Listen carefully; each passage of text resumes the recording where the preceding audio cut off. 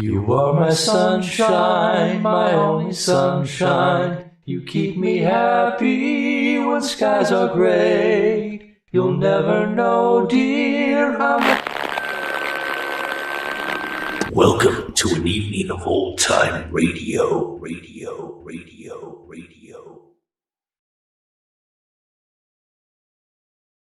Welcome, and welcome to our second Crime and Mystery OTR collection.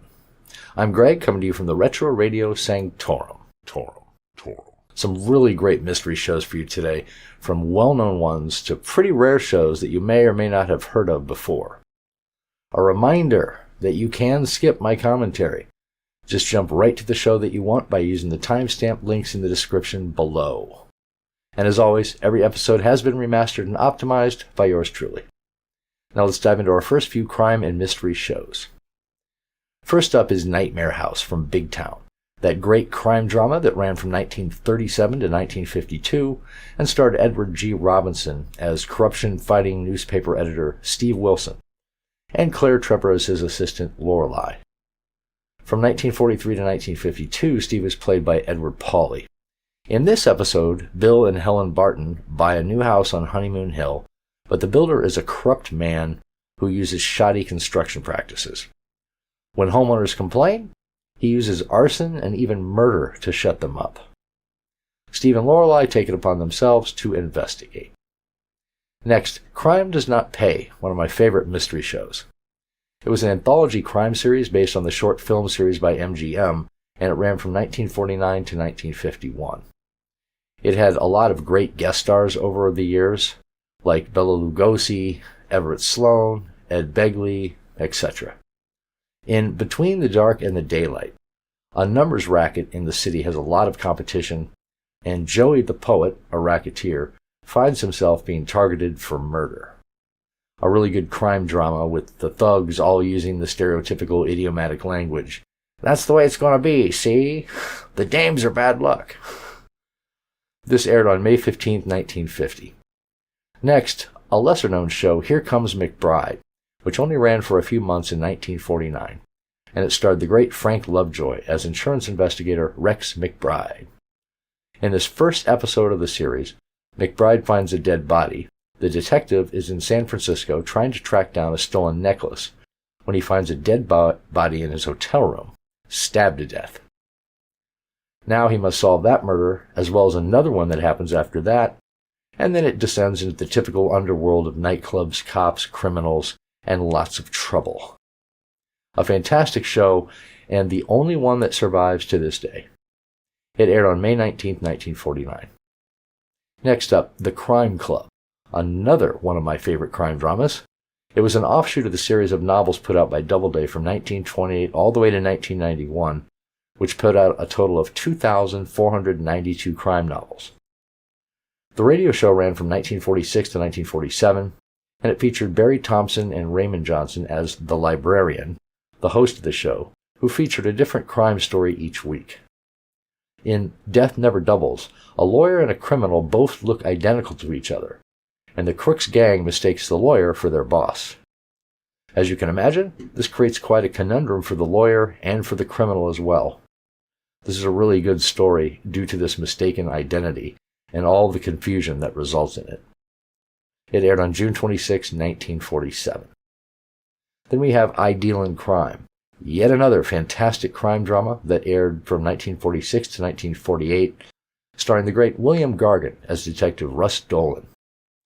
I'd sure like to know why all these great mystery shows only lasted for a year or two. Anyway, in the William Davis case, Mr. Davis's 17-year-old daughter has gone missing, and he pays Dolan $500 to find her. Not quite the open and shut case that it sounds like, as somebody does not want the girl found.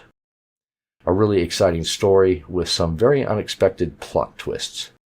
This one aired on April 5th, 1946. And then we have another very rare show, Cabin B13.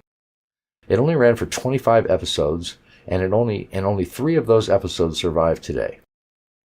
It was written by mystery author John Dixon Carr, and each episode was about a story of passengers on the ocean liner Mauravania by the ship's surgeon, Dr. John Fabian, played by Arnold Moss. In Bill and Brenda Leslie, the two title characters check into a London hotel, only to be immediately confronted by Police Inspector Bradford, who tell them that Bill is being accused of murdering a man named Flash Morgan. Bill denies it, and he sets out to prove his innocence on his own after the inspector tells the Leslies not to leave town. A very complex and exciting tale of murder, a frame-up, and a completely unexpected and surprising ending that reveals the true criminal.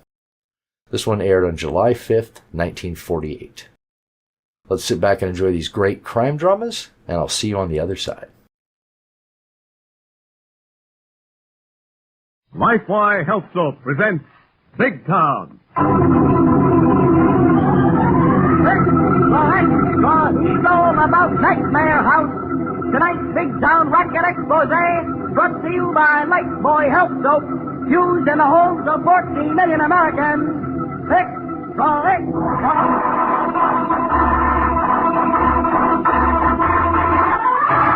Lifeway Health Soap presents Big Town, the headline stories of a great city dramatically reported by Steve Wilson, fighting editor whose creed is emblazoned on the masthead of the Illustrated Press.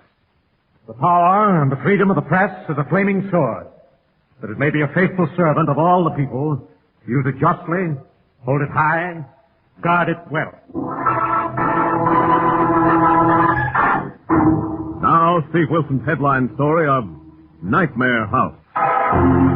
This is not the story of an ancient mansion peopled by ghosts of the past. This is the story of Bill Barton, his wife Helen, and their new house in the suburbs of Big Town.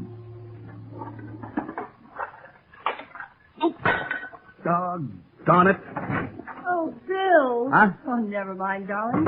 You needn't have washed the dishes. I'm not that helpless. Oh, maybe not, honey, but you've got a lot of things to do. Yes, but I have all evening, and you'll be late for work if you don't hurry. Oh, I'm almost done with what's left of these dishes.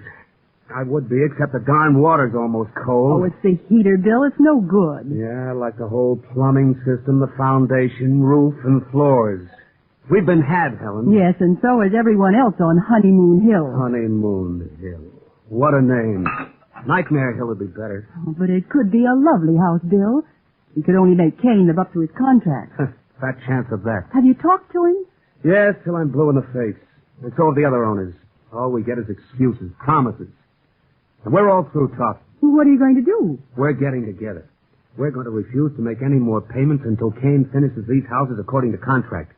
Copper pipe, waterproof cellars, put in standard appliances. And supply doors. Helen, do you realize that except for the storage room in the cellar, there isn't one inside door to any room in this or any other house on Honeymoon Hill? Please, Bill, don't work yourself up, so. I know it's bad, but at least we have a roof over our heads. Yeah, that leaks.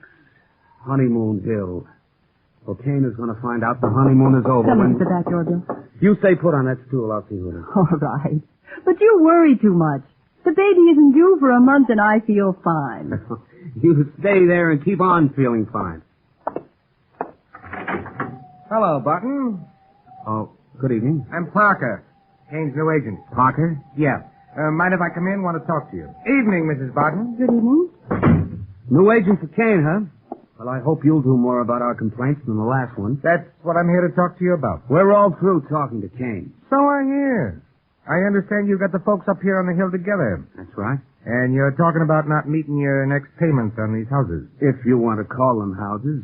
And it's more than just talk. Now, look, Barton, this is serious business. You're telling me. You can lose this place and every cent you've sunk into it. Not if we stick together and fight for our rights. That's the point.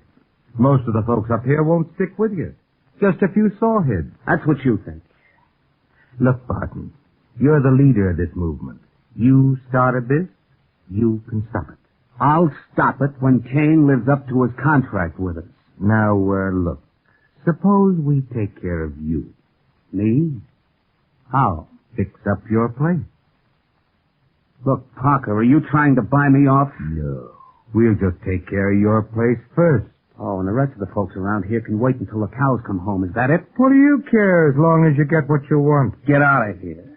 You're a dirtier rat than the last one Kane sent up here. Now get out before I throw you out. Bill, don't lose your head. Keep out of this, Helen. I'll settle with this rat. Get smart, Barton. Listen to your wife or you'll lose your house. I'll risk that before I'll sell out my neighbors. Now get out of here. They'll sell you out. I said get out of here. You'll be foreclosed in a month, you dope. Dope, am I? Get out.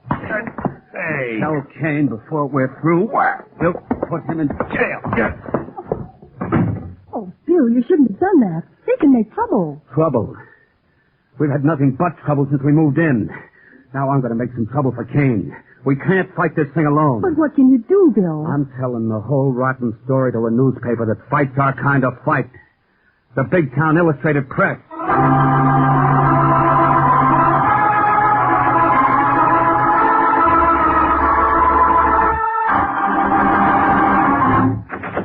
Steve, could you spare a minute? Sure thing, Lorelei. Come in. Come on in, Mr. Barton. Thanks, Miss Sheldon. Steve, this is Bill Barton, and he has something on a rotten racket that I think you should hear about. Hello, Bill. Sit down. Let's have it. Well, I haven't much time, Mr. Wilson. I work nights and I'm late for my job, but a bunch of my neighbors need your kind of help. It's one of the infinite variations of the housing racket, Steve. Oh, the housing racket. That again. Oh, I know it's an old story, Mr. Wilson. I know it isn't news, headline stuff. It may not be headline stuff, Bill, but it is news, and important news, as long as the housing shortage exists. I'm not the only one involved in this. There are about 20 families on Honeymoon Hill, and we've all been taken. Honeymoon Hill. It's a development owned by a man named Kane, Steve. What's the main trouble, Bill? Well, Kane let us move in before the houses were finished and hasn't lived up to his contract. Now, that's an old dodge. Are you a veteran? No, sir, but ambulance corps driver overseas. Kane financed the whole deal and made sure he didn't sell to vets. Now, another dodge to avoid the protection given ex-servicemen by the Veterans Administration. What's the immediate trouble, Bill? Well, we've got together, threatened to withhold our next payments until Kane lives up to his contract. Now, wait a minute. Are you acting on advice of a lawyer? No, but we're going to hire one. Good. You've got to fight this thing by legal means, Bill. Well, we intend to, but Kane isn't playing it that way. Are you the head of the group? Sort of. Has Kane threatened you? Yes, with eviction. But first Parker, his new agent, tried to bribe me. Bribe you? Yeah. Offered to fix up my place if I'd keep my mouth shut. And sell out your neighbors. Yeah. I kicked him out of the house. My wife is... Well, we're expecting a baby, and it upset her. I had to leave her alone. I'm worried. Naturally, Bill. Will you print the story? Will you give us a little publicity? Maybe it'll scare Kane into living up to his contract. Of course we will, Bill, but Kane's type of operator doesn't care what's said about them once they have their hooks in a victim. Yes, there's going to be trouble. That agent of Kane's is a rat. I wish Helen wasn't out there alone. Don't worry. She isn't going to be alone, Bill. But I work nights. I can't lay off and stay with her. We need the money to make our payments if we lose this fight with Kane. You're not going to lose this fight or your home, Bill. Where do you work? At the Big Town Electric Plant on the west side, and I'm late now. All right, come along. You can give us the rest of the facts we need on the way to your job. Let's go, Laura. I'm ready, Steve. What are you going to do, Mr. Wilson? We're going to have a heart-to-heart talk with your predatory Mr. Kane.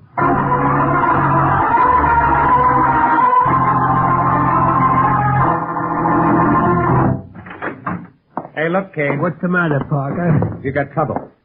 Plenty of trouble. Sure. That's why I hired you, Parker. You said you was good at handling trouble, so handle it. I'll handle it, but I gotta know a few things first. Such as what? Are you covered if anything should just happen to one of those cracker boxes up on the hill? You mean insured? Yeah. Yeah, but wait a minute, Parker. Never mind. You hired me to handle those suckers? Keep them in line, collect the installments? Yeah, but listen. Don't butt me around, Kane. I don't like being crossed. Now, there's only one guy going to give us any real trouble. Who do you mean? Bill Barton? That's right. He's lining up the others. The rest are sheep, but they'll follow him if we don't get rid of him. Okay, foreclose on Barton if he don't pay up tomorrow. Ah, that'll take time. We got to get him out of there before he organizes that bunch and they get a lawyer. Oh, yeah. That'll cost me $2,000 a unit to live up to those contracts. Yeah, $40,000. That break me. That's why you hired me. But this is going to cost you a bonus. A big bonus. How much? $5,000. $5,000? Yeah, $5,000 if I get rid of Barton and bust up the organized squawk. Now, wait a minute. I ain't risking any rough stuff. There ain't going to be any rough stuff. Nobody's going to get hurt. Except one of them so-called houses. And the way I'm going to handle it will cover up a lot of your crooked building shenanigans. Yeah. What are you going to do? I ain't sure you ought to know. You're my agent. I'm responsible for your acts. Yeah. I wanted to be sure you knew that. Now keep your mouth shut when it happens. What's going to happen? There's going to be a fire up on the hill. A fire? Yeah. starting in Bill Barton's basement. Accident. Wait a minute. Barton's wife ain't well. She might get trapped in that house. Relax. I'll make sure she gets out of that cracker box. Maybe I'll even rescue her myself and earn Barton's gratitude. You better make sure of that, Parker. Don't worry, Kane. I don't mind a little arson, but I ain't mixing myself in a murder for $5,000 if I can help it. All right. When are you going to pull it? There's no time like the present, Kane. I'm going to pull it tonight.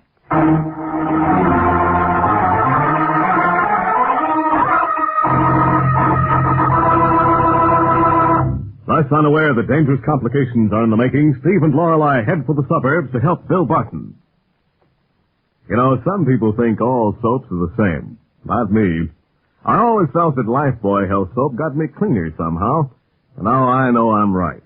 Because doctors have actually proved it in 820 scientific tests. Yes, after comparing the effects of daily baths with different soaps, these doctors made this amazing statement. Actually, you're cleaner, safer from BO when you bathe daily with Lifebuoy than when you bathe with any other leading soap. Startling, isn't it? Well, here's the explanation. Lifebuoy does more than just remove the grime and perspiration you can see. Lifebuoy is more effective than any other leading soap against the invisible dirt that can form a foothold for BO. Lifebuoy gets you even cleaner than the eye can see. After 820 scientific tests, these doctors say that Lifebuoy's purifying ingredient makes the difference. And this same purifying ingredient actually makes Lifebuoy milder, safe even for a baby's tender skin. So enjoy a refreshing Lifebuoy bath every day. You'll like Lifebuoy's creamy rich lather, its wonderful mildness. Get Lifebuoy right away.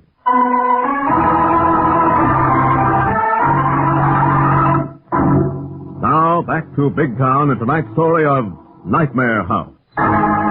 Learning that a group of new homeowners are having trouble with the owner, Steve and Lorelei are driving to the suburbs in the cab of Harry the loquacious Hackey. Say, boss, this Kelpine. Say it, Harry, but we hope we won't need the assistance of your trusty monkey wrench on this assignment. Yeah, that is what you always hope, but you cannot always sometimes tell.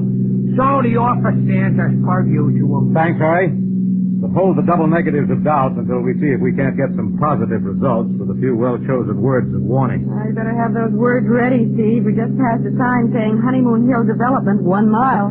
You want me to drive right up to this here now, Honeymoon Hill, boss? No, Harry. Bill Barton said Kane's office is at the entrance on the highway. Stop there if you see a light. Yes, he's going to beard the lion in his den, huh, Steve? Yes, call it meeting the jackal in his lair, Lorelei. Coming to it, boss. That sign just said your dream house is waiting on Honeymoon Hill, sign right, 500 feet. And this is it. There's the office, Steve. No, there's a light on. I'll get out here, Harry. Check, boss. You want me to go stay with Helen Barton until you come up, Steve? Yes, Lorelei, but first see if you can get a few of their neighbors to meet at Barton's house in half an hour. Okay, I'll do my best. What's your plan, Steve? To get Kane up there for a showdown. And there'll be strength in numbers. Okay, get going, Harry. Check. We'll meet you at Bill Barton's house, Steve.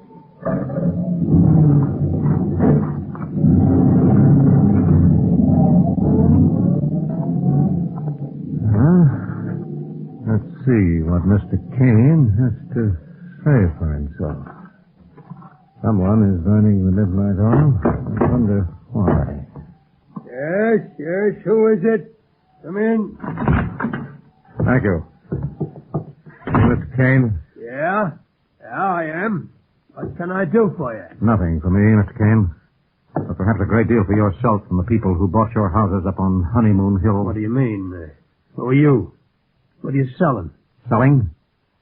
Just ideas, Mr. Kane. Oh, an architect, huh? I'm sorry, I make my own plans.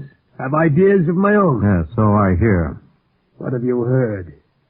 Who are you? I'm Steve Wilson of the Big Town Illustrated Press. Oh, from the press. Sorry, I'm not buying any ads right now. All my houses are sold, and of course, when I start another development... Quit ducking the obvious, Kane. We don't come miles out of Big Town to solicit ads in the middle of the night. Well, who are you, and what do you want out here, then? I'm Steve Wilson, managing editor of the press. Editor? Yes. And I want your side of the story that you failed to live up to your contracts with the purchasers of your houses on Honeymoon Hill. Who told you that? That isn't important. I want to know if it's true before I publish the story. And I'm arranging a meeting at the home of the owners. A meeting? Yes, where you'll have a chance to answer the charges. If you can. Well, where is this meeting going to be? At the home of Bill Barton in about 20 minutes. At Barton? 20 minutes, huh? Yes. Why, Say, what's the matter with you? Why should that be important? well, nothing. I just remembered. I've got an appointment. I can't go with you. Wait a minute, Kane. The appointment you just remembered can't be as important as this one. Let go of me, Wilson. I've got to meet somebody. Not so fast, King. That somebody wouldn't be Parker, your new agent, would it? That's none of your business. I'm making it my business. Parker threatened Bill Barton this evening. Where is he? I don't know. Let go of me. Where is he, Kane? I want him at that meeting. He's your agent, and you're responsible for his acts. I'm not. I don't know what he's going to do to the Barton house. You to the Barton house? What are you talking about? What's going to happen? What do you know? Talk, I don't know. Let go. Drop that inkstand, Kane. Be alone. That'll hold you, Wilson. Now I gotta find Parker. I gotta stop him from setting that fire, or he'll send us both to jail.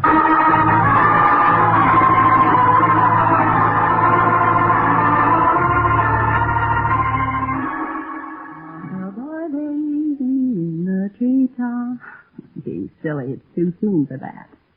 Besides, there won't be any treetops. Mr. Kane didn't plant maples and Well, that noise is in the cellar. I guess the lid must have fallen off the ashtray. Maybe Mrs. Thompson's cat's gotten in the cellar again. I better go see. Let the poor thing out. I hope this light switch works. Nothing else does. Huh, it does. I'd better be careful of these steep stairs. Here, kitty, kitty, kitty, kitty, kitty. Here, kitty. Are you down here in the cellar, kitty? Oh, so you're in the coal bin. Come out of there, kitty. Come on out, or... Come here. Mr. Parker, what are you doing here? Shut up, you little fool. Oh, go. Shut up, you... Oh, try to bite me, will you? What are you doing here? Why have you crumpled all those newspapers? Never mind. Fire. Fire. You're going to start a fire. Yes.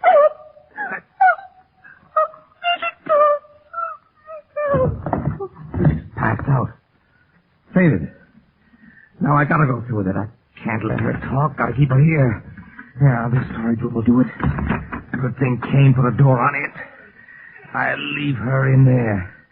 Nobody'll know she wasn't caught upstairs when this dump goes up in smoke.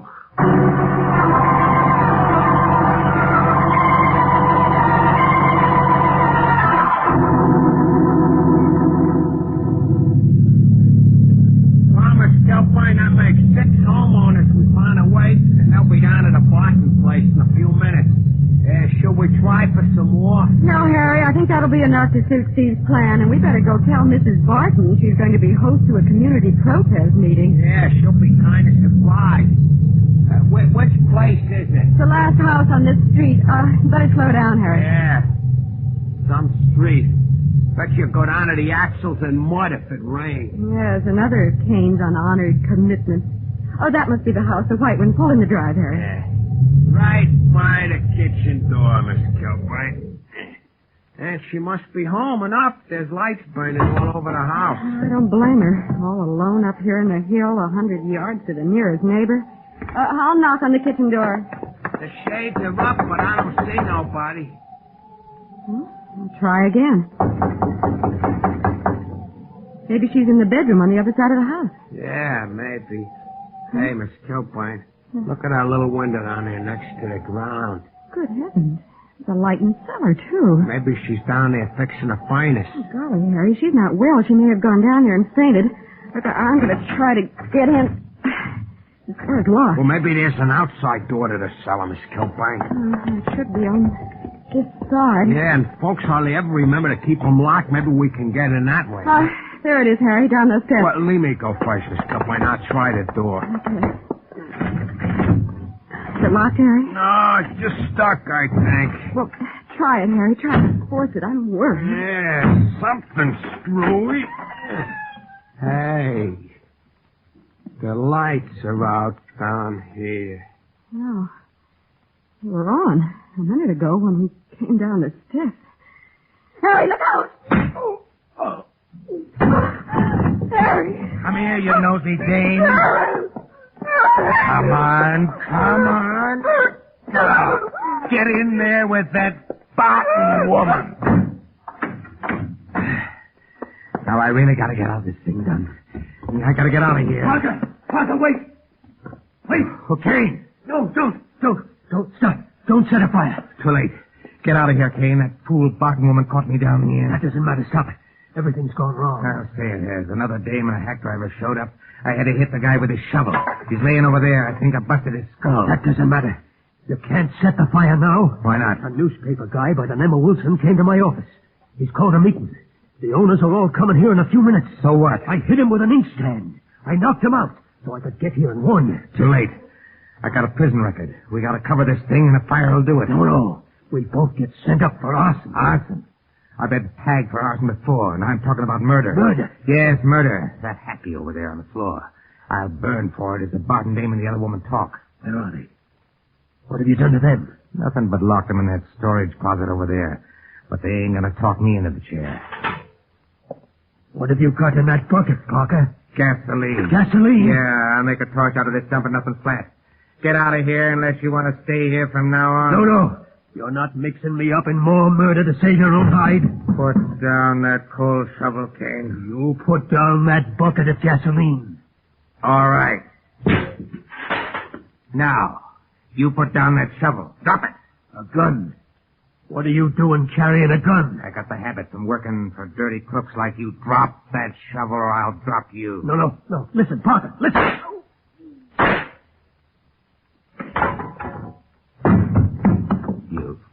You fool. We could have pulled it off. Now you're going to stay here with those dames and take the rap for this fire. Paper and gas. This'll do it. It'll give me the time to get away from here. No, it won't, Parker. Who are you? I'm a newspaper guy, your partner in crime, knocked out with an inkstand, but fortunately he only stunned me. Keep away from me or I'll do more than stun you with the rest of the slugs of this gun. All right. I'll keep away from you if you'll keep away from that bucket of gasoline.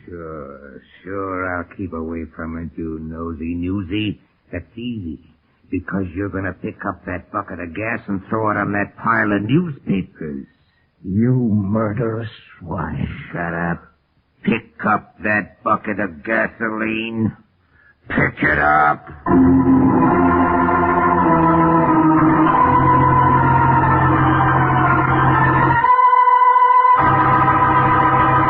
Thus, Steve Wilson is faced with a deadly dilemma.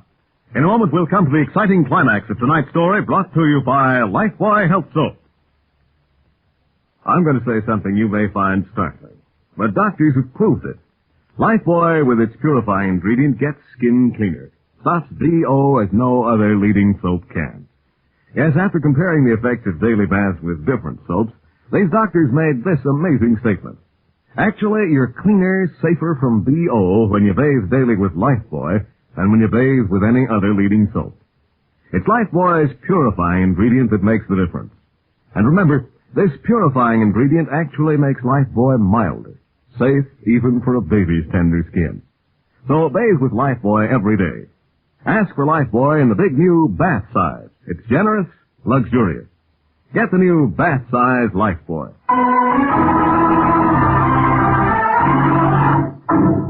Now back to Big Town and Steve Wilson as he faces a desperate killer in tonight's racket expose, headline Nightmare House.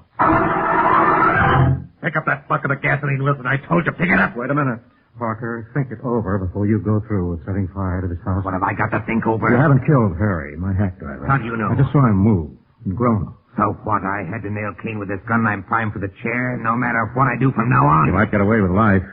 Even a self-defense plea because Kane tried to hit you with that coal shovel. I'm not going back to the pen for life. I'm getting clean away. Pick up that bucket of gas. All right, Parker. But won't it give you nightmares for the rest of your life to know that you burned 2 girls to death locked in that closet over there, helpless? And a third person is yet unborn. Shut up. They got themselves to blame. Shut up.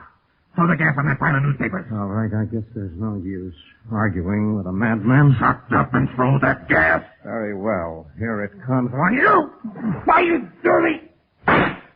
Stop firing that gun, you fool. You're drenched with gasoline. Don't fire that gun again. The powder flash will turn you into a torch. Drop the gun. Drop it, or I'll have to break your arm. Drop it. Good.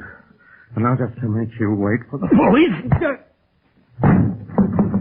All right, you swine. Stay there. Steve! Just a minute, Lorelei. I'll get this door unbolted. Get you out of there.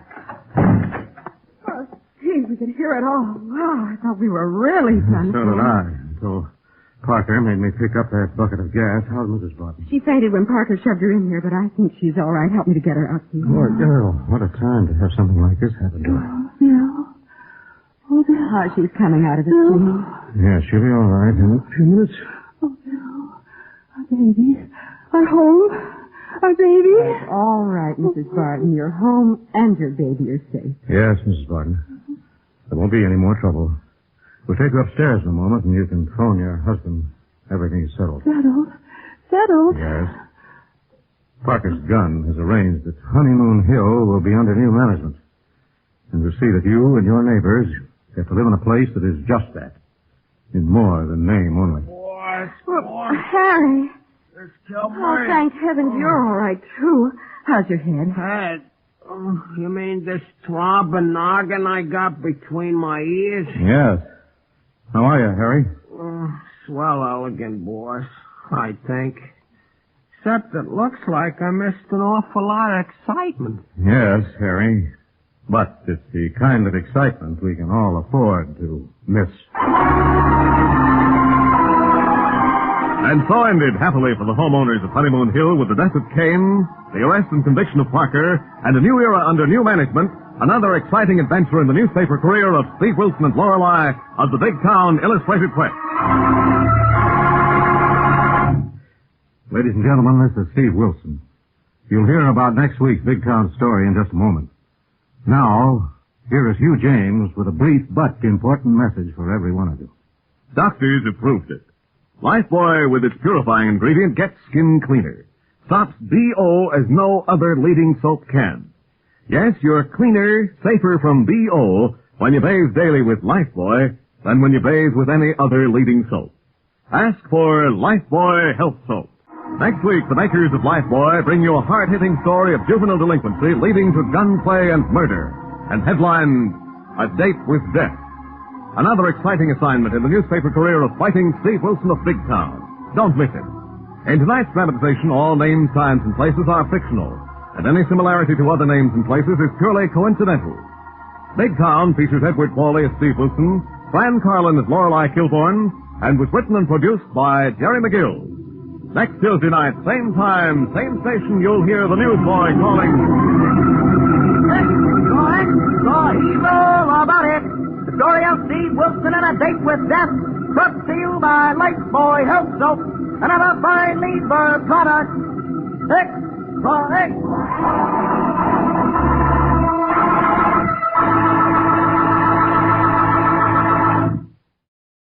Crime does not pay. I see. So that's where Pig Eye was heading. Who's that he's talking to? Hey, you see that? Looked like the sun on Pig's mouth. Nah, he wouldn't. Not in broad daylight. But he did. The guy's lying there. Let's swim out of here, Joey. There'll be cops in a minute. Pig Eye's got guts, that's why. Imagine slicing a joint right in the street. In daylight. You coming, or do I have to scram alone? I was just thinking. Something I was reading yesterday. Tell me not in mournful numbers. Life is just an empty... something. It ain't numbers will be mournful if you don't scram with me. And now, here? Now, let's go, Joey. Let's go.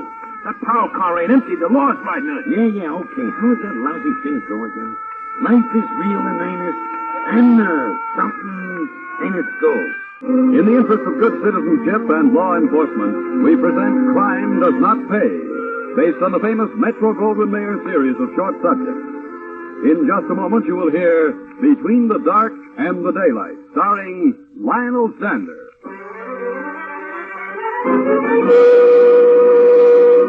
Now, Crime Does Not Pay, starring Lionel Stander as Joey the Poet Barrows in Between the Dark and the Daylight.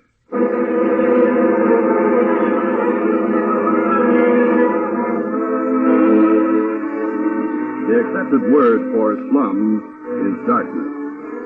Down there at the bottom of our great cities, along the ragged edges of our farmlands, the light of hope is almost unknown.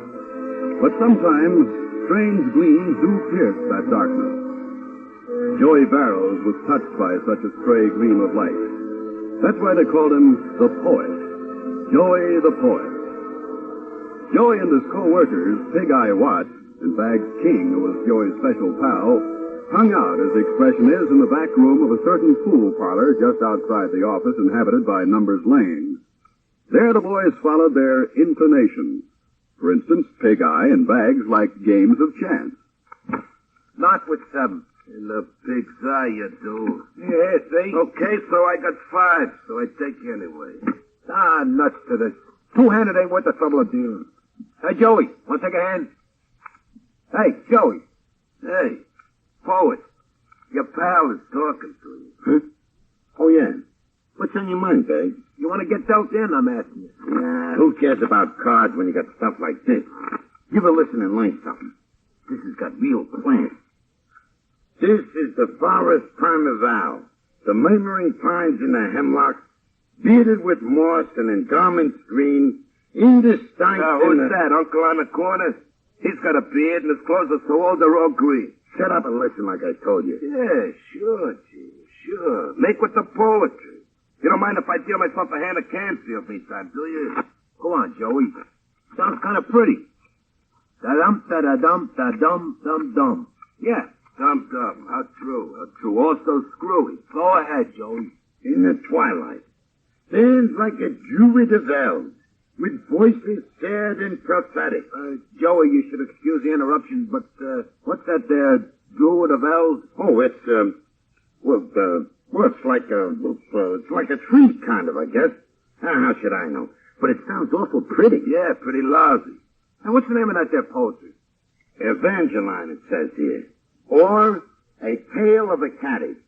Didn't the fellow what wrote it make up his mind? I don't know. I didn't get that far yet. Evangeline. Yeah, sounds like I heard it someplace. Oh, yeah. There's a joint over on 2nd Street. Belongs to the Salvation Army. What was you doing with the Salvation Army? Just passing by, just passing, big guy. I never went in a joint, not me. Oh, that's okay. Hey, guy, come in here. Check, boy. Look out for them words, Joey. Someday they're going to jump right up and bite you. Nuts, they're him. Hey, what do you suppose made Numbers so sore? Pig-Eye, come in here. Who knows? I'd like to get to do a job like Pig-Eye gets sometime. All we do is sit, and then go out, pick up the dough, and come back and sit. Boy, could I operate with a chopper. Forget it, Joey. Could be interesting, though. I was listening to Pig-Eye. Slip a character a nice pick right. You don't make a sound. Dead. Yeah. A pick artist's got to be good. Real good. Anyhow, you get lots of time this way. Time for poetry, huh, Joey? Yeah. Hey, want to hear some more? No more trees, though, huh? Oh, I got another one. The book's full of them. Here. This may be kind of cute. Between the dark and the daylight, when the night is beginning to lower, comes a pause in a day's occupation that is known as the children's hour. Hey, that don't rhyme, hey. Lower don't rhyme with hour. Yeah, does sound funny. Oh, well, guys entitled to slip once in a while. I hear in the chamber above me the patter of little feet. How'd you make out, Big Eye? Got a job to do. Hey, can we come? In the pig's eye, you can. How do you like that? Come on, Bags. Come on, where, Joey? We're tailing Pig-Eye. Hey, Numbers ain't gonna like this. What'll Numbers know? It's almost time to go pick up the tank anyhow. We can tail Pig-Eye and then go make the route. Well, okay if you say so, Joey. What are you laughing at? I was just thinking. You and your forest with beard. Only lumber around here is them there pool cues. That Pig-Eye, he's a cinch to tail. Don't even look behind him. Like he owns the street. He does, too. Nobody around here tangles with Pig Eye. This is kind of on a border, ain't it? What border? With Canada? Nah, you dope. With Slips Lewis territory. Oh, yeah. Just about. Hey, Joe. You see what I see? Oh, so that's where Pig Eye was heading. Who's that he's talking to? Hey, you see that? Looked like the sun on Pig's shift. Nah, he wouldn't. Not in broad daylight. Well, he did. The guy's lying there. Hey, let's scram out of here, Joey. There'll be cops in a minute. Pig Eye's got guts, that's what. Imagine slicing a church right in the street. In daylight. Are you coming, or do I have to scram alone? I was just thinking. Something I was reading yesterday. Tell me not in mournful numbers. Life is just an empty something. It ain't numbers will be mournful if you don't scram with me, and now, here? Now! Let's go, Joey, let's go! That power car ain't empty, the law's riding in it. Yeah, okay. How does that lousy thing go again? Life is real and earnest, and something ain't gold. Hi, Benny. Hi. You got it? Yeah, I got it. Anybody riding 568? Not today. Kid from high school had it yesterday. Yesterday ain't today. How much? Today? What else? $22.46. That's all? That's all. Numbers ain't gonna like this. You used to pay off $100 a day at least. Yeah, that was before Slips Lewis started moving in. Way over here? Way over here. So that's it. Muscling in, is he? I'll see about that. You'll see about what? Poet? Yeah, what do you mean with that poet? Just you leave it to pal Joey here. I'm gonna twist Slips' nose till he hollers. You and who else?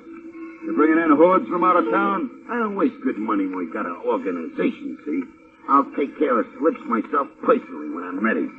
And you keep operating on that line, see? Yeah, sure. And finishing the barrel of cement. Don't you worry. I always take care of my boys. What with? A tombstone with poetry on it? You sell the numbers, see? We'll take care of the rest. That's that. See you tomorrow. We'll let you know where and when.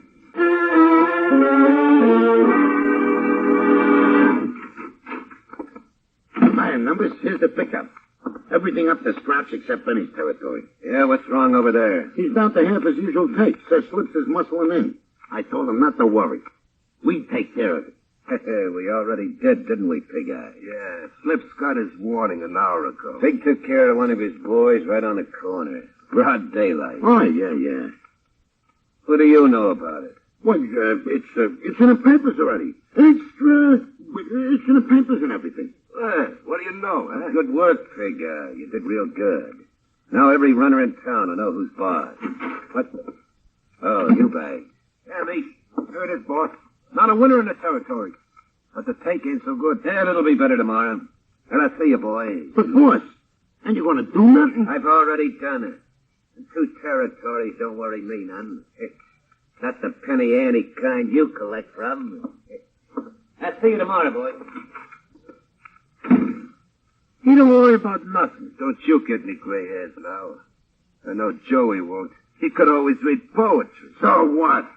So just because you never got past the 6th grade, I gotta be a dope and not improve myself. Improve yourself. Get him first. Yeah, I know. But poetry is educational. What, that kind? Now you take limericks. There was an old lady from Wheeling. Nuts to that. I got something here. Here. Under a spreading chestnut tree, the village smithy stands. To smite the mighty man is he, with large and sinewy hands. The biggest Slips Lewis? You ain't got no respect. That's your trouble. No respect for nothing. Not for you, poet. Is that so? Yes, so want to do something about it? I'll do plenty. What do you do, read more lousy I'll poetry? take Slips Lewis, that's what. I'll show you who's big around here. Joey, cut it out, Joey. You take Slips? Well, you don't even pack a piece. Well, I thought it's for us collectors. You know that we ain't allowed to. Wait a minute, I'll show you. Keep out of numbers, Seth. Hey, Joey, what are you gonna do with that rod? I'm gonna do like I said. I'm gonna go out and take Slips Lewis personal. Lewis, here I come.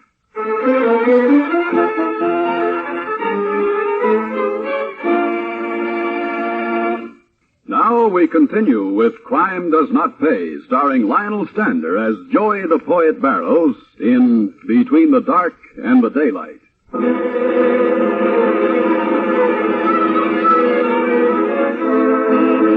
Joey proceeded to be as good as his word. With the gun he had taken from Number's desk in his pocket, he made his way straight to the headquarters of Slips Lewis. There in the anteroom, he found Slip's henchman, Jack the Newsy. Hey, where'd you learn manners? Don't you knock on doors? You'll embarrass yourself doing this someday. Save it, Crumb. Where's your boss? And whom shall I say is... Wait a minute. Me a crumb? Never mind the routine, fat boy. Where's Slips? Behind that door? What's it to you? Never mind, wise guy. I'll find out for myself. And keep your hands on the desk. I'm healed. Well, You Slips, Lewis? Who wants to know? I do. Are you, ain't you? Yeah, I am. Okay. Let's roll. That's a hot one. You trying to snatch me? You think the Newsy's gonna let you? I already took care of him. I didn't hear no shooting. He'll keep. Let's go, big shot. If I refuse? Feet first. To a slab in the morgue. Now move. Boy, you get something all right. You want to work for me? I work for Numbers Lane. I said move. Now it begins to make sense. Okay, I'll play. Open the door. You open it. You go first. And tell your fat newsboy friend if he lifts a finger, you get it right in the kidney. Go on, open the door. Tell him. Son, you sure got talent. Have I? Thanks. None of that. Keep your hands outside your suit. Open the door. Start talking. Right. Stay where you are, Newsy. Yeah, but, boss, this pigeon's all alone. You move, he says, and I get in the kidneys. I like my kidneys. Stay where you are. Yeah, boss. My friend and I here are going visiting. The Numbers Lanes joint. If I'm not back in half an hour, come looking for me. Yeah, gotcha, boss. Keep going. No stopping at the desk. And 5 to 2 at the odds, Newsy, that this bright lad will be working for us by the time I get back.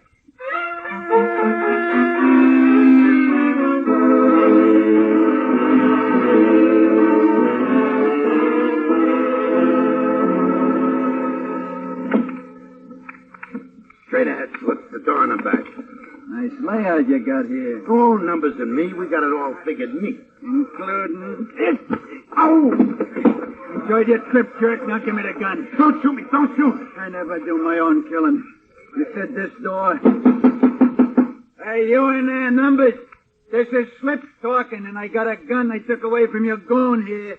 Yeah, what goon? Your boy you sent after me. Now get this, Numbers. I'm taking over in this town, see?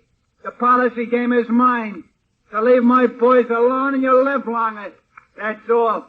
You won't get away with it, Slips. Don't try coming out, Numbers. Not you or anybody. I'm leaving here with my back to the street, and I'll open up the first head I see. Not try anything stupid, or you'll get it where it hurts most. And here's your rod. I don't need it. Get that dirty chisel. It was the last thing I ever do. Come in here, poet. Why would you, poet? Just let me get the gun. Well, I brought him here, didn't I? Oh, you stupid jackass. Put down that gun. Okay, poet. Yeah, you brought him here. Half an hour from now, our crowd will be the laughing stock of this town. Slips Lewis is here and walked out without a scratch. Gee, I never thought about it like that, Numbers. Of course you never thought. What do you got to think with? Poetry? Sit down. Down up there in the corner. Thanks. Take the gun. Yes, boss. Now stand over him. He lifts a hand or opens his mouth, give it to him. Right in the belly. You got that? Yes, boss. Sorry, Joe. Okay, baby. I said shut up! Now then, Peggy. What are we gonna do with this character? It's up to you, Numbers. Whatever you say. Should, I let him live? After what he done, practically double-crossing us in a pig's eye. Right. How? The rope, boss. Hey, shut up, I said! No, not the rope. That takes an artist, and what slips on the loose, I need you with me. Ice pick, dump him in the river, anything you say, Numbers. I tell you what, over to the lake. You know, there's a spot, the big rock. One good shot and he falls in. The current will take him right under that rock. That's what Jersey Jackson got. And, never came up. It sounds good. Who does it?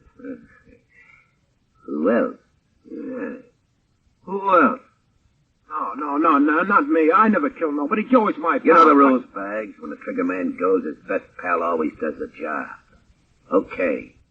Joey Boy tried to be a trigger man, and you're his pal. Take care of it. With the gun you're holding. And do it tonight.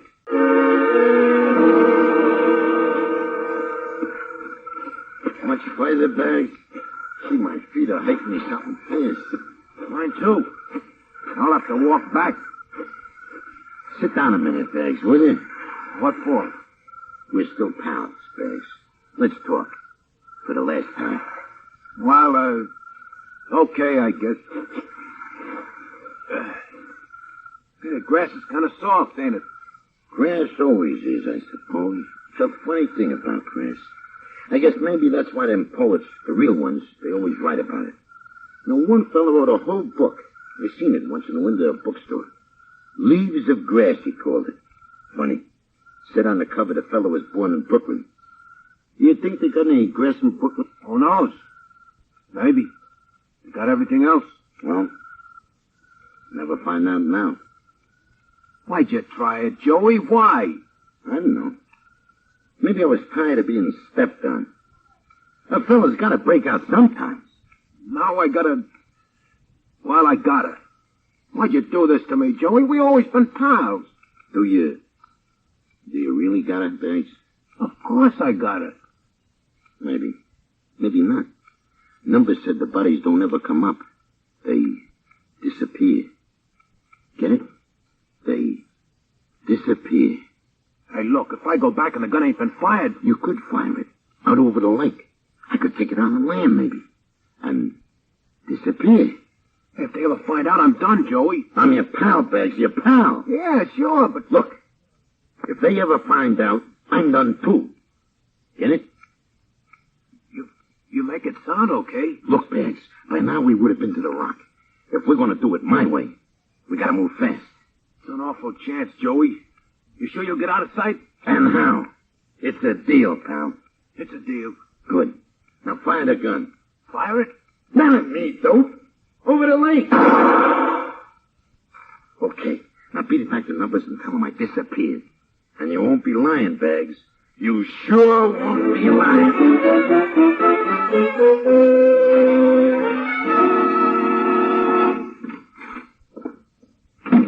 Okay, fella, what's in your mind? I want to talk to somebody. The desk sergeant said that in here I could talk to somebody. Okay, you're in. Start talking. I gotta know who I'm talking to. You're choosy, aren't you? I'm Dominic, Sergeant, Bracket Squad. While we're being formal, who are you? I'm Joseph P. Barrows. Never heard of you. Well, the bunch call me the poet. See, I got a book. Look, poet, I never heard of you. What are you trying to tell me? I used to work for Numbers Lane. You what? Yeah. I was a collector, me and Bags King. We were the collectors. You know what you're doing coming in here? You're dead, boy, and you haven't got sense enough to lie down. I know. I smashed Slips Lewis, only got away. So Numbers told Bags to whack me out, but I talked Bags out of knocking me off. Look, Sergeant, before I say anything, you gotta promise me that Bags gets a break. He's my pal. He never did no more than I done. And he's a witness, too. Witness? To what? Me and Bags, we followed Pig Eye one day. Pig Eye what? Numbers, Trigger Man? Yeah, that's him. We watched him. Take care of one of the Slips boys over in the corner of Jackson and West. Right in front of the candy store. Yeah, I remember that. Not long ago. Well, keep talking. No. You didn't promise me about Bags yet. Okay, I promise. If he turns state's evidence like you're doing, he'll get off easy. Now go on. Keep talking. We seen that killing. And we know that Numbers ordered it. We know lots of things, just from hanging around. Hold it. This is the whole operation, it looks like. I gotta call the DA on this first. The DA? You got nothing to worry about. Boy, are we going to protect you. You said the pool hall at Morton Chalmers, Barrows? Yeah, but I still don't see what you made me come along for. I told you, when we raid a joint, we have to take everybody, and they give phony names to point out the ones we want. Save an awful lot of time. Driver, slow down. We'll walk from the corner. All right, let's walk, Barrows. Get out, man. I know mobs. Quiet. Sure they'll be in there now? Oh, sure. This time of day, they're counting the tape. The tape. Pennies from kids, dollars that ought to pay the rent. All right, Barrows. No monkey business now. I told you, Sergeant. And you heard me tell the district attorney, too. I want to get numbers, that's all. Right. In we go. That's the door, straight and back. Open it, Barrows. Yes, sir. Hi, Bags. Big guy? Numbers inside? Joey, you said you wouldn't come back. Why, you double-crossing skunk. Drop that gun, what? And a pig's eye, I will. Numbers faded, cops and stars. You want me? You come and get me. Hit the floor, Bags. Hit it. Under the table, quick. Come on, Lane. Your boy is dead. You're through. So's Lewis. We're taking him today, too. Bags, okay, Bags. I think so. They promised to protect you, too, Bags. Last call, Lane. You come out or we're coming in. All right, boys. In we go. Fire!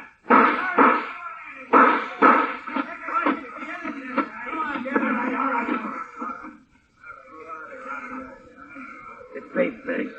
You can come out now. Hey, Joey, where they keeping you? Hotel. You move in with me. And hey, guess what? You know that leaves the grass I told you about? Well, the DA give me it for a present. I ain't got very far in it yet, but that Brooklyn fellow who wrote it sure knew an awful lot of words. But we'll have time to study him, Bags. Lots of time. Well, we're going for a while.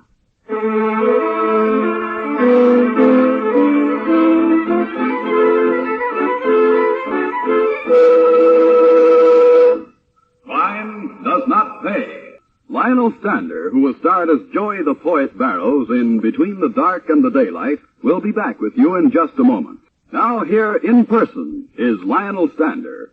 In his way, Joey the Poet is a tragic character, as any comic character is as soon as he becomes involved in circumstances he cannot understand or control.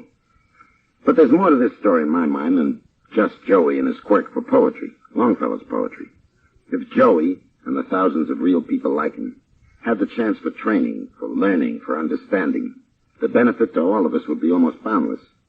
But they don't have that chance, and so we lose them to bitterness, to a kind of slavery, in so many cases to the underworld. Once we root out the causes of this waste, once we see to it that our communities provide the proper opportunities for all, we will have gone far toward the day when it will no longer be necessary to point out that for ourselves, as well as for Joey the Poet, crime does not pay. Thank you, Mr. Stander. Crime Does Not Pay is written by Ira Marion and directed by Mark C. Loeb, with music composed and conducted by John Garth. Technical advisor is Burton B. Turkis. The events, characters, and names used in the story you've just heard are fictitious. Any similarity is purely coincidental. Here comes McBride. Necklace insured for $100,000 stolen from Beverly Hills residence of Cyrus Chandler. San Francisco police checking reports. Sean O'Hara, former gambler in town. Quote, on business, unquote. Parole board reveals Jimmy Severn, convicted jewel thief, has violated parole, gone into hiding.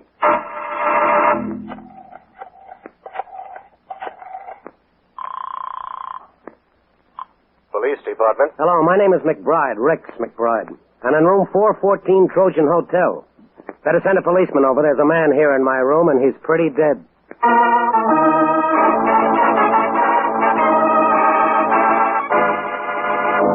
Out of the pages of Cleve F. Adams' popular novels, NBC presents an exciting new detective series. Here Comes McBride, starring Frank Lovejoy.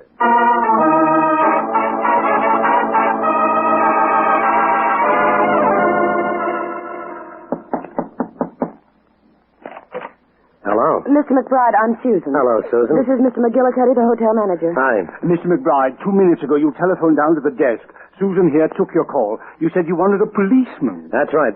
Why? I mean, if there's been a disturbance of any sort... Come on in here, both of you. Take a look, that guy in the chair. Well, Wouldn't you want a policeman? he's dead. That's right. Oh, my goodness. Oh, fine. What a great time to keel over. Why, that's Mr. Seven. The dead man? Yes. Who's Mr. Seven? Mr. Seven in 514. Well, look, he isn't in 514 now. He's in 414, and 414 is my room. That's what I wanted to see the policeman about. Maybe better sprinkle a few smelling salts on poor Mr. McGillicuddy here. Oh, my, I almost forgot. Mr. McGillicuddy. Mr. McGillicuddy.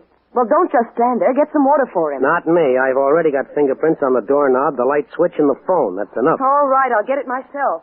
You say this dead guy lived in 514, huh? That's directly over this room? Yes. Mm-hmm. Okay, you better stay here and give McGillicuddy a little artificial respiration. I'm going upstairs and take a look. Where do you think you're going? Well, upstairs, if it's all right with you. It isn't. Well, that's too bad. Now, suppose you keep your big nose out My of... big nose belongs here. Police. Oh. Well, my mistake, Captain. Your mistake again. It's Lieutenant. Lieutenant Orsatti. That's your room you just came out of? Yeah. And it's also the room where the dead man is. Yeah. Come on, mister. As soon as we're through in there, I want to talk to you.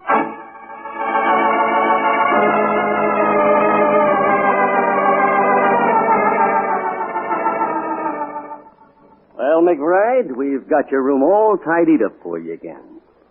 Now, do you care to add anything to your story? There's nothing more to add, Orsatti. For the third time, I went out to dinner tonight. I left word at the desk I'll be back at 8. About 5 after I came up to my room, opened the door. There's this Severn sitting in the chair stabbed. That's when I phoned the police. You were going upstairs when I stopped you. Where were you heading? Back to his room to see if you'd left anything? Look, if you're trying to insinuate I killed Severn... You're a pretty likely suspect right now. Oh, sure. I stabbed Severn up in his room, then carried his body down here so nobody'd suspect me. Sounds real logical, doesn't it? You'd either be pretty stupid or pretty smart to work it like that. And I don't think you're stupid. Oh, thank you. McBride, that suitcase in the corner is yours, isn't it? Yeah.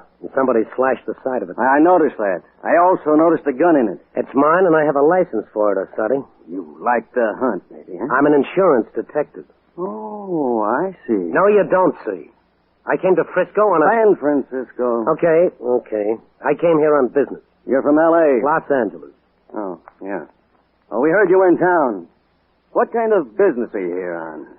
I don't have to tell you that. We got a complaint from a guy named Chandler about you, Cyrus Chandler.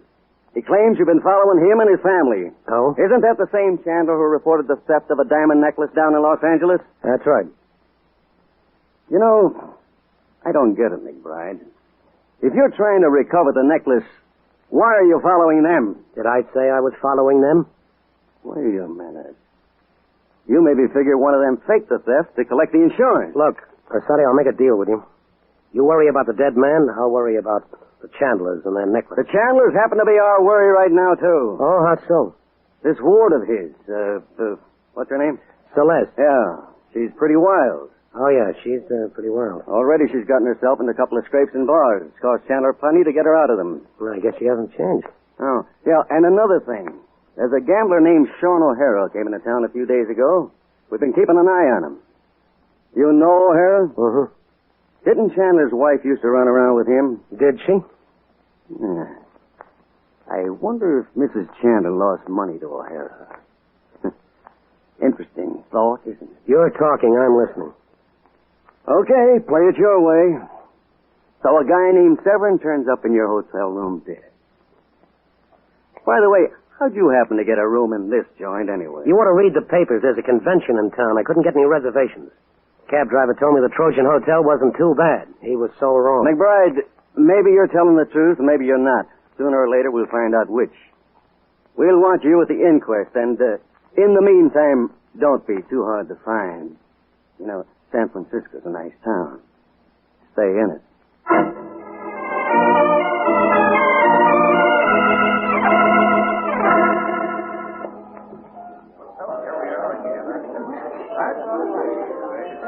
Isn't the Regis Roof sort of an expensive place for a poor struggling detective to take a girl to dinner, Mr. McBride? Expense account, Susan. Oh? What item do I come under? I think it's something. I'm sure you will. I could put it under special occasions, maybe. Isn't every day I find a dead guy in my room and meet you. No. before, Mr. Seven. I'm afraid the Trojan Hotel is not a very nice place. How did you ever happen to get a job in a joint like that? Oh, I don't really work there. I'm just there part-time. See, I work for a bookkeeping service, and the Trojan Hotel is one of our accounts. As far as I'm concerned, the company can cross it off their list any time. Except Mr. McGillicuddy. I've always rather liked Mr. McGillicuddy. Yes, does he faint often? Oh, now that's not fair. He's just... Say, do you know that man over there? The stocky, gray-haired man at the corner table. He hasn't taken his eyes off you all through dinner. His name is O'Hara. Sean O'Hara. No? Who's he? Gambler and assorted other enterprises. You name it, he's done it.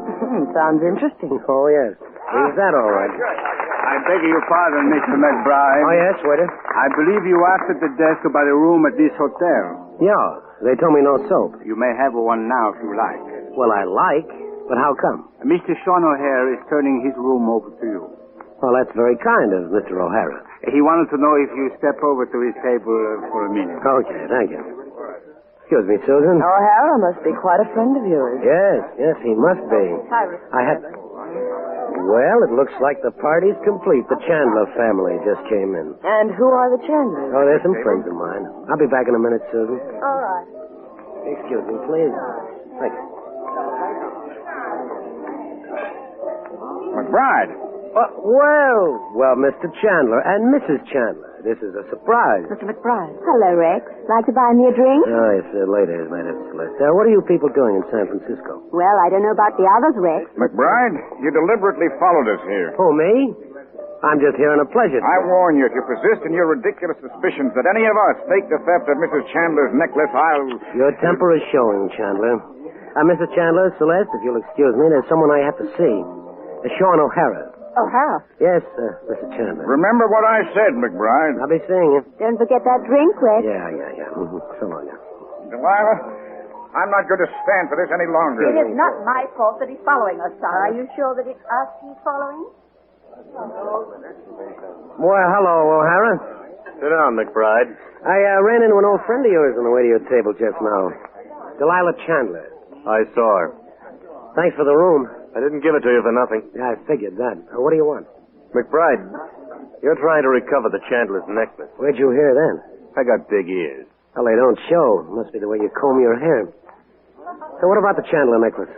You work for an insurance company. They'd be glad to pay a considerable amount of money to get it back. Maybe as high as $25,000. Those big ears are showing now, O'Hara. How'd you arrive at that figure? Never mind. Close, isn't it? Maybe. Trying to tell me you've got the necklace? I think you know better than that. But I might be able to put you on the trail of it. What do you get out of it? Simple, the $25,000. How about it? I don't know. Have to have some time to think it over. I can't give you much. 12 hours, maybe. That ought to be enough. Okay. Look, I'm running a little place down at the peninsula. It's an old house off by itself. You got a layout there? Small one. A couple of crap tables and a wheel. Here's the address. We'll be down there at 2 tomorrow afternoon. I think we can do some business. No, it could be. Well, I better be getting back to my table. See ya. Excuse me. Quite all right.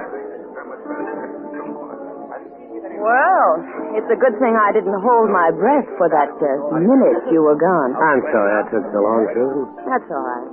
Matter of fact, I had quite an interesting time. Oh? Those 3 people who stopped you when you got up from the table had an argument after you left them. The Chandler? Mm-hmm. They seem to think you've been following them, and they were pretty mad about it. All except the younger of the women. The one with the funny eyes, light brown. Sort of like a cat. Oh, no. No, but I mean. And she also had... they were strange eyes. Yeah, that would be Celeste. She didn't seem at all mad that you were following them. Yeah, that'd be Celeste. She's Chandler's ward. She inferred you'd been following her quite a while. You wouldn't have to follow Celeste quite a while. Oh, my. Here all this time I thought you had brought me here to be with me. It's a strong union. They demand pleasant working conditions for us. You want to dance? Oh, it's sort of crowded. Why don't we go to my place? We could have a drink there. You know, I've got a stronger union than I thought. Come on.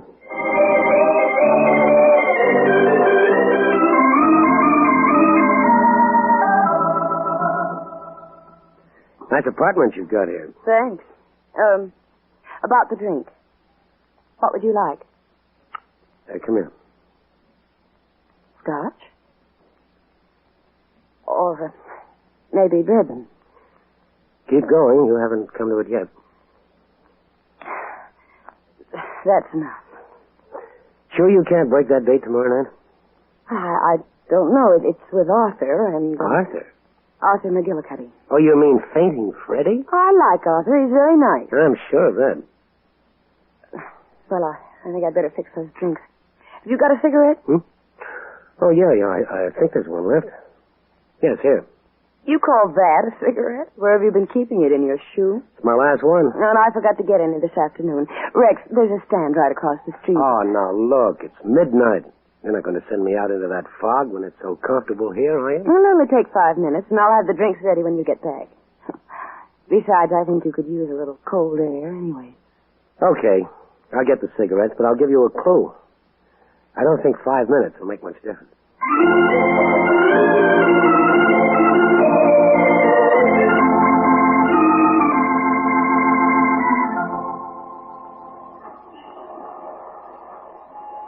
Here you are, mister.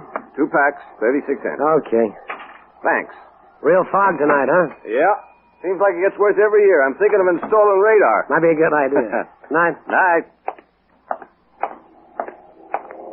Hey! Hey, mister, that car! Look out! Hey!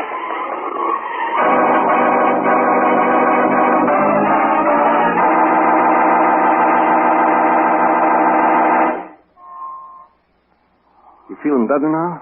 Yeah, a little. Except my head. How long have I been out? Almost 15 minutes. I think you hit your head when you dove for the sidewalk. Yeah. That was really a close one. I didn't even see the car until it was almost on you. You know, guys who drive like that shouldn't be allowed out on a foggy night. You happen to get a look at him? No, he didn't even slow down. He was driving a green Nash, but I didn't see his face. Why? Oh, no reason. Thanks a lot.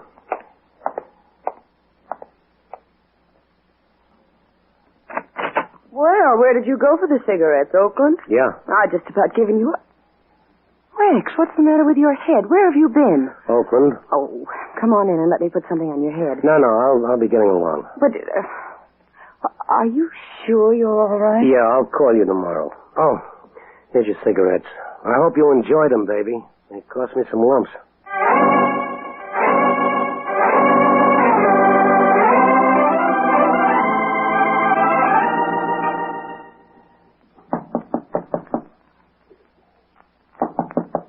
Okay.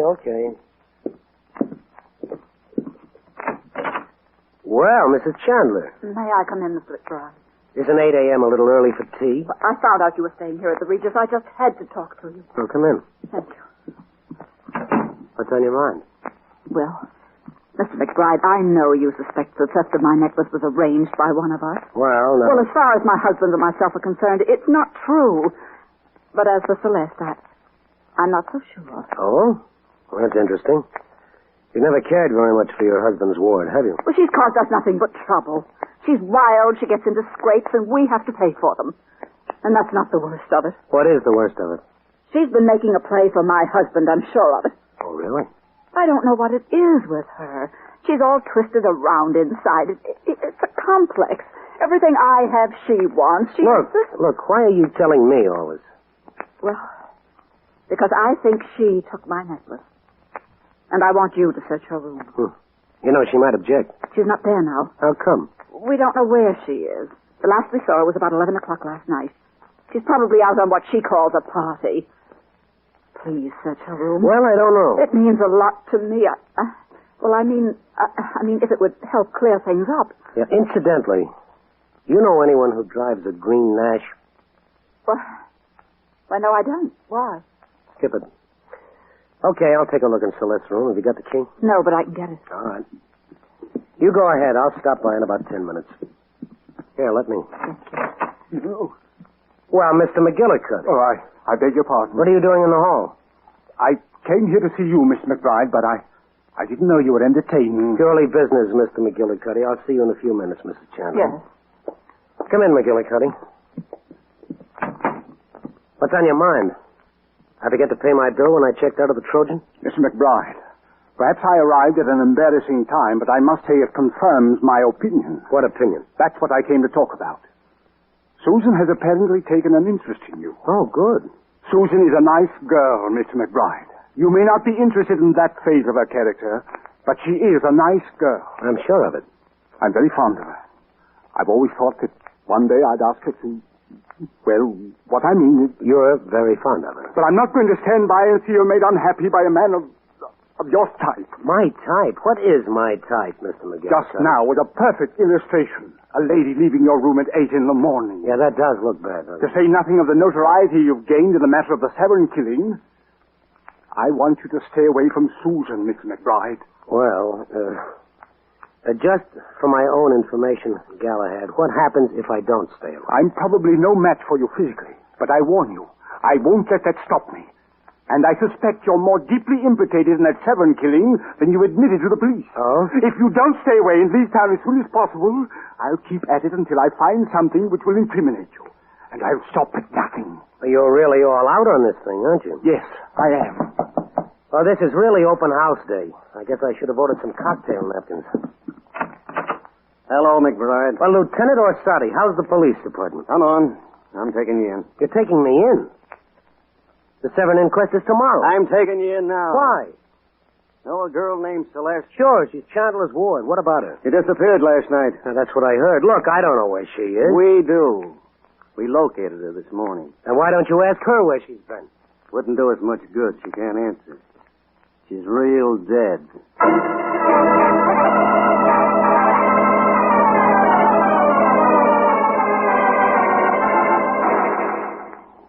Look, McBride, you're going to stay right here in headquarters until you open up. You were after the Chandler's necklace. I still am. You figured Celeste had faked the theft, and that she had it. You knew you'd have to push her around a little to get her to talk. You pushed too hard. I told you once I didn't have anything to do with her death. I'll tell you again. I'll keep on telling you. Because it happens to be the truth. Hey, Lieutenant. What is it? This woman here wants to see you. Why, Susan. What do you want? I just heard about the Chandler girl being killed last night. So? I understand the time of death was between midnight and 1 o'clock. What's all this got to do with you? Just that Mr. McBride couldn't have killed Celeste Chandler. He was with me all evening up until almost 2 o'clock. Well? Wait a minute. You willing to swear to that? Yes. You know what the penalty for perjury is? No, but I'm sure it's quite severe. How about it, McBride? You telling the truth? You heard the lady. Okay. I guess you can go then. Both of you.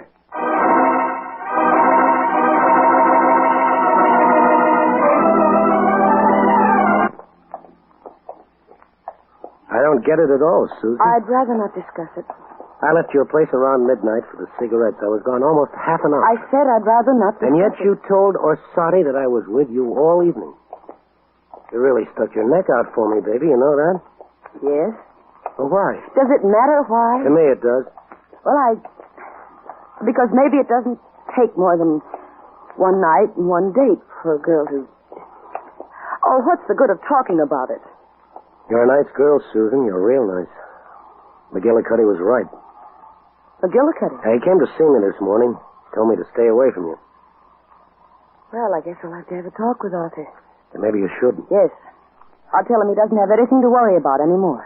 I don't ever want to see you again, Rex. What are you talking about? Why not? Oh, now, wait a minute, Susan. You think I did kill Celeste, don't you? I don't know what I think. You think that I killed her, and yet you gave me an alibi. You're a strange kid, Susan. Yes, let's just leave it at that. I'm a strange kid. Goodbye, Rex. Now, wait a minute, Susan. Look, I've got to see Mrs. Chandler about a little unfinished business, and then you and No, Rex, I mean it. Goodbye.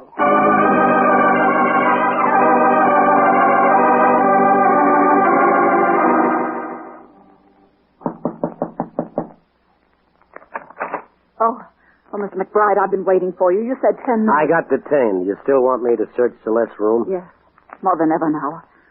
They just told me about Celeste. If that necklace is in her room and were to be discovered by anyone else, there'd be a lot of terrible publicity. Yeah. Here's the key. I'll show you where her room is. All right. That's it. 216. You want to come in? No, I'd better not. I'll wait for you in my room. Okay, I'll check with you.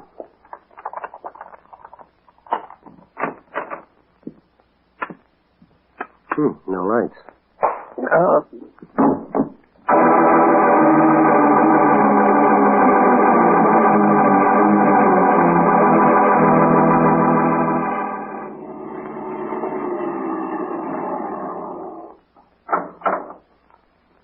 Okay, McBride, end of the line. Get out. Look, with a head like mine, I don't feel like walking. You don't have to walk far, just in the front door. Who lives here? This is just a nice, quiet place in the country. You'll love it. Hello, McBride. O'Hara. Sean O'Hara, sure. I should have figured it. Sit down. Where's the necklace, McBride? Necklace? The Chandler necklace. I want it. You think I got it, huh? You're playing it really smart, weren't you? Celeste squares her gambling debts by giving me the necklace, and then she hires Severn to hijack it from my strong box. Severn, so his killing ties in after all. And you killed Severn and got the necklace from him. Okay. So you're a smart boy. Now let's have it. So it was Celeste who gave you the necklace. All along I'd pegged Mrs. Chandler. You're wasting my time, McBride. I should have spotted it. Mrs. Chandler used to run around with you. She told me Celeste had a complex about wanting anything that belonged to her. You, for instance. You're a real deep thinker. So you can probably figure out what's going to happen to you if you don't turn over that necklace. When you came to me last night with your phony deal, you weren't sure who had the necklace. You decided to pick up Celeste, roughed her up, trying to get her to talk, and you were too rough, she died. Okay, Al. All right. Look, that's not going to do you any good. I don't have the necklace. Could go on quite a while, McBride. I tell you, it's not going to do you any good. You know something? It's not going to do you any good either. Okay, Al, go ahead. A pleasure.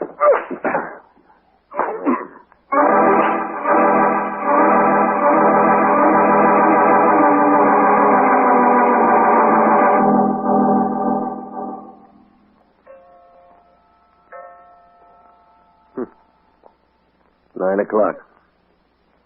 How is he, Al? Still out like a light. Been out quite a while now. Okay, put him on the bed. We'll let him rest a while. Okay. You stay here with him. I'm going downstairs. Right. Oh. What's the matter, rugged boy? Not so rugged right now? Not so rugged. Too bad, too bad. Look, can you get me something for these cuts? I think my hand is broken. No, isn't that a shame? No, really. Here, take a look at it. I don't see anything wrong with... Why, you... Hey, you stay there face down or I'll drill you with your own gun. Now yell for O'Hara. Huh? You heard me. Call O'Hara. O'Hara? Come on, Songbird. You can do better than that. O'Hara! See, you can. Here he comes. Now keep your mouth shut. What's the matter, Al? Feels awful, doesn't it, O'Hara?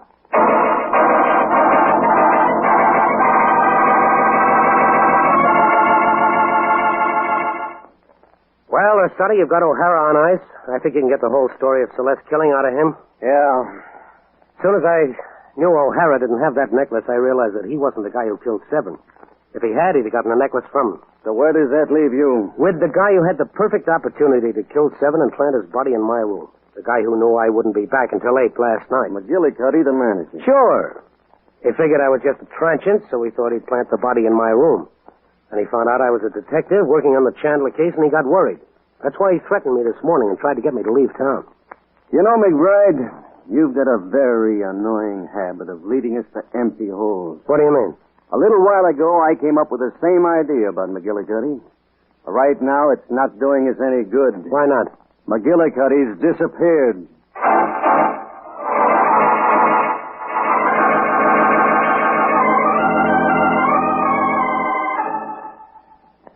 Well, I hardly thought I'd be seeing you again, Rick.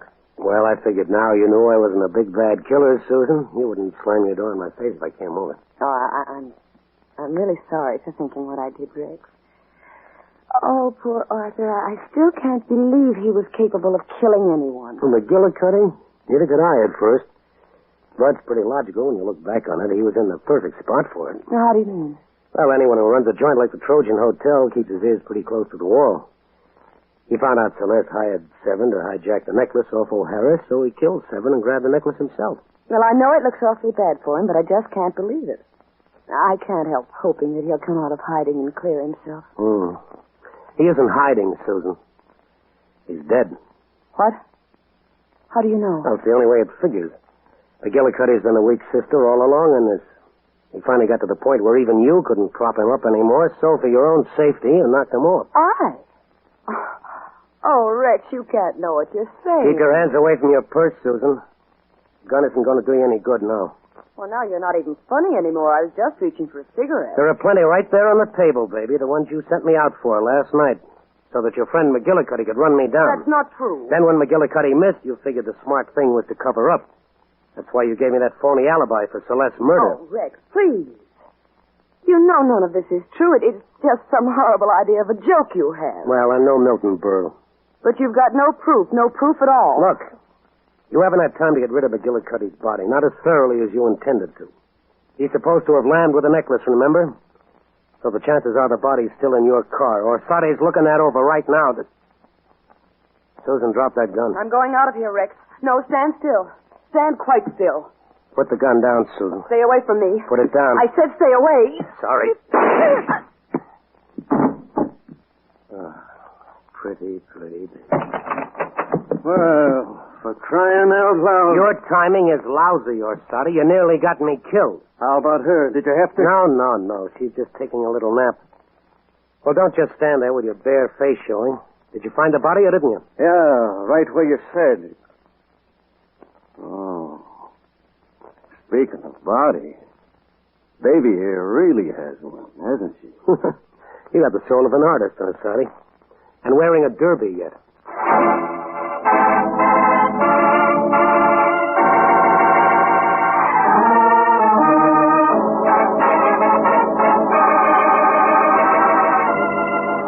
You have been listening to the first in a new mystery series, Here Comes McBride, starring Frank Lovejoy.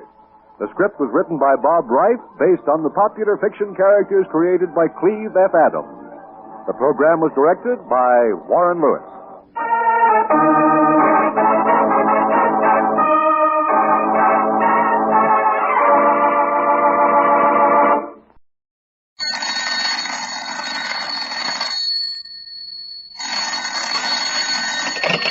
Hello. I hope I haven't kept you waiting. Yes, this is the Crime Club. I'm the librarian. Death never doubles. Yes, we have that story for you. Come right over.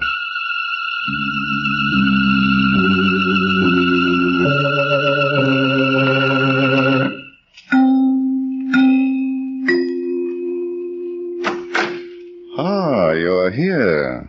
Good. Take the easy chair by the window. Comfortable? The manuscript is on this shelf. Here it is. Death Never Doubles. The very exciting story of a past present that had no future. Let's look at it under the reading lamp. It was early evening, and Peter Woods, a young lawyer, was in his apartment getting dressed for his appointment with Hilda Ryan, his fiancée. He was not expecting a phone call, but when it came, he answered it as if it meant nothing at all. Then, 5 minutes and countless palpitations later... Oh, sure, Mr. Jackson. Don't worry, Mr. Jackson, I'll be there. Yes, I know, not later than 7:45. Yes, I got the address. 1052 West 52nd Street. All right, Mr. Jackson, thanks very much. Bye. Wow. Oh, boy, I'm lucky. I'll say I'm lucky. This is my lucky day. Oh.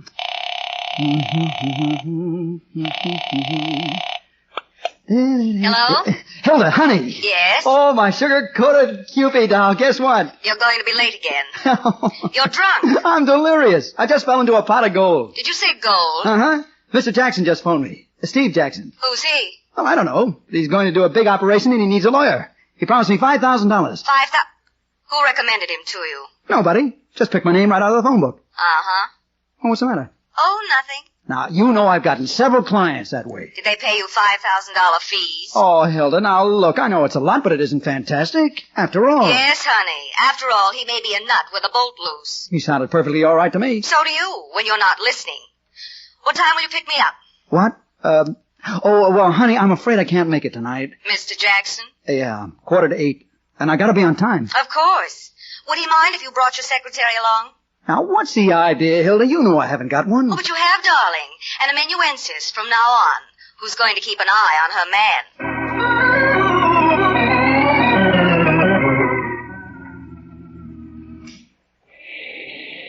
Well, Pete? Don't say it, Hilda. I couldn't stand it. Are you sure Mr. Jackson said 1052 West 52nd Street? Yes. It wasn't West 57th Street? No. I repeated the address to him. This is the place. But there's no building here. Just a hole in the ground. I don't get it. Why should anybody ask me? Wait a minute. Why? They're excavating here. That hole in the ground is where they're going to put a foundation of a building. So? Anybody can see that. All right. Now, suppose Steve Jackson is the guy. You know, the builder. He'd have an office, Pete. I'm going to find out. Come on. Darling, can't we forget the whole thing? There's a pool room on the second floor of this building next to the light. Pete, I'd rather have dinner and go to the movies. We'll go upstairs and we'll ask about Steve Jackson. Somebody ought to know him. I'm not going. What are you afraid of? Trouble. And I think the sooner we get away... Hey, you're blocking the doorway. Huh? Oh, I'm sorry. We didn't see you. I walk like a cat. Now, if you don't mind, I'll just go inside. Duke Masters. What? Pete, is he talking to you? Gee, Duke, I didn't recognize you in this bad light. We wasn't expecting to see you for 6 months. Now, look, when did they let you out? I'm Peter Woods, and I'm looking for Steve Jackson. A new moniker, eh? Culture, too. Why, you're even talking like Park Avenue. Okay, maybe it's a good idea. We can all start from scratch. I'll change mine from Marty Green Pete, shall we go now? Wait a minute, sister. What's the rush? Marty. Sister's name happens to be Hilda Ryan. I'm tickled. Hey, Duke, what are you going to say to Trixie about this doll? Trixie? Yeah, she's still... Hey, what goes here? Just a couple of the wrong people. Come on, Hilda. Did you know I was working all night in that dump upstairs, or did you come here by accident? Marty, now it's you who's blocking the doorway. We ain't taking no double cross, Duke. We've been having hard times for the last year and a half. Oh, that's too bad. What do you want me to do about it? Okay, so you took the rap for all of us. Me, Flip Morgan, and the rest of them on. You got 2 to 5 years in Leavenworth, and we didn't. But you got caught, and we didn't. Now, listen, Marty. No, you listen. You got 200 grand soaked away someplace that's going to be split. You ain't setting yourself up as no millionaire on our dough. Marty, when was the last time you were pushed through a wall? Yeah.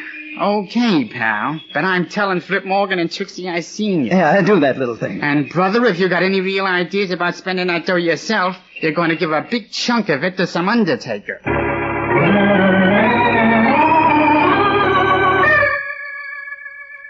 Stop flipping that coin. You're driving me crazy. Well, what are you so nervous about, Trixie? I'm not nervous. All right. Will you stop it? Sure. You want me to go home to my mother? Don't be a dope. It's just that I'm... Oh, yeah, sure, I know. You'd like to see something green for a change. Flip. Well, it's my sickness, too. Duke, the wise guy. He don't trust nobody. 200 grand stacked away, and we got a scratch till he gets out of stir. I'm afraid of what's going to happen when he gets out.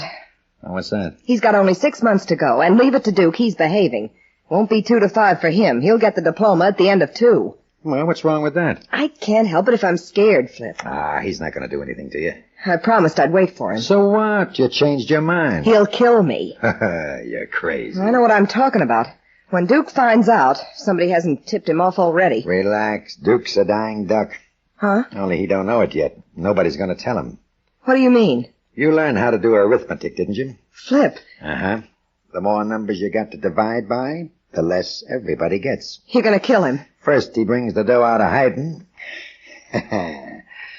I got a brain that gives me 24 hours service. But, Flip, suppose... What for? The day Duke steps out of Leavenworth, he's going to have an escort with him all the way to New York. And by the time we swing up Broadway, he's going to be all talked out. And then we bury him. I'll get it, Trixie. Yep. Hello, Flip? Yep. This is Marty, the Duke's out. What? Yeah, Duke Masters. I seen him. Hey, now listen, Marty, if this is a guy... I tell you, I seen him with my own eyes. I talked to him. And you should hear him, Flip. Like he went to college instead of Leavenworth. Just a minute. Trixie. Yeah? Marty just saw the Duke in town.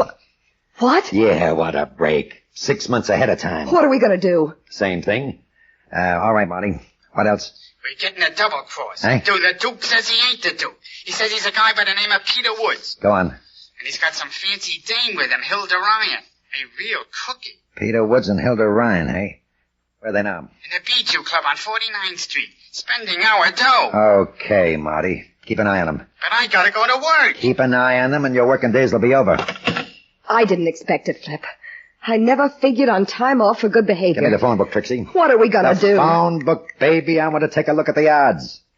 I've got an idea they're going to favor a quick killing.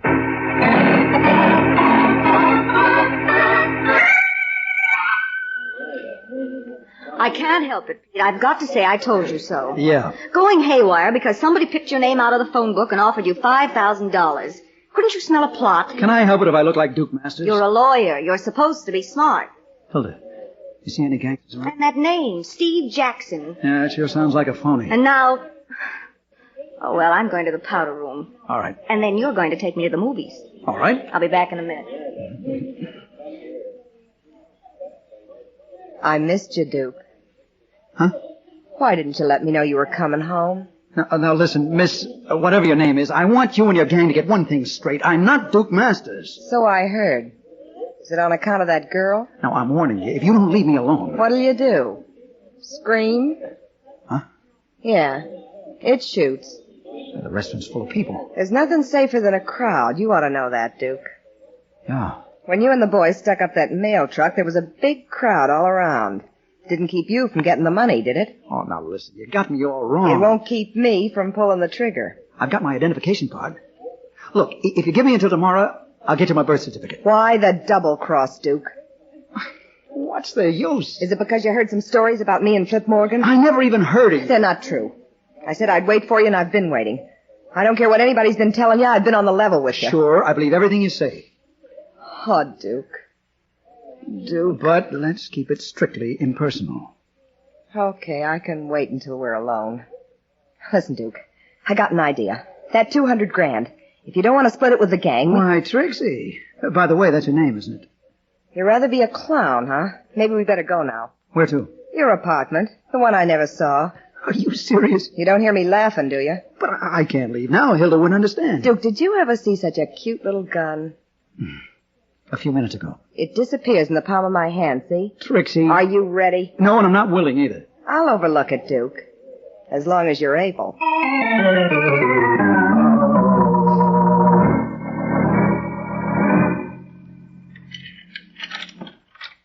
All right, Duke. Stop fumbling and open the door. I can't help it, Trixie. I'm thinking of Hilda. When she finds me gone... The door, sweetheart. Careful how you poke that gun in my back. Get in there, Duke. All right. You don't have to be so impatient.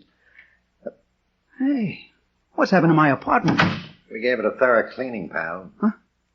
Who are you? Come in, Duke. Come in and stop kidding. Now, look. You've made a mistake. Give me a chance, will you? Yeah. Did you have to coax him much, Trixie? A little. He was pretty unreasonable, Flip. Oh, it's too bad. What's the matter, Duke? Don't you want to meet your old friends again? I never saw you before in my life. I've never been to prison, and I've never been in any holdup. His memory's still bad, Trixie. It's awful. We might have to give him a treatment, huh? Remember the boys, Duke? Good grief. What can I do to make you understand? That's Tom, and that's Knuckles, and that's the Bruiser. Yeah. They're all waiting to put their hands on you. I'm not Duke Masters. Sure, I know. You're Peter Woods. You're even listed in the phone book.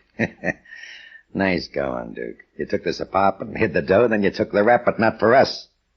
Now, where is it? I give up. $200,000. It's in one of these rooms. Now, you go and make an X on the spot. You've searched, haven't you? You didn't find any money. Well, maybe we're not as smart as you are. You pull the place apart. You're next, pal. Well, what can I do just because I happen to look like some guy who's double-crossing? I'll give you a break.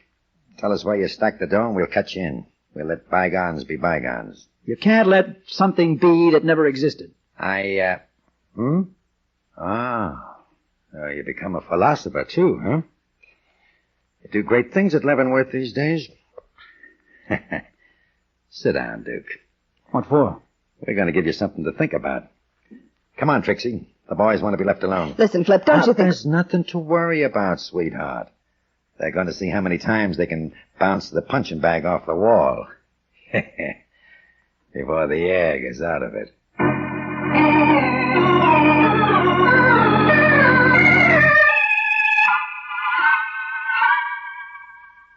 Don't move, honey.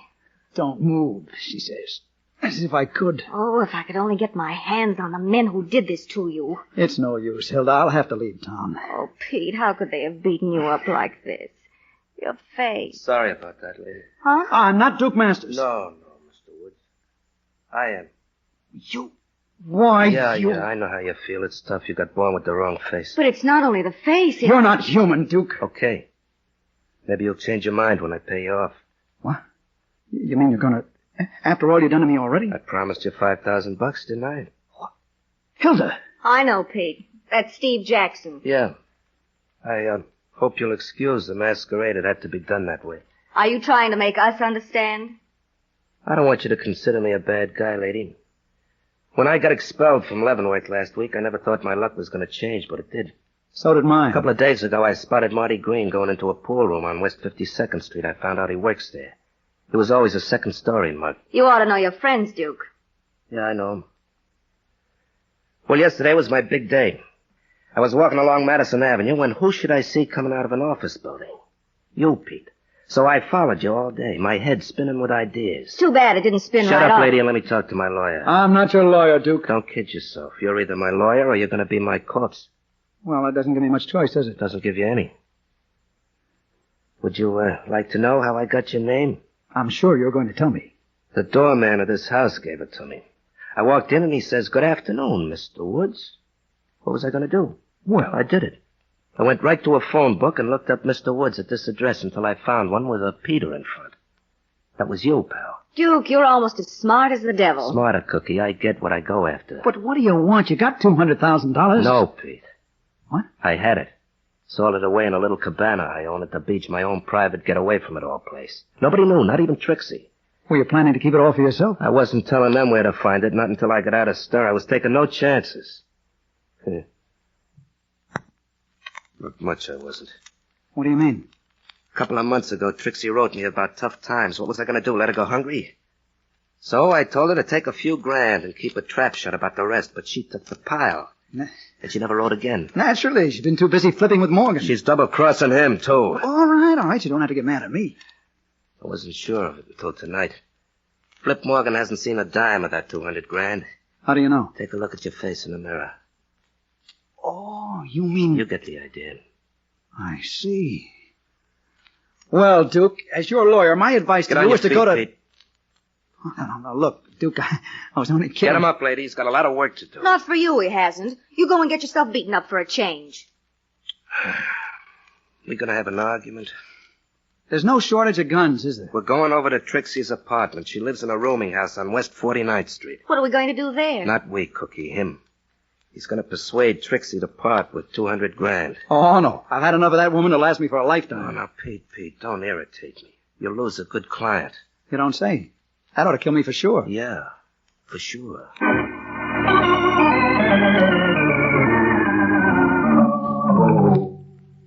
All right, here's the key, Pete. Don't we knock first? Oh, you'll never get to first base with Trixie, being formal. But suppose That's she's... her tough luck. Go ahead. All right. But tell that gun to be gentleman with thy spine. I gotta live with it. Duke, why don't you go in there? You're not afraid of Trixie, are you? Not if she's alone, chicken. Oh, so Pete's going to find out. Back in Leavenworth, we used to call that strategy. Pete. It's no use, Hilda. Well, here I come again, fellas. Trixie! Trixie! Pete, Duke, we Put can't on your old brass knuckles with the corkscrew buckles, and then we'll have a little... Holy smoke. Duke! Hilda! What's the matter, Pete? Flip Morgan. Is he dead? Nobody could look like that and be alive. He was shot. Say, Duke, did you know about this? Well, hey, don't lock us in here! Well, what do you know? He did.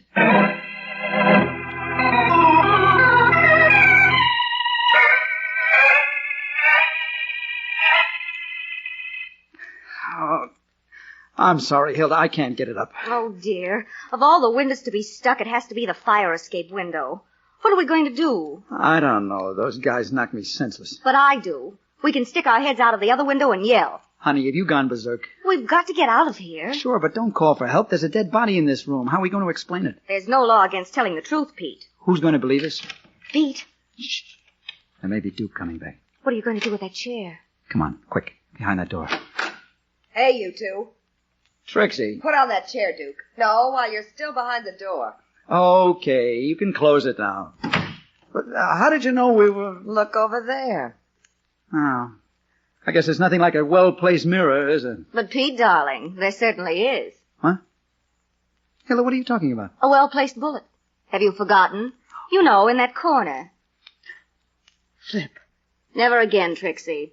Flip has flopped. You killed him, Duke. You and the dame. Now, wait a minute. Let her rave, Pete. You sent me a phony telegram to get me out of here. Said you had something to talk to me about. I thought you wanted to make up. How did you get around Flip? He didn't see the wire. I read it in the hall. I told him I had... Hey, since when do I have to answer your questions? Where's the telegram, Trixie? I threw it away. I wasn't going to keep any messages from you to me. Uh-huh. I thought it was on the level, Duke. I was ready to go back to you anytime you wanted me. But you don't want me. You killed Flip and you were waiting behind that door to brain me with a chair. We thought you were Duke. He was here. Sure. You're still Peter Woods. You'll kill us one at a time, and then you've got $200,000 and no partners. Well, it's not working, Duke. Not this trip. Duke says you have the money. Did you hear what I said? I'm not even listening. Well, what are you going to do? I'm calling the cops. You're through, Duke. All right. Call them. Let's sit down, Hilda. I don't mind. It'll be a pleasure to see a blue uniform. No, never mind, operator. What's the matter, Trixie? Cold feet? Duke, how was Flip Morgan killed? He was shot. Right through the heart. You know, Trixie. Don't you dare. And you were gonna let me... You didn't even try to... Hey, I'm getting out of here. Oh, wait a minute, Trixie. No. I guess she means no, Pete. Yes. Well, let's call the police. They always like to be told when a murder's been committed.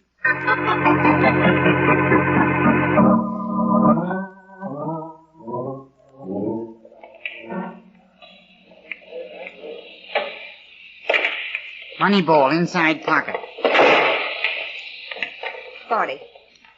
Hiya, Trixie. I hear they gave Duke a facial. Did he come through? I've got to talk to you, Marty. Let's go someplace. Sure. How about the office here? It's built solid. All right. Hey, how come you're here alone? Where's Flip? In my apartment. The Duke, too? No. Who figured Duke would turn out to be a rat? The most honest guy in the mob. The guy that took the rap for all of us. He's dead, Marty. What's that? Who's dead? Flip. Oh, you're kidding, Trixie. Then go see for yourself. Flip's in my apartment with a bullet in his chest. So that's how Duke's going to hold on to the... He would have killed me, too, but I wasn't there. Listen, Marty, we made a big mistake tonight.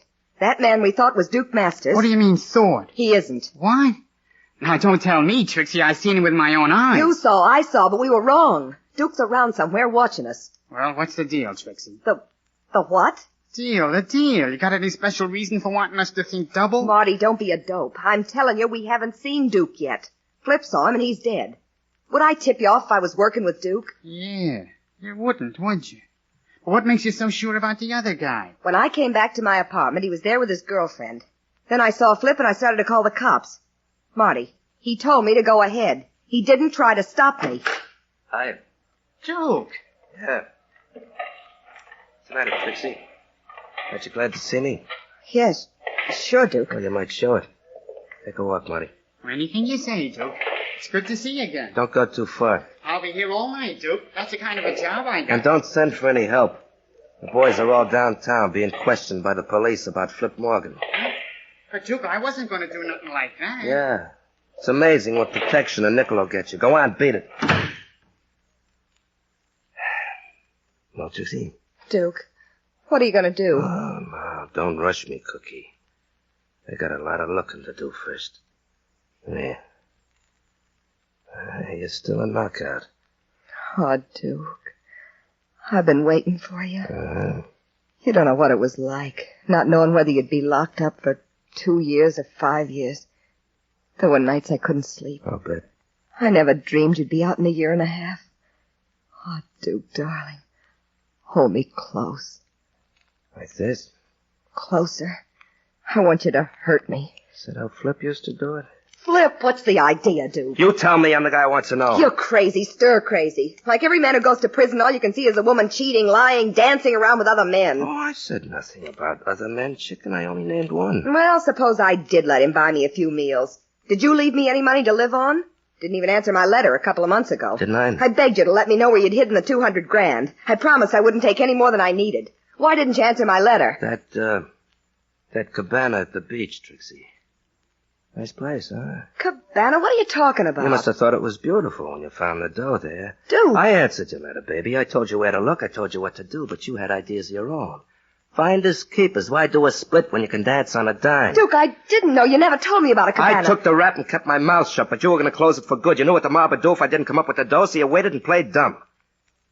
I didn't have long to live, did I? Duke, listen to me. I get knocked off for being a double-crosser, and you inherit $200,000, free and clear. Nobody knows. Okay, Trixie, I know. Now, where's the dough? I never saw it. I never got your letter. I'm not asking for comedy lines, Trixie. But I tell you, hey, what are you trying to do? How do I know you wrote a letter? Because you say so? Well, I say I never got one. Okay. Okay, from now on, the proceedings will settle down to a nice, quiet, round-table discussion. Let me see your palm, Trixie. What for? I want to read it. I want to find out if you have a future.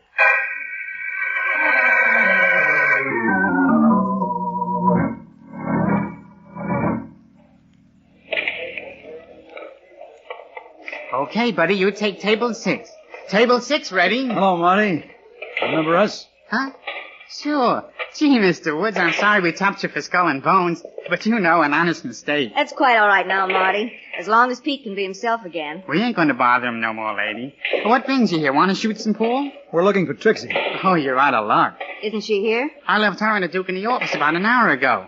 You know, long time no see. Are they still in there? What do you think? Come on, Hilda.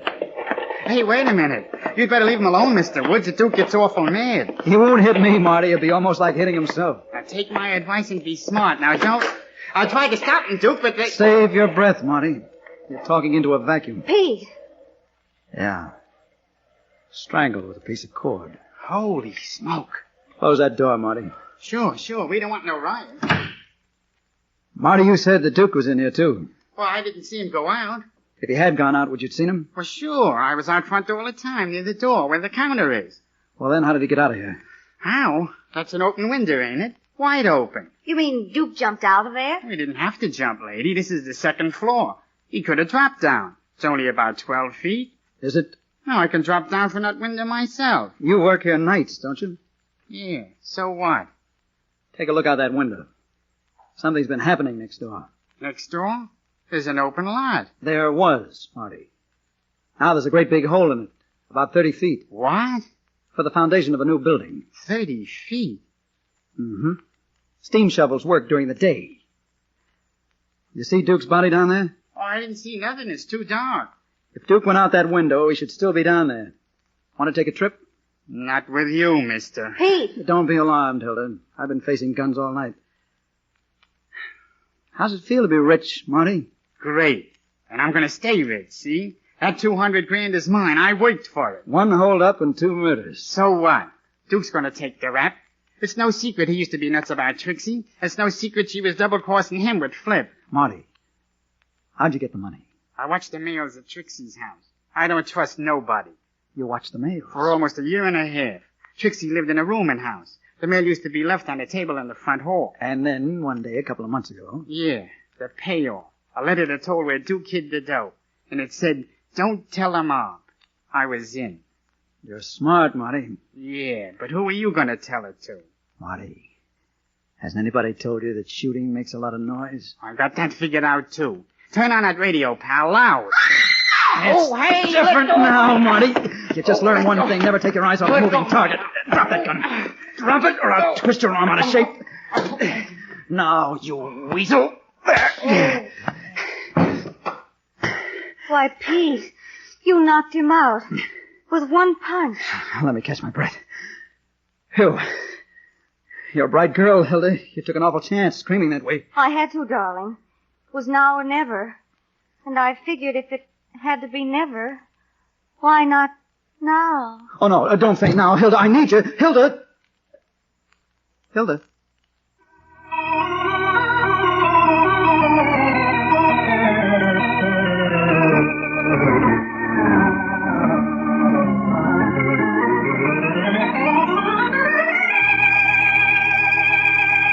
And so closes tonight's Crime Club story, Death Never Doubles. Stedman Coles wrote the radio script. Roger Bauer produced and directed.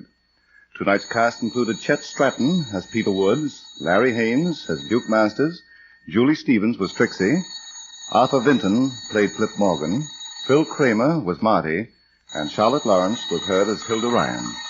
Oh, I beg your pardon. Hello, I hope I haven't kept you waiting. Yes, this is the Crime Club. I'm the librarian. Yes, come over a week from tonight. Good. We have the very unusual story of a flight into fancy that took off from murder. It's called Death at 7:10 by H.F.S. Moore. In the meantime, there's a new Crime Club book available this week and every week at bookstores everywhere. Yes, it's available now. Fine. And we'll look for you next week.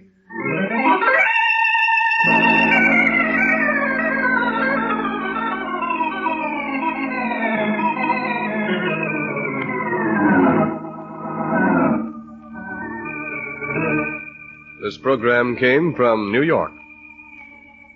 This is the world's largest network, the Mutual Broadcasting System.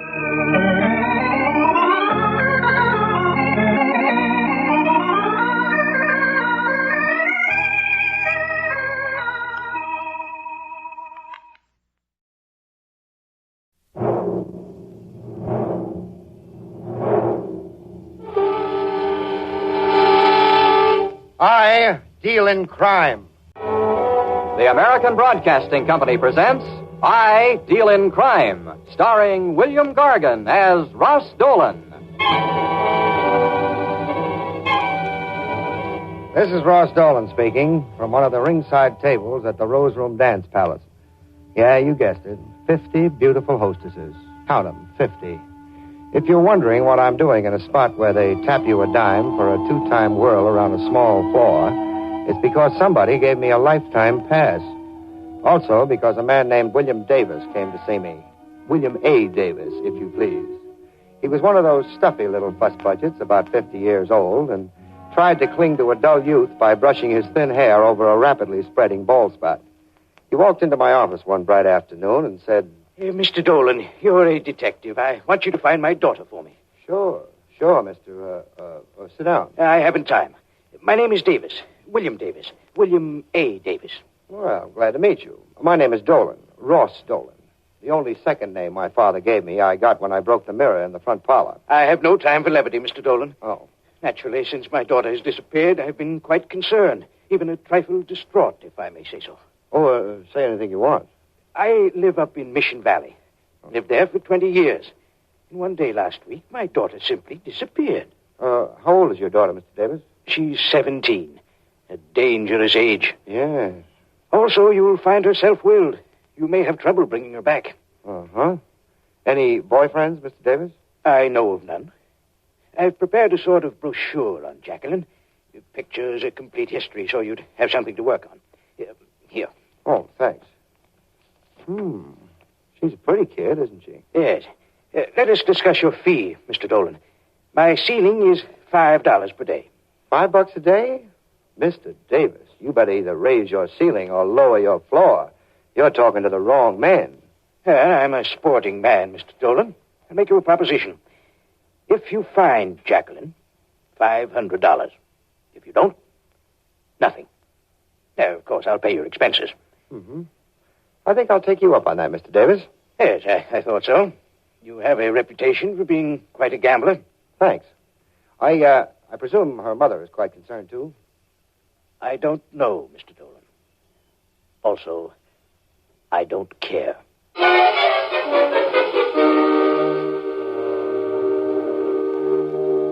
William A. Davis hiked out of there like an upstate Napoleon on his way to Josephine. I settled down to the more serious job of finding a 17-year-old girl in a big city, and it turned out to be tough. The Missing Persons Bureau gave me no leads. Neither did the hospitals. I called and asked more questions than a quizmaster at a lawn party, and finally wound up with a pretty, nice, round goose egg. I decided to beat it down the street. But the minute I left the building, I got that uncomfortable feeling around the collar. I walked a block and looked around. I had a tail. I kept going towards the next corner. I rounded the corner and stopped. My pal was close behind me. He was a big, beefy bird, but I stopped him. Oh, pardon me. Hey, why don't you look where you... Uh-oh. What's the matter, Pally? Afraid you'll miss the bus? I'm not on my way to missing any buses. Maybe not, but you sure missed the boat. Get out of my way, mister. I'm in a hurry. Sure, you're in a hurry. So am I. Hey, what are you doing? What are you pulling it on my arm? Maybe I ought to snap it for you. My arm. Cut it out, will you? Sure, Pally. As soon as you tell me why you were following me. I wasn't following you, mister. Change your mind, Pally? My arm. My arm. Oh. The guy told me to tell you. There was a guy on that corner back there. He gave me $5. You're lying, Pally. Oh, yeah. Yeah, I'll tell. He was a lawyer. His name was Clemson. He's in the Ryan building. Uh-huh. What do you want? I don't know. Just wanted me to follow you. Tell him where you went, that's all. Can I, go now? Yeah, you're going, Pally, with me. If this is another of your feeble fabrications, I'll really give you something to scream about. The character and I walked over to the Ryan building a couple of blocks away, rode up to the offices of Edgar Clemson, attorney at law. We walked right past a cute little secretary who was busy hiking her nylons up to sea level. Just a moment, sir. You can't go in there. Who said so, sister? Come on, you. Okay.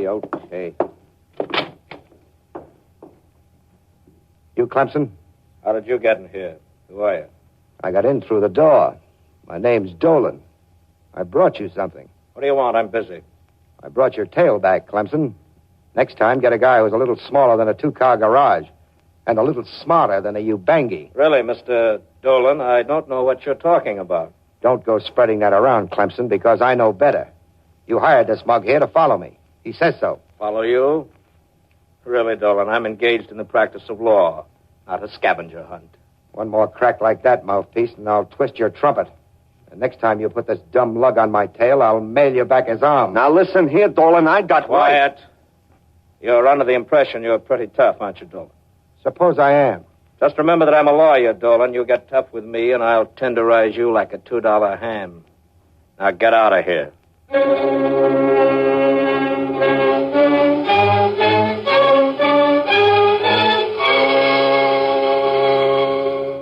It would have been a pleasure to hang one on Clemson, but the percentage was against me.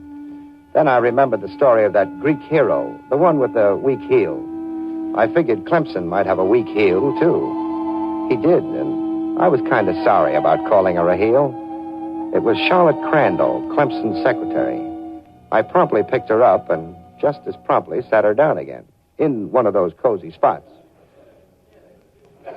Sure was nice of you to take me out for cocktails, Mr. Dolan. Oh, don't mention it, Charlotte.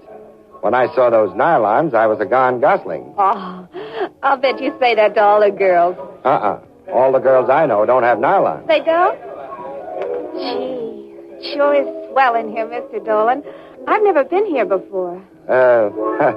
Where do your boyfriends usually take you? Well, lately they've all been taking me home. That's so. I guess because they don't make much money. Or else they're smarter than...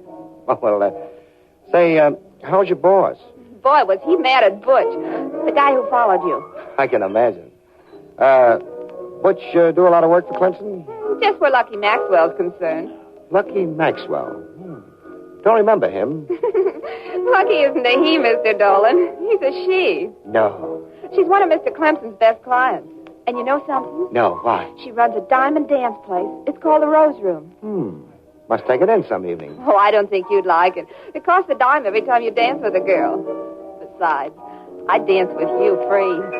Maybe you got something, Charlotte. Have another... One of my boyfriends is coming over. Well, don't worry, Charlotte. One night this week, you and I'll go out. I'll show you the sights. Okay. Make it anything but the zoo. I've seen that 7 times this month. Anything but the zoo. Hey, okay. Hey, Miss Crandall, Mr. Clemson wants you right away. He sent me to look for you. Isn't it kind of funny you came to exactly the same place? Mr. Clemson said I couldn't talk to you, Dolan. Come on, Miss Crandall. Mr. Clemson is kind of mad. Okay, I'm going. Goodbye, Mr. Dolan. See you later. Yeah, kid. Well, I guess I better beat it, too. The boss sent for me to tell you something, Dolan. Yeah, what? Lay off his secretary. or he'll nail your hide to your own front door. I paid the bill and got out of the spot. I wandered downtown a little deeper, where the stores have open fronts and the proprietors wear only shirts and try to coax you inside. I killed time until it was dark, and then I went for an evening of dancing at the Rose Room. I walked between a garish sign that advertised 50 beautiful hostesses. 50. Best music in town. So I walked up the rickety steps, laid down a couple of bucks, took my 20 tickets, and hiked in. I walked over to the check room. I saw a girl behind the counter who took my breath away. She smiled at me. Well, customer, check your hat. Yeah. Number 711, mister, for you. That's lucky. Yeah. You stand back there all the time, or do you ever come out? Oh, for a good customer, sometimes I come out. Oh, I'm a good customer. Well, that's what they all say. Dan? Well, why not? Well, come on, customer. Yeah. Give me your ticket.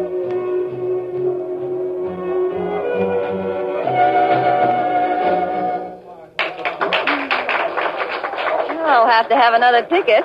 That was a dance? Why, I only got a chance to do 3 steps. Well, up here, mister, you gotta be quick. You said it. How about sitting at one of those tables? Sure. Give me $1. $1 for sitting? Yeah, for 15 minutes. $3 for an hour. Holy smoke. What does a poor guy do around here? Well, he goes to a movie and saves his money. Want to sit? Yeah, and at that price, those chairs better be upholstered in platinum. Oh, how's this? Swell. Have something? Management says no. You can, though. Oh, thanks. Maybe I can't afford it. Say, who are you, mister? I've seen you places. Name's Dolan. Mean anything? Like the name, though. Wish I could stay. Yeah. What about that babe out there in the blue dress? Oh, you mean Jackie. She's popular. Too bad. Oh, of course, if you'd like to meet her, I can fix it. Would you? Fix it, I mean. Sure. I'll send her over. See you later, Dolan. I watched my erstwhile girlfriend walk out on the floor, say something to the kid in the blue dress, who I knew was Jacqueline Davis. Then she angled back to her check room while Jacqueline came towards me. She and the band made it at the same moment.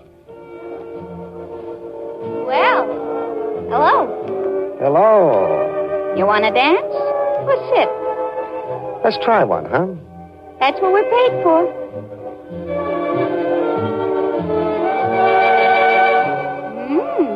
You're pretty good. Thanks. Jackie? Oh, you know my name. Who told you? The doll in the check room. She did? Yeah. Why are we dancing toward the door? It's crowded over there. We're going places, kid. You got me wrong, mister. I don't leave the place. Oh, yes, I think you do. You're Jacqueline Davis, aren't you? So what? So your old man's looking for you. He's playing me a nice fat fee to bring you home. So we're walking over to the door. We're leaving, you and me. I won't go, and you can't make me. You're 17. Either you go with me now, or I'll be back with a writ and shut this place up. I'm 18. Cut it out, kid. I know better. Come on, and don't say anything to anybody. Just a minute, mister. What goes? The girl. I'm taking her out. Oh, no, you're not. We don't permit girls to leave with the customers. You're in the wrong place. I'm in the right place. The kid's only 17. Her old man's looking for her. So? You want any more than that? No, beat it. And mister, don't come back. Okay. What makes you think you can get away with this? I don't think. Hustle it, kid. Your old man's waiting. I won't go back, and you can't make me. If you were my kid and you talked that way, I'd paddle you until you put on your stocking standing up for a week. Here's a cab. Get in. Okay. In, kid. Hey, Jackie, what goes? Mike, my father sent him. He's after me. Get in here, mister. The dame stays out. What do you think you're pulling? I'll get your license for this. Don't make me laugh. I don't have a license for a gun. Get in. Okay. Get upstairs, Jackie, and get Sammy. I don't have to. Here he comes now. Sit still, Dick.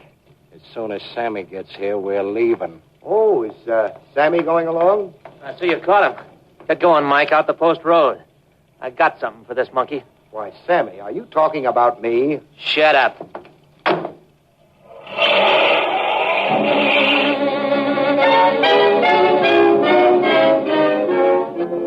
We headed out of town fast. I took a look at Sammy, the dance hall bouncer, and I didn't like what I saw.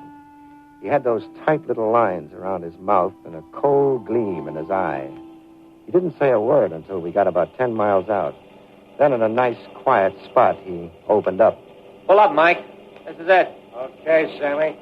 I suppose this is where you make with the bang-bang and the body in the bushes? No, we're just taking you for this little jaunt to teach you a lesson. How nice of you, Pally. Do I get a diploma? Just be happy you don't get a hit in the head, Dolan. You're mixed up in something that doesn't concern you. Stay out of it. Who's going to make me? Several people. Next time we have to ride you out of town, you'll be a lot unhappier. Now get out. Oh, wait a minute. You mean you took me for this nice ride and now I have to walk home? You sure do, Dolan. And the next time I have to take you for a ride, you won't have to walk. Oh, nice. They'll bring you back in a basket.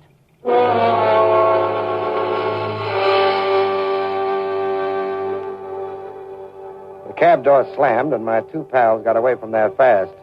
There was only one thing for me to do, and that was to start walking. It was late, there were no cars, and I figured I could make it to the nearest car line by morning. By that time, Jackie Davis could be on her way to China. Hey, how about a lift to town? Where are you going, mister? Back to town. Can you help me out? Climb in, Sonny. Thanks. Hey, what are you doing way out here this time of night, Sonny? My doctor told me to take long walks, only tonight I overdid it.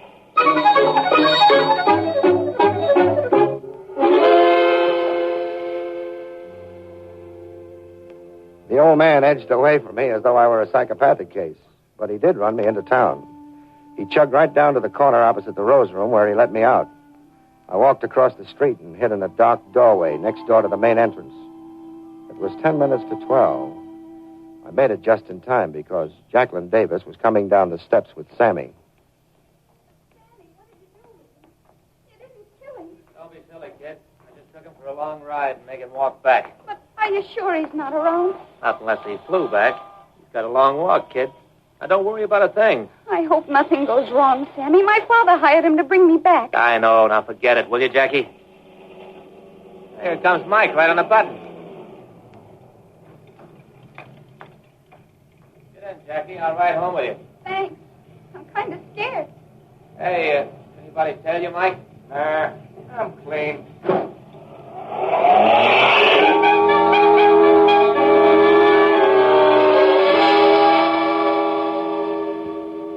Jackie, Sammy, and the driver drove out of there in a hurry. I got a cab and followed. They pulled up in an apartment house. I watched while the girl got out and ran in. Sammy and Mike drove off. I left my cab and walked to the apartment house door. I was surprised to see the name Maxwell on the mailbox. I pushed the button, and half a minute later, I was knocking on a door. Come on in, Sammy. You sure got back fast, Sammy. I sure... Oh. Not kid. The name's Dolan. Come on, you're leaving. I won't go. I'll yell for help. Go ahead. I'll explain that I'm taking a 17-year-old kid back to her old man. Yes, and you don't know what you're doing. If Sammy was here, he'd show you. If Sammy was here, I'd give him a nut on the head. Now, drop the talk, kid, and let's get out of here. I wasted enough time on you. Mr. Dolan, please, can't I stay here? No, come on. Uh-oh. Here comes trouble. Oh, hiya, Jackie. Mr. Clemson sent me over to keep an eye on you, so I am. I'm glad you came, Butch. Look, it's him. I know, but I can't talk to him. Mr. Clemson says so. Thanks, pal. Now, get out of the way. We're in a hurry. No, Butch, he wants to take me back to my father. Oh, you can't do that, Dolan.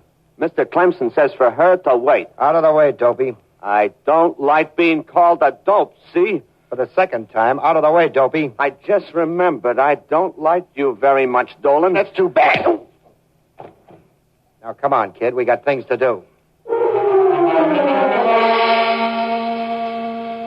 We went back downtown for two reasons. One, to get my car, and two, to tell old Davis I'd found his daughter.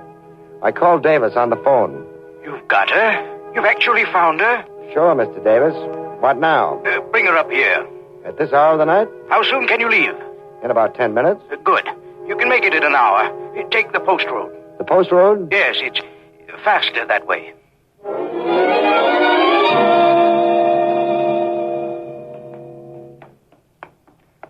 You know how to get to Mission Valley by the post road, Jackie? Even if I did, I wouldn't tell you. Okay, kid. Here's my car. I'll find the way. Wait a second, Dolan. You're not getting in there. Well, if it isn't Sammy the Bouncer. Been riding any more characters out to the sticks? Don't be gay, Dolan. Just get back up to your apartment. Jackie isn't going back to her old man, see? Yeah, Pally, I see. And I see a gun right here in my mitt. Now, we'll see how well you're loaded. No, you don't. Oh, yes, I do. I might be sorry if I didn't take precautions. There. Well, a neat heater you're carrying, chum. 38. Pretty man-sized for a lad like you, so I think I'll take it. Doesn't make any difference. Mike is waiting outside the garage door. I'm not playing duck on a rock for any smart mouth, Pally. Get in the car with the kid. What for? Get in and hurry it. Let me see you get past Mike at the door, Dolan. I'm not getting past. You're doing that for me. Uh-uh. On the contrary, Because if you don't, this will go off right in your face.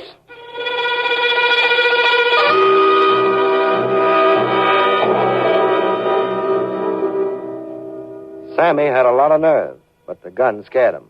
We drove out the door. Sammy said the correct thing, and I waved gaily at Mike and beat it out of town.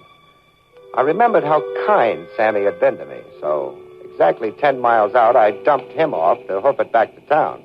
I don't think he liked it. We'll be there in 10 minutes, kid. I'm sorry I had to let Sammy out so far back. You think you're so smart. You just wait. Hey, look at that chump coming up behind us without lights. Hey, you, turn on your lights.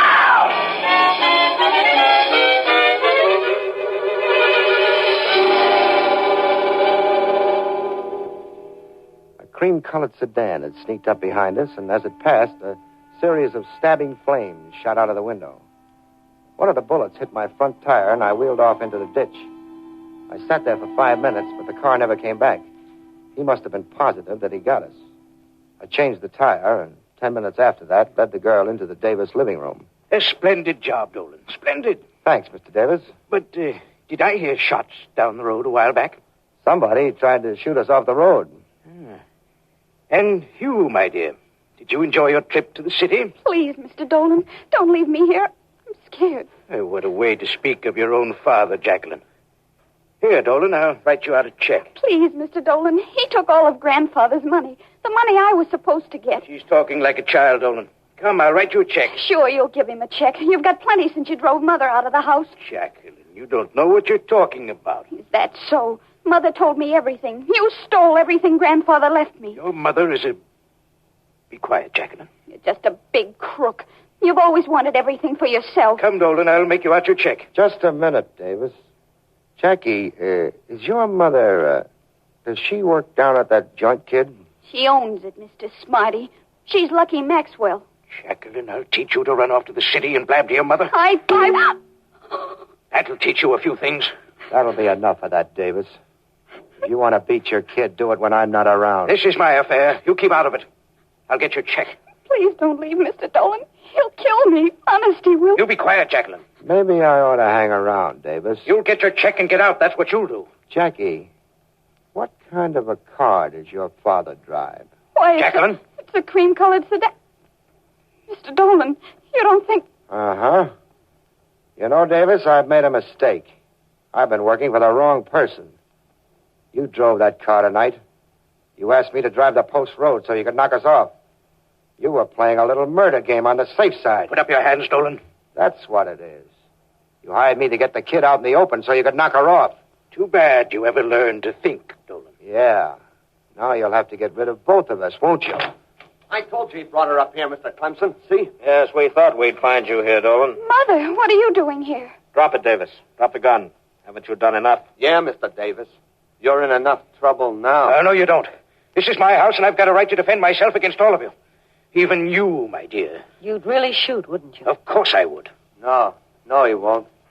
Give me that gun, old-timer. I said, give me that gun. Oh, keep away. Keep away. I'll shoot again. No, you won't, old-timer. Now, Mr. Dolan, I got something for you, too. I owe you. That'll be enough of that, Butch. But, boss... That'll be enough, I said. Thanks, Clemson. Don't thank me, Dolan. You're in trouble. I'm going to charge you with assault. That's for hitting Butch. And for kidnapping Sammy as well as Jackie. That'll cool you off.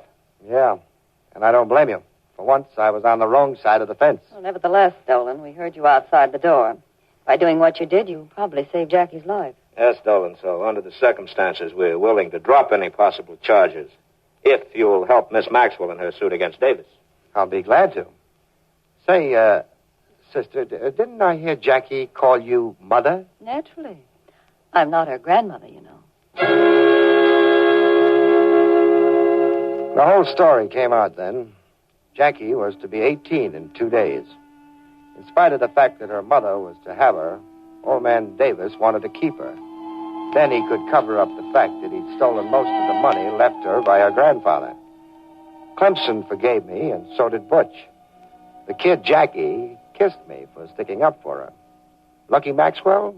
Well, I talked to her a couple of days later at the Rose Room. You look surprised, Dolan. I could have a 17-year-old daughter. You could, sure, but you're not over 30 yourself. Oh, thanks, Dolan. Only I'm 35. Sister, the years rest on you like a feather. But what about this Maxwell business? Well, Maxwell is my maiden name.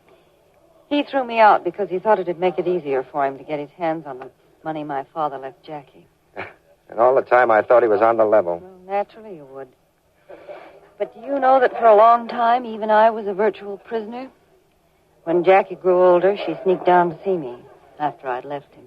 But a joint like this? Oh, why not? That way I could keep an eye on her. Oh, by the way, Dolan, he promised to pay you. He can't, but I can.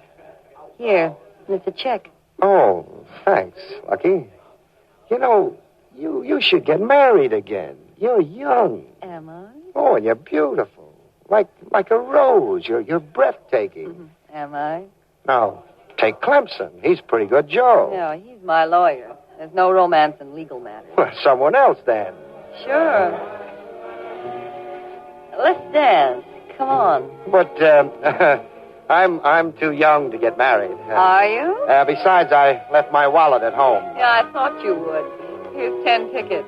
Let's dance. Yeah, but, After all, what have you got to lose? Oh, not a thing. Not a thing. Pardon me, folks, and, good night.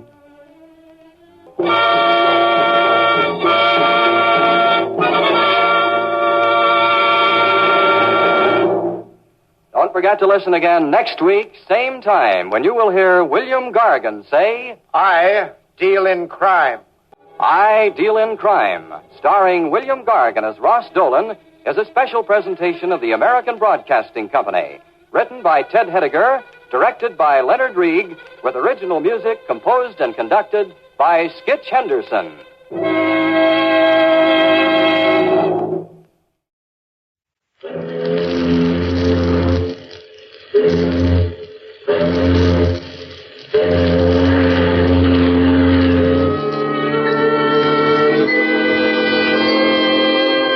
Cabin B-13.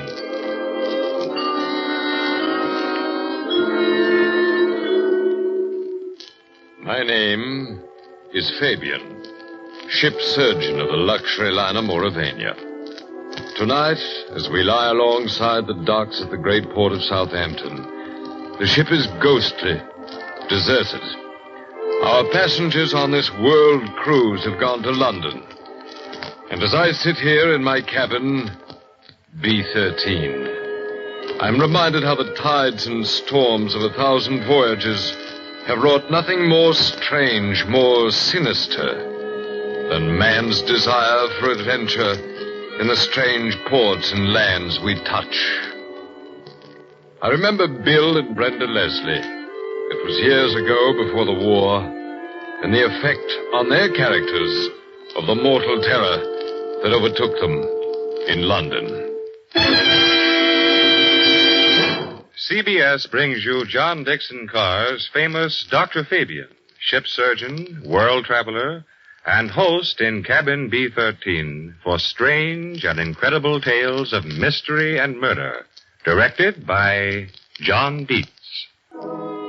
London and Hampden's Hotel in Norfolk Street off the Strand.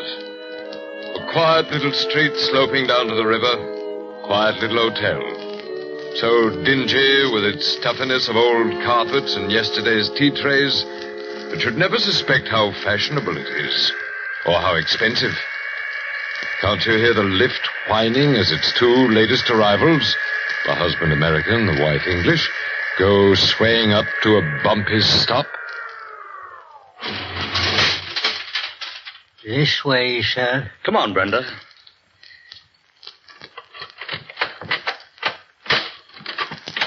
Will there be anything else, sir? That's all, thanks. Oh, wait a minute.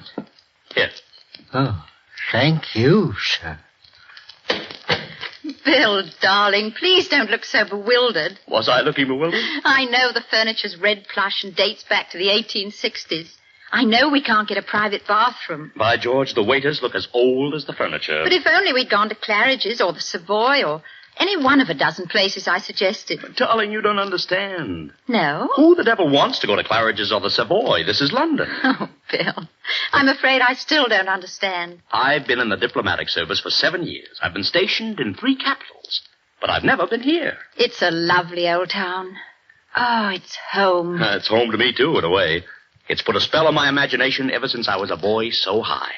Sherlock Holmes, Dr. Fu Manchu, hansom cabs rattling through the fog. Darling, you don't think we still ride about in hansoms. No, but it's the spirit of the thing. Here, look out of this window. Yes? Gray and black buildings. Twilight coming down. And yes, look down there. Where? I don't see anything. It's one of your famous barrel organs. Here, let's have the window up. It's under our windows, Brenda. What's the tune, dear? Do you know it? Oh, something about she was a lassie from Lancashire. It's a very old one. But it's right, don't you see? Everything's right. And if I crane out of the window sideways like this, I can see down to the river. That's where the bodies fall off walls and the police launches go out. Oh, Bill, please listen to me. Yeah? Put your arms around me. Look down at me. There. I have a funny face. I admit I have a funny face. I love you terribly, Bill. Mm-hmm. I don't mean any words like very much or a lot. Just silly and terribly. But of all the romantic Americans I've ever met, you have the most absurd and fantastic ideas about England.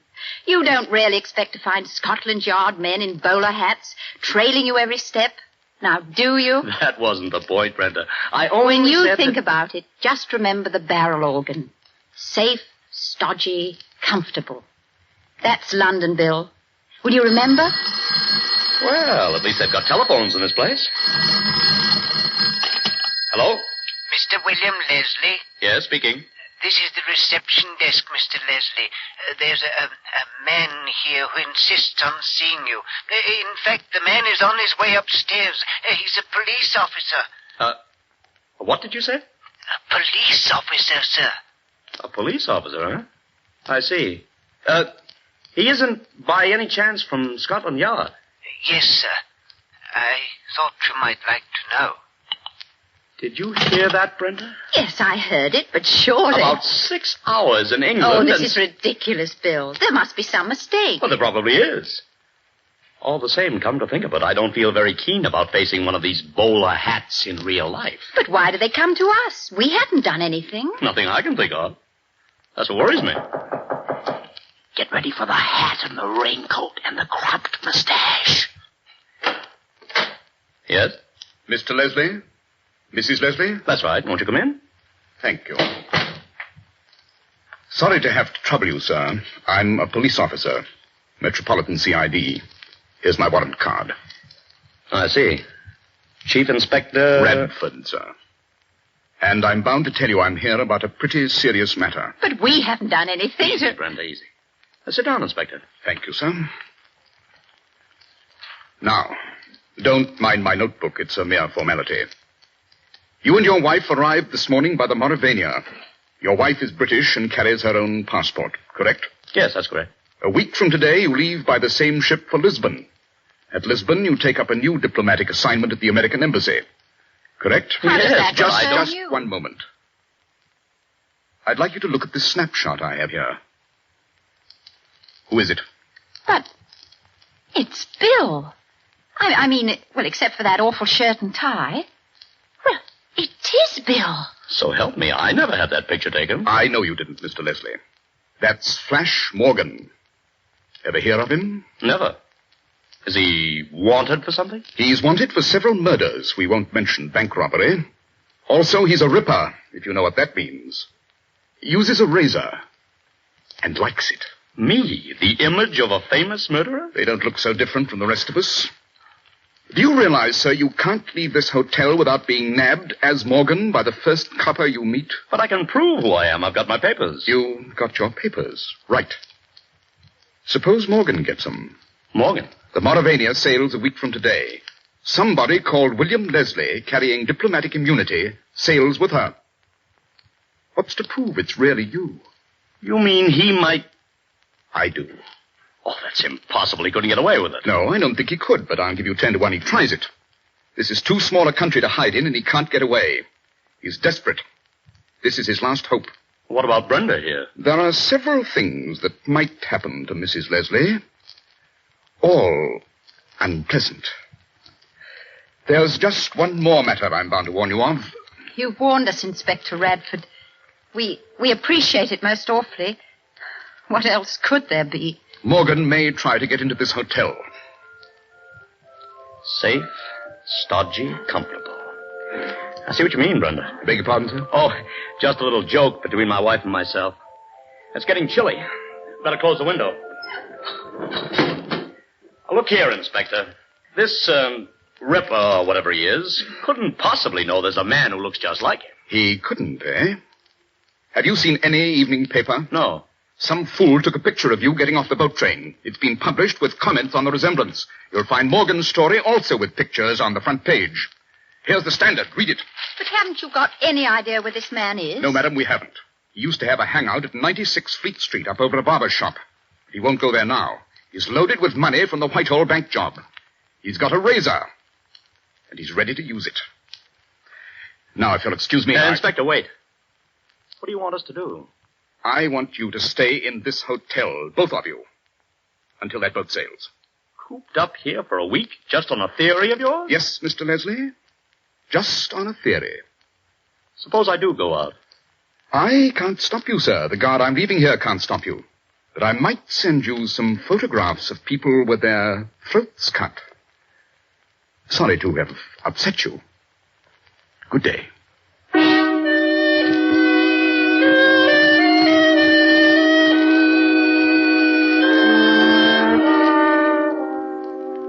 Hardly any change yet in the purplish-white tinge of early evening. No street lamps alight. But a thin mist, white with late October chill, is creeping up from the river as Bill and Brenda Leslie still sit in the red plush room, staring at nothingness. Brenda? Yes, dear?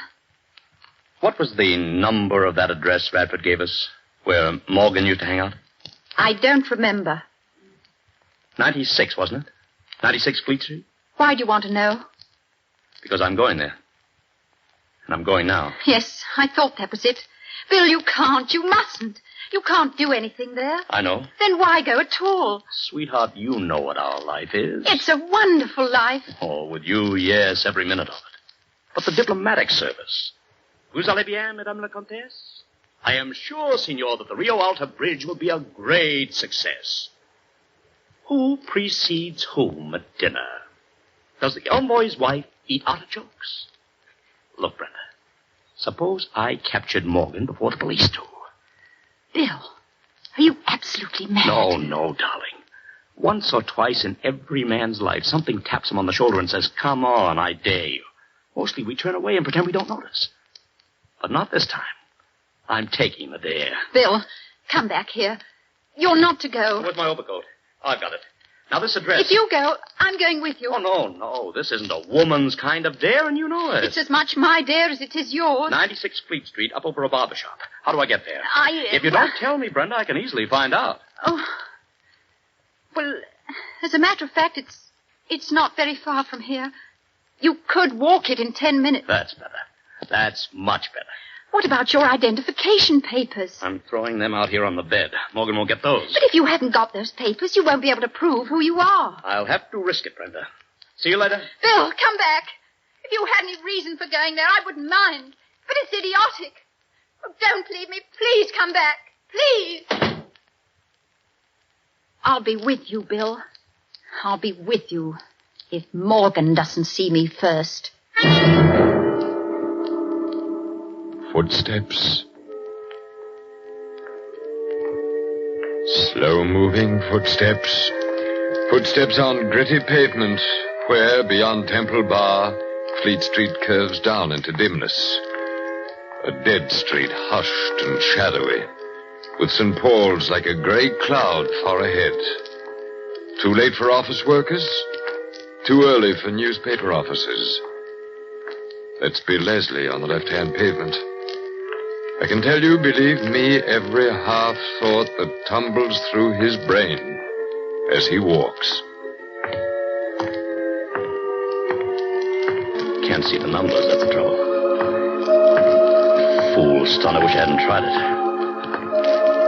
Can't turn back now, I'll seem afraid. What if something jumped out of one of these doorways? He's a ripper, if you know what that means. Are you absolutely mad? Mustn't remember things like that. Fleet Street. Dr. Johnson, 18th century. No people around. A street lamp's lighted. Good thing. I'd walk a little faster. No harm in walking a little faster. There. Number 34. Even number side of the street, too.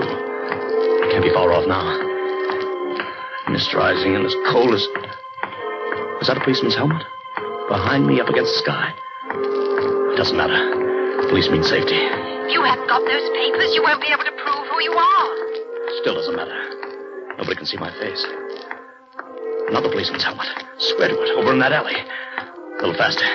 Take it easy now. Don't run. They can't possibly... You there! Stop! Wait a minute! Mustn't get panicky. How do you stop panic? Got to find that address. Got to justify myself. Got to... Run!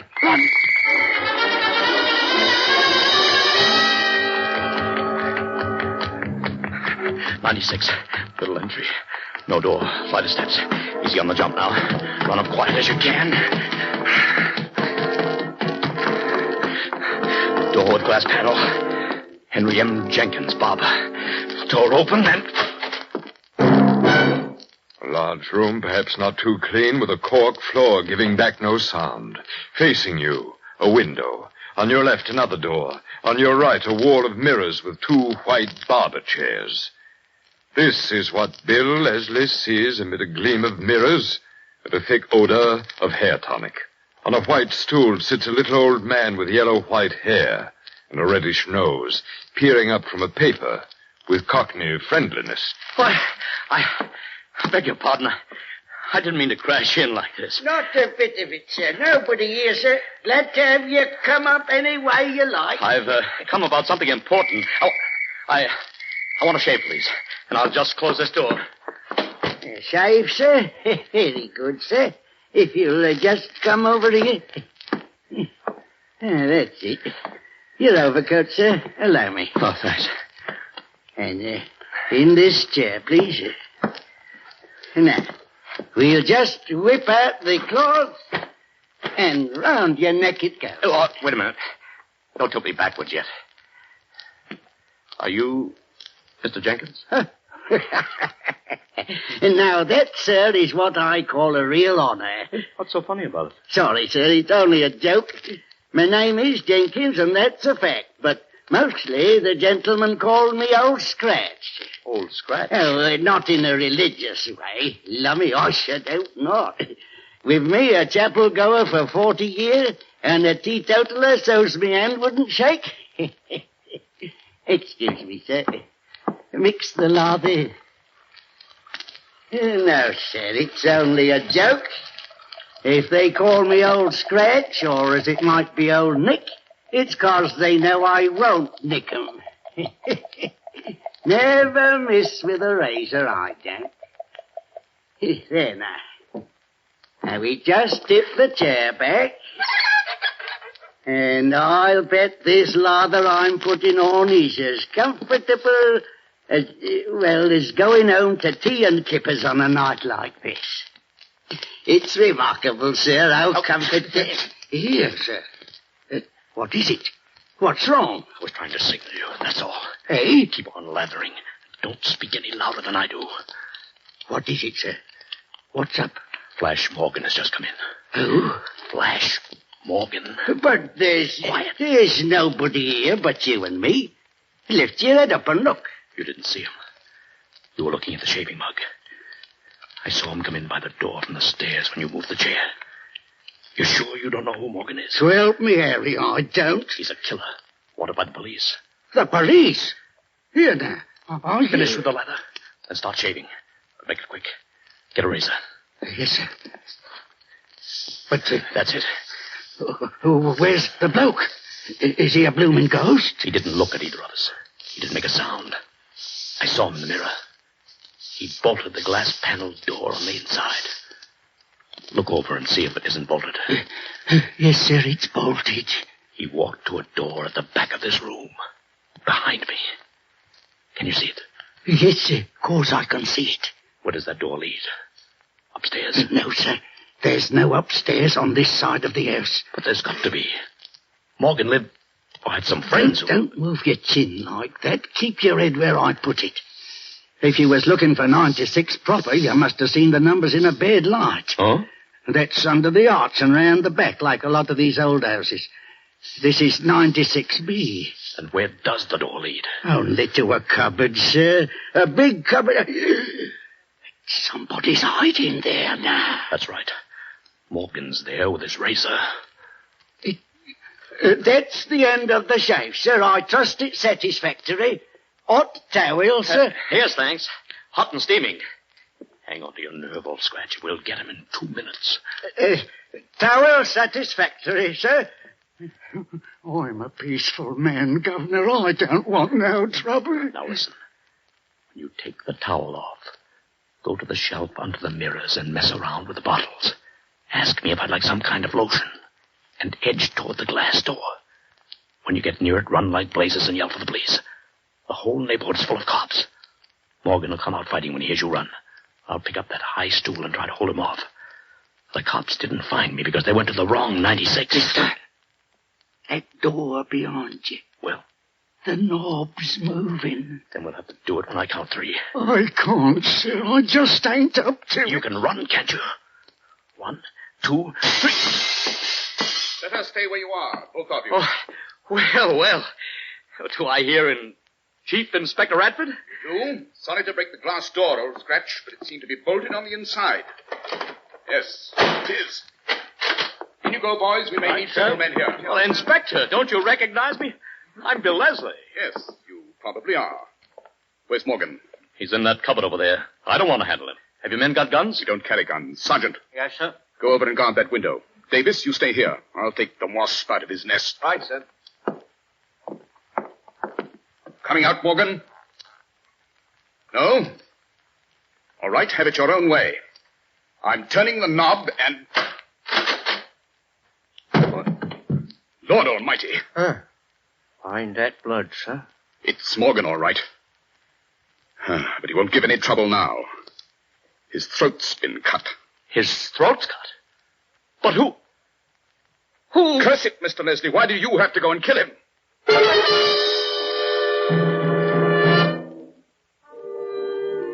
There's a famous building on the Thames embankment. Once red brick with white trimming. Now smoke darkened, redolent of old stone. Inside it looks rather like a hospital, does New Scotland Yard. Not far away down the Misty River, there's a great clock. As 3 persons sit in a small official room. Mr. Leslie, Why don't you tell us the truth? Inspector, I have told you the truth. So is old Scratch here. Ah, every word of it. Let's face it, Mr. Leslie. You killed Morgan, and you don't seem to understand the law here. How do you mean? To kill a wanted man, even a murderer, is just as serious an offense as killing the Prime Minister. I can't help you if you say you didn't kill him, but I can get you off scot-free if you admit you did it in self-defense. Look, Inspector, I never set eyes on Morgan except when he walked through that shop. Scratch never saw him at all. I never stirred out of the chair for 1 second. Scratch never left me. Never even took his hands off me for a second. Neither of us did it. Then who killed Morgan? I don't know. The door was bolted on the inside. The window was locked. How could anyone get in? I just don't know. You don't think a ghost got in and killed him? Well, what do you think happened? I know what happened. Oh? Oh, yes. You rather thought you and Morgan would try to corner each other. You were both in Fleet Street within 20 yards of each other when those police whistles blew. And you lost both of us. What happened in the meantime? You and Morgan met at the barber's. There was a fight, and you killed him unintentionally. I killed him with what? With his own razor.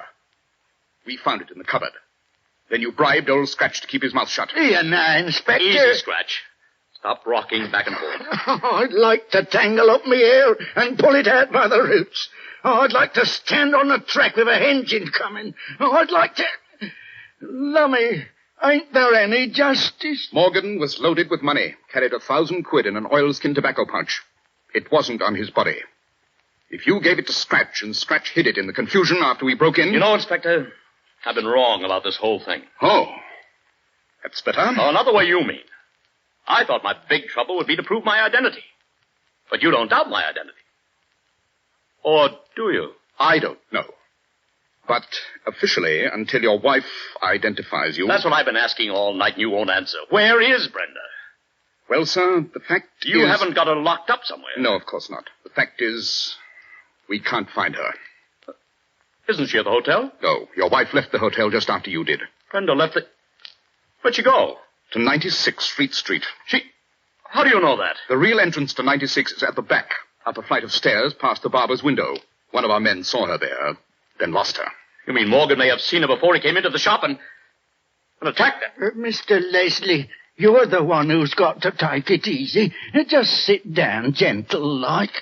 Do you see now why you've got to give up this crazy story that you didn't kill Morgan and that you and old Scratch were never out of each other's sight? But it's true. Don't you see what I want to know? Did Morgan kill your wife? I want to know whether there was any blood on the razor before you fought Morgan. This, as they say in the nursery books, is an office. That's a filing cabinet. You're smoking a pipe. I've got to hold on to things because they're getting blurred. Blast you, I never fought Morgan. Want to think it over for a while? Brenda's dead. That's what you're saying. Don't start to object. That's what you're intimating. And if Brenda's dead, on the course of it... Chief Inspector. Sergeant, keep out of here. I told you not to... Yes, sir, but I couldn't help it. She's here. She's been in the anteroom listening to every word you've said. Who's here? Mrs. Leslie. She says she wants to give herself up. Bill! Please stay where you are, Brenda. Mrs. Leslie. You want to give yourself up? No, not for murder. Oh, I'm so horribly frightened and mixed up. I don't know what I did say. But I had to talk to you because I saw the murder committed. You saw it from where? From outside the window, on the back stairs. Oh, Bill, darling, I got there before you did. You had to ask directions at the beginning. I saw you come in. Into the barber shop? Yes. But I think I'd have known what happened even if I hadn't seen it. Are you one of our women detectives, Mrs. Leslie? Oh, please, Mr. Radford.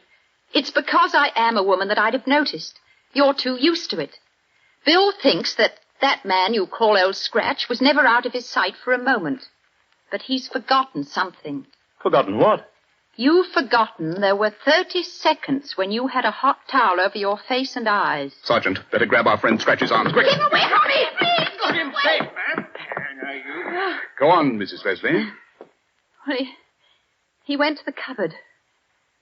He opened the door only partly and slashed inside. He dropped the razor inside and came back with an oilskin pouch of money. He put the money under a trap in the cork floor. It took less than 30 seconds if you timed it. It's a pity I ain't got another razor. Old Scratch never misses with a razor. Better put the cuffs on him, Sergeant. You see, I already guessed he was an accomplice of Morgan's. You what? Oh, Bill, you're so adventurous you won't use common sense. He was reading an evening paper with pictures of Morgan and you, too. But he said he'd never heard of Morgan. You spoke first, so he knew you were the American. And he saw a way of killing his partner, Morgan, for the money. If he just dropped that razor in the cupboard, the police would think it belonged to Morgan, wouldn't they? I'm afraid they would. Only I'm an awful coward. I was so paralyzed I couldn't even scream. Somebody chased me. Maybe it was the police. And I fainted in some old woman's room. Oh, Inspector, may I go to my husband now? You may, Mrs. Leslie, with the apologies of the CID. Bill, please take me away from London before your sense of adventure starts again. I don't understand these detective stories.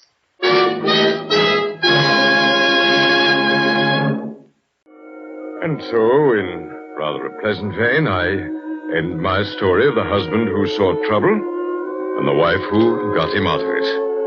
And as I, Dr. Fabian, ship's surgeon of the Mauravania, sit here in my cabin, B13, remembering this story, I wonder what other memories of strange and sinister happenings will come back as we touch at the other ports of our world cruise.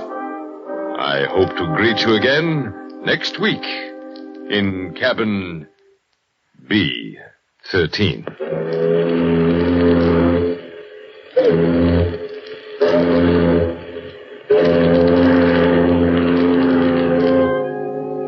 Next week, as the Mauravania docks at Cherbourg, Dr. Fabian will bring you from his cabin, B13, a story in which he himself plays a small part. A tale with not quite so pleasant an ending as tonight's. A strange adventure which he calls The Man Who Couldn't Be Photographed. Cabin B13 is created and written by John Dixon Carr, outstanding mystery novelist in both England and America, who is also famous as Carter Dixon. These Dr. Fabian stories are all newly written for you by Mr. Carr and have not appeared before on the air or in printed form. Dr. Fabian is played by Arnold Moss, and on tonight's drama, Joseph Curtin played Bill Leslie, with Naomi Campbell as Brenda and William Podmore as Jenkins. The music is composed and conducted by Merle Kendrick. Cabin B13 is edited by Charles S. Monroe, and the productions are directed by John Dietz. This is CBS, the Columbia Broadcasting System. Boston Blackie got its start in stories written by Jack Boyle. As a reformed criminal who has turned his life to fighting crime, he was an enemy to those who make him an enemy and a friend to those who have no friend. It spawned several films as well, before the radio series which ran from 1944 to 1950. Originally with Chester Morris in the title role and Richard Lane as Inspector Faraday from the films. These roles were later done by Richard Kalmar as Blackie and Maurice Tarpon as Faraday. In Death Comes to the Harmonica Man, Henry Peterson is shot by his girlfriend, Sally, but manages to go to the home of his racketeer boss, Bill Foster, who is Sally's ex-fiancé, and tells him who shot him before he dies.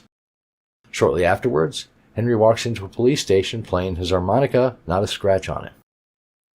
This is a fun and strange story with a lot of surprises. It aired on July 9th, 1947. Next, ABC Mystery Time, a great anthology series that put out high-quality mystery shows every week in 1956, and had an impressive list of famous guest stars in the episodes. The announcers constantly changed the name of the show, from Masters of Mystery, Mystery Time Classics, or just Mystery Time, but it was always ABC Mystery Time.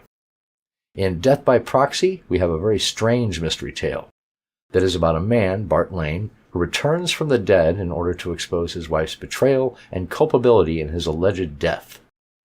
He enlists the help of a reporter to bring the guilty to justice. A really fantastic story. It combines murder, suspense, revenge, and surprise after surprise. I don't know the original broadcast date.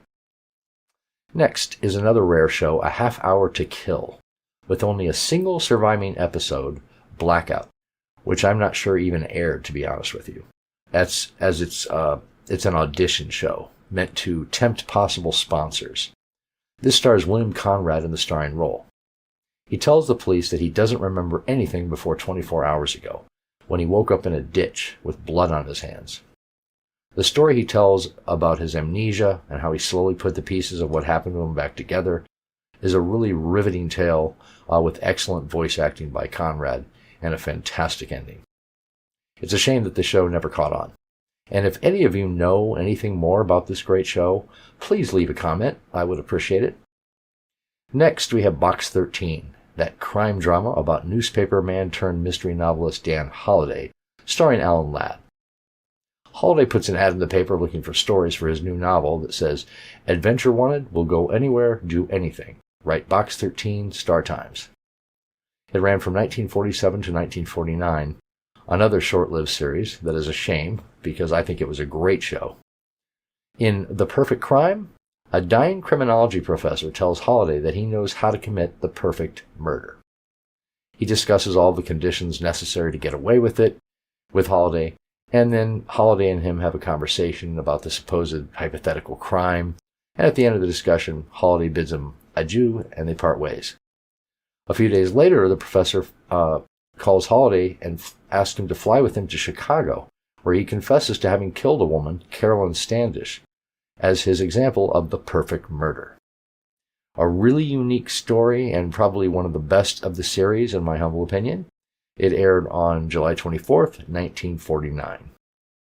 Next, another lesser-known show, The Crime Files of Flamond, which ran in 3 different iterations between 1946 and 1957.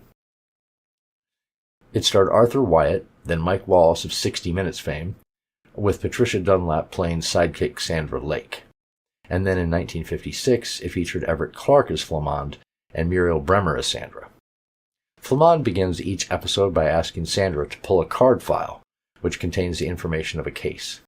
He then investigates the case, and in the final scene he reveals the clues that gave away the solution. In Ruinous Report, which aired on April 25th, 1948, Mr. Sterling Canby has had 4 attempts on his life so far. He believes the way to catch the would-be murderer is by faking his death or suicide.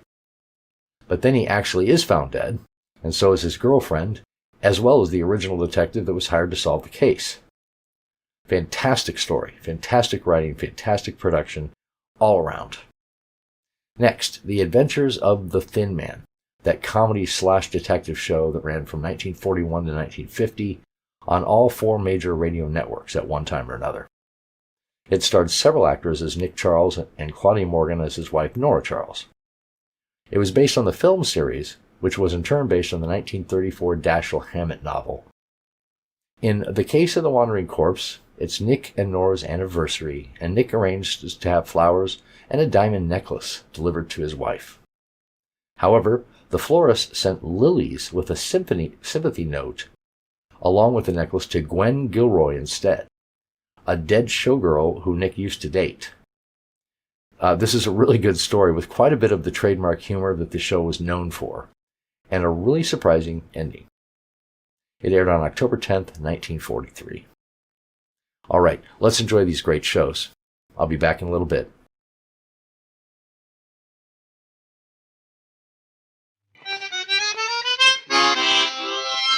Gee, I could listen to that all night, Henry. Like, huh? Sal, you play too easy. I've been playing this thing all evening. Well, play it some more. Well, a little. Ah, that's wonderful. Not too loud, Henry, the neighbors. Yeah, that's better. You should be able to get a job in a night spot easy the way you play. I bet you'll find a job tomorrow. Oh, I tramped all over town today, and it was nothing doing. Well, you didn't expect to ring the bell your first day in town, did you, darling? Yeah, I'd better ring it soon. I'm low on dough. I'll lend you some. Excuse me? Yeah, Hello? Sal, this is Bill. What do you want? Not what you think. No? You tossed me out of your life, I'm not going to bounce back. I want... You want what?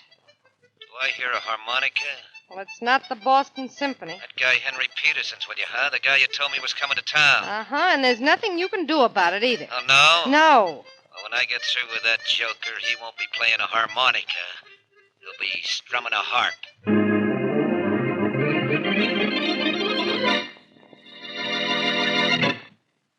And now on to Dick Calmer as Boston Blackie. Enemy to those who make him an enemy. Friend to those who have no friend.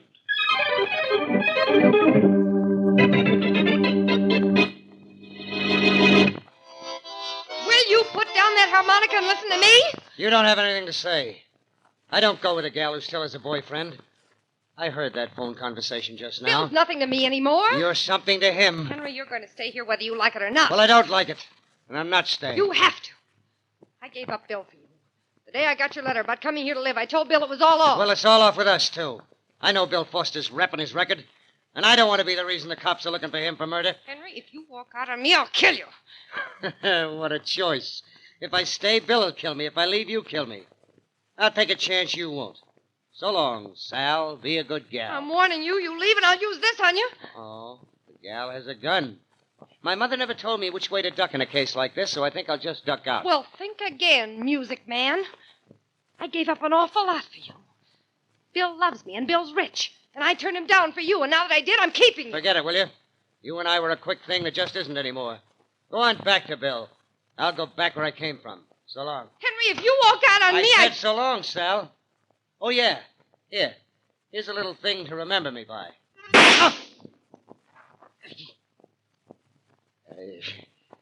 You shouldn't have done that, Sal. That hurt. Should have done more than that. Should have killed you. Well, why don't you fall? Why don't you die? Give me that gun. You don't want the gun anymore. Give it to me. What are you going to do? What I started out to do. Walk out on you. But I'm taking the gun with me. I'm shot bad, but I said I was going out of here. And I meant what I said.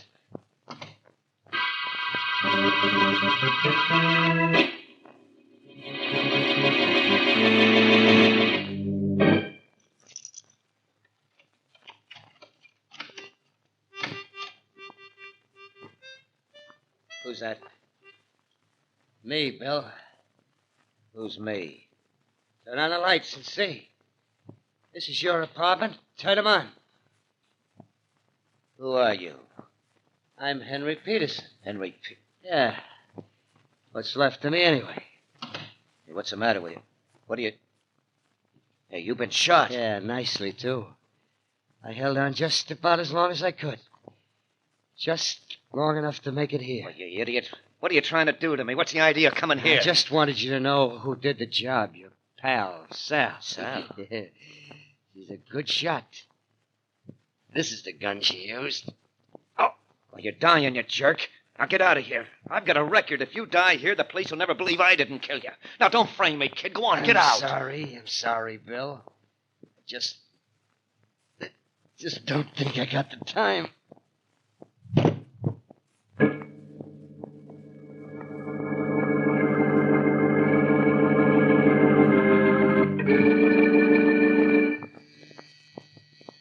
Answer the door, Mary. Oh, Blackie, are you getting lazy? No, I'm getting this letter finished. No, I'm getting impatient. Yes? Is Boston Blackie in? Oh, yes. I'm Yes, Sally Rogers. I'd like to speak to him, please. Yeah, come on in. Thank you.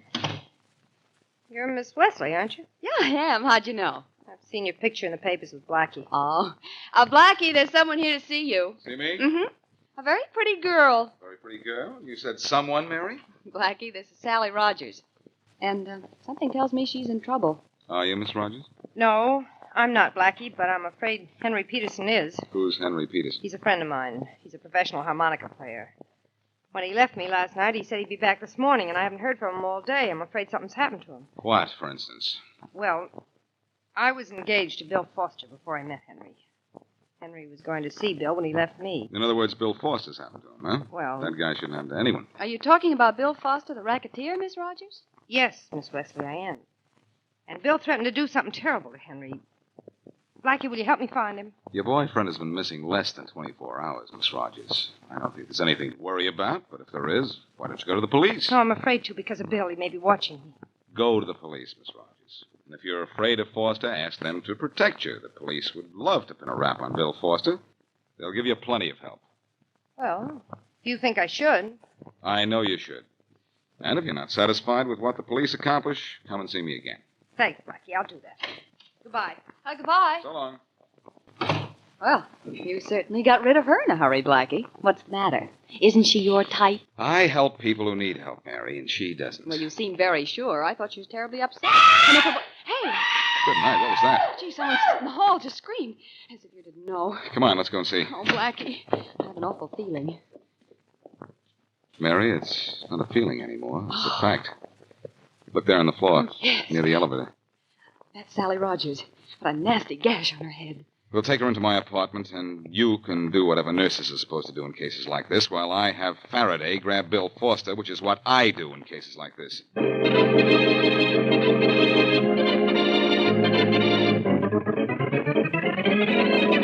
Foster, what did you do with Henry Peterson? Let me handle this, Faraday. Foster, where did you hide Peterson's body? Blackie, I've never even seen the guy in my life. How many times do I have to tell you? We don't want to hear you say that again, Foster. We want the truth. I'm telling the truth.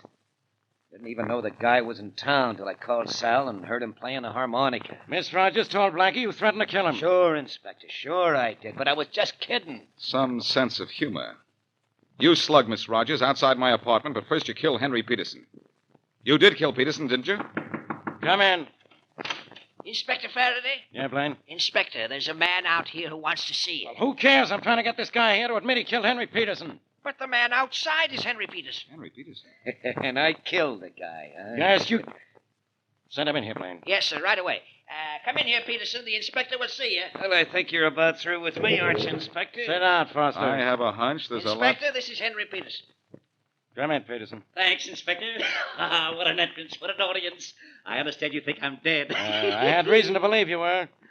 That'll be all, Blaine. Yes, Inspector, sure.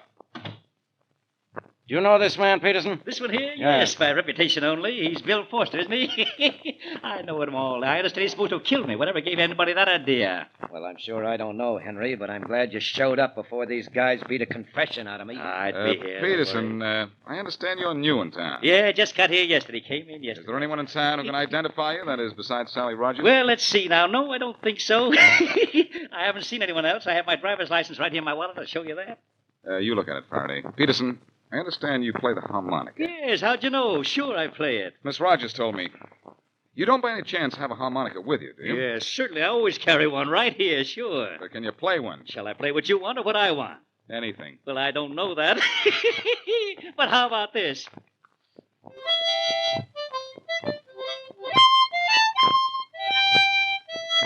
Well, Blackie, what happens now? I don't know. Only I don't feel too badly, because I guarantee you don't know either. That's enough of the harmonica, Peterson. Here's your wallet back. Little number I wrote myself, okay? Well, Faraday, do I go now? Yeah, Foster, you can go. Wait a minute, Faraday. Keep Foster under guard until we've made one more test. What more do we need to believe this guy is Peterson? His driver's license says he is. He plays the harmonica the way he's supposed to. But he ran out on Sally Rogers the way he wasn't supposed to. Let's take Peterson up to my apartment to see Miss Rogers and see what name she calls him.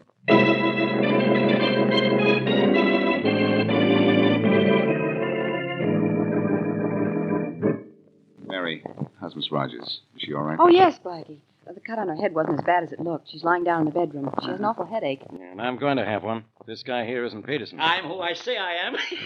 Take me into sound. You prove it. Yes, sir. Okay. Let's stop this nonsense. Come on, Faraday. Bring him into the bedroom. I'll show you I'm right. Come on, Peterson. I'm right with you. Driving back. Miss Rogers, are you awake? What? Oh, Blackie, hello. Miss Rogers, I'm Inspector Faraday of the police. Hello. This man says he's Henry Peterson. Oh, hello, Henry. Where have you been? Sal, baby. Is this Henry Peterson, Miss Rogers? Of course. Henry, what happened to you? Blackie, I don't know why you're standing there with your mouth open. Except maybe it's because this case is closed.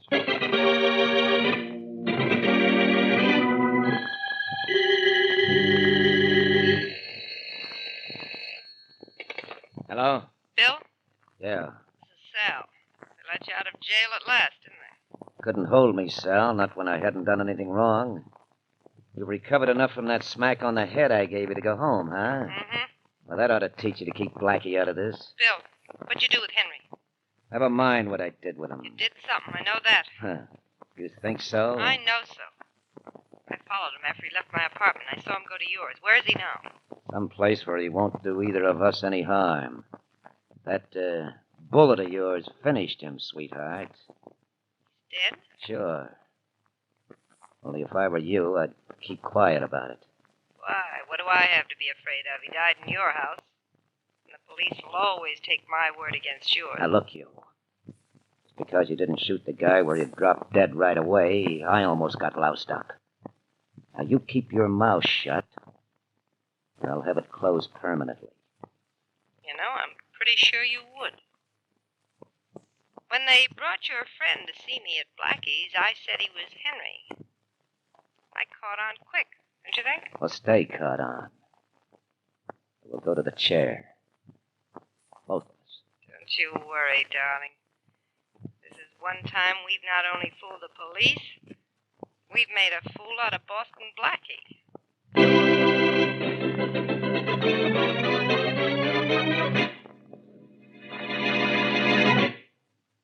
And now, back to Boston Blackie.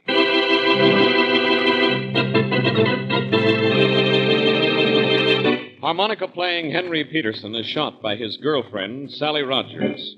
Wounded, he goes to the home of racketeer Bill Foster, Sally's ex-fiancé, and after telling Bill who shot him, dies.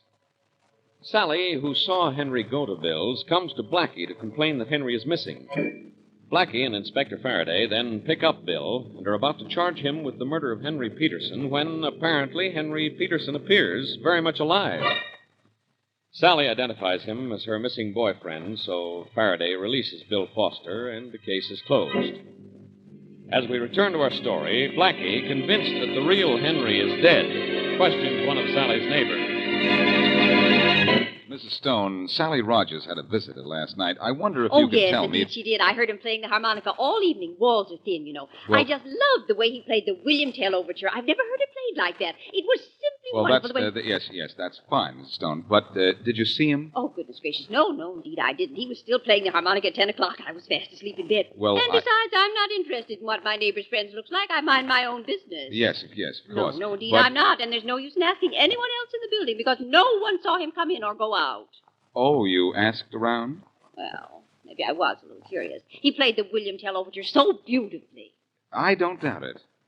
Wonder why he played the William Tell Overture when the funeral march would have been so much more appropriate.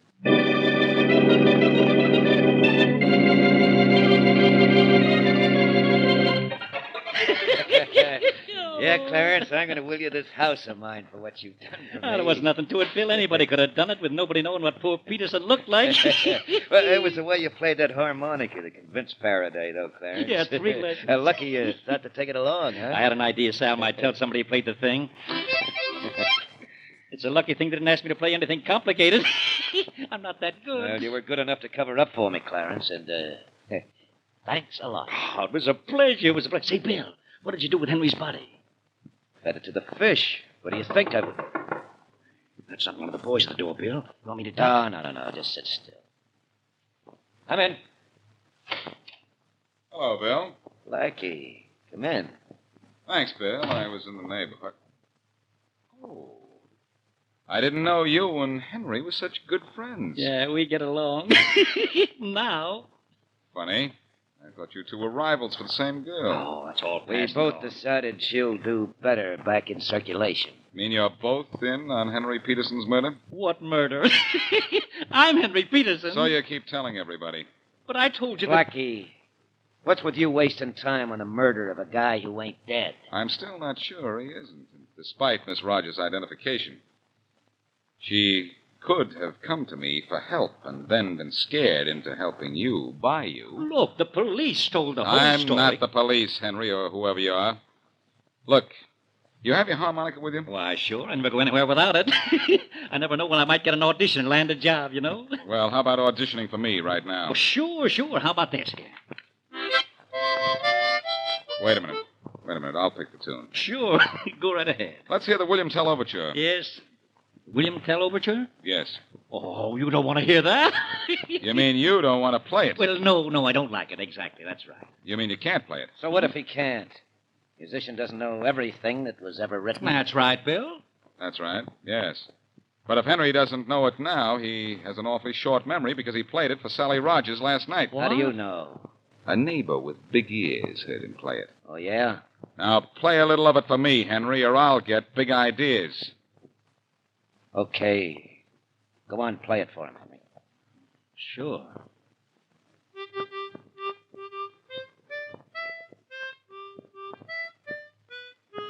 That's not very good, Henry, and you're not Henry. What do you think you're doing there, our soldier? And here's one for you, Blackie. You walked into that one, Blackie. So it looks like I'm the one that'll walk out of here.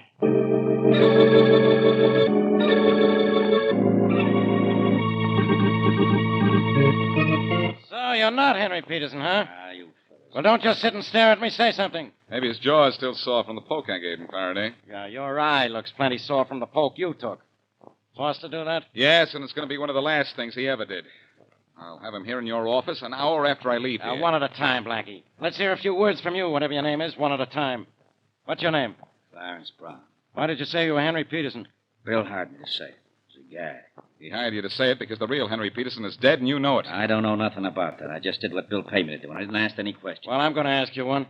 Where's Foster now? I don't know. Don't waste time asking him, Faraday. I said I'd find Foster, and I will. But I'm going to find our man by finding a woman first. All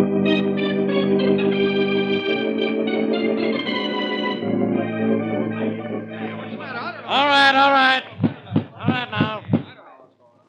You men are supposed to be detectives. Okay, bring in a killer. And do it fast. I want a guy named Bill Foster brought in here. I want him here tonight. But, Inspector... I don't want to hear any buts. No buts. All you guys have a description of Foster? You know what he looks like from that picture we had made up. Now get him. And get him before Boston Blackie does. You either live up to your jobs as detectives, or if Blackie gets Foster first, you'll never live that down.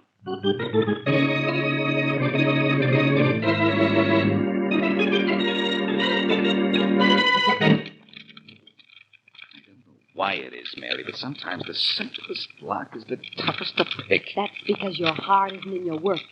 If the lock isn't complicated, Blackie, you just don't get a kick out of it. Well, I'm going to get a lead to the real Henry Peterson and to Bill Foster's whereabouts out of this lock if I can pick my way into Sally Rogers' apartment. Oh, there. That did it. Open sesame. Yeah. Well, we're in. Oh, what are we in for? A long search for nothing? Well, maybe, Mary. But close the door, and let's go to work just the same. I don't see what it'll prove if you do find a clue to Peterson here in Miss Rogers' room. She admits he was here. Mary, we don't know what the real Henry Peterson looks like. And I have a hunch a body is going to turn up unidentified very shortly. But that's not as important as finding a lead to Foster. That's what I really want. I wonder what was spilled on the rug over here. Where? Here. This whole end of the rug near the door. Something was either spilled on it, or Miss Rogers got tired of trying to clean the entire thing. That whole end of the rug has just been cleaned, Mary. Yeah. In fact, it's still a little damp from the cleaning fluid. Well, whatever was spilled on it has certainly made a big stain. Mary, I think the stain on this rug is going to put Henry Peterson's killer in a spot.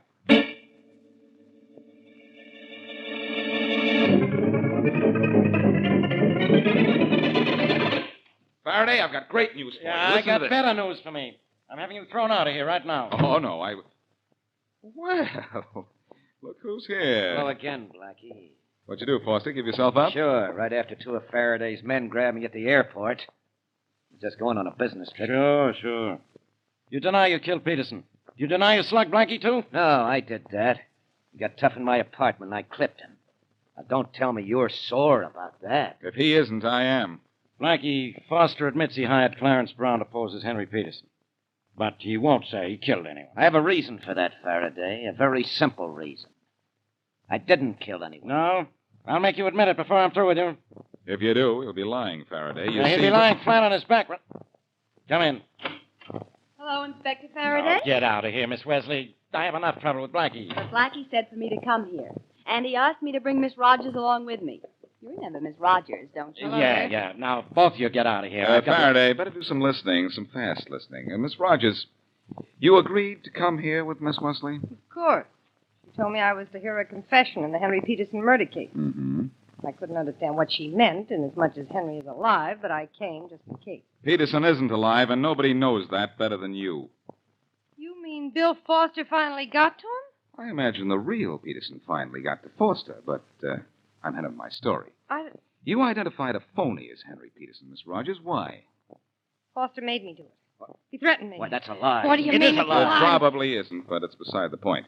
You identified an imposter as Peterson because you thought our investigation would stop right there. You wanted that. Because you killed Henry Peterson. Are you kidding? Oh, wait a minute, Blackie. You can't accuse Can't her. I? Faraday, there's a spot on the rug in Miss Rogers' apartment, a big spot. She tried to clean it up, but it didn't work. Your laboratory men will prove it's blood. What they don't know is that it's the real Henry Peterson's blood. They don't... Better say that slower. Better listen faster. No. Faraday, Miss Rogers shot Peterson. He staggered out of her place and made it to Foster's apartment. There's a recently cleaned stain on his rug, too. I know. I just came from there. All right. You have the story, Blackie, but you got it backwards. Foster killed him, and he managed to get to my place. I got scared. You lying little rat. Take him away from me. Hold it, Foster. Hold it. I know she's lying. Her next-door neighbor, a woman with very good ears, was a big help to me.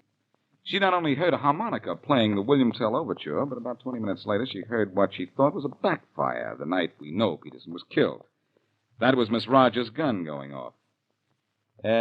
Peterson did get to your house, didn't he, Foster? Sure, and he died there. You could see the spot I was in. He came to tell me it was Sal that killed him, and then he died. I had to get rid of the body. The cops would have built a foolproof case against me. Even had the murder gun with him. And he told you that Miss Rogers shot him? Yeah, that's right. He's telling the truth, Faraday. You can grab Sally Rogers. Nobody's going to get me for anything. Where I'm going alone. Grab him, Blackie. I've got it. I've got it. Quiet down, Miss Rogers. Quiet down. Right now, Faraday will take you off my hands because you're going into the arms of the law.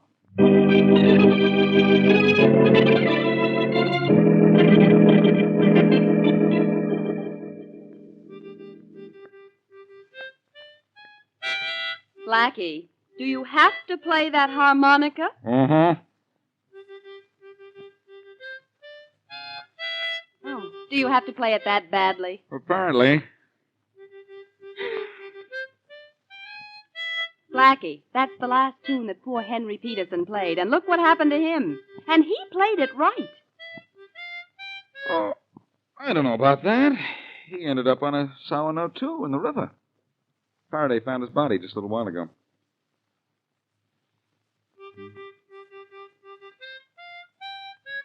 Oh, I've got to learn to play this thing, Mary. Why? Well, a harmonica solved this case. Well, you'll never be able to solve a harmonica. That's a heck of a note, isn't it? Oh, so's that.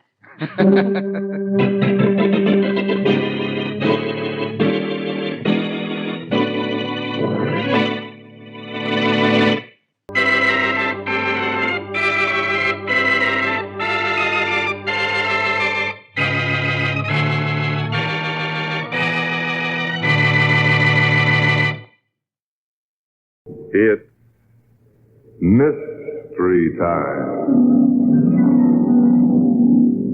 Time now for the best in mystery. Tonight on Masters of Mystery, an exciting melodrama entitled Death by Proxy. Sure, I can prove I'm Bart Lane. What are you getting at, Cobb? Nothing much. Just that you're dead. Dead? That's right. Take a look at this. You, my friend, were buried in New Lawn Cemetery a year ago. Good evening. This is Don Dowd, your host for Mystery Time. Back again to introduce another in ABC Radio's great Monday through Friday lineup of mystery dramas. Every night at this time, a new and different story. Our drama tonight on Masters of Mystery, presented live from New York, is written by Jerry McGill. Listen now to the story of a man who confronted his wife with a ghost of the past. Himself. As Masters of Mystery brings you Death by Proxy. Death by Proxy was plenty offbeat. It started in night court after Bart Lane got out of a disorderly conduct charge with a $50 fine and caught. He was a big, handsome guy, sunburned the color of copper. I was curious. I latched onto him and got him into a neighborhood bar. He had trouble, lots of them. Jeff Cobb. So you're a newspaper guy. Yeah. What's your line? Mining engineer, prospector. What were you looking for in that apartment you crashed? My wife. Oh, so that's why you slugged the guy that opened the door. No, he thought I was after his wife. He got nasty and I lost my temper. The Amazon jungle makes you jumpy. Oh? How long were you there? 5 years. I got lost. And you came back and expected to find your wife in the same apartment? Yeah. It was foolish considering we'd almost called it quits before I left for South America. But you know, some women are like jungle fever. They never really get over it. It goes, but usually comes back. I gotta find her, find out if I'm cured. Let me buy a drink, pal. Maybe I can help you find your wife. Thanks. The bartender, 2 more, doubles. Okay. How can you help me, Jeff? Well, it's a lot harder for people to get lost in the city than in the jungles of the Amazon. You leave her any money when you went prospecting? $5,000 in joint savings and bonds. She closed the account and sold the bonds. Mm-hmm. Any chance she could have used it to get a Mexican divorce? Maybe. And you still want to find her? I was reported missing, probably dead. But you want to find her? Yeah. Okay, Bart. We won't find her here. Skip the drinks. Let's go dig the morgue file and see what gives.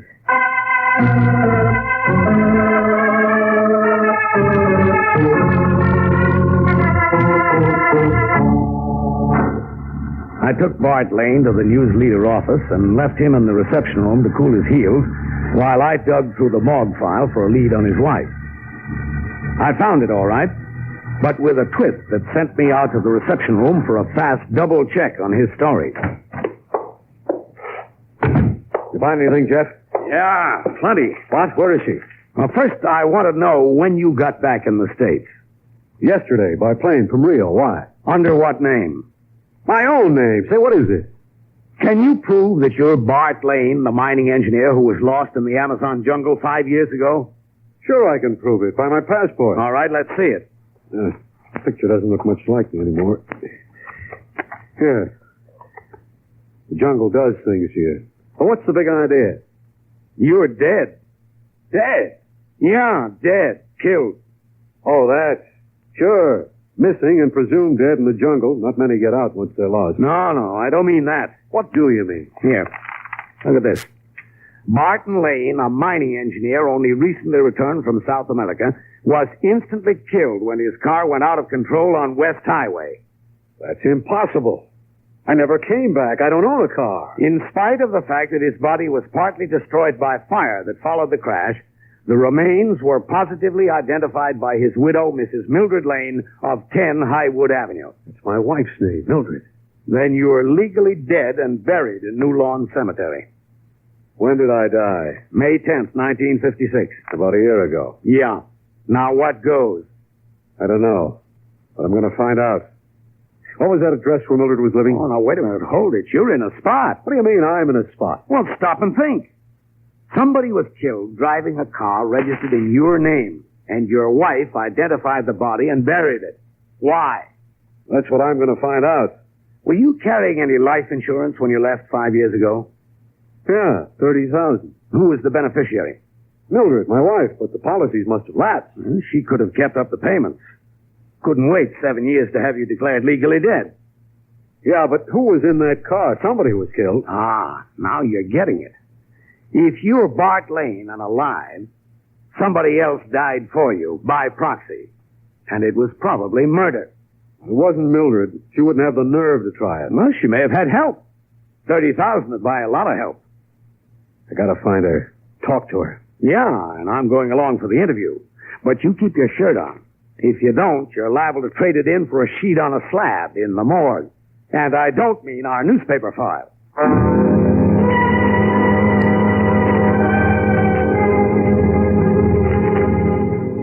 I got my car out of the garage and drove Bart Lane over to the last known address of his wife. Number 10 Highwood Avenue turned out to be a fairly plush apartment building. I questioned the switchboard operator. Well, I'm sorry, but there isn't anyone by the name of Mrs. Mildred Lane living here. Uh-huh. How long have you been working here? About 6 months. Mildred Lane's husband was supposed to have been killed in an auto accident about a year ago. She gave this address when she claimed the body. I heard about that from the girl who ran the switchboard before I took the job. What did you hear? Oh, just that her husband was killed right after he came back from South America. Been lost in the jungle or something. That's the woman. What happened? She move out? No, she's still here. Well, under what name?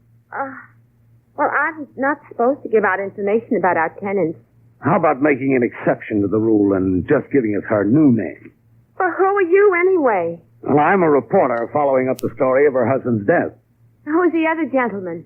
I'm Mildred Lane's dead husband. Dead husband? Oh, you're joking. No, he's not. Now, do you want to give us her new name, or do you want to tell the police? Well, she's married again. What's her husband's name? Mr. Dean, Malcolm Dean. They live in the penthouse now. What's his business? He's a builder. He has a new development out on Sunset Heights. Are they in now? Well, Mr. Dean hasn't come in yet, but Mrs. Dean, I mean your wife is. And do you know when Dean moved into this building? Oh, about 2 years ago, I think. I see. Thanks. Well, what do you make of it? Oh, it could mean that your wife knew this Dean guy before you died. And it could also mean that he was in on your accidental death. So what? Well, that would mean that we're dealing with two murderers, not just one. I don't give a hoot. I'm going up to her apartment. Sure, but just let's play this smart. Let's get some proof, then let the police handle it.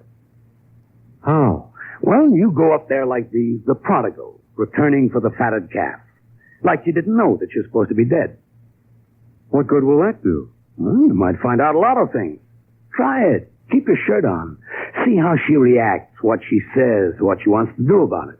I don't know if I can carry it off. Try it. You can always call the cops, and I'll be waiting right here. Well, okay, I'll try it.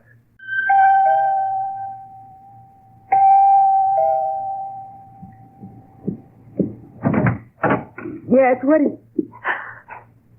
Bart! Hello, Mildred. What, is it really you? You're supposed to be dead. Yeah, I know. Lost in the jungle. How did you find me?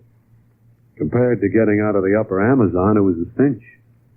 When did you get back in the States? Yesterday. Mildred, you don't seem very glad to see me. Oh, I am, believe me. I am, Bart. It's such a shock. I thought you were dead. The report was exaggerated, as they say. Well, aren't you going to ask me into your swank apartment? Oh, yes, of course. Come in for a moment, but... But what? Bart, it's awful. I don't know how to tell you. I'm married again. So I gathered. From a new name in this place. You did all right. But I've got to talk to you. Explain, but not here, not now. Afraid of this new guy you married? Dean, Malcolm Dean? No, but he's coming home in a while. Good, I'd like to meet him. No, please, Bart, let me talk to him first, alone. Why? Well, explain to him. It'll be... The same gal, the same Mildred. How much time? Until tomorrow. Where are you staying? Nowhere. I've been looking for you ever since I landed. Do I still mean that much to you, Bart? What do you think, baby? No, Bart, please, give me time. Well, this Dean guy must be pretty good. Oh, not like you, Bart. Older, different. But he's very kind. I don't want to hurt him. You've changed, honey. Bart, tell me, have you any money? I mean, enough to stay somewhere near here until I can settle things with Malcolm. Yeah, I guess I can manage to live a few days. Well, there's a motel down on the highway at the end of the street. Could you go there and wait till I phone you? When? Okay, Mildred. Oh, you darling. I'll save that. All right, Bart. Tell me, do any of our old friends know that you're back? Just you, honey. I wanted it to be a surprise. I'm glad. Please go now, Bart. Please. I'll call you at the motel later tonight.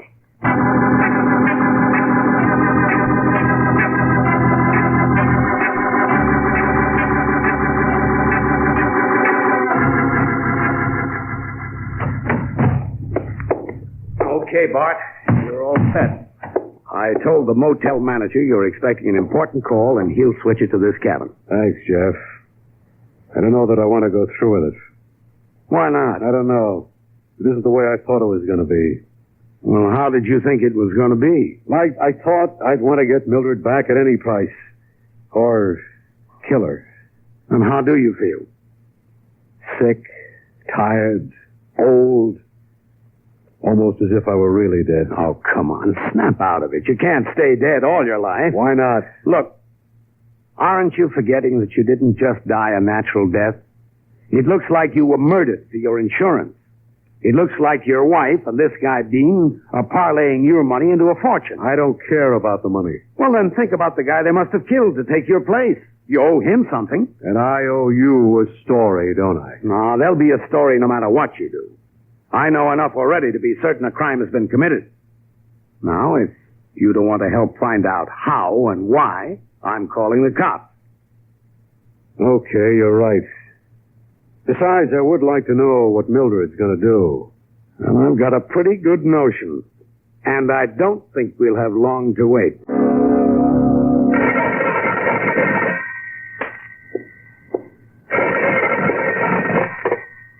Hello, Sunset Heights Development. Malcolm, Oh, hello, Mildred. why haven't you come home?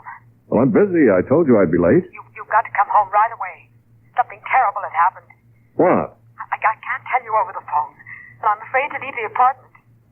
What's happened? He's alive. He didn't die in the jungle.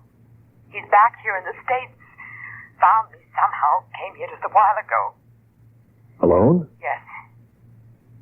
Does he know about the accident? Didn't act as if he did. How long has he been back? Only since yesterday. Where is he now? Well, I persuaded him to give me a chance to talk to you first, alone. He's gone to the Highway Motel and promised to wait until I called him later tonight. Yeah, well, good girl, good girl. That was using your head. Well, what are we going to do? What did he find out Well, about? how did he act? What did he say? Does he want to meet me? Yes, he wants to talk to you. He acted strange. Not at all surprised I'm married again. Yeah, well, good. Good. That gives us time, a chance. To do what? To sound him out. Maybe buy him off. He said he had money. He looked prosperous. Does he want you to get an annulment? Go back to him? No, he didn't say. I made him leave, go to the motel until I could talk to you. Okay. That was smart. Now listen, you call him and get him to come up here to the development. Get your car out of the garage, pick him up at the motel. Bring him up here to the office. But what if he won't take money to go away? Well, in that case, there'll have to be another accident. Now, you call him. No matter what you have to say or do, get him up here. Tonight. There's your call, Bart. Take it. Suppose she wants to come here. Well, let her come. Listen to what she has to say. I'll get out. Yes? Are you Mr. Lane? Yes. Who's calling? I'm the girl in the switchboard at your wife's apartment building. Oh, yes. Look, I don't know if I should be telling you this because I really shouldn't have been listening. But your wife called your husband, her other husband, Mr. Dean, at his office. All right, miss. Why did you call me? Mrs. Dean, your wife is going to call you. Yes, I know that. But she's going to get you to go up to the new development on Sunset Heights and meet Mr. Dean. Good. But why are you calling and telling me this? Because I think if you don't take money to go away, they're going to kill you.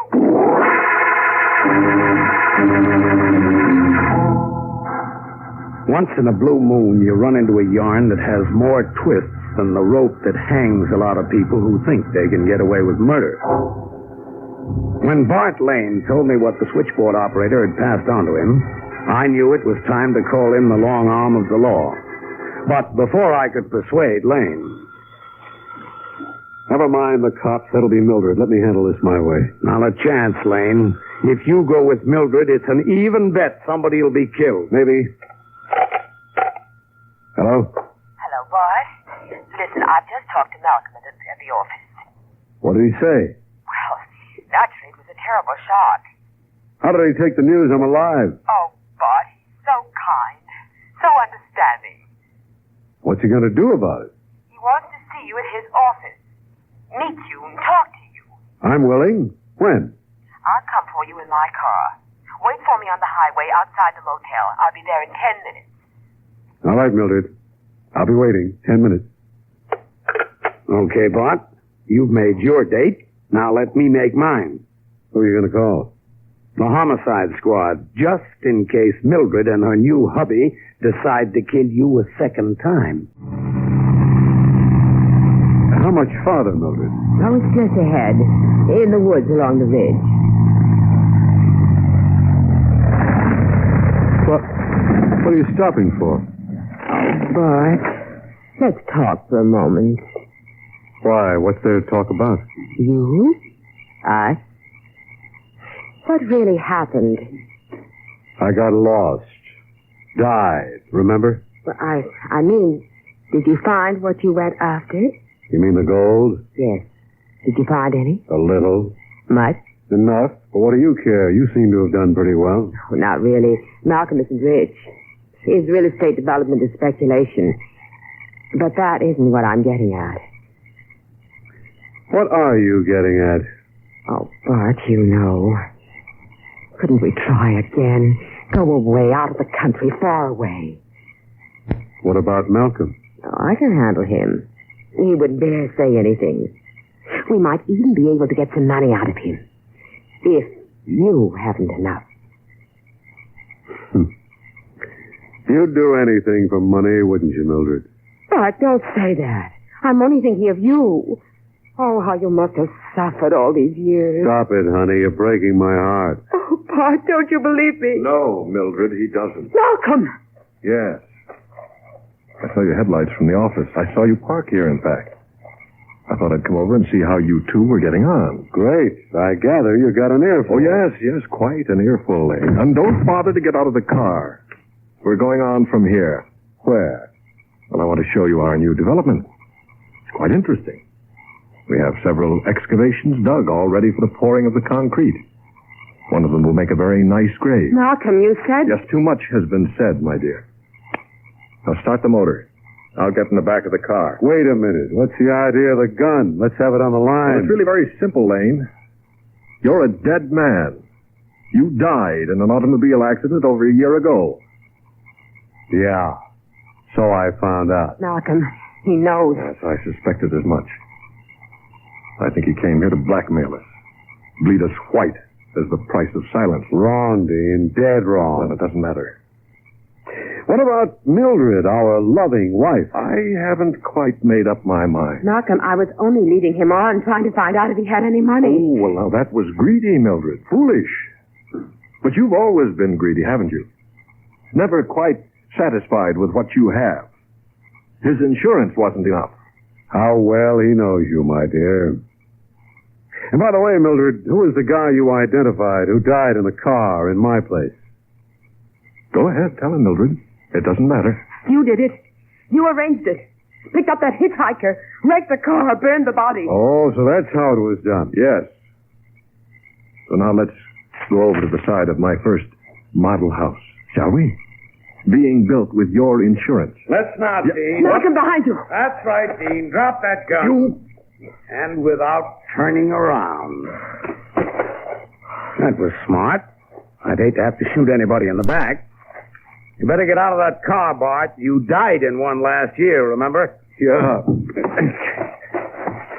Thanks, Jeff. Where are the cops? Oh, I thought they might be a little tardy, so I tagged along behind when you drove off with Mildred. They'll be here any minute now. Bart, help me.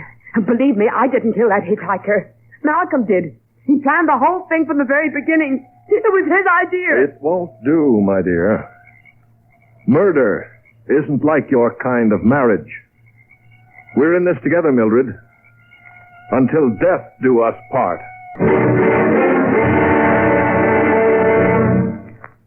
This is Don Dowd again, your host for Mystery Time. You have just heard Masters of Mystery live from New York. Tonight's play, Murder by Proxy, was written by Jerry McGill and produced by Clark Andrews in association with Ronald Dawson and Robert Arthur. Featured in tonight's drama were Everett Sloan, George Petrie, Kathleen Cordell, and Lyle Sudrow. Next Wednesday and every Wednesday night, another presentation of Masters of Mystery. Tomorrow night, Mystery Time brings you Mystery Classics, presenting Death Rides the Storm by John West. Be with us then, won't you? This is Don Dowd, your host for Mystery Time. See you tomorrow night. This program came to you live from New York. Do you have a half hour to kill? Then stay tuned to Half Hour to Kill. Your company, makers of your products, present another study in murder and suspense. From the pen of Robert Webster Light comes Blackout, an unusual tale especially designed for your Half Hour to Kill.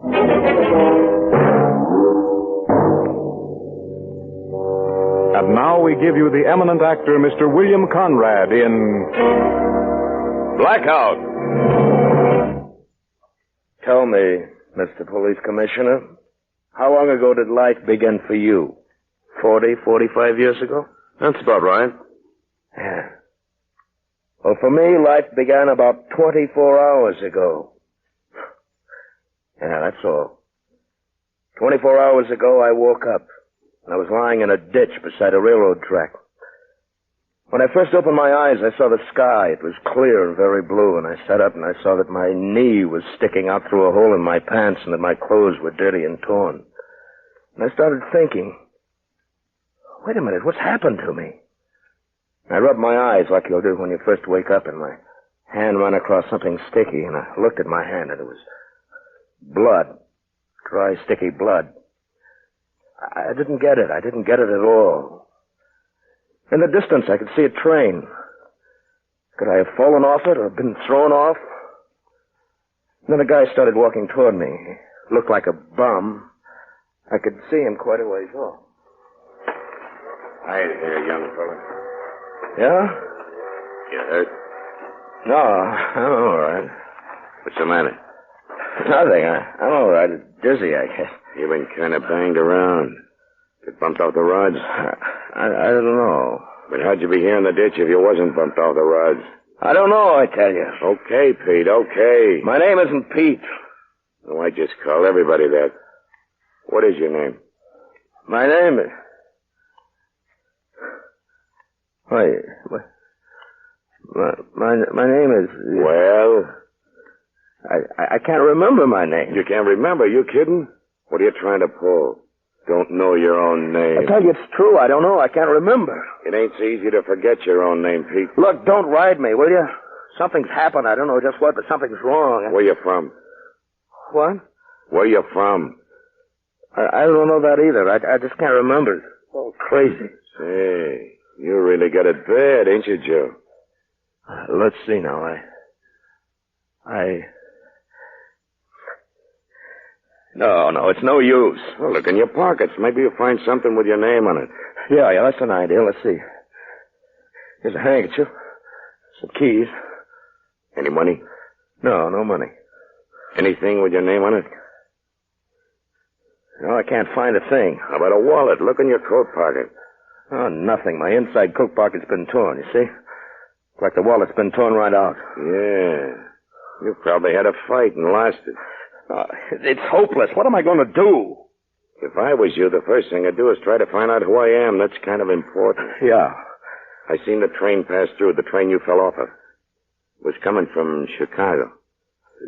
Chicago? Yeah. It ain't far back. I'd get there if I was you and start asking questions. Then I'd get myself to a hospital. You don't look good, Pete. You don't look good at all.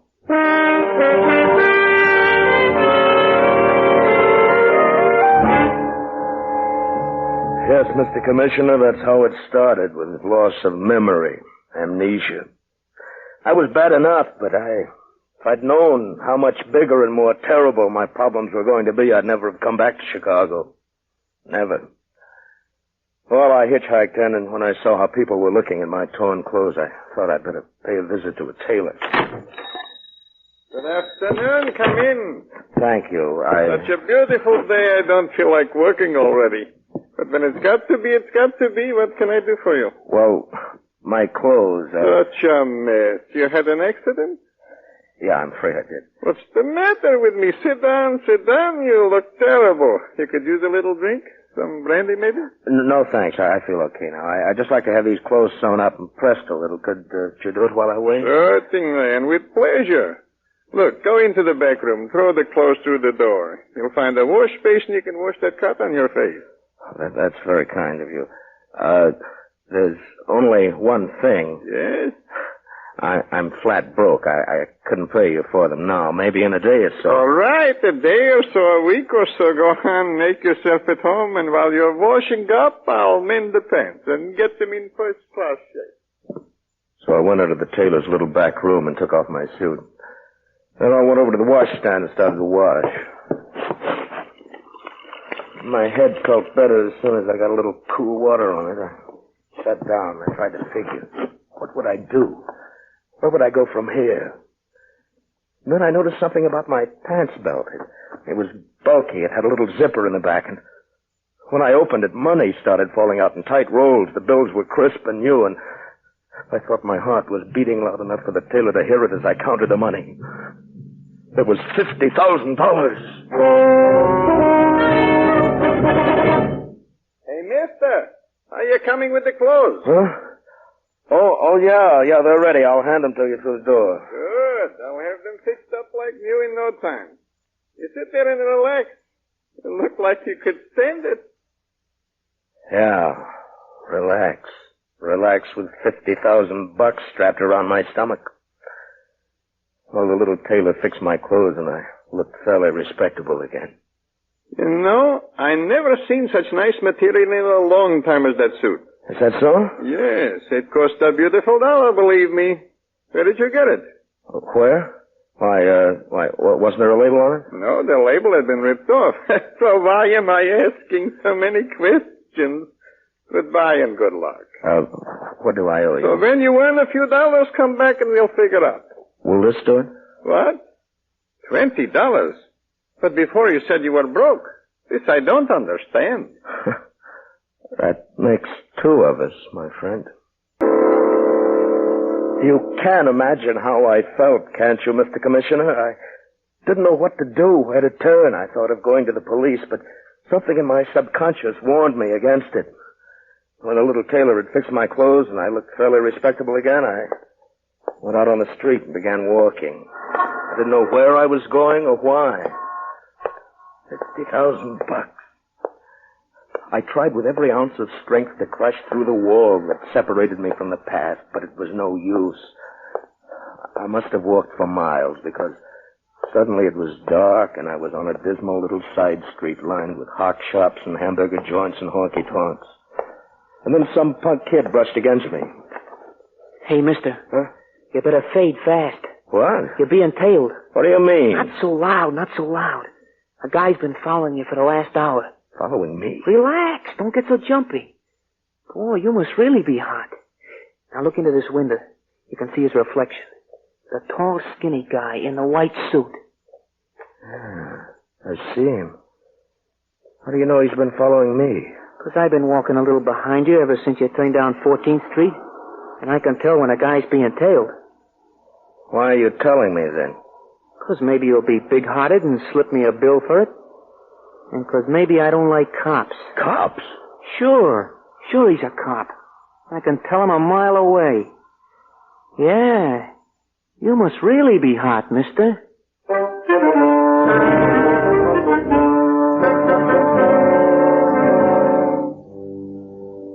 It's easy to say now that I know what I should have done, Mr. Commissioner. I should have gone up to this guy and had a showdown right then and there, but panic is a funny thing. It begins almost before you know it, and there's no cure for it. No cure at all. I began running as fast as I could, and I brushed against people, and I stumbled, and I didn't stop until my wind gave out and my legs weighed a ton. Then I looked back, and I'd lost my friend in the white suit. But for how long?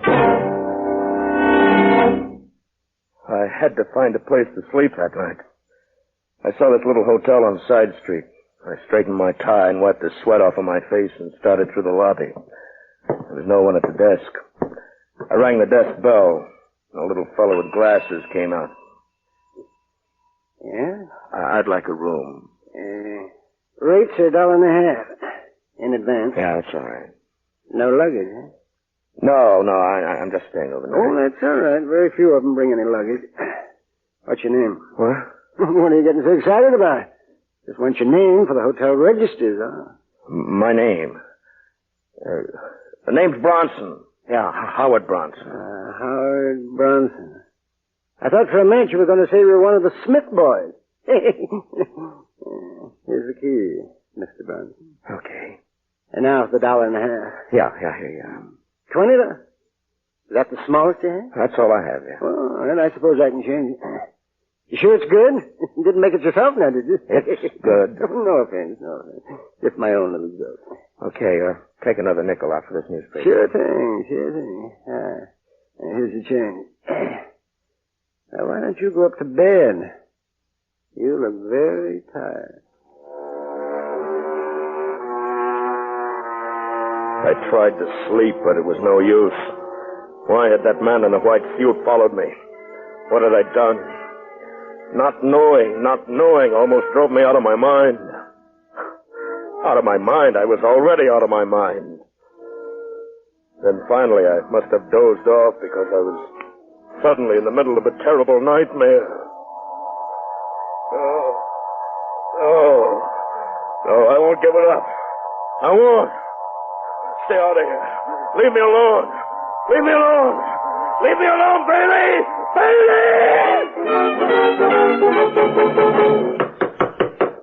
Mr. Benson! What? Are you all right, Mr. Benson? Yes, I'm all right. Who is it? The room clerk. Would you open the door for a moment? Yeah. Come in. Several of the guests heard you screaming. We wondered if... Oh, it was nothing. Just a nightmare, I guess. I'm all right now, I think. I'm glad to hear that. Is that all you wanted to know? Not exactly. Well? A detective came in a while ago inquiring about somebody. Detective? Yeah, a city detective. Well, that is according to the badge you showed me. What did he want? Oh, no one named Bronson. Well, then what are you bothering me for? It wasn't Bronson he asked for, but his description of the man fitted you exactly. How long ago was he here? Oh, about 20 minutes ago. Your name is Bronson. Yeah, sure. Well, you know it's technically against the law to register under an alias. My name's Bronson. Okay. I just wanted to make sure, that's all. He must have wanted somebody else. He says he's been checking up in all the hotels in this neighborhood. Says he might drop back later. What did he look like? Oh, tall fella, kind of slim, wearing a white summer suit. White summer suit? Don't see many of those nowadays, do you? No. You sure you're over your nightmare? Yeah, I'm all right. Yeah, well, okay. Well, good night, Mr. Brown. Good night.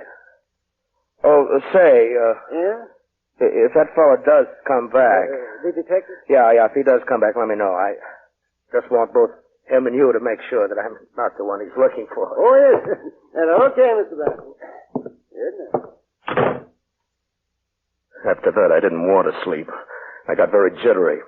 And I paced the room and smoked one cigarette after another. Why had I said that to the clerk? I couldn't be so lily white with that $50,000 strapped to me. Still, maybe it'd be better to have it out with a guy once and for all. Finally, I forced myself to sit down. I picked up the paper and started to read. The front page was filled with news and names that meant nothing to the shadow that had engulfed my mind. But down in the corner of the front page, what was this? A detective slain on a train. Detective slain on a train? George Bailey, Chicago. Bailey, the man in my nightmare, was found dead this morning in a roomette on a westbound train. Police officials report that he was on the trail of one Joe Latterly, who is believed to have killed the detective during an attempted arrest. Police throughout the state are on the lookout for Latterly now. He is known to be carrying $50,000 in stolen currency. $50,000 in stolen currency! No, what was I going to do? I was not only a thief, I was a killer. But, funny thing, somehow I didn't feel like a killer. Didn't feel like a killer at all. Mr. Branson, that detective came back. He's here with me now. He'd like to talk to you. Detective? Oh, yeah, sure. Be glad to talk to him. Wait just 1 second. I'll throw on some clothes. No, thank you. I wasn't having any of this. The only thing I could think about was getting away. I rushed to the window and raised it. And the fire escape led right down to the back alley. Open up, Mr. Branson. I slid over the sill and started down the fire escape, and as I raced down the steps, I heard excited voices above me, and then they were shooting at me. This was a new sensation, Mr. Commissioner. Not exactly the most pleasant feeling in the world. Well, that convinced me. I was a killer. A killer at bay.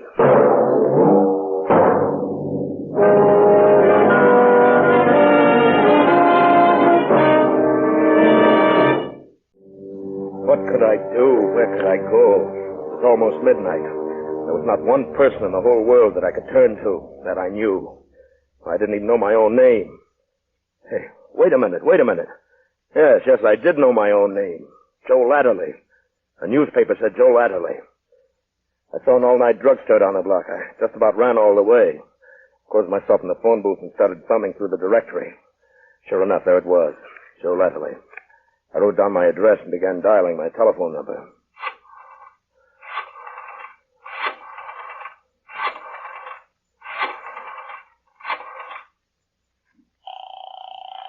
While the number rang, I felt a cold sweat come rolling down my face and neck and soak into my collar. Hello? Hello, this is the Latterly residence? Yeah. What do you want? This is Joe. Joe? Yeah. Don't sound like it. I had a little accident. Did you get the money? Yeah. Any trouble? I killed him. Oh. Look, I better see you right away. Yeah. Well, don't come here. The cops will think it's flies. Better meet me at the usual place. The usual place? Yeah, at Mom's. Okay, at Mom's. Look, this accident kind of mussed up my memory. What's Mom's address again? 229. 229... 9th Street, apartment 204. Oh, yeah, apartment 204. Okay, I'll see you there. You sure sound funny, Joe. What happened? I'll tell you all about it when I see you. So I had a wife, and she was in on everything. You see, Commissioner, the jigsaw puzzle was beginning to make some sense now. A wife, and I couldn't even remember the color of her hair. If only I could break through the shadow. Well, 10 minutes later, I was standing in the entrance of a very classy apartment hotel lobby. Not a soul in sight. As I began looking down the list of numbers for the right doorbell to ring, I felt myself going shaky again. There it was, 204. I pushed the bell, waited, and then the door buzzer sounded, and I pushed the door open and started across the lobby. No one in sight. No one. That was a break. I pulled my hat down over my eyes as I started up the steps. You see, I was beginning to think like a hunted man, like a killer. I took the stairs to the second floor and then started down the hall. 200, 202, the next door, 204. The door was ajar. I wanted to call my wife, but what was her name? Honey? Honey, are you there? No answer. I pushed the door open. The room was in darkness. I felt along the wall for a light switch and found it. And there waiting for me was this detective, this tall, skinny guy in the white suit. I let my nerves take over. I jumped from the room, slammed the door shut, and started running again. This time he had a better chance at me than before. As I ran through the empty streets, I could hear him coming right behind me. I ducked down alleys and across backyards, but he was right on my tail. I couldn't run much farther. I was all pooped out. And then I bumped smack into somebody. Hey, watch where you're going. I didn't see you, officer. I'm not exactly an officer. I'm a night watchman. But who are you running from? Why, nobody. Nobody at all. I looked up and down the dark street. The detective was nowhere in I sight. don't know. You weren't exactly strolling along. Come over here to the streetlight. Let me take a look at you. Well, if you must know, I got into a little jam with a lady. Yeah, so that's it. Yeah, the way you run, I bet you're a hard man to catch. Yeah. Yeah, go on with you and be more careful next time. You may not always get a head start. Yeah, guess you're right. Well, good night, dear. Oh, Yeah? I live on the other side of town. What's the quickest way to get home? Well, there's an elevated train station 2 blocks from here. That's your best bet. Okay. Yeah, but you better hurry. The last train pulls in at 1 o'clock, and it's pretty close to that right now. I'll hurry. Good night. I began walking again. Once I got away from this neighborhood, I'd have a chance. A chance for what? Well, I wasn't sure, but a man with $50,000 could do a lot of maneuvering. I saw the lights of the elevated station ahead, and in the quiet night, I heard the rumble of the approaching train. The last train. I started jogging. I couldn't miss that train. I took a quick glance over my shoulder. It was him again, my friend in the white suit. I raced up the steps 3 at a time. When I got to the top, he was at the bottom. Stop or I'll kill you!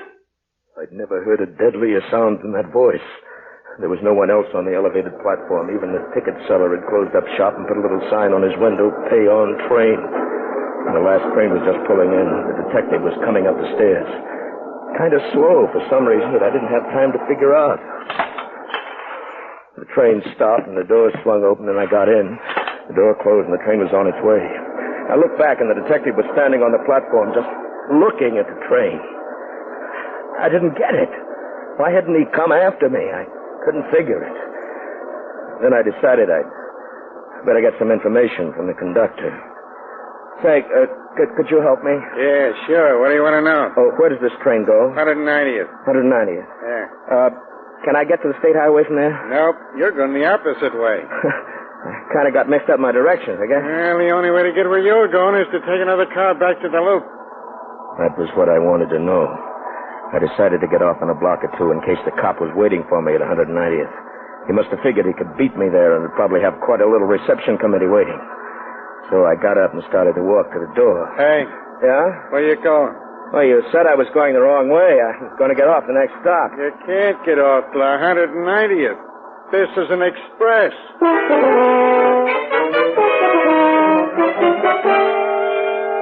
I was just about ready to crack. I knew it'd be curtains for me as soon as I got off the train. I kept hoping for a miracle. Maybe the train would crack up or stop one station too soon, but it was no use. Finally, the conductor called the station. 190th Street. 190th Street. And a half dozen sleepy passengers started getting up and heading for the doors. Then I got an idea. Maybe I could stay in the car. Maybe I could wait. When the last passenger got out, the conductor looked over at me. Is this where you transfer back to the loop? Where does the train go? Up a few blocks and we turn around and head back. What, couldn't I go back with you? Sorry. You gotta get out here and cross the bridge. But I don't make the rules, buddy. The company makes them for me. Well, I tell you that... Hey. What's the matter? There's somebody behind you. Just come in there. I've got a gun right against your back. It was him. I felt the gun rubbing against my spine, and I knew I had only one chance. So I whipped around. I was lucky. I caught him with a hard right, and he went down. I jumped fast and got his service revolver. He didn't stay down long, though, and as he got up and lunged at me, I let him have it. Right between the eyes.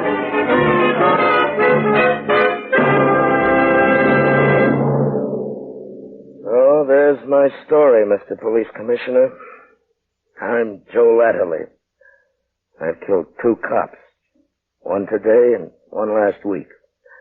I stole $50,000. And I'm tired of the whole thing. I'm glad it's over. Well, it's quite a story, mister. I don't suppose you remember how or why Detective Bailey was killed last week on that train out of Chicago. No. Well, we've constructed the crime pretty well, we think. It began a week ago when a fellow named Steve Roycroft came to headquarters with a complaint against one of his employees. He suspected him of embezzling $50,000. And that employee was... Joe Latterly. I see. Latterly disappeared, and Detective Bailey was assigned to the case. Later that day, he found Latterly taking the morning train out of Chicago. Of Called Roycroft and told him about it. Both Roycroft and Bailey made the train on Latterly's trail. They confronted him and got back the $50,000. Who got the money back? Well, the man it rightfully belonged to. Steve Roycroft. What? Then where did Just a minute. Roycroft got his money back, but Latterly made another try. He overpowered Detective Bailey and killed him. Would have killed Roycroft, too, but Roycroft jumped for his life from the speeding train. Oh, wait a minute. You got it wrong. I jumped from the train, remember? Exactly. But you're not Joe Latterly, my friend. You're Steve Roycroft. When you got your money and jumped from the train, you lost your memory. Then when you read that we were looking for the killer Latterly, you naturally assumed that you were him. Of course, we thought Latterly still had the money. Good heaven. What's the matter now? Don't you realize what I've done? What? Thinking I was Joe Latterly, I killed a detective who was trying to bring me in. Detective? Yes, just now on the elevated platform. That wasn't a detective at all. Well, then who? He was Joe Latterly, trying to get back his money. Or, I should say, your money. Joe Latterly? That's right. And there won't be any charges. You killed him in self-defense. Yes, the man in the white suit was Joe Latterly all the time. That's why you met him in that apartment. It was his hideout. I know this has been a great shock to you, Mr. Roycroft.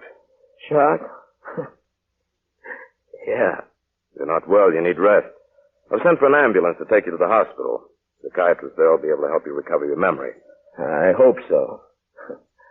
I hope they can make me forget what I thought I was. How do you mean? I've lived the life of Joe Latterly too well. Done something to me. I've begun to think like he must have thought. Like a hunted killer. Not going to be easy to return to the commonplace routine existence of Steve Roycroft after what I've been through. I hope I won't become too bored, Mr. Commissioner.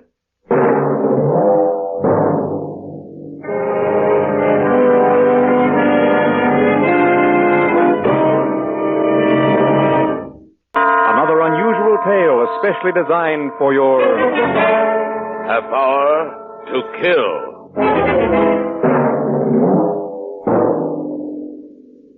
Half Hour to Kill is written and produced by Robert Webster Light.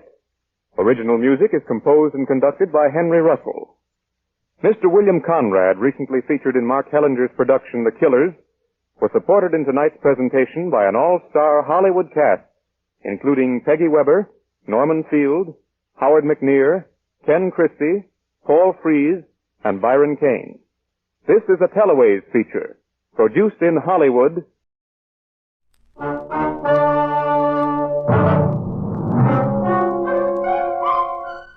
Box 13, with the star of Paramount Pictures, Alan Ladd, as Dan Holliday. My dear Mr. Holliday, I do not address you as Box 13 because, having seen your advertisement, I was intrigued and found out who you are. You write mystery stories.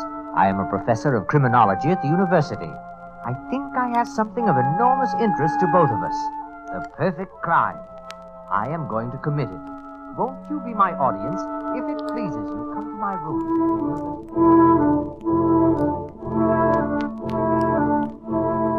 If it pleases you, come to my rooms at the university.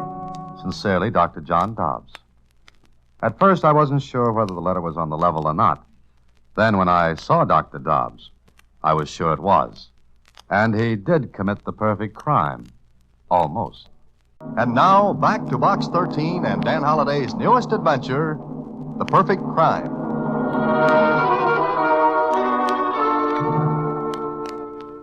John Dobbs? Dr. John Dobbs. I never heard of him, Mr. Holliday. Well, here, read this. Who's Who in American Education. Uh-huh. Our Dr. Dobbs is quite a personage. Dobbs, John H., Professor of Criminology and Abnormal Psychology. Author of over 15 volumes on crime and the criminal. That's enough, Susie. And now Dr. Dobbs says he's going to commit the perfect crime. Is there such a thing? Susie, any unsolved crime is perfect. Oh, maybe he's just kidding. He's a professor. He wouldn't do anything like that. That's exactly what I'm going to find out. At least I'll have an interesting evening. Dr. Dobbs was waiting for me when I got to his rooms. He was a harmless, pleasant-looking man of about, 65. He smiled shyly as he greeted me. Hi, I'm so glad you came, Mr. Holliday. How long can you stay? All evening, my time is yours. Wonderful. Oh, you think I'm a little crazy, don't you? Well, aren't we all? Oh, I suppose so. But let's discuss the perfect crime. Now, what is a perfect crime? One that isn't solved. Yes, of course. But 9 times out of 10, the crime isn't planned. I'm speaking about a planned murder, perfectly executed and perfectly hidden. Dr. Dobbs, you're a great man in your field. Therefore, you should know that no one ever gets away with it. Oh, why not? Because there's always some clue, some minute trace that leads directly to the murder. Oh, true. But suppose there were no clues, none at all. Ah, but you're leaving out an important factor. And that is? The body. It's hard to get rid of a body. Dr. Crippen was trapped. Trapped because police found the body of his wife in the basement. Yes. But suppose a body could be destroyed altogether. Well, it's never been done. With today's scientific police laboratories, even the tiniest clue can be built up enough to convince a jury. Yes, that's very true. But suppose the body of the murdered person were never found. It always has been. Granted. But suppose it were not. There'd be absolutely no proof of murder. Ah, my point exactly. Now, just a minute. First, you have to find a victim. One who isn't even remotely connected with you. Then you have to kill him. Yes, go on. Then, having found your victim and killed him, you have to get rid of his body. Altogether. Those are the conditions, yes. So, after those conditions were fulfilled, you'd have to escape detection and final punishment. And your argument is that with those conditions, the perfect murder would have been committed. Yes. Suppose I told you I can do it. You're asking me to believe the impossible. First, you're a famous man. It's hardly likely you'd risk everything you've worked for just to satisfy an insane whim. Now, go on. Secondly, I don't believe you're serious. But I am. Mr. Holliday, I'm a very sick man. My doctor gives me 3 months to live. Oh, I'm very sorry. Oh, it's no matter. Perhaps he's wrong. No, I know he's right. Then what does it have to do with what we're talking about? Perhaps nothing, except that I'm very tired. I've spent a lifetime with books and study and students. I'm a crusty old bachelor. I suppose now I want some excitement. Even my name is prosaic. John Dobbs. Dr. Dobbs, I still don't think you're serious. Maybe you're kidding me for some reason I haven't been able to see or even guess at. No, I think I refuse to believe you. Ah. What are you laughing at? At what you said. I don't understand. You refuse to believe me. That's right. Is that funny? Yes. Because you see, Mr. Holliday, the fact that you refuse to believe me is part of my plan. It makes me even more certain that I can commit the perfect murder and win. Well, I stayed with Dr. Dobbs until after 3 a.m. We talked. He had a marvelous knowledge of crime, and I left him with a great admiration of his intellect. Then 3 days went by. I heard nothing from him until one day at the office. Hello? Mr. Holliday, please. Dr. Dobbs calling. Oh, just a minute. Mr. Holliday, Dr. Dobbs calling. Oh, okay, thanks. Hello. Mr. Holliday, how are you? I'm fine, and you? Oh, pretty well. You remember our conversation the other night? I certainly do. Why? Would you care to be in on the start of my plan? Now, look, I refuse to take you seriously. That's wonderful. But are you free this afternoon and evening? Oh, yes, why? I want you to fly to Chicago with me. What? Will you? I have the tickets on the plane. You're my guest. But why to Chicago? I'll tell you why when we're on the plane. Will you go with me? Yes. Yes, I think I will. Do you like to fly, Mr. Holliday? Oh, I love it. Do you? Oh, yes. It gives me a great sense of exhilaration. I'm untouchable up here. Why are we going to Chicago, Dr. Dobbs? Here, read this newspaper account of a murder. Police are at loss for clues in the Caroline Standish murder case. All leads have come to dead ends, and... Why do you want me to read this, Doctor? Because I'm going to Chicago to confess to the crime. You're what? I'm going to confess that I killed Caroline Standish. I don't believe that. We'll be in Chicago in exactly 1 hour and 20 minutes. Half an hour after we step off this plane, you and I will be at police headquarters, and then you will see. But you couldn't have killed this woman. Oh, yes, I could have. She was killed the day before yesterday. That was Sunday. Sunday's a holiday. It's not too long a plane trip from our city to Chicago, and Caroline Standish is a complete stranger to me. And being a complete stranger, she satisfies the first condition of the victim, that he should not even remotely be connected with him. Exactly. Now settle back, Mr. Holliday. We'll be in Chicago very soon. All right, now, let me get this straight, Dr. Dobbs. You say you killed Carolyn Standish. Yes, I killed her, Lieutenant. And you? You say your name is Holliday. That's right. Mm-hmm. Well, Dr. Dobbs, we've checked on you since you first came in here an hour ago. We've got quite a bit on you. Your books, for one thing. I've enjoyed those. Now, suppose you tell us how you killed Carolyn Standish. It's very simple. I shot her. Oh? What kind of a gun? A .38 caliber. That was in the newspaper. I know. Mr. Holliday, what do you know about this? Oh, nothing, except that Dr. Dobbs asked me to come here with him. I see. Well, you can both go home. Thank you, Lieutenant. It's not very often that a murderer is sent home scot-free. Why are you letting him go, Lieutenant? Look, Carolyn Standish was killed with a .38, yes. But 2 hours ago, we found the killer. He had the gun in his possession. Oh. Then I am free to go. As fast as you can get out the door. Thank you. Come along, Mr. Holliday. I'm afraid the lieutenant has his killer, and it doesn't seem to be me. So we'll go back home. And then? I'll get in touch with you again.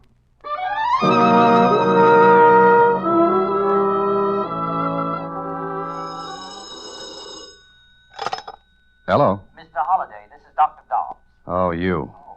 You don't sound pleased to hear from me. Where are we going this time? So you guessed, eh? Guess. Guessed what? That I'm going to Philadelphia to confess to a murder there. You're going to do what? The same thing I did in Chicago. Will you come along? Oh, no, thank you. Very well, very well. But I'd suggest you keep reading the newspaper. You may see some very startling developments. Goodbye.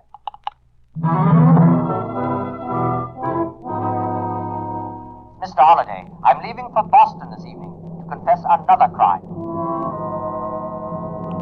Holliday, I don't suppose you'd care to go to Hartford with me? It's San Francisco this time, Mr. Holliday. I would like your company. Well, it went that way for 2 solid months. Dr. Dobbs confessed to every murder that hit the newspapers, and every confession was laughed at. His name gradually became as well known to the police departments of the country as those of the public enemies number 1 through 20. Then he came to see me at my apartment. Well, Mr. Holliday, what do you think now? Look, Mr. Dobbs, I don't know what you're doing, but please, why don't you cut it out? Oh, are you feeling sorry for me? Look, every one of these newspapers has your name in it. You made a laughing stock of yourself. Oh, does that concern you? Yes, it does. I admire you. I've read your books, and I've talked with you. Why are you so intent on breaking up a brilliant career? Because I intend to go through with what we discussed that first night in my rooms. I don't know whether you're trying to make a fool of me or not, Dr. Dobbs. But I'd rather you didn't count me in on your little escapades. It's no fun committing a perfect crime without an audience. What? I need you, Dan. You're very intelligent. You could appreciate what I'm going to do. Look, Doctor, forget all this and go back to the university. Say you did it as an experiment. Oh, well, I've already been given a vacation from the university. What do you mean? The publicity was bad for the school. The president suggested that perhaps I'd been working too hard and needed a rest. Well, you brought it on yourself. Oh, yes, I know. Now, I want you to do me a favor. What do you want? There's a small city about 300 miles from here. Go there with me. So you can put in another phony confession? No. So I can point out my real victim to you. Say that again. I want to show you my victim, the man I am going to kill, the man whose body will never be found, and the crime to which I am going to confess, this time legitimately. I don't believe you. Please, now go to the town with me. I'm now supposed to be a little cracked. Humor me? And if I do? Well, we'll have a little mental chess game, you and I. I'll give you the opening gambit, murder. From then on, it will be your job to checkmate me. Agreed? All right, Dr. Dobbs. I'll go with you. But this will be the last time. Understand? Yes, I understand. This will be the last time. Now back to The Perfect Crime, another Box 13 adventure with Alan Ladd as Dan Holliday.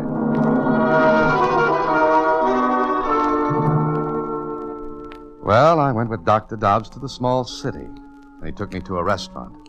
He seemed to be looking for someone when suddenly... Look, Dan. There he is. Who? The man I'm going to kill. The one who just came in? Yes. Look at him. Describe him to me. I want you to be able to recognize him any place, under any conditions. What for? Please, just do as I ask. Well, I see a man about your build, a little younger perhaps. Yes. Nondescript. His name is Alexander Ferris, and he's a buyer for one of the department stores here. How do you know all this? I looked all over for a victim, and then one day I saw him in our city. I followed him, found out he lives here. Oh, he doesn't even know he's going to die. Dobbs, let's cut out this nonsense. But it's not. Ferris is a bachelor. He lives in a boarding house. Once a month he takes a trip to our city to buy for the store here. Go on, you're not finished. No, I'm not. I was going to add that Mr. Ferris is going to make one more trip to our city, and that one will be his last. Tell me one more thing. Why did you pick him? Because he seems the logical one. He does things by routine. He stays at the same hotel in our city. He takes the same train there and back home here. Oh, I hate monotony. Uh-huh. Now, suppose I should walk over to Mr. Ferris and tell him that a madman is going to kill him. Go on, try it. You know what he'd do. Yes, I think I do. He'd look at me as though I were the madman. Then he'd call for the police, and I'd be stuck in a nice cell until the police decided I was harmless. Exactly. All right, Dan. We're finished here. You've seen the victim. Now we'll go back home, and I'll let you know when the game begins.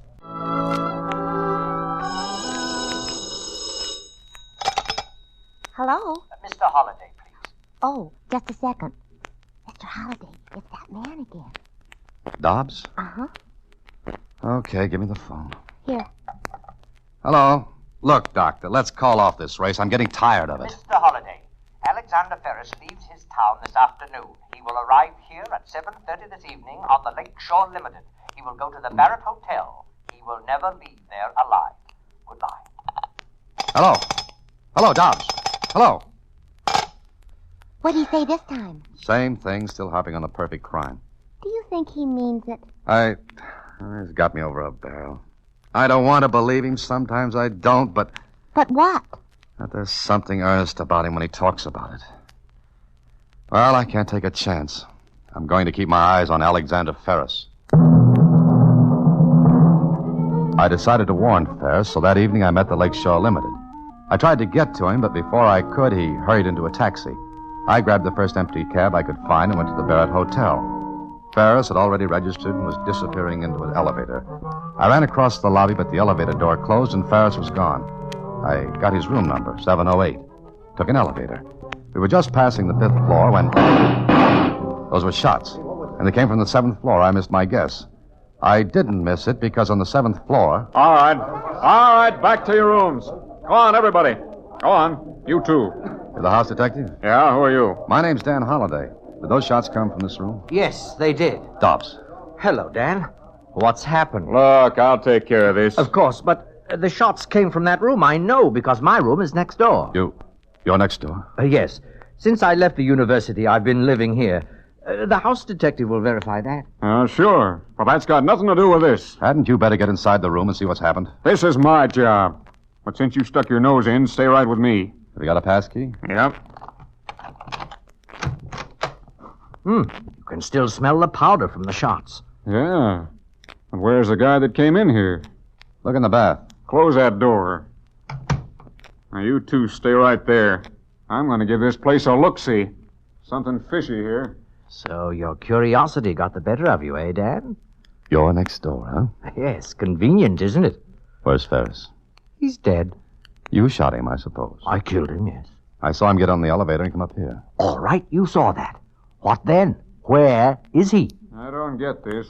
There ain't a sign of the guy anyplace. But there's his hat, top coat, and valise on the bed. Which proves he came in here. The bellboy will verify it if he came in here. All right, let's ask the bellboy. I'm running this until the police get here. Well, by all means, call the police. Dr. Dobbs, would you mind if your room was searched? I was going to suggest it myself. There ain't no fire escape. Nobody fell out the window. And nobody's here. Oh, please, let's look in my room. Then you can question the other guests on this floor. Okay. Come on, you two. Out of this room. Well, Dan, what do you think now? I don't know. Maybe I've stopped thinking. Well, the case was a sensational one. 2 shots fired, no body, and no Alexander Ferris. 2 days later, Dr. Dobbs visited me in my apartment. Well, Dan, have you made any headway? I'm not trying. Oh, yes, you are. It intrigues you, doesn't it? It's a hoax. The whole thing is a hoax. Not the whole thing, Dan. I give you my word of honor that I killed Ferris. Will you tell the police that? I already have. I confessed. You what? But they laughed at me. You see, I'm known now as a crank. I confess to all murders. Where is Ferris's body, Holiday? How did I get it out of the room? You didn't. You couldn't have. The other guests rushed to the doors after the shots. The only stairways are at the ends of the corridor. You couldn't have carried his body without being seen. Correct. And the bellboy verifies the fact that Ferris entered his room next to mine. And yours was empty. So, what have you got? Dobbs, I don't believe you killed Ferris. All right, then where is he? I don't know. So, I fulfilled 2 of the conditions we talked about our first night. Remember what they were? Yes, the victim had to be a stranger to you, and the body had to disappear. And the 3rd condition, I escaped detection and punishment. Dan, why don't you tell the police about me, what you know, what I've told you? They wouldn't believe me. No, they wouldn't. But, Dan, I swear to you that I killed Ferris. If you figure out how I did it, I'll admit it and take my punishment. I am not the police. No, you're not. But you know more about this than they do. I swear to you again, Dan, you have the whole solution in your head. All you have to do is put together the pieces of the puzzle. It's really very simple. Well, goodbye, Dan.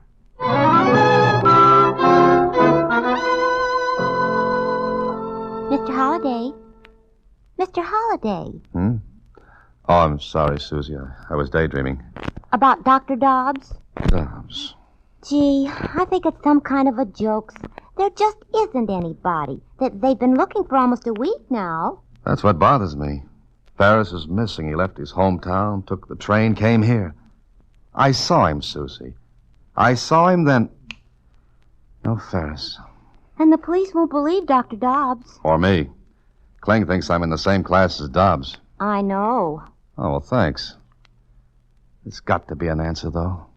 No one, not even an admitted genius such as Dobbs, could kill a man and do away with his body. But there isn't a trace. Look, Dobbs had about 15 seconds to kill Ferris and then hide the body. Yes? What were you going to say? I'm not sure. Dobbs said I had the whole solution in my head. Susie, ever see a magic act? Magic act? Oh, you mean a magician? Sleight of hand? That's right. Sleight of hand, illusions. Now you see it, now you don't.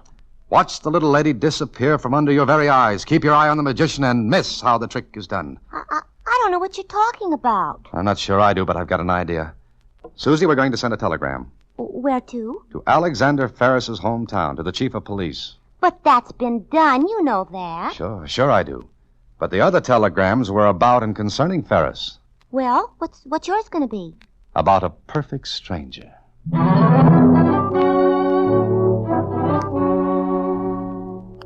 Well, I was shooting in the dark, but I hit. The answer I received to my telegram made me sure I had the solution to Dr. Dobbs' illusion.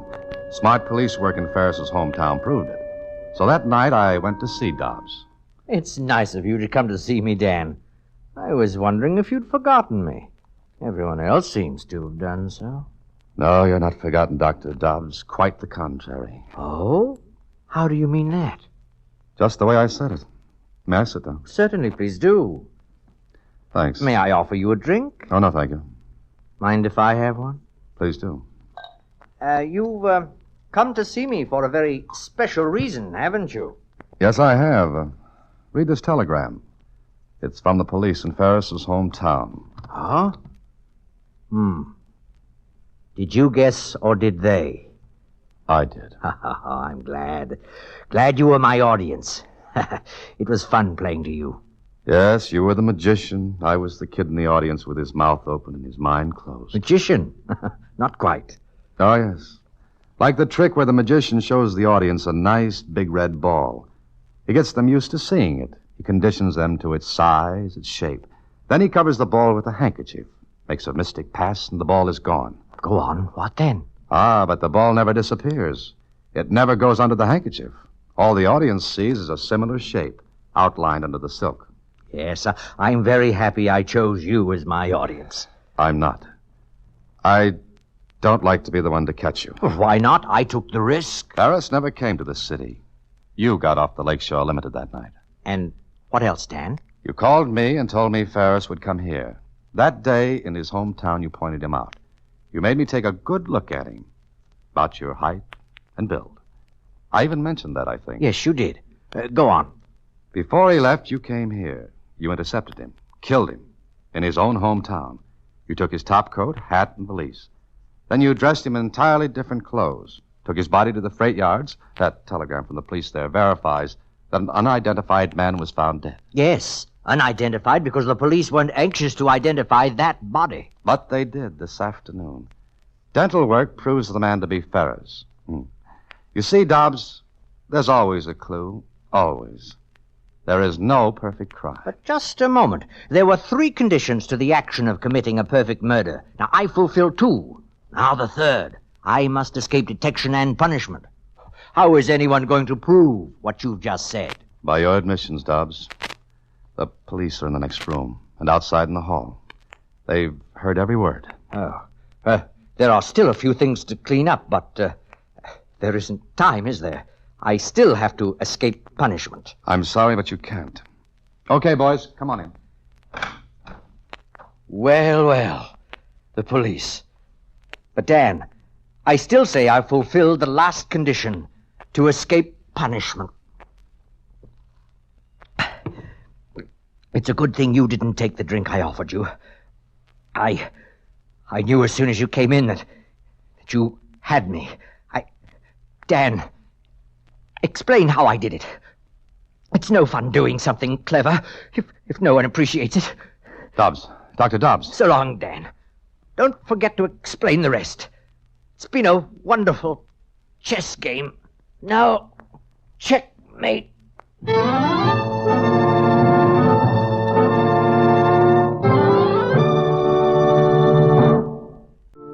But how did he kill Mr. Ferris in the hotel? I told you. He didn't, Susie. He killed Ferris in the man's own hometown. You see, I thought I'd followed Ferris to the hotel from the station, but I had followed Dobbs. And then? Very simple. Dobbs had reserved a room next to Ferris's. Then, disguised as Ferris, he went into the room Ferris had reserved. Dobbs took off the top coat, hat, put the valise on the bed, fired 2 shots, blanks, then slipped quickly into his own room. Do you see? Oh, sure. Leaving the other room empty. Right. So everyone was looking in the wrong place for Ferris. Everyone assumed he had really come to this city. Like the old trick with the ball, Susie. You think you see it, but you don't. So you look in the wrong place. Gee, he was really smart, wasn't he? Susie, just remember this. No matter how smart you are, there's always somebody who'll trip you up. Everyone makes mistakes. But Dr. Dobbs didn't. Oh, yes, he did. He made the same mistake I did. He looked in the wrong place. What do you mean? You see, I had to trap him into a confession.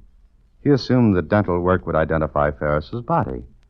But the man found in the freight yards had perfect teeth and no dental work. Good night, Susie. Listen in again next week when, through the courtesy of Paramount Pictures, Alan Ladd stars as Dan Holliday in Box 13. Box 13 is directed by Richard Sandville, and this week's original story was written by Russell Hughes. Original music is composed and conducted by Rudy Schrager, and the part of Susie is played by Sylvia Picker. Vern Karstensen is in charge of production. Box 13 is a Mayfair production from Hollywood. Watch for Alan Ladd in his latest Paramount picture.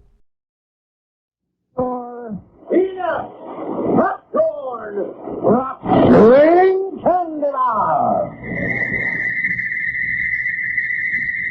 T.J. Brock & Sons, makers of Brock's Swing Candy Bar, present card number 225 from the crime files of Flamond.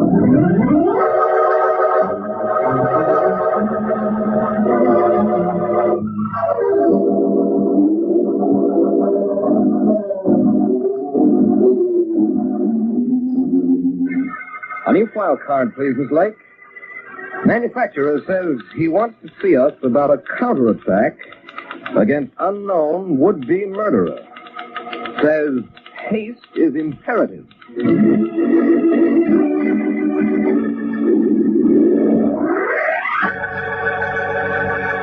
Flamond, the most unusual detective in criminal history.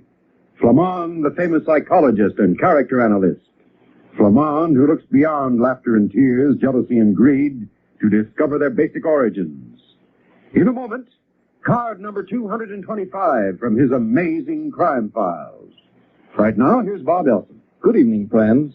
When you stop at a candy counter and reach for Brock's Swing Candy Bar, you're getting the #1 candy choice of millions.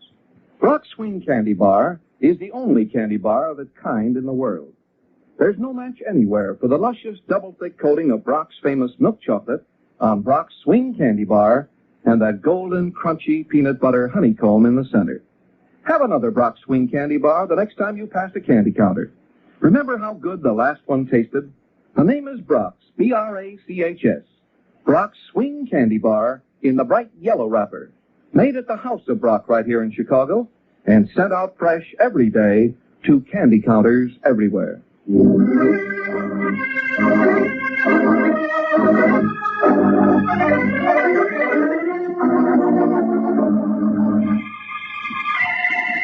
And now, card number 225 from the crime files of Flamond. Tonight's story opens in a pleasant study of Sterling Canby, wealthy manufacturer. He's alone, which seems to bear out the rumors that his domestic life isn't all moonlight and roses. Hello? Oh, Maureen. What? Listen, Maureen, I've told you before that I'll submit to no such highway robbery. A reasonable divorce settlement is all right, but I'll not be blackmailed. And I won't have you calling me up at all hours of the night to discuss it. When you're ready to agree to my terms, let me know. Otherwise, I don't care to talk to you. Goodbye. Nerve of the woman. Thinks she has me where I have to pay through the nose, does she? Right. I better turn them off. You might not miss the next time. Who are you? Afraid to let me see you, aren't you? Why don't you fight like a man? All right, if you won't come out in the open, I'll find you. And when I do find you, watch out.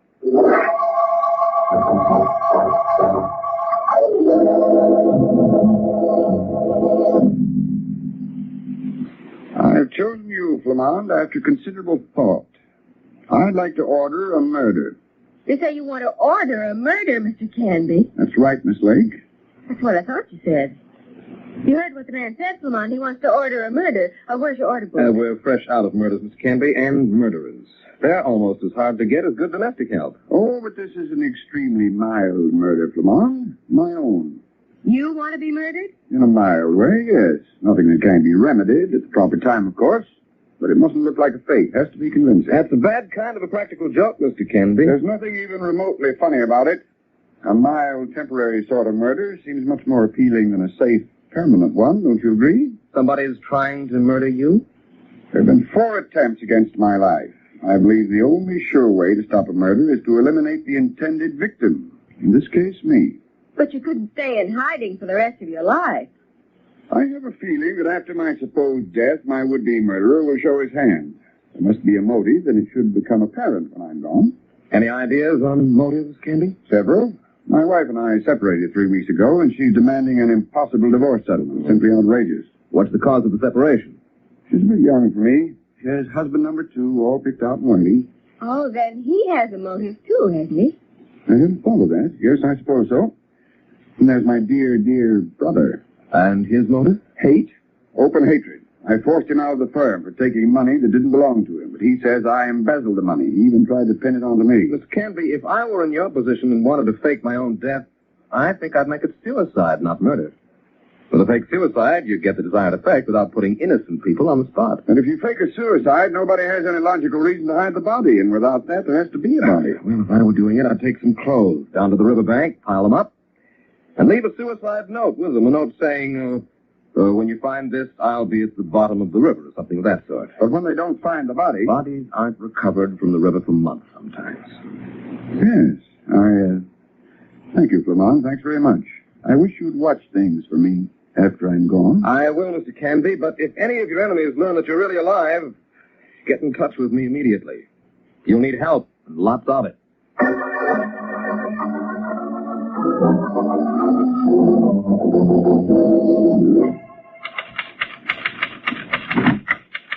Oh, how do you do? Is there anything I'm Mrs. Sterling Canby, and I want to know what my husband came here about the day before he committed suicide. Day before yesterday. You must be mistaken, Mrs. Canby. This is Flamond's office, isn't it?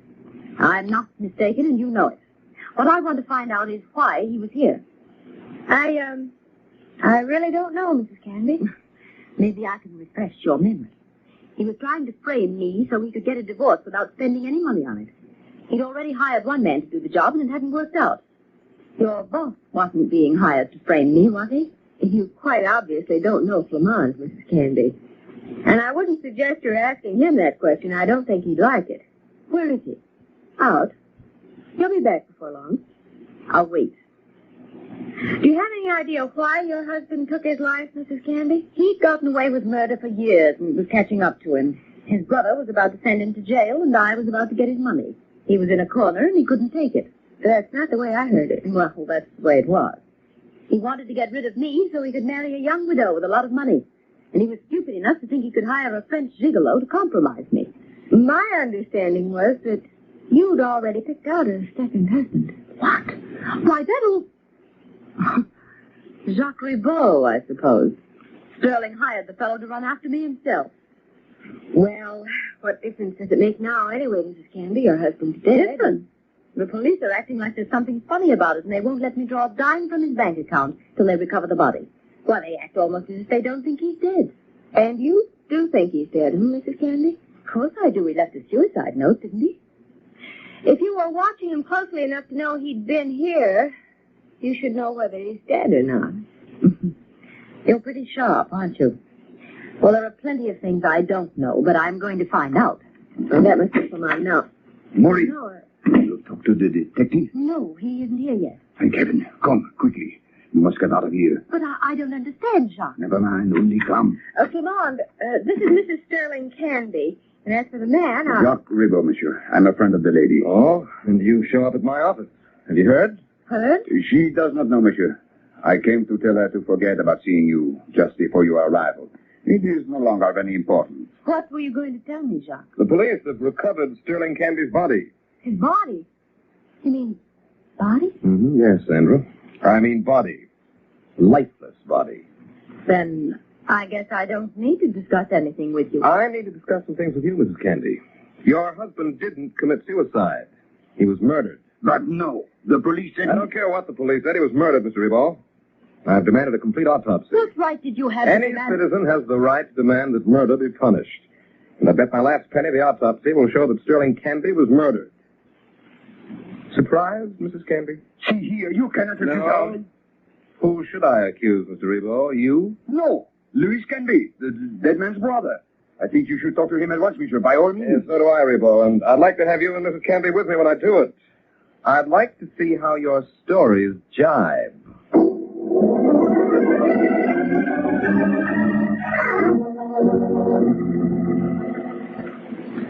So dear old Sterling's dead, hmm? I might have known I couldn't be lucky. Lucky? Look, Mr. Canby. Don't get me wrong, Flamond. He deserved to die, and I'm not sorry about it. But he died too soon. You killed him. You have been trying to kill him for weeks. It was you. Not so fast, Ribot. You framed me, stole her money, and pinned it onto me. Made me look like a thief, ruined the work of a lifetime. You think I'd want him dead before he confessed? No. His murder came too soon, if it was murder. There. It seems to be my busy day. Excuse me while I see who's at the door. Now, how do you do, young lady? Sandra, what? I tried to call Flamond, but they said Louis Canby didn't have a telephone. I have an unlisted number. Oh, well, there's a woman at the office, Flamond, a rather impossible woman, dressed within an inch of her life. She says Sterling Canby was staying at her house while he was pretending to be dead. Millicent Carmaine, I'll bet. That's the widow I told you about, Miss Lake. The one Sterling wanted to marry. That's her name, all right. But she says she knows who murdered Sterling Canby. She says the murderer was following him and... Oh, that's very funny. Funny that she knows the murderer? She doesn't. She saw the private detective I'd hired to shadow Sterling. Private detective? Of course, you don't think I was going to let Sterling frame me out of everything, do you? The last report I had from him was yesterday morning, about Sterling coming to your office. He didn't report the suicide? No. When I heard about it, I phoned him, but I didn't get any answer. I went to his office, and it was locked. That's when I decided to come to see you. Who was the private detective, Mrs. Canby? His name's Peter Denton. Mm-hmm. He's a man with a good reputation. Don't you realize, Mrs. Canby, if he was shadowing your husband, he'll be the one person who knows about the murder for sure? You better call him, Sandra. It won't do you any good. I've tried for 24 hours, and his phone doesn't answer. Then we'll have to find him. Come on, Sandra, let's go.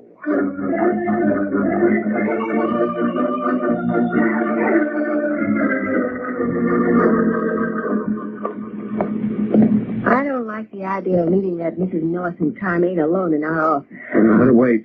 Pete Denton's the key to everything. Well, this is his office. Peter Denton, private investigator. Mm-hmm, right.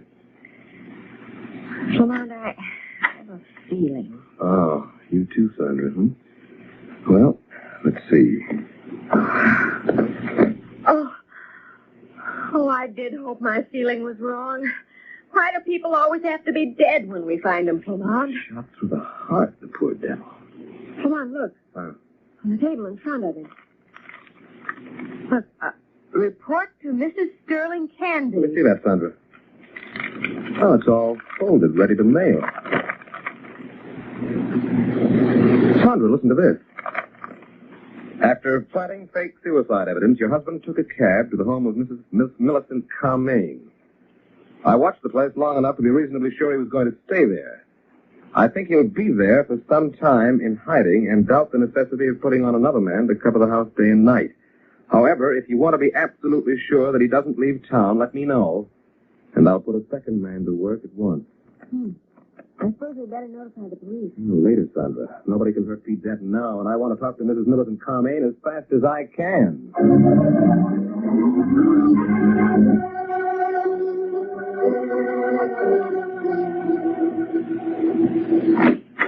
Well, she's still here.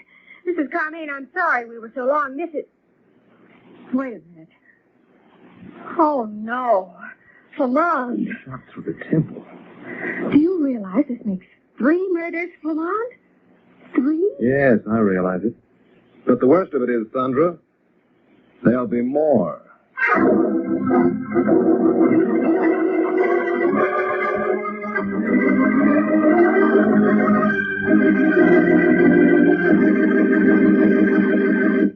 Act 2 of the crime files of Flamond begins in 60 seconds.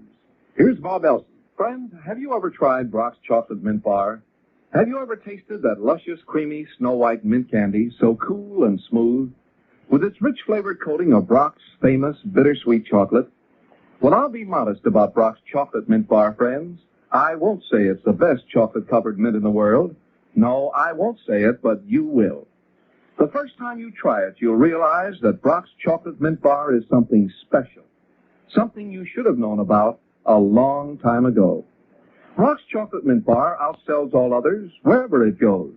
People just can't resist that tantalizing combination of fine bittersweet chocolate and creamy snow-white mint candy, so cool and smooth that every bite is pure delight. Why are Brock's Chocolate Mint Bars always so fresh? Because people buy them as fast as Brock's can make them. The name is Brock's, B-R-A-C-H-S. Brock's Chocolate Mint Bar in the cool green wrapper. An outstanding candy masterpiece from the famous House of Brock. Try Brock's Chocolate Mint Bar tomorrow.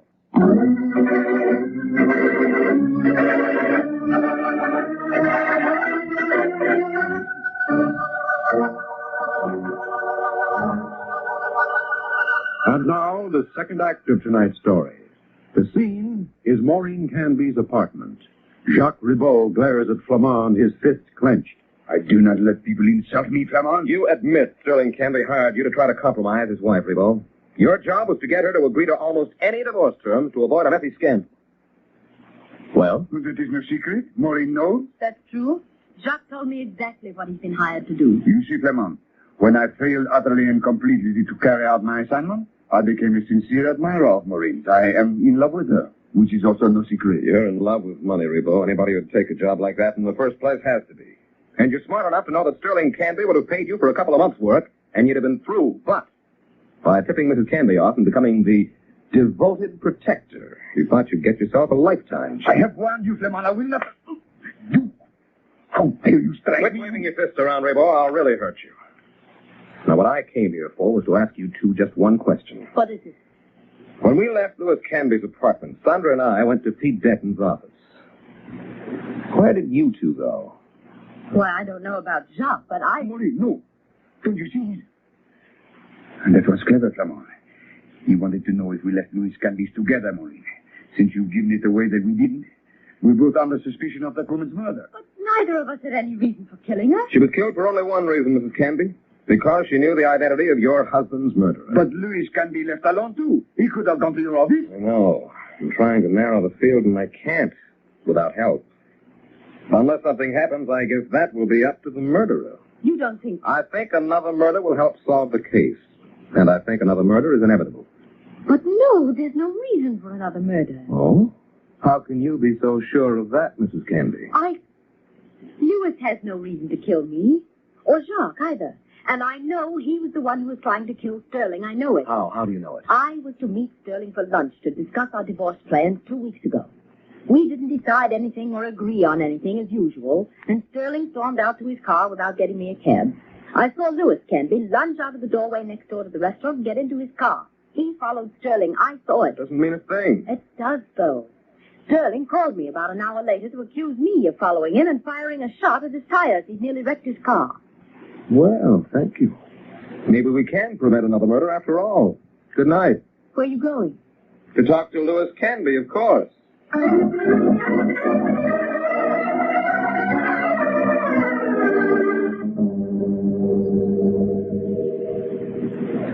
Rather interesting story, Flamond. I could call her a liar, of course. Yes, of course. But you wouldn't believe me, and it wouldn't be true. I knew Maureen saw me. I suppose I should have said something about it before she did. It sounded so weak, though. What sounded so weak? My story. I did fire a shot at his tires, Flamond. I fired a shot through the window of his study, too. And I'm an excellent marksman. Yet I didn't kill him. Doesn't that mean anything to you? It might. I wasn't trying to kill him. I just wanted Sterling to get the feel of death. I wanted him to know that he could be killed whenever his would-be murderer chose. And I wanted him to be afraid. Thoroughly afraid. Just to annoy him? No. When I had him at the breaking point, I planned to move in on him and get a confession at the point of a gun. Confession of what? Of the way he tricked me. Me, his own brother. Wrecked my whole life. Do I look like an embezzler, Flamond? Look at me. Do I? Embezzlers, Mr. Canby, unfortunately bear no distinctive mark any more than murderers do. They look like people, that's all. But I do believe you. Really? Or are you trying to put me off guard? I don't like that off-guard remark, Mr. Canby. If you're innocent, you don't need any guards. You aren't going to arrest me? No. I'm going on home and get some sleep. And I'm going to hope it's not interrupted.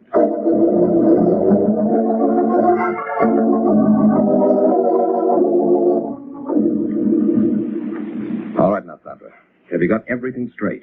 Oh, I'm not sure, Flamond. I was sound asleep when you started pounding on the door, and you should be home sleeping yourself. It's nearly 1 o'clock. I'll be able to sleep better when these murders are solved, Sandra. Now, look. Remember your story and stick to it. Whatever you do, stick to it. And after I've told my story, what then? I don't think you need to worry. Things will start to happen. You just keep out of the way.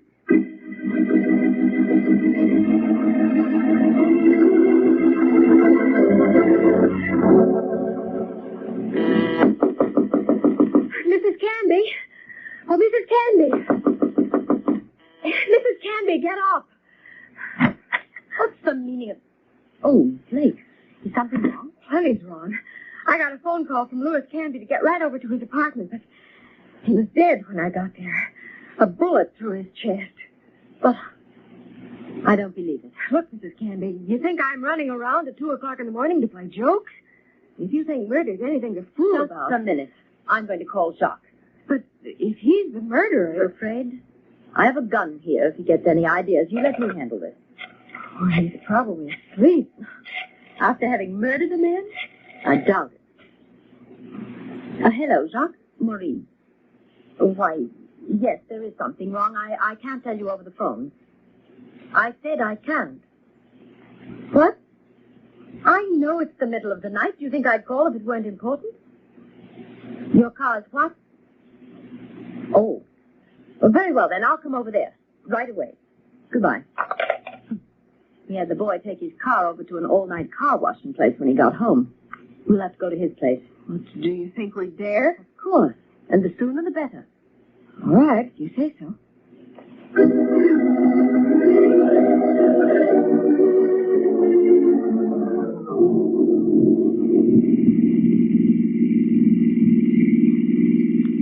I'm worried, Mrs. Canby.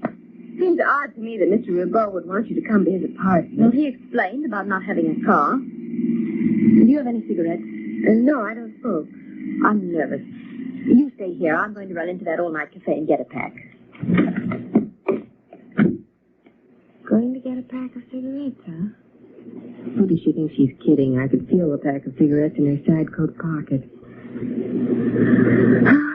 Wish I knew what this was all about. And I certainly hope Flamond knows what he's doing. Oh, well, mine not to reason why, mine but to do or Hey, I don't think I like that last. Oh, back so soon? Get your cigarettes? Sure.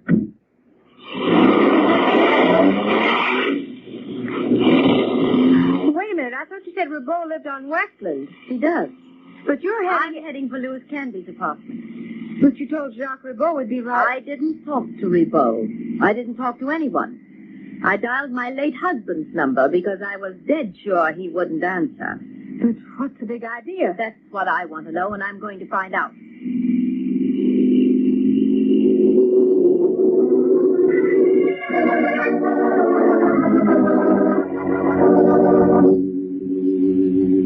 All right, Mrs. Canby, Louis isn't here, but that's no sign he hasn't been murdered. Somebody might have moved the body after I was here. Quit bluffing, Miss Lake.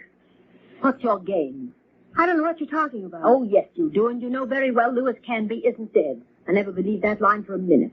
For your information, I called him when I stopped at that all-night restaurant. I didn't need cigarettes at all. You called him? But he isn't here. You bet he isn't here. You want to know why, Miss Lake? Because when I called him, I told him I had to see him right away at my apartment. What? I don't get it. You will, Miss Lake. That's exactly what you'll do. You'll get it. Louis Canby keeps a revolver in his desk drawer. Look here, Mrs. Canby, Your body will be in his apartment right here, and the bullet will be from his gun, which won't be too well hidden. But why kill me? To narrow the field. Specifically to narrow it down to Louis. This should settle matters nicely. They'll think you found out something about him. But Jacques Ribot... You think I care about him? I used him because I thought I could pin the murders onto him. If I ever get another husband, he won't bear any resemblance to that gigolo. Jacques, what are you doing here? I've been listening, Maureen. Most enlightening listening. And I'm hurt and surprised to know how you feel about me. You're going to be surprised, all right. And hurt, too. I guess this better be a double murder. They won't hang Louis Canby any higher for 2 more murders than for 1. They won't hang him at all, Mrs. Why, Canby. No, you don't. Drop that gun, Mrs. Canby. Will you? Let go of my arm. What right is... Jacques came into the room in front of you so I could sneak up behind you without attracting your attention. Now drop that gun, Mrs. Canby. Drop it, I said. Your record's going to say it's 3 murders. I'd like to... Oh! There. Thank you. You've done too many things you liked doing, Mrs. Canby. I'd say you've satisfied your last whim.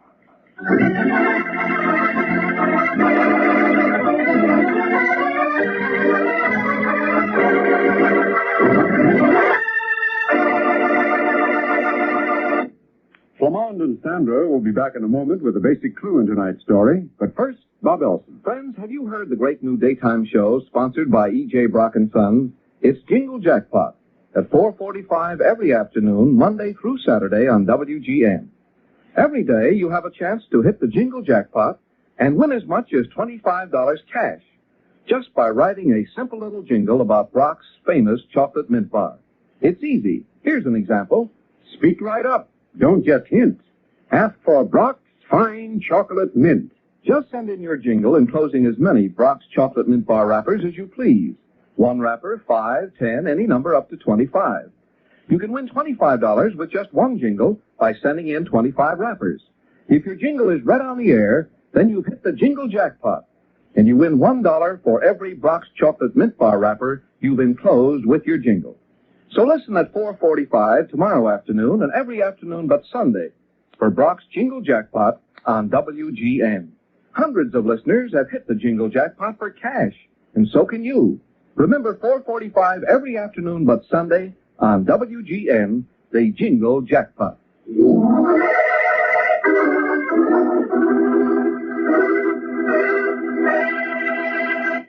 And now, the basic clue in tonight's story.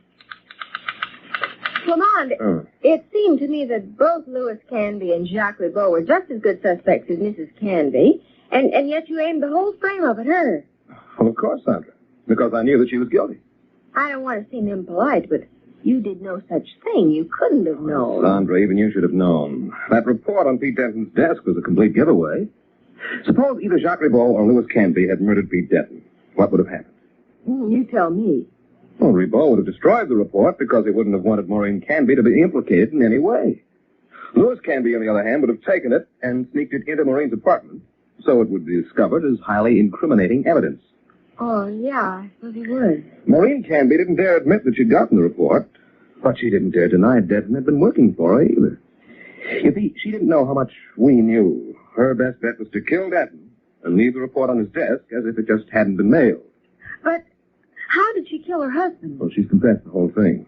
She called him at Millicent Carmane's after she got the fake suicide report, demanded a showdown meeting with him on the threat of exposing his fake suicide, and she kept the appointment, too, with a gun. Forced him to take 6 sleeping tablets, enough to knock out a horse. But why the sleeping tablets? Once he was unconscious, all she had to do was roll the body over the river bank. And she killed Millicent Carmane because... What? Because she was afraid Millicent knew about her showdown meeting with her husband. Well, the whole thing's simple enough, isn't it? Well, that's all in the point of view. I'll admit the report from Pete Denton should have told me something, but I didn't know what to look for. Well, Sandra, murderers seldom tell you what to look for. Not knowingly, anyway. Well? Well, the report should give me the file card title. Mm-hmm. Wait a minute. It does. The case of the Ruinous Report. The case of the Ruinous Report. Card number 225 from the crime files of Flamond, featuring Myron Wallace as Flamond and Patricia Dunlap as Sandra, written by George B. Anderson and directed by Ed Kahn. This is Pierre Andre reminding you to listen again next Sunday at 9:30 p.m. when E.J. Brock & Sons, makers of Brock's Swing Candy Bar, will present card number 226, the case of the Lethal Letter. All names and places mentioned in this broadcast are fictitious. Any similarity to real persons or places is entirely coincidental. At the ballpark, or wherever the crowd goes, listen for Peanuts, Popcorn, Rock, Swing, Candy Bar.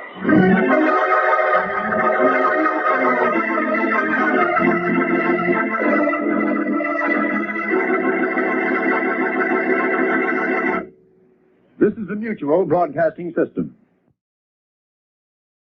Post Coasties, or Host Posties, or that is Roast Coasties, Toast Posties present. Hey, get that name right, my confused friend. It's Post Toasties. Post Toasties. Crisp, delicious Post Toasties present The Adventures of the Thin Man, starring Claudia Morgan and Les Damon. A basic 7 food with whole grain nourishment, Post Toasties. And we find our old friend Sheriff Ebenezer Williams ringing the doorbell of Nick and Nora Charles' apartment. Nicky, darling, I didn't expect... Oh, Eb Williams. Howdy, Norrie. Eb, darling, come in. Well. Where's Essie? Oh, she's coming on a later train. And don't let Essie hear you call me darling. Everybody's a darling tonight, Eb. This is going to be the most wonderful anniversary Nicky and I ever had. If he remembers about it, the big goon. Well, did he forget? He didn't mention a word about it all day. Oh, well, I reckon he's trying to tease you. You look lovely, Eb. Yeah, I got on my best bib and tucker. I saved these clothes for funerals and weddings. You look mighty spruce yourself, Norrie. Do you really think so, Eb? I got this evening gown especially for tonight. Yeah? Do you like it? You seem to fill it out fine. Oh, that must be Nicky now. Eb, don't you remind him that this is our anniversary. I want to see if he forgot. What'll you do if he has? Well, I can't make up my mind. Shall I blow his brains out or slit his throat? Oh, slit his throat. Because if you try to blow his brains out, you might miss the target. It being so small, you know. Nicky, darling. Hello, baby. Didn't you forget something, dear? No, darling. Here's the half-pound of butter you asked me to bring home. Oh. When I promised the grocer I'd marry his daughter, he let me have it. Oh, hello, Eb. Howdy, Nick. Well, awfully nice to see you again. What brought you to town? Steam cars? Oh, I thought there was something up. Well, there is. What? Oh, I come in to see a fellow's throat slit. Oh, whose? Friend of mine. Oh.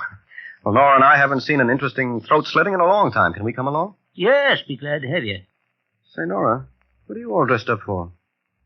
And Eb, you're all dolled up, too. Why? For the funeral of the fellow that's going to get his throat slit. Oh, well, I guess I better change. I'll see you in a minute. Oh, Eb, he completely forgot. Oh, I don't think so. See if that package really has got butter into it. Oh, I didn't think of that. Oh, Eb, Huh? it is butter. Well, what you crying for? Butter has its points. Oh, that big goon. He'll see if I'll ever marry him again. Oh, why do I love a husband I hate so much? Oh, just a minute. Oh, Mrs. Charles? Yes. I'm Mr. Squiller of Squiller Incorporated. Flowers for the dead, dying, and married. Where shall I put this? Oh, the flowers. Oh, over there. Very well. Do you have a cold? No, I'm allergic to blossoms. Miss Charles. Yes. May I extend my deepest and heartfelt condolences on this occasion? Oh, well, thank you. What did you say? I saw you crying when I came in. Perhaps he's happier in another world. Who can tell? My deepest sympathies, madam. My heart bleeds for you. You'll get my bill in the morning. Goodbye. Allergy in a country churchyard. Look at that bunch of posies he sent. Wonder if I'm celebrating an anniversary or winning a horse race. Let's see what the ribbon says. Oh! Darling, how do you like the flowers? Aren't they lovely? Beautiful, dear. I'm just mad about the inscription. Rest in peace. Huh? So appropriate for an anniversary. What are you talking about? That there ribbon, Nick. Couldn't they get you one that said success? Yeah, let me see. Lilies. This is a funeral bower. Where are the jewels? What jewels, dear? I bought a necklace and told him to send it with the flowers. You expect me to believe that? But I did. You forgot our anniversary entirely. Oh, darling, don't you see? I did send you flowers. They were delivered here by mistake. But I bought a gift for you, too. You're just making that up. You don't love me anymore. But I do love you. You hear that, Eb? He's shouting at me now. Oh, I'm going back to the flower shop and find out what happened. You mean you're running out to buy me something? Oh, I know all your little tricks. All right. You can come along. And you can come, too, Eb, as a witness. Maybe that funeral wreath isn't so inappropriate for our wrecked marriage. Rest in peace. Oh, Eb.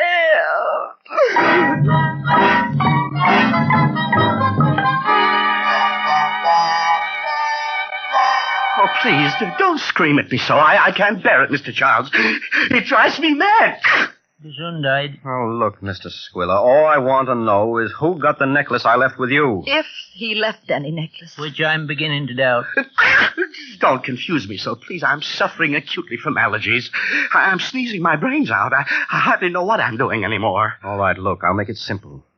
I got a funeral wreath. Now, you must have delivered my flowers and the jewelry to somebody else. Do you suppose that's what I did? Yes, I do. Probably you sent it to the person who was supposed to get the funeral wreath. Why, of course, I remember now. How perfectly idiotic of me. Yes, well, where did you send my jewels and the flowers? Let me see. Now, here's the card. Mrs. Gwen Gray Gilroy, 1408 East 86th Street. Gwen Gray Gilroy. Nicky, isn't she that showgirl who threatened to commit suicide when you married me? Which one do you mean, dear? The one you nicknamed Strikeout, because she had so many curves. She called you Sugar Man. Oh, I'm sure it's not the same person. She married a millionaire named Gilroy. I read it in the papers. Nick, have you been sending her flowers and jewelry? Oh, look, what am I getting into here? Nora, this is just a simple mix-up. Probably due to Mr. Squiller's allergy. I'm so sorry all this happened. My nose is just driving me crazy. Why don't you quit the flower business if you're allergic to flowers? Well, how can I quit when I'm losing money? It's a vicious circle, starting from my nose and ending with my bank account. Believe me, when I think of my troubles, I could weep. Come, Nicky. We're going to Mrs. Gilroy's. And if what I suspect is true, you're going to be dead before morning. Oh, will he really, Mrs. Charles? Yeah, you can depend upon it, Mr. Squiller. In that case, remember where to buy your flowers for the funeral, Mrs. Charles. Just a moment. Why, Sugar Man. Oh, strikeout. So, it is her. Sugar Man, you found out about poor Virgil dying and you came back to me. No, not exactly strikeout. This is my wife, Nora. Oh, how do you do? Not as well as you seem to be doing. And this is my friend, Sheriff Ebenezer Williams. Howdy, Strikeout. Does that coffin contain the remains of your late spouse? Yes. Now, look, Gwen. There's been a kind of mix-up. Did Mr. Squiller deliver some flowers to you? Yes, Nicky, they're at the head of the casket. Why? Was there a package with them? I don't know. I wasn't here when they arrived. Let's take a look, Nick.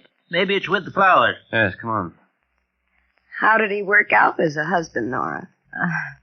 Not badly. Don't seem to be here, Nick. I'll open the casket, Eb. Maybe that idiotic florist put it in there. Maybe he was playing treasure hunter. Say, look! The casket's empty. Godfrey, nobody home. What are you talking about? Strikeout, your husband's body isn't here. The casket's empty. Virgil gone? Say, that jerk can't do this to me.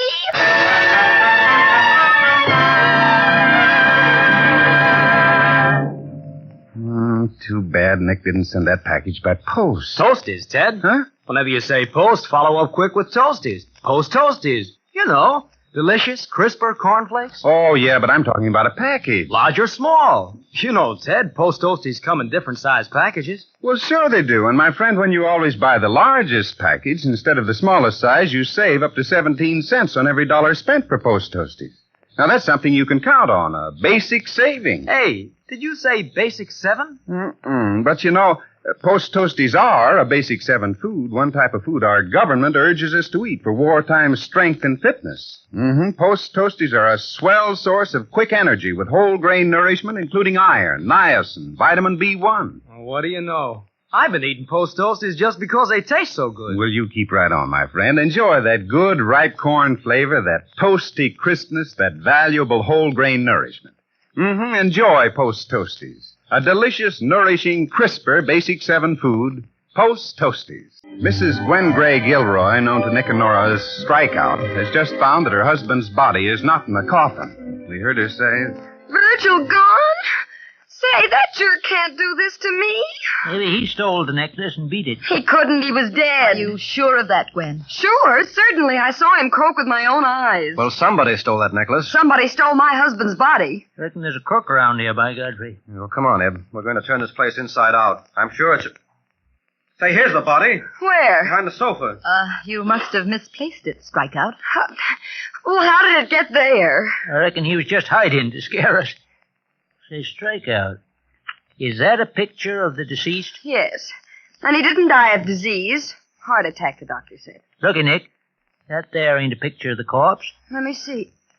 Oh. Gwen, is that Virgil? No, it's somebody else. Where'd you get him, Gwen? I don't know. Oh, this is awful. Hey, wait a minute.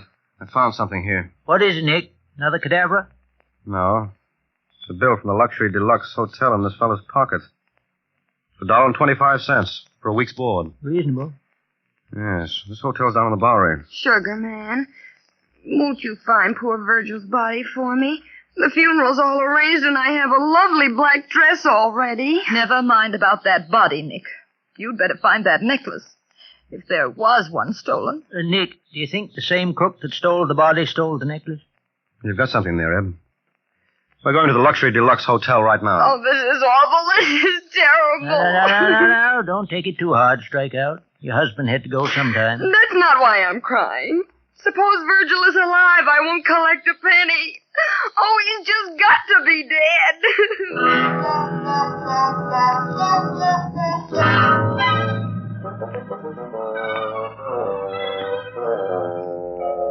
Good evening, friends. Welcome to the Luxury Deluxe Hotel. No opium smoking and no murder allowed. Oh, a respectable joint. I thought we was coming to one of these here low dives. Awful disappointing. Well, friends, would you like a room with a window or just a room? Not exactly. You see... Here, my friend. Where'd you get my watch? Oh, that's just to show how honest we are. Don't you recognize me, Nicky? Oh, Dippy Danny, the pickpocket. What are you doing here? Well, I decided to go straight for the duration. My contribution to the war effort. Danny, this is my wife, Nora. How do you do? Are you a very experienced pickpocket, Mr. Dippy? Nora, I've had me hands in some of the most well-greased pockets in this country. Here's your change, please. Oh, thank you. And this is my old friend, Eb Williams. Howdy, Dippy. Hello, son. Here's your wallet. Mr. Dippy looks so... Godfrey, how do you do it? I'll show you later if you want to know. Hey.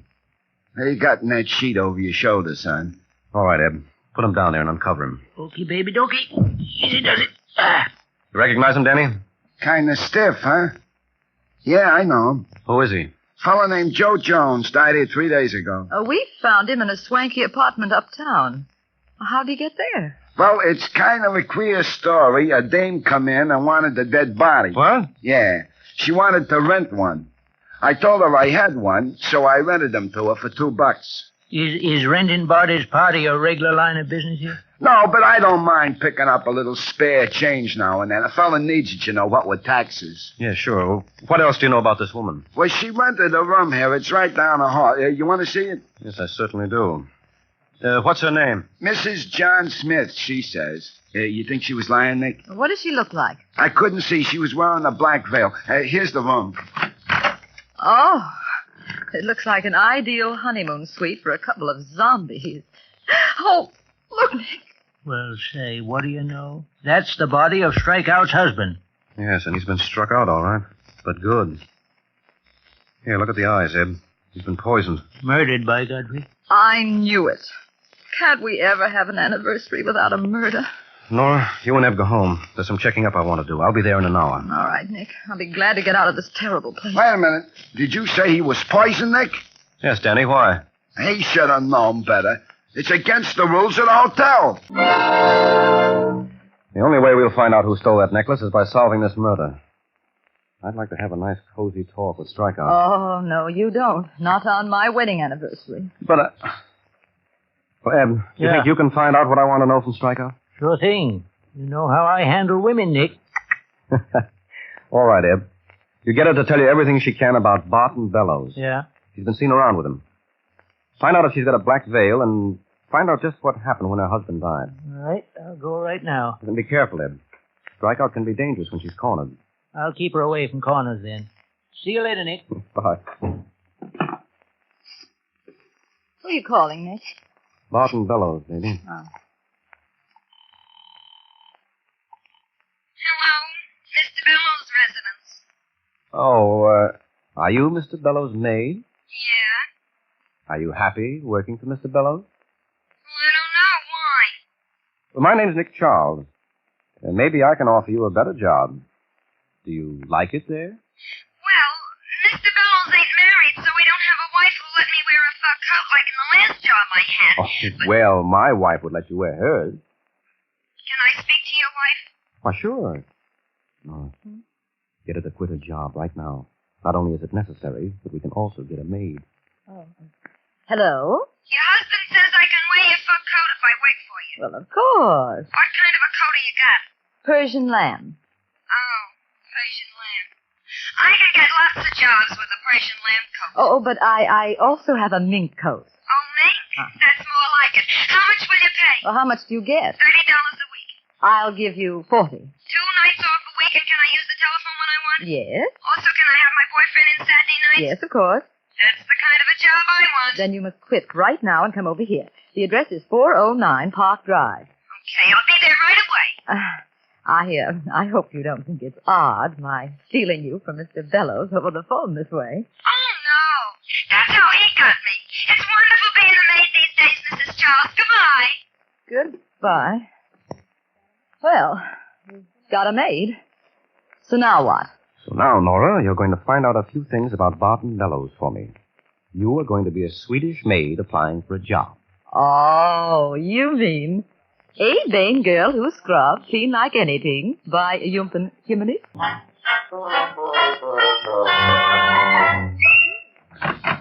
Good evening. Are you Mr. Bellows? Yes?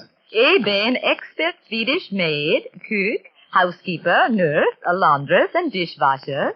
I have used quit a job and told my madam to go to... maybe you have a job for me? Do I have a job for you? Come right in. You were sent from heaven. No, I come from Brooklyn. I mean, my maid just quit. I need someone to take care of my house. I'll pay you anything you want. Oh, is that picture of your wife? Well, no, not exactly. This beautiful woman, she writes, to Barton, the one and only in my life, all my love, Gwen. If she's not your wife, why does she love you? Well, she's a kind of a friend of mine. I'm not married. Oh, not married? I am not married, too. Well, I hope you'll like this job. I'll do anything you want to make you happy. Will you marry me? Well, no. I think I go home. No, please. I mean, I'll be nice to you. That won't be hard. You're very pretty. You think so? Yeah. I think maybe I stay. Look at this drawer, so messy. Full of old letters. What are you doing there? I must see if you pay your bill. I don't work for a man who does not pay his bill. Here is interesting letter. Dearest Barton, I don't think poor Virgil can live very much longer. The old goat is due to kick the bucket soon, and they can get married. Give me that. It is from that Gwen. So you want to marry her? Well, that's none of your business. Where I work, everything is my business. You have a little bottle here. A little bottle of pills. I wonder what they are. Here, don't open that. Take your hands off me or I smack your face. Here is your bottle of pills. I don't think they would be so good for me anyway. I think you'd better leave. I'm afraid I can't use it. Leave? You bet by Jiminy I leave. They will not work such filthy place. Look at these dishes. Dirty. Get out of here. You insult me. I quit. Look at this bath. Filthy. Ye are a pig. Good night.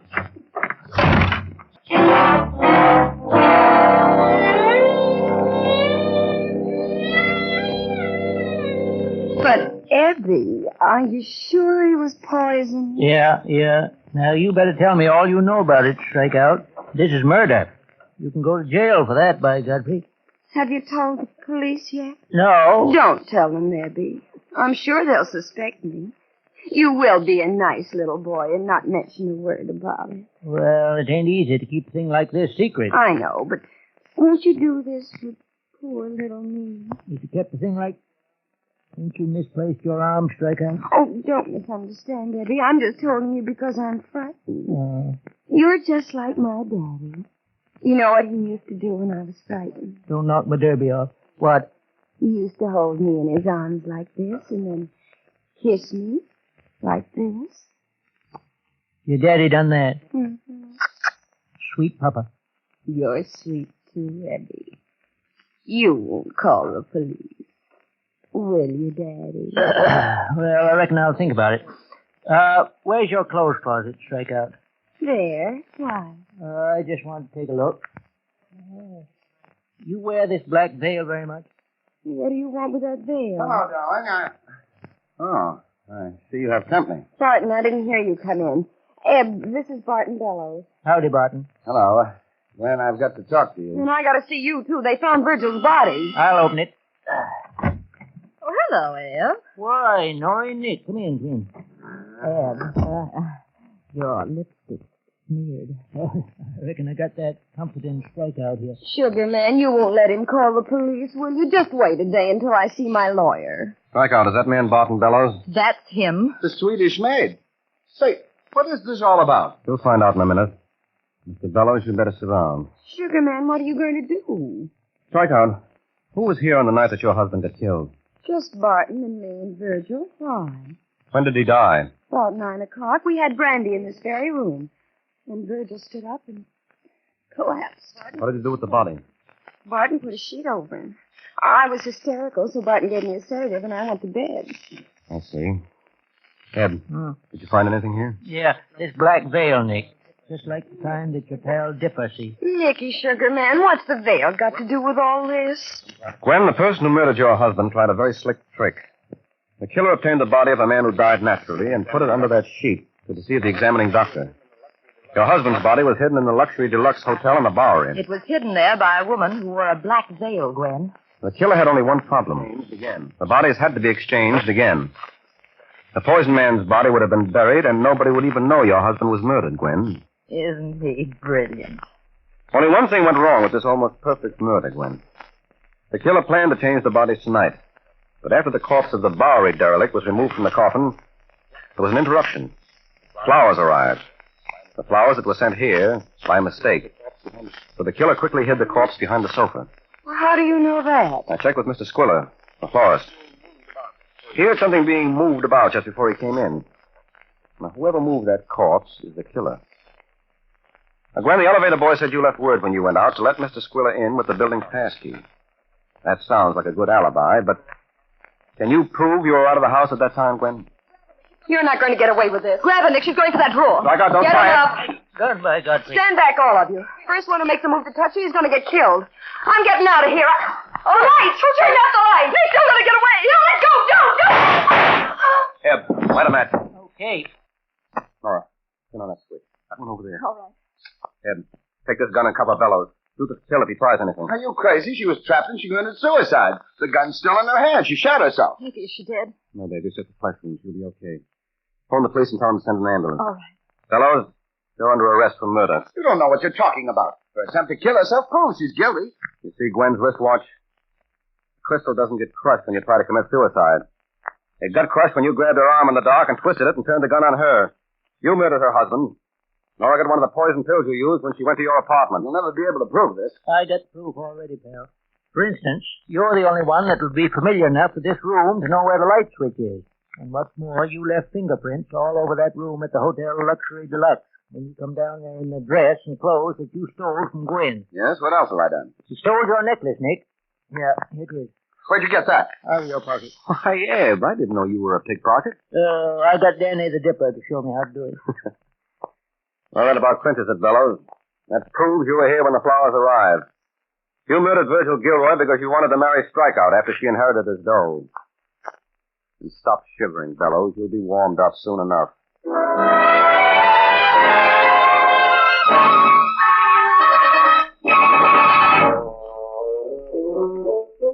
You pull the covers up, darling.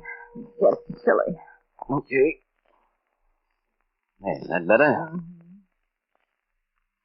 What made Barton Bellows steal the necklace? Well, he got cold feet when he was interrupted by Swiller.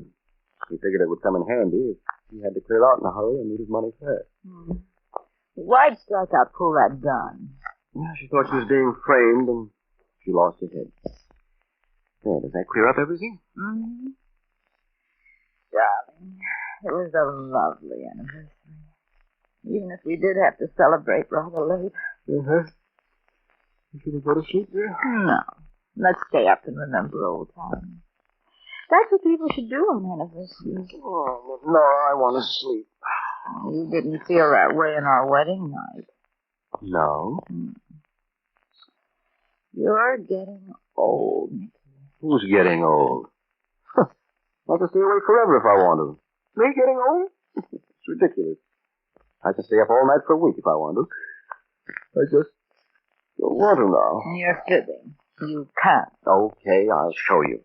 Let's talk about anything you want to, as long as you want to. You remember what you said when I first met you? Mm-hmm. What did you say? Well? Nicky. Nicky, are you sleeping? Silly goose. Good night, Nicky, darling.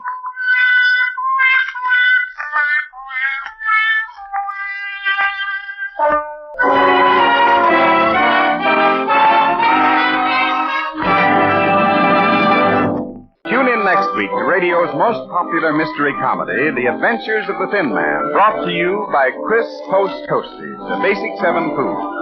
Listen next week when Nick and Nora investigate the stolen jewelry racket and discover it's a short step from hot rhinestones to cold tombstones. This is the Columbia Broadcasting System. Federal Agent was a lesser-known crime show that featured stories from law enforcement agencies around the world, from the FBI to the Royal Canadian Mounted Police, Scotland Yard, etc. It ran from 1945 to 1953, but only 14 episodes survive today. In Bank Robbers in Paris Bank, the Paris Sûreté, the police, are assigned to guard a shipment of gold worth 5 million francs. There are concerns of a robbery due to a series of bank robberies that have occurred recently across France, and the police have lost track of several of their suspects. The story is told both from the perspective of the police and also from the perspective of the criminals, making this a really unique and intriguing story. Air date? Unknown. Next up is Danger Dr. Danfield, where the main character is a criminal psychologist played by Steve Dunn, and Joanne Johnson played his secretary, Rusty Fairfax. Herb Butterfield played Police Captain Otis. The doctor narrates each episode as if he's dictating the case to his secretary, with dramatizations of the story in between. In Who Killed Eve Sheldon, the story starts out with the murder of Eve Sheldon, a married woman. The police have a rich man's son in jail for the murder as their prime suspect. He was having an affair with Eve. But Otis doesn't believe he's guilty.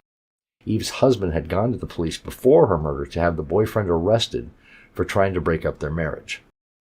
A pretty straightforward mystery of jealousy, murder, and revenge, although I do have to point out there is no law that I know of against a man romancing a married woman. I don't think you can call the police for that. But anyway, it aired on November 17th, 1946. Next is one of the greatest crime detective shows of all time, Broadway's My Beat, starring Anthony Ross and later Larry Thor as the great police detective Danny Clover, whose beat is Times Square and Broadway and New York City. I love this show, especially the writing and the narration, which is like poetic prose. The definitive hard-boiled noir detective. Both actors did great jobs in the title role, although I prefer Thor, to be honest. In the Peggy Warner murder case, a young woman is found dead in an alley, apparently poisoned to death. Detective Clover sets out to find the murderer. Like all episodes in the show, it's a combination of crime drama and police procedural drama, and full of suspense right up until the very end. It aired February 7th, 1953. Next, The Black Museum, starring Orson Welles as the narrator of these great dramatizations of true crime cases from London Police's famous crime museum. In A Straight Razor, a pub owner in 1896 London is in love with one of his young barmaids. She agrees to his marriage proposal, and they're married. Shortly after the wedding, however, she gets sick and dies. And even though the physician certified her death as natural, the police get involved and, well, you'll just have to listen to find out more. Who had a motive to kill her, and how was a straight razor involved? Then we have another rare gem, Indictment, which was a courtroom drama that ran from 1956 to 1959. Based on actual case files from former Assistant District Attorney Eleazar Lipsky, this was an excellent procedural show that delves into the details of not only solving crimes, but bringing the guilty party to justice in the courtroom. In A Greek Tragedy, the Assistant DA, Edward McCormick, who's played by Nat Polen, gets a tip about drug possession, and he finds a large cache of marijuana in the possession of a wealthy Greek businessman's son. If you like the procedural type of crime dramas, then you're going to love this one. And then our final show of the collection is from The Avenger. There were 2 iterations of this show, one from 1941 to 1942, all episodes of which have not survived, and then the 1945 to 1946 version, which today's episode is from. James Monks and later Dick Janiver played the title role. Jim Brandon, who was a biochemist who invented a telepathic indicator to help him read minds, and a secret diffusion capsule which makes him appear invisible. And of course he uses these to fight crime. It's been compared a lot of times to The Shadow, and you can see the similarities in the character and the premise. Helen Adamson played his assistant Fern Collier. In The Fiery Deaths, 5 people have died from, all of them apparently from some kind of a fever, but all of them have 2 things in common. 1, they all occurred in the street, and 2, they all had a dummy fountain pen on them when they died. It's up to Brandon's alter ego to solve the mystery.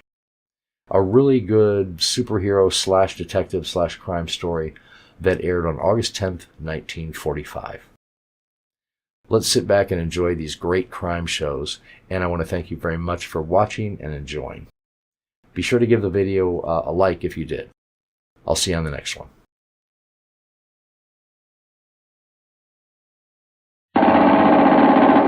Federal Agent.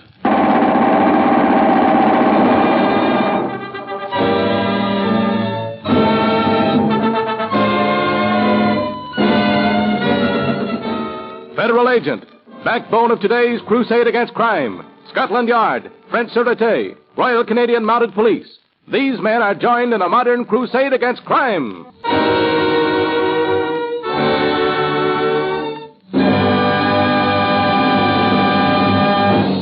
Late one evening, officers of the Paris Sûreté of Police are talking with Monsieur Paul Boutier, President of the Bank of the Republic. And so, Monsieur le Préfet, as President of the Bank of the Republic, I merely want to acquaint you with this fact. The bank has received a shipment of gold totaling 5 million francs. We shall expect every vigilance and protection from the Sûreté. Oh, but of course, Monsieur Boutier. You may count on us. The continued bank robberies of the past several months have worried me quite a good deal. Nothing must happen to this gold. It is for distribution to smaller banks, to replenish their reserves, you understand? Perfectly, monsieur. Good. Au revoir. Good day. You have checked on the whereabouts of all bank robber suspects not yet apprehended, Diderot? My men have, Monsieur le Préfet. Well, at least André Lafarge is in the Bastille for a while. I think we may rest easy on that score. Oui, monsieur. But Lafarge's Apache are not accounted for. What? But I thought you said... They have disappeared from their old haunts. Dropped completely from sight. Something is stirring, monsieur. I am almost positive of it. In the gold? Oh, who knows? I think it might be well to be prepared. A guard detail should be stationed at the bank at all times until the gold is disposed of. No, that would not stop them.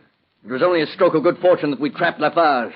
They're devilishly ingenious when it comes to bank vaults. But Lafarge is their leader, and as long as he is safely out of the way in the Bastille... Yes. Lafarge is in the Bastille, but he still directs their activities. Someone has taken his place. Every moment they're at large, plotting and scheming. Makes them that more dangerous. We must take steps to control this situation, Diderot.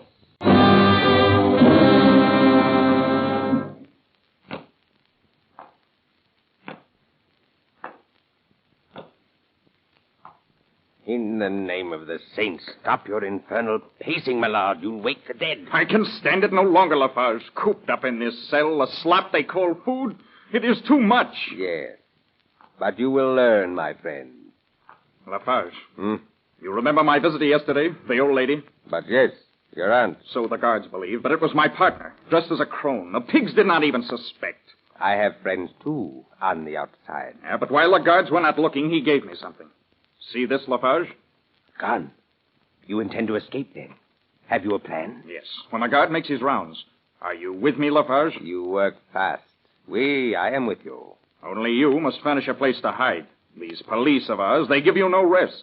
One may escape only to be caught again. Your friends will take us in? Certainly. But we must plan carefully for tonight. It is a great risk. Here he comes, the guard. Stand back. Get hold of him through the bars when he stops. Lights out now. Ready, Lafarge? Ready. What are you two doing in there? Lafarge, Milan. Hey there. Get back. Get the keys from my pocket. All right. I have them. We must hurry. Come on. Careful now. Hey there. Stop. We'll have to run for it.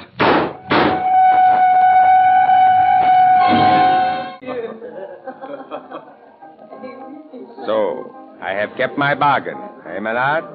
This is the place we hide out. In a dance hall in the center of Paris, they'll find us. Never. They will never think to look under their very noses. Besides, my men are here, and there is work to be done. Work? Oui. You have been my friend, my lad. I'm going to trust you. There. Look out that window and tell me what you see across the street. People walking, the Maison Bleue, and the Bank of the Republic. Ah, the Bank of the Republic. And across the street. How near it is. But I do not understand, Lafarge. You will, my friend. You hear the music of the Apache downstairs, eh? Do you hear anything else? No. Good. Then it will interest you to know that even now my men drill a tunnel underground, under the street, to the bank vault. In a few short weeks, we shall have in our possession 5 million francs in gold. Think of it. 5 million francs. Ah, you do not think it can be done, eh? Oh, yes, but only if the police do not catch up with us and spoil the plans. They will not even look for us. What do you think of that, my lad? Here, change your clothes, my friend. Henri has left these forests. But I do not... Go ahead. I need your prison clothes. You will see how cleverly we shall fool those pigs of the police.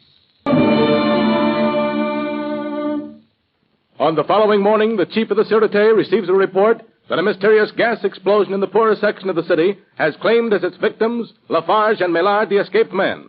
A little later, Deputy Diderot enters the office. Oh, Diderot. Yes, monsieur. Gendarme found the bodies of Lafarge and Millard early this morning. A gas explosion. I know, monsieur le préfet. I know. So badly mutilated were they that only their prison uniform offered identification. Oh, it's justice, Diderot. But perhaps you had better see them, eh? I have already been there, monsieur. So? Did you find anything out of order? You say that very peculiarly. It was quite surprising, monsieur Vidal. Quite surprising. So? It would seem Lafarge and Millard are very much alive. Much alive? What are you saying, Diderot? Surely the dead do not come to life. Precisely, monsieur. The mutilated bodies were not those of Lafarge and Millard, but 2 dead bodies from the morgue, stolen from their slabs in the night. Oh, Dieu. But how can you be sure? Oh, no, it's impossible. It's unbelievable. Not at all. I checked our records on Lafarge and Millard both. Lafarge has very beautiful teeth. You say teeth? Oui, monsieur. Beautiful teeth. And they are his own. The mutilated man we originally supposed to be Lafarge has false teeth. All of them. Well. And Millard? A mole on his left shoulder. Not so, the supposed victim of the explosion. We must redouble our efforts. They've attempted to throw us from the trail. The Sûreté is pledged to their recapture. One moment, Diderot. This may be of importance. Hello? Oh, yes. I'm listening. Yes, I understand. We shall not fail you. Au revoir, and good luck.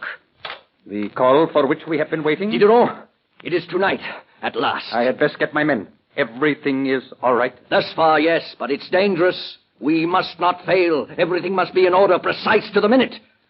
Midnight. I quite understand, monsieur. Till midnight, then.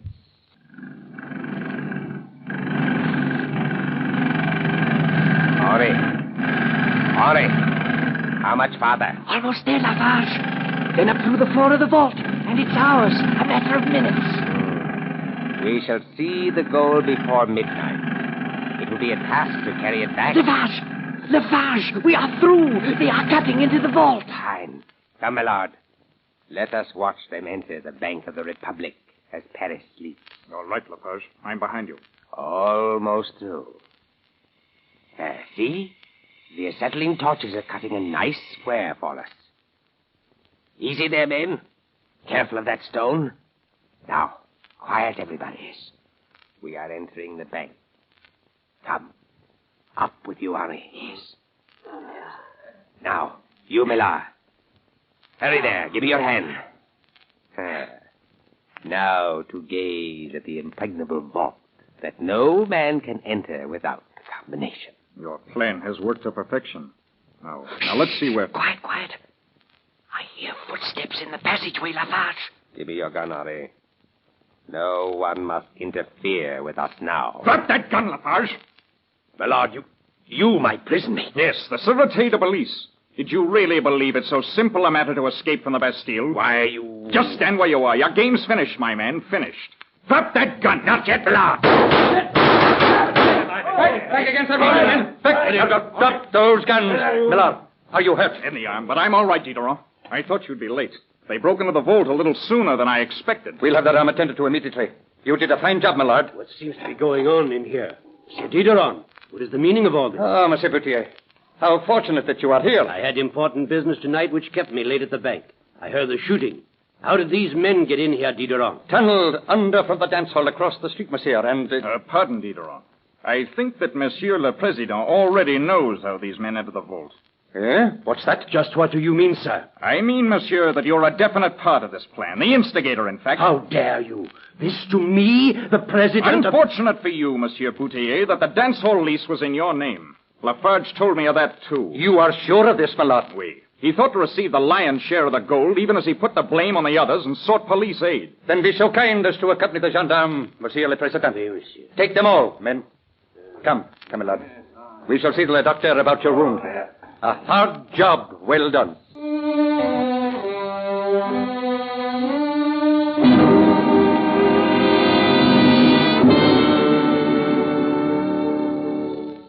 Listen for our next presentation of thrilling stories related to this modern crusade, as each nation calls upon its chief bulwark against crime, the Federal Agent.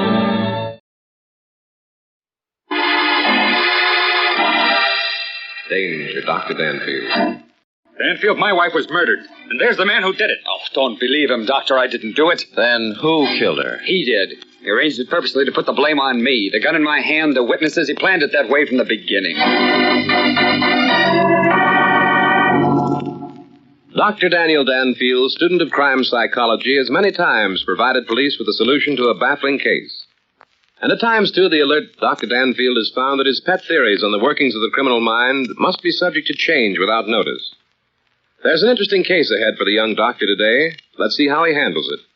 At the moment, we find Dr. Danfield in his study dictating to that precocious secretary, Rusty Fairfax. The problem of an increasing crime rate cannot be solved by so-called improved methods of apprehending the criminal.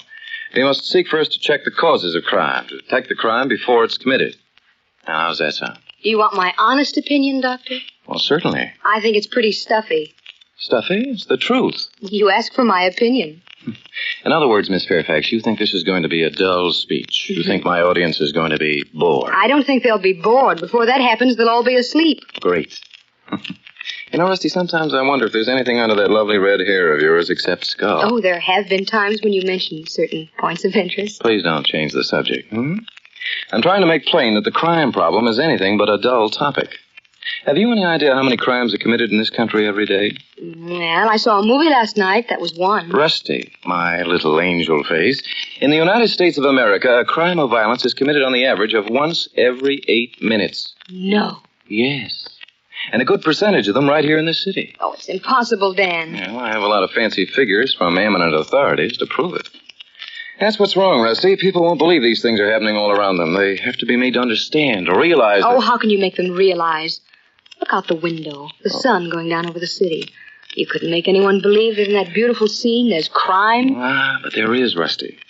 How do we know what's going on behind those thousands of windows? Anything can be happening. Absolutely anything.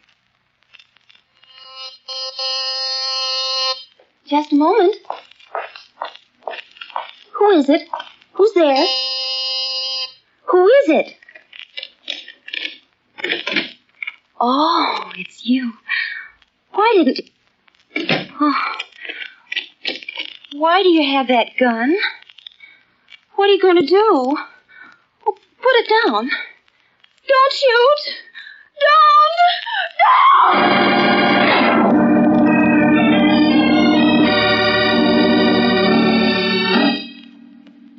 Yeah, good morning, Rusty. Did you get my speech typed out? It's all here, Dan. 20 pages.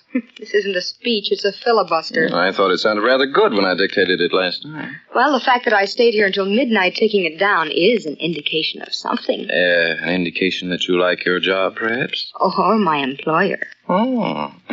And so early in the morning, too. Possibly a characteristic of red-haired women. Oh, you and your psychology. Yeah, Rusty, will you see who's at the door? Yes, master.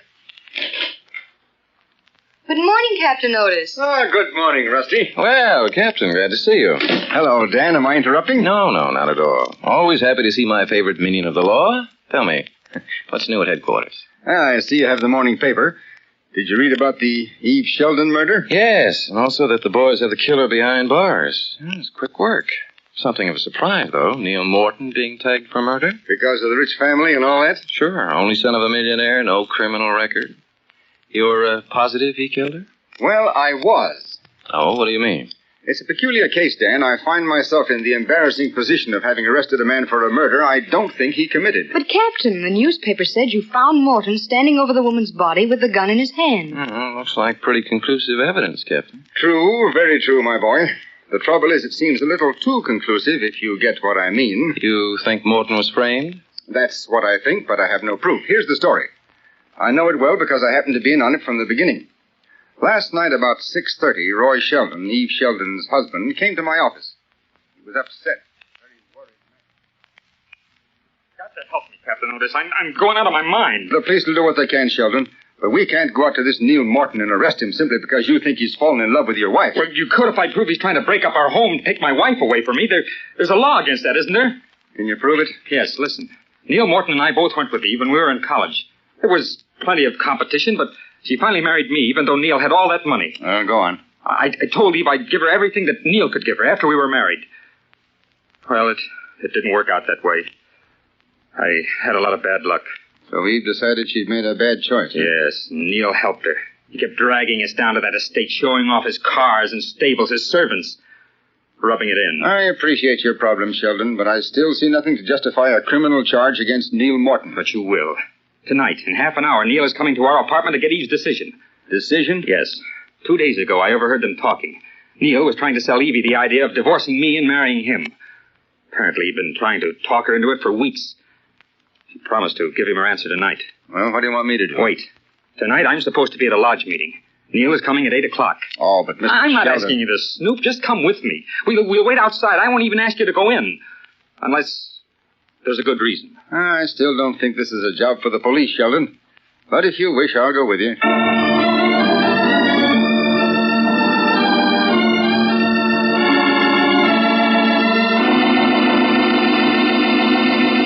Now back to Michael Dunn for the second act of Danger, Dr. Danfield.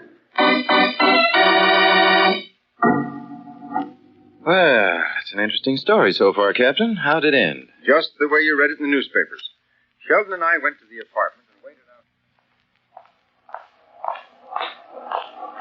out. Let's wait here in this doorway, Captain. He'll be here soon. It's almost 8. You know, Sheldon, this is a job for a private detective, not the police. You may not think so later. What was that? Well, there's no telling what Morton may do if Eve turns him down. Stand back. Here he comes.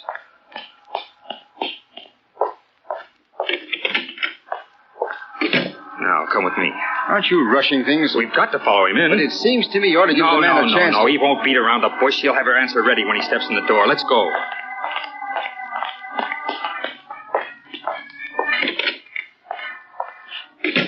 This is our apartment. Go on in, Sheldon. If you run into trouble, you can call me. Don't leave. Don't worry, I won't. Eve! Roy, I found her. She's dead. Eve! Morton, you killed her! Oh, I didn't. I was just... Sheldon, he killed her. He killed my wife. There's a gun in his hand. Boy. Morton, I'm going! Hey, Sheldon, I'll handle this. So you see, Dan, I had to arrest Neil Morton and charge him with the shooting of Eve Sheldon. I see what you mean, Captain. I also see a couple of other things. What, Dan? Well, I can see, Rusty, what Captain Otis meant when he said the whole setup was too pat. Well, what's pat about it? It seems to me that Captain Otis caught Neil Morton red-handed. What was Morton's story, Captain? Well, he told rather a fantastic tale about Sheldon coming to see him about 7 o'clock last night. And Sheldon told Morton that Eve was sick and wanted to see him. Morton have any witnesses to that? Well, no. Tell me, how about the shot? Did anyone hear it? No, it looks to me like Morton's a dead duck. Not yet he isn't, Captain. Now, as I understand it, there was only one set of fingerprints on the gun. Yes, Morton's. That's one of the problems. Yeah, doesn't it strike you as rather strange? Morton must have had the gun in his pocket when he entered the room. Now, even though his sole purpose in being there was to murder Eve Sheldon, he would have had to handle the gun several times. Yeah, so Morton's fingerprints should have been all over it. Right. Prints would have been made when he put it in his pocket at home, when he took it out of his pocket, and when he held it in firing position. And the fact that there was only one set of prints would indicate that the gun had been wiped clean before Morton touched it. Exactly. Looks to me as though Morton came into the room, found Eve dead on the floor with a gun beside her, and instinctively picked it up, at which point Sheldon arrived and began yelling bloody murder. Well, it's still only a theory, Dan. It doesn't prove that Neil Morton didn't kill Eve Sheldon, and it doesn't prove that anyone else did. I can't see that we're any better off. Oh, but we are, Rusty. We're reasonably certain that it wasn't Neil Morton who killed Eve. Now, the next thing to do is to have a talk with Roy Sheldon. Let's go, Captain.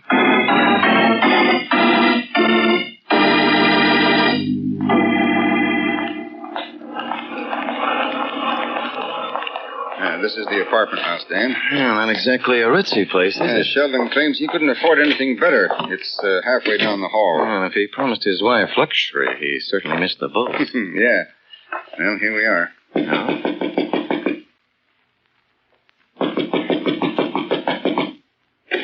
Yes?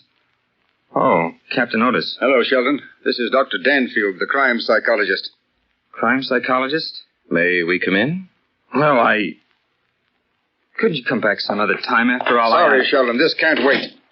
Captain, the least you can do is respect a man's grief. We do respect your grief, Sheldon, but we also respect the possibility of a miscarriage of justice. Oh, where was the body lying, Captain? Oh, over there by the window. I resent this. Oh, sorry, Sheldon. We're just making sure that it was Neil Morton who murdered your wife. Making sure? You saw him do it. The only You were thing there. I saw was Morton standing over the body with a gun in his hand. Sure, and his fingerprints were on the gun. The bullet came from the gun. Shut up. Now, Dan, Roy, darling. Vina, I told you. Oh. No, skip it. This is Vina Rosalind. She's a friend of mine. Oh, friend, eh? Do all your friends call you Roy, darling? Roy, who are these men? I'm Dr. Danfield, Miss Rosalind. This is Captain Otis of the police department. Oh. We're here to ask Mr. Sheldon a few questions regarding his wife's death. Ask him questions? But Neil Morton killed her. I saw him go into the apartment. Oh, did you, Miss Rosalind? Sure I did. I was just going into my room when he came along the hall and knocked on Roy's door. Where is your apartment, Miss Rosalind? Across the hall, 2 doors down. Did you see Morton enter this apartment? No, I didn't actually see him go in. I couldn't just stand there and stare at him. Of course not. What did you do? What difference does it make? Don't answer him, Vina. Keep quiet, Sheldon. This is important. Go ahead, Dan. Actually, Miss Rosalind, you're not sure that Morton entered this apartment. Oh, yes, I am. After I entered my own apartment, I stood near the door, listening. Oh? What did you hear? I heard the door open, Morton go inside, and the door close. Tell me, how long was it after that Sheldon and Captain Otis arrived? About 2 minutes. Oh, that's close, Dan. Sheldon and I weren't more than a couple of minutes behind Morton. So that settles that. I was with Captain Otis all the time. Not so Now fast, Sheldon. Miss Rosalind, were you standing at the door listening between the time Morton entered this apartment and when Captain Otis and Sheldon arrived? Yes. How long would you say it was after Neil Morton entered the apartment before you heard the shot? The shot? Why, There was a shot, wasn't there? Why, I suppose. You're crazy. Of course there was a shot. There had to be. Tell him how long it was before you heard it, Vina. Well, I don't know. I mean, it couldn't have been very long. Are you telling me that you know exactly how much time passed before Sheldon and the captain arrived, but you can't say when you heard the shot? Why don't you leave her alone? How can you expect her to think firing questions at her that way? The answer to that is simple. Miss Rosalind is confused only because she didn't hear the shot. There wasn't any shot. Wasn't any? There had to be. That's right, Sheldon. There had to be. Well, there's a bullet hole. There must be a shot. But when the shot was fired is a different thing. Now, sorry to disappoint you, Mr. Sheldon, but I think that if Neil Morton came here last night with murder on his mind, he was a little too late.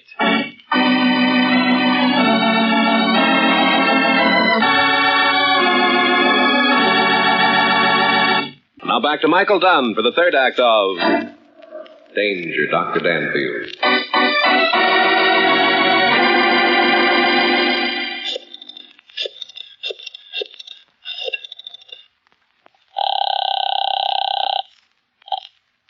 Dr. Danfield's office. Hello, Rusty. This is Dan. Dan, where are you? I'm at a drugstore near Morton's place. I want you to call the Sheldon's apartment, explain who you are, and tell him to pick up Vina Rosalind and come out to Morton's home at once. Where's Captain Otis? He's going down to headquarters to engineer Morton's release. To engineer Morton's release? Well, then he isn't guilty. After you make the call, Rusty, grab a taxi and come down to Morton's yourself. Oh, by the way, bring your notebook, will you? But Dan, suppose Sheldon refuses to come. I don't think he'll refuse, Rusty. That's all. Goodbye.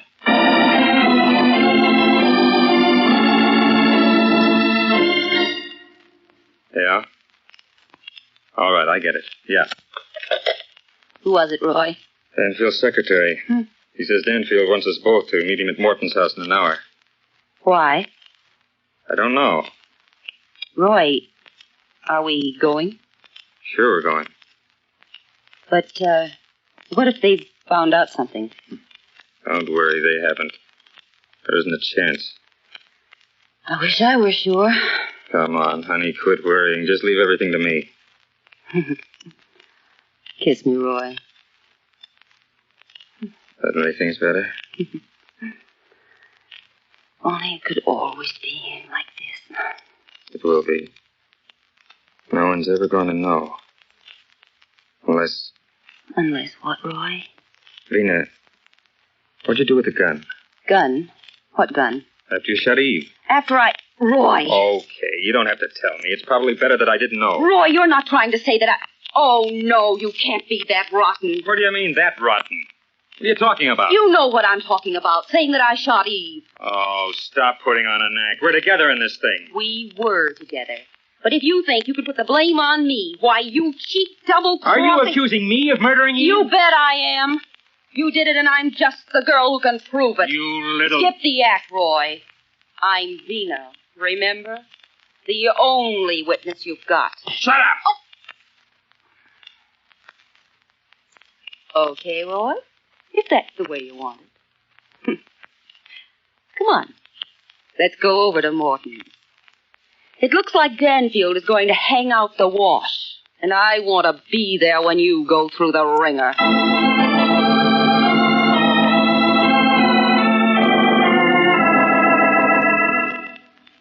Well, Mr. Morton, I've looked forward to meeting you. I hope you don't mind if I ask you a few questions. What if I say I do? Oh, really, Danfield, this is ridiculous. Oh? First I'm framed for a murder I didn't commit, then I'm told I'm free. Then I'm held prisoner here in my own home. What's the idea? And what's Captain Otis prowling around the other rooms for? I hope to have the answer to your questions in just a... Oh, excuse me. Well, that must be my secretary. Oh, hello, Rusty. Come on in. Hello, Dan. I called Sheldon. He and Miss Rosalind will be over. Well, this is Neil Morton, Rusty. Mr. Morton, my secretary, Miss Fairfax. How do you do? How do you do? Is that about Sheldon coming here? I won't let that fellow in this house. And who's this Miss Rosalind? He's a friend of Sheldon's. He lives down the hall a couple of doors from his apartment. Oh, do you remember meeting a girl in the hall? Oh, I don't know. Oh, yes, I believe there was a girl there at that. Give me an odd look now that I think about it. Would you recognize her if you saw her again? I think I would. Mm-hmm. Oh, hello, Miss Fairfax. Hello, Captain. I didn't know you were here. Oh, I've been here for some time, picking up a few little interesting odds and ends. Any luck, Captain? Yes. I've found what I was looking for, Dan. What about you? Not bad. As soon as Miss Rosalind and Sheldon get here, I think we'll be able to clear up this case without any trouble. The devil are you talking about? Certainly there's no question of who killed Eve Sheldon. I'm afraid there is, Morton. You see, there are several people involved in this affair. Oh, I see. You think perhaps this Miss Rosalind... Possibly. Oh, Doctor, pardon me for laughing, but you don't really expect Sheldon and Miss Rosalind to come here. Yes, don't you? Well, hardly. I'll gladly make a small wager that the two of them are over the hills and far away right now. Sheldon's a fool, but not that much of a fool. After all... Someone's at the door, Neil. Will you show Mr. Sheldon and Miss Rosalind in? Still don't believe it. Dan, this idea of yours may work, and it may not. What are you worried about, Captain? I think we both know who committed the murder. But I'll admit that I haven't found a logical motive. And without a motive, the evidence we have means nothing. Well, it appears to me you have more motives than anything else. Captain Otis is right, Rusty. Let's bide our time. I'm going to try a psychological experiment. Watch for a surprise. Well, it's too bad you didn't make that little wager, Dr. Danfield. You'd have won. Hello, Miss Rosalind. Mr. Sheldon. Let's get this straight, Danfield, right at the start. You can't pin this murder on me. I have Captain Otis as a witness. I was with him at the time it happened. All right, then you'll have nothing to worry about. Besides, would I have come here if I had anything to do with it? Well, perhaps you came to defend yourself, which means that Miss Rosalind is here for the same reason. I don't have to defend myself. I don't know anything about it. Well, Dr. Danfield, you have the stage all set for the great final scene. Let's begin, huh? Gladly, Mr. Morton. Now, Miss Rosalind, I'm going to be very frank. We have good reason to believe you killed Eve Sheldon. So he told you. Well, I didn't. He killed her, and he's trying to put the blame on me. That's not true. She did it. Thought she could get away with it. Then when the police came into it, she got scared and tried to pass the buck. Why, you heel! Wait a moment. Sheldon, when did you decide that Miss Rosalind had killed Eve? I suspected she was going to do it for a long time. She'd been threatening, but I didn't think she'd go through with it. She thought with Eve out of the way that I'd marry her. You conceited... You can't prove that. Well, Morton, what have you to say? Really, this whole argument is stupid. Why are these two shouting? I was the one who was framed. Simply because I fell for Sheldon's sob story, I was accused of murder and spent a night in jail. Well, the odd part of it is, Morton, you weren't framed. You only thought you were. Well, I don't get that. Well, you will in a minute. Sheldon, I'm asking Captain Otis to arrest you and Miss Rosalind and charge you with obstructing justice. Obstructing justice? What is this? You both claim you knew the other had murdered Eve, and yet you allowed Neil Morton to be arrested for the crime. What neither of you knew was that Neil Morton actually did shoot Eve Sheldon. Oh, really, you're quite an amusing fellow, Danfield. Tell us more. All right, Morton. Captain, what was it you found in Morton's bedroom? A silencer. Here it is. Recognize it, Morton? Well, of course. It's mine. I've had it for years. So what? So you used this silencer on the gun with which you shot Eve Sheldon yesterday evening. That's very interesting. Unfortunately, it isn't true. Oh, isn't it?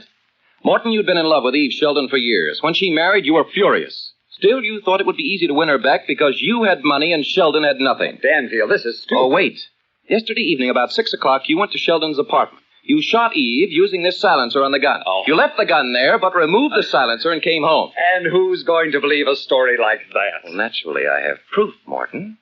When Sheldon came home, he found his wife dead. He thought Miss Rosalind had murdered her because she threatened to do so. That gave Sheldon an idea. He saw a chance to pin the murder on you, whom he hated, and let Miss Rosalind off free. Oh, you're still talking nonsense, Danfield. Would I walk into Sheldon's apartment if I already knew his wife was lying dead on the floor? Yes.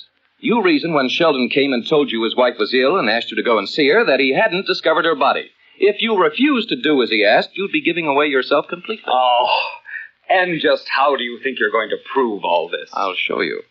Miss Rosalind, when was the first time you saw Neil Morton? Why, I don't remember. Oh, yes, you do. You saw him enter the apartment for the first time last night about 6 o'clock, didn't you? Well, there was a man, but I didn't know... You didn't know it was Morton because it was the first time you'd seen him. Later on, you said you recognized him when he came back the second time. That's right, Dan. Miss Rosalind had to see Morton twice in order to recognize him the second time. Well, Danfield, it's really quite a story. You made it up very ingeniously. Only one thing you've overlooked. I had no reason to kill Eve Sheldon. And as you crime people say, no motive. Now, certainly I wouldn't shoot a girl simply because I went with her in college. Would I, Captain Otis? Well, one wouldn't think so. Dan?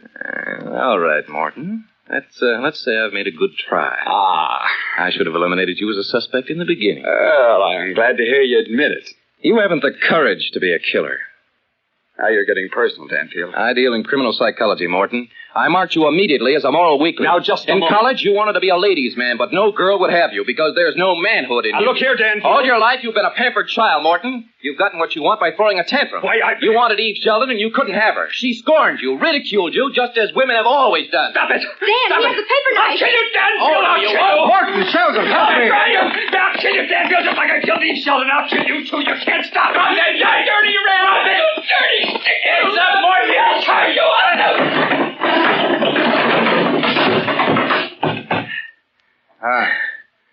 Nice punch, Dan. He's out cold.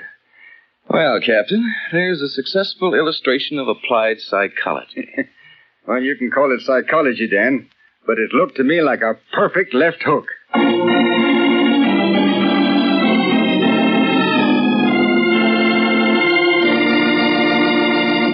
Now for the conclusion of Danger, Dr. Danfield.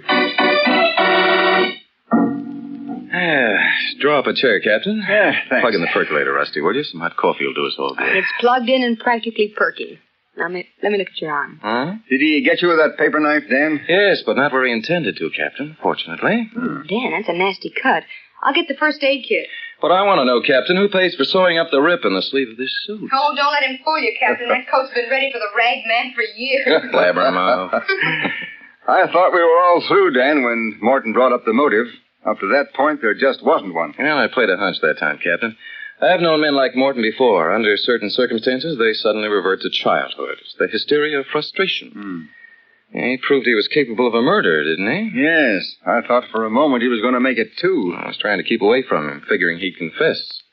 And he did. My, aren't you proud of you? Well, not especially. Well, I am. Isn't he wonderful, Captain? Yes, and he's pretty, too. That'll do, Copper. Well, I gotta get back to headquarters. Thanks for a darn good job, Dan. So long, Rusty. Always a pleasure, Captain. Goodbye. Well, psychology student turns out to be big, strong man. Gee, Dan, I was so scared I'm still shaking. Well, why were you scared? Morton's after me. Dan, Hmm? I think I have something in my eye. Well, put some cool water in it and don't rub it. Oh, Dan, sometimes you make it very difficult for a girl to be a lady.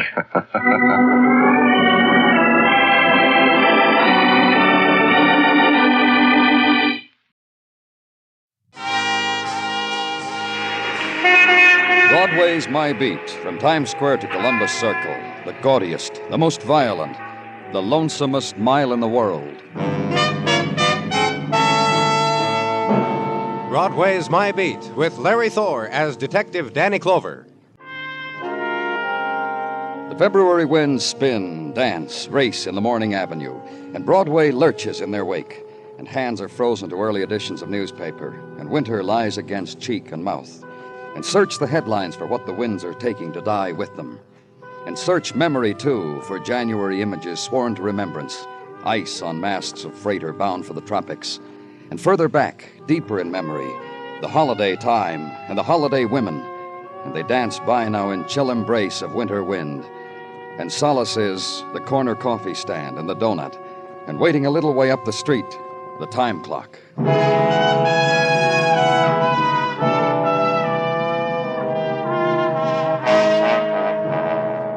Downtown, the new morning is emergency ward of Police Hospital, and a wall clock that jerks its hands into the 8 o'clock time, and a man, Dr. Sinsky. Shock, exposure. For a whole night, the girl lay in an alley and no one to... Over the phone, you said... I know what I said, poison. There were symptoms. The lab confirmed my diagnosis just minutes ago. Pretty. Yes. Now that Daddy's asleep, her prettiness has returned. Here, Danny. Here's the history on her. Identified from things in her pocketbook as Peggy Warner, age 28. Where was she found? A moment, Danny.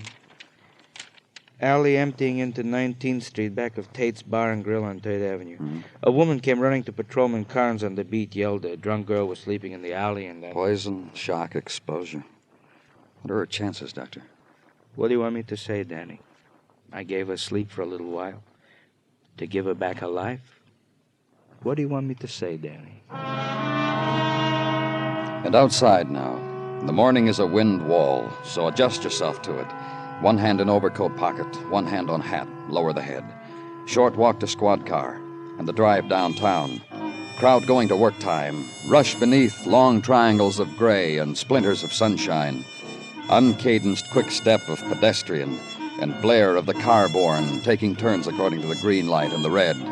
Left on 3rd Avenue and cruise for an address. Tate's Bar. Find it. Park. And Tate's Bar is 5 booths, 4 empty, 10 bar stools, half of them occupied. And the bartender flashes his 9 o'clock in the morning smile at you, takes it back at the flash of the badge, assures you his name is Tate, and assures you... My time is yours. Just a few questions about last night, Mr. Tate. Last night was different. There was a girl lying in the alley out back. Her name was Peggy Warner. Is Miss Warner in the habit of... Look around you for a minute. So? You just bear with me. Peggy Warner, Mr. Tate. You just bear with me. We'll come to Peggy. This place of mine, this bar, a convenience. I cater to those who demand their booze. Me, personally, I wouldn't be caught even with my nose to a cork for the aroma. What's this got to do with... I'm going to tell you why I fired her. Go on. So there are those who booze it from early morning on. I cater to this necessity. Notice the place, clean. The jukebox music, adjusted to soft tone level. The customers, voices low. This I demand. Talk becomes above library level. Into the gutter they must go. Now we will consider Peggy. Thank you. So you'll understand. I said thank you. 8 months ago, I got a whim. Hire a barmaid. I approve of women waiting on men. Dames I don't allow in here to drink, but to wait on in uniform and all, I have a whim where this is nice for the self-respect of those who like the bottle. I hired Peggy. 8 months ago. About that. Then I caught her drinking with a customer. 2 days after she started to work here, I bounced her. What about last night? She came back looking for a job. She looked like she just swum her way to the top of a beer crock. Out the back way she did go on my arm. No job from me to her. I see.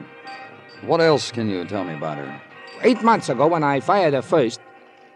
Yeah, maybe you'd like to know about that. About what? The customer who she drank with. She merely walked around to his end of the bar, went out with him hand in hand. And? Well, the guy's name was... I'll get it for you. His address, too. I got it around here someplace. But whatever this guy's name was, I saw him the next morning at his house. Oh? Yeah. Next morning, I got a messenger with a $10 bill and a note from Peggy. Bring my dress and street shoes around to this address. I did. The man I mentioned opened the door for me, took the bundle, and slammed the door in my face. Sure, I'll get his name and address for you.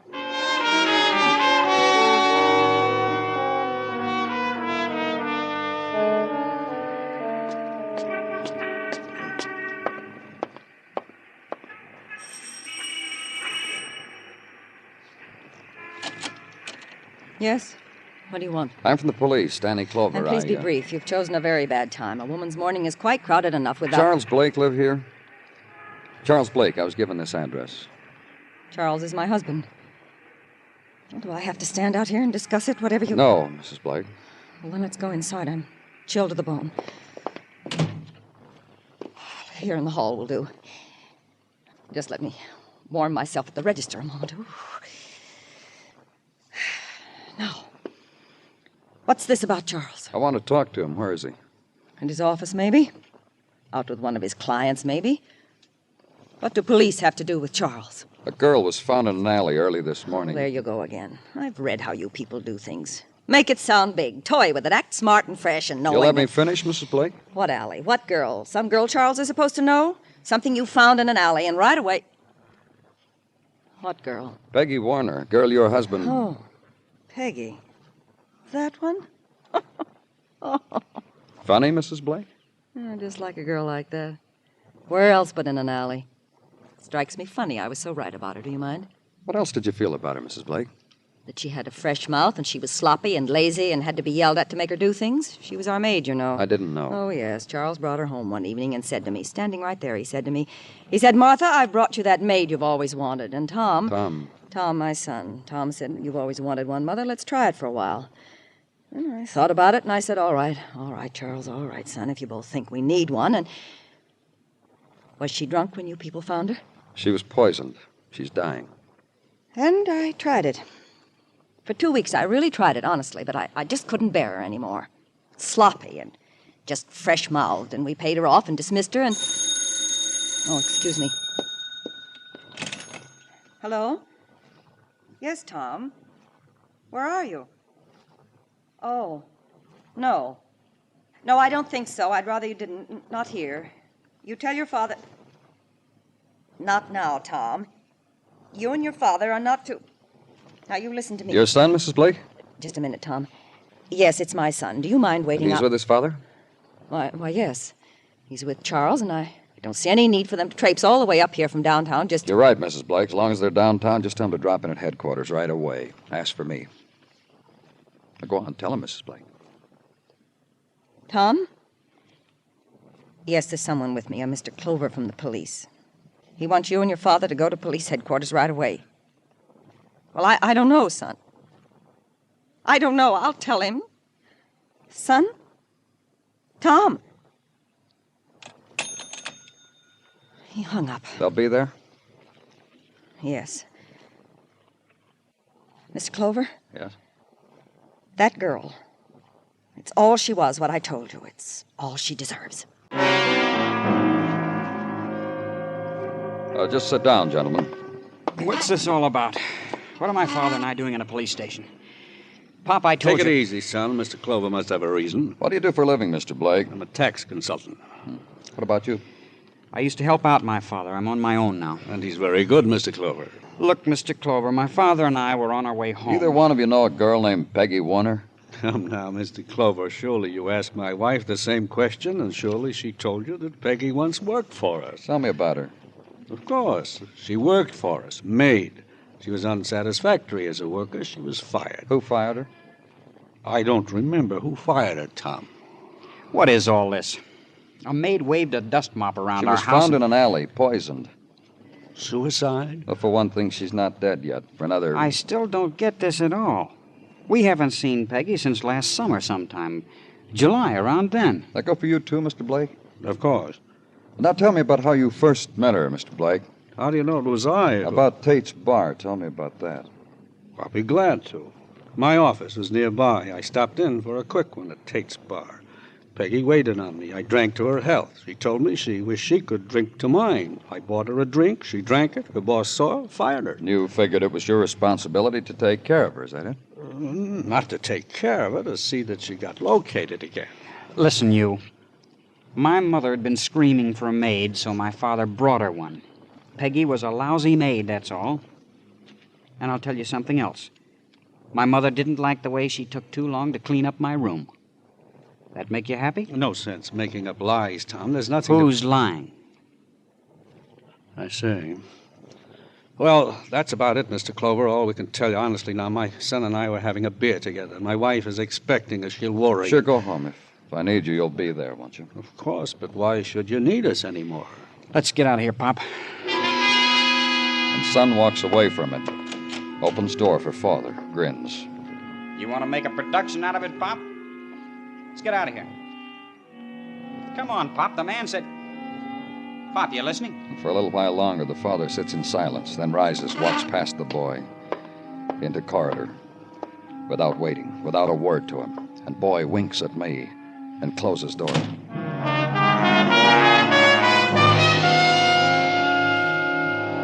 And through window, morning drifts the streets, and chill is grayer now. And over a doorway, neon sparks, sputters, flows in twisted tube. A man looks up, enters, and brief flurry of wind people on Winter Street. Danny? Danny? Come on in, Doctor. I've just come up from emergency ward checking my patients. That girl this morning. Peggy Warner? Yeah, her too. Well, what about her, Doctor? This about her. The question you asked of me this morning? What question? You said, what chances, doctor? I didn't have an answer for you then. Now I have. Now there's nothing to ask anymore. She's dead. Peggy Warner is dead. When you look through your window, what do you see, Danny? Tell me about it. You are listening to Broadway's My Beat, written by Morton Fine and David Friedkin, and starring Larry Thor as Detective Danny Clover. You've heard about the devastation spread in Holland by the hurricane. No doubt it touched your heart, in common with all Americans. And if you've been wondering what you can do to help these brave people in their hour of desperate need, please listen. The State Department and the Executive Office of the President suggest that you send immediately a check to CARE, C-A-R-E, CARE, New York. Holland's greatest need is for blankets. CARE can send more, faster, with your dollars. To relieve an immediate, pressing need, make your relief money for Holland go farthest by sending your check to CARE, New York.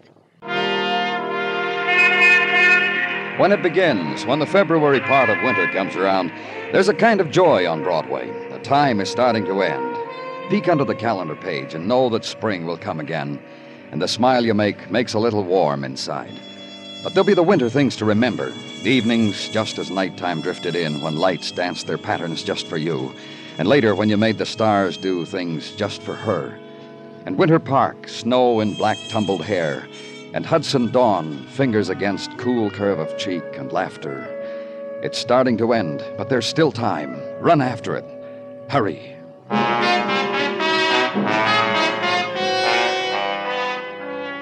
And the rush of new morning at police headquarters, the way it happens always, but with minor variations according to the vagaries of Sergeant Gino Tartaglia. Money. Gino? Take a handful of peanuts, Danny, and sing along. Go ahead, take. Thanks, Gino. I'll save them for later. I saw Mrs. Tartaglia put them in my lunchbox, and I couldn't wait. And 3 peanut butter sandwiches. Like peanuts, huh? What's the matter? What a question. It's like asking a fellow if he likes gherkins. What? A question. Gino, do you have anything for me? Indeed I do. You let me have it, please. Some questions. Like asking a fellow... So help me, Gino. Very well, Danny. A check into the background of Miss Peggy Warner, deceased. Nothing on the blotter at records. So far as we can tell, Miss Warner was a law-abiding citizen. However, However, what? A hurry-up wire to Baltimore, to the Social Security office, and a relay to the folk down there of Miss Warner's Social Security number taken from her effects reveal the following. Go on. Miss Warner was a bad employment risk for some reason or another. A list of places where she worked for the last 8 months is this long. Here, Danny, you can see for yourself. After the bar job, she was employed as a waitress in the village tea shop. Then as an elevator operator at a fancy dress shop on Park. And Gino. Yes, Danny? I can read. Oh. Yeah, thank you very much, Gino. You were good today. Very good. Tell Mrs. Tartaglia.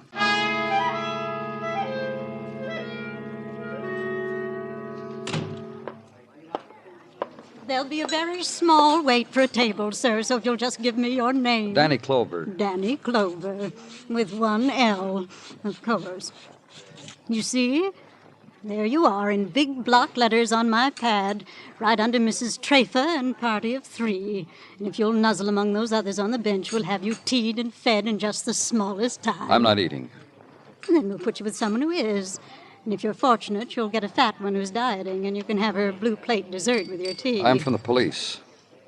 You're police? It's about Peggy Warner, a girl who used to work here. That one. Mm-hmm. But she died today. It's all over the noon editions. A little while ago, I had a midday snack over it in the kitchen with the salad boy. Look. An August girl, that one. And you know August girls. No, tell me. You don't know? How odd. Like this they are. They blow in with the August wind, always at evening. Ask for a job or given it, and first thing you know, the season hits them.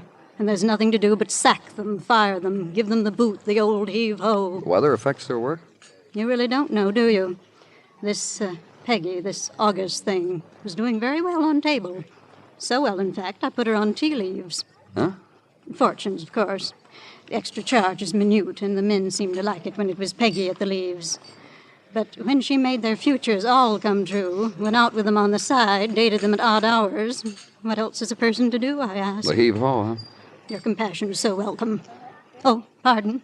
Mrs. Trafer, we're ready for you. That table near the fireplace.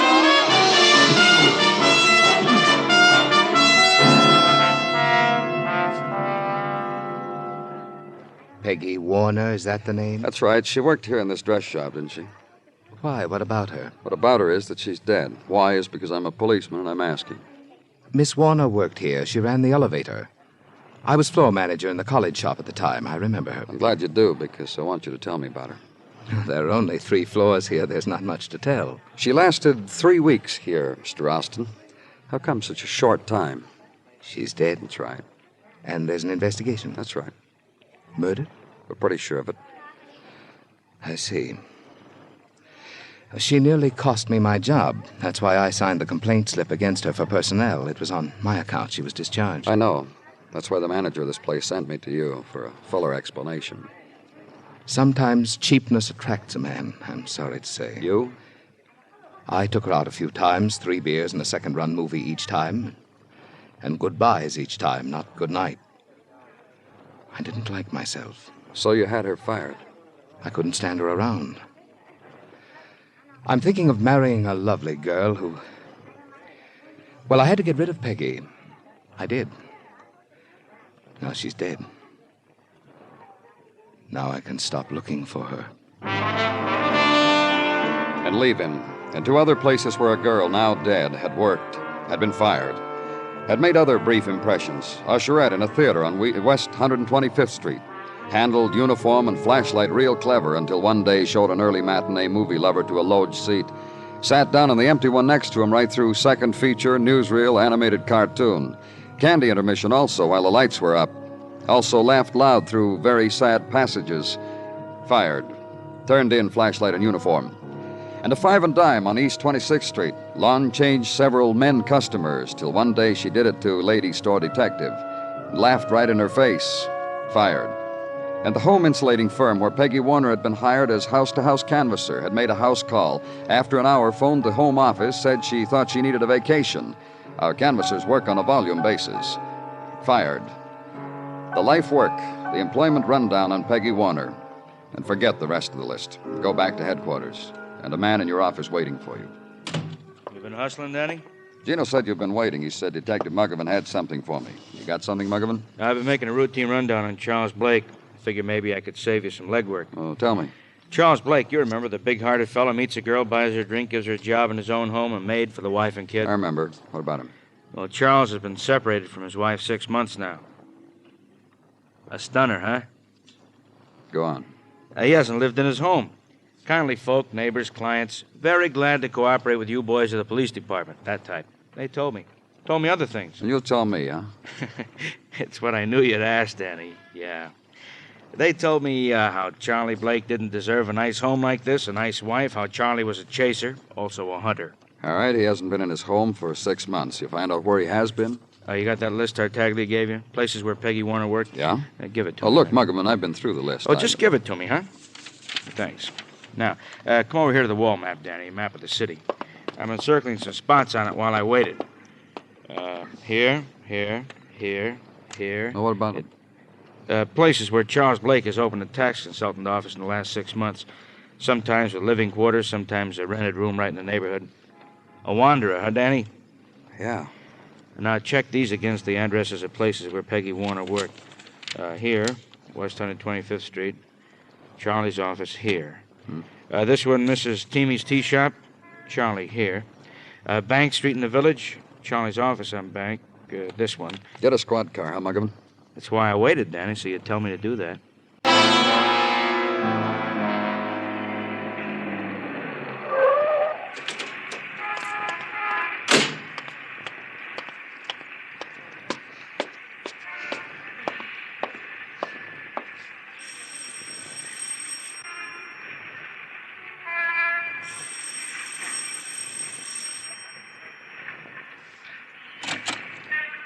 What do you want here, Clover? Talk. Let's go inside. You're busting up a family evening. Why don't you come back Who some is other it, time? Tom? Okay, we go inside. Who... Oh. Hello, Mr. Clover. Good evening. Something you want, Mr. Clover? Where's your husband? Pop? What do you want with Pop? Where is he? Mother. Get him. He's upstairs. Still about that girl, Mr. Clover? That's right. I don't understand what gives you the right to come here, into our home, order people to do things that Mrs. Blake, you're an intelligent woman. This has got murder in it. It's not a matter of ordering people. It's a matter of getting things done. Right now, all that has to be done is to talk to you and your husband and your son. And then what? We'll know who killed Peggy Warner. I'll tell you something, Mr. Clover. I'm beginning to get the impression that you're a ridiculous man. What do you want, Clover? I'm sure your son just told you. It's still about Peggy. Oh, he's hinting, Charles. Hinting around that you, me, Tom, one of us had something to do with that girl's death. How does it feel to be back home, Mr. Blake? Tell him. It feels... I'll tell you how it feels. Look, Pop. Leave your father alone. I just want him to watch out what he's saying, that's all. I'm glad I'm home, Clover, that's all. And I'm glad he's home. What about you, Tom? You kidding? He's my father. Is it just a coincidence that your father came home after the paper screamed a girl named Peggy Warner was found dying in an alley? You've been nosing around, haven't you? Which one of you poisoned her? All right, then we'll go on. You brought Peggy into your house, Mr. Blake. Then she was discharged. Then you kept following. Set up your place of business close by her. Wherever she went, you... All right. Listen. What? It happens, that's all. So it happened to my father. But you threw him out of the house when it happened, didn't you, Mrs. Blake? He's back now. It's over. The girl is dead. My husband suffered. I suffered, and my son. We'll be a stronger family for it. Did you kill her, Mrs. Blake? Tom? Mr. Blake? What makes you so sure one of us killed her? You, because you couldn't get her out of your blood. She wrecked your family. She was wrecking your life. Tom? All right. She was... You know what kind of a girl she was. I knew. I knew the second day she was in. Shut up! Oh, sure, Pop. Go get angry. That's an emotion, too. You can have it. Sure, I had a motive for killing Peggy. What she was doing to you. Your motive, too, Mrs. Blake. Yes. Tom. Yeah? Whose idea was it for your father to come home? What difference does it make? It's important that... You killed her, Tom. Listen, Pop. What'd you have to kill her for? All right, she was what you said she was. But you don't know. You don't know. Let me tell you something, father of mine. I know plenty. I know when a man makes a fool out of himself. I've seen fools, but you... My two men. Father, son. Charles. I'm sorry I hit you, son. It's okay. Charles, I'm trying to tell you something. I'm sorry about everything, Martha. I know. I'm sorry, too. Now, pay attention to me, both of you. I killed that girl. Martha. I followed you and found out where she lived. Then I went there night before last, and I brought a bottle with me. Heart-to-heart talk with whiskey. And it was poisoned whiskey. I killed her. Then I told Tom it was all right to bring you home. Why don't you slap him again, Charles? Hit your son, or me, for what you've done to us. We'd better go, Mrs. Blake. One more minute, Mr. Clover. I deserve that. I'm a woman who's kept a family together. Charles. What? I spoke with her first. She laughed at you. Live with that, Charles.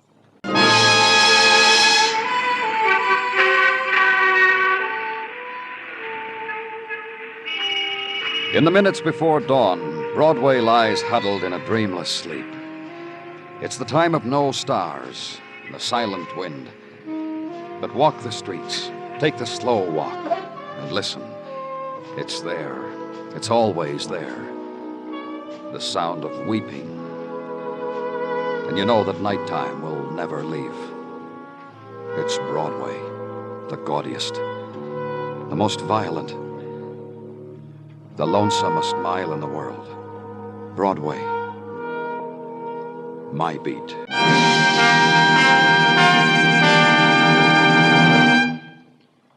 Broadway's My Beat stars Larry Thor as Detective Danny Clover, with Charles Calvert as Tartaglia and Jack Crucian as Muggavan.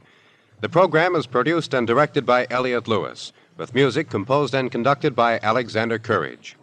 In tonight's story, Irene Tedrow was heard as Martha, Herb Butterfield as Charles, and Sam Edwards as Tom. Featured in the cast were Marvin Miller and Peggy Weber. Bill Anders speaking. A tiny island paradise off the African coast, covered with colored tropical fruit and vegetation, inhabited by brilliantly plumed tropical birds, becomes a scene of fear and violence in tonight's episode of Tarzan, Lord of the Jungle. A man, his wife, and the son they dote on are enveloped by strange events indeed, until Tarzan decides to investigate. Don't miss Tarzan on most of these same CBS radio stations. Stay tuned now for the Vaughn Monroe Show, which follows immediately over most of these same stations. Here in the grim stone structure on the Thames, which houses Scotland Yard, is a warehouse of homicide, where everyday objects, a picture frame, a wicker chair, a telephone directory, all are touched by murder.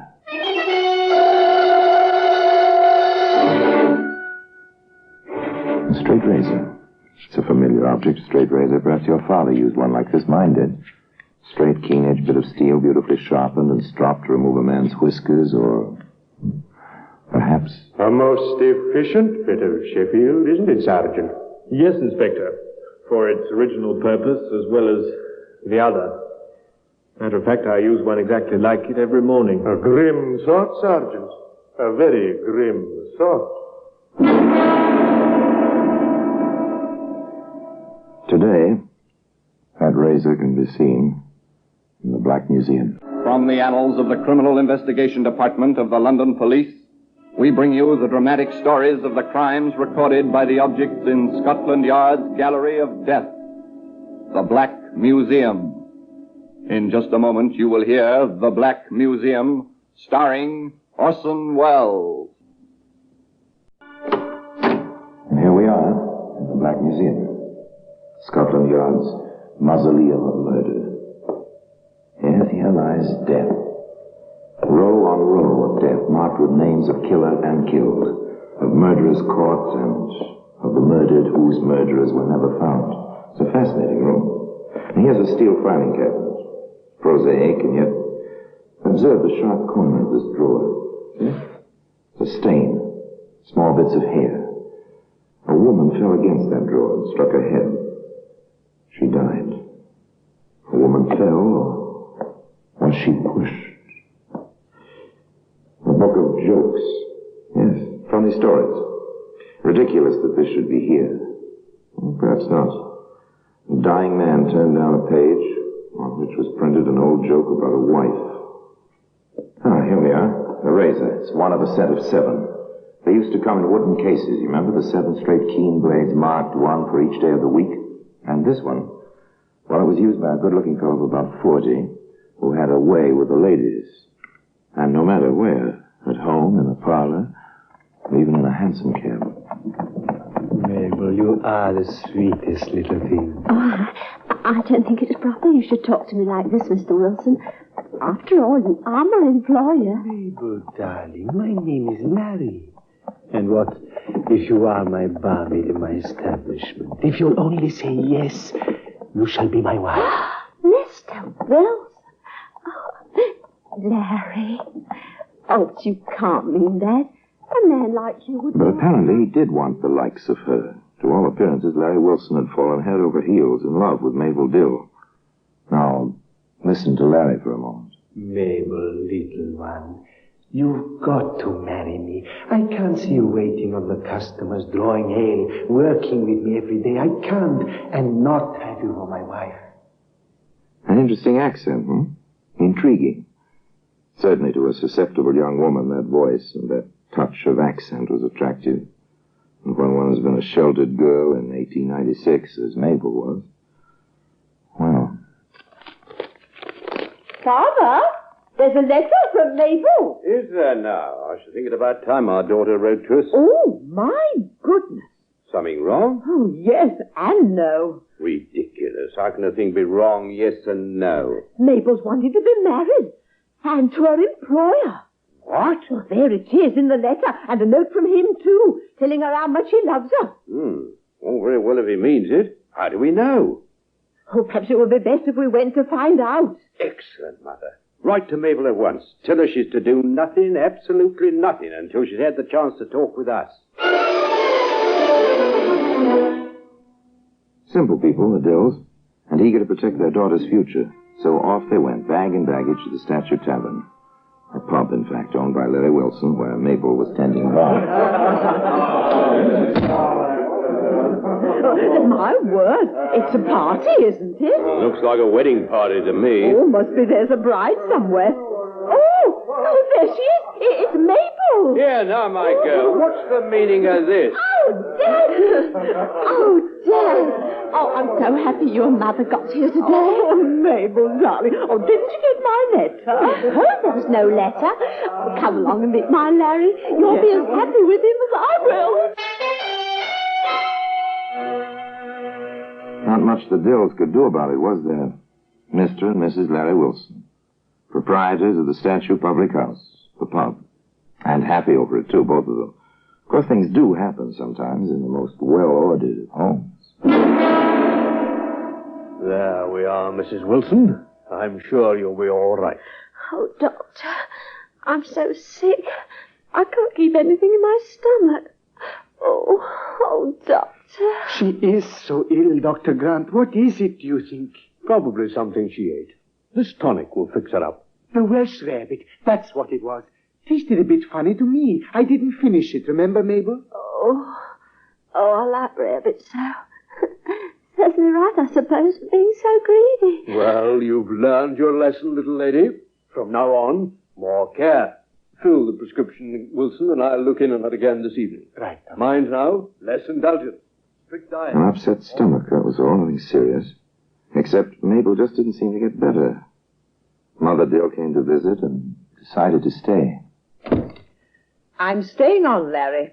You've got your pub to tend to. I'll tend to Mabel. Mother Dill, there's nothing to be alarmed about. I'm staying, and I'm asking Dr. Marshall to look at Mabel. Who's he? My family doctor. Known Mabel for 10 years. Are you suggesting, Mother, that I'm not providing properly for my wife or giving her the best of care? I'm not suggesting anything, Larry, except that you have to worry about so many things, and I have nothing to do but take care of my daughter. I cannot allow it. A man's first duty is to his wife. More, I'm properly qualified. I can take care of her far better than... Larry, I will not be put off. As for your qualifications, well, really, a barber is no doctor, even though some people permit barbers to bleed them. Are you trying to insult me and drive me away from my wife? The truth can be insulting, I suppose. However, from what Mr. Dill and I know, Your care of your first two wives didn't work out so well. What with both of them dead and buried these 3 years. There was no arguing with Mrs. Dill. Her child was suffering, and she intended to have her way, and she did. Dr. Marshall came in consultation with Dr. Grant. It puzzles me. It does, really.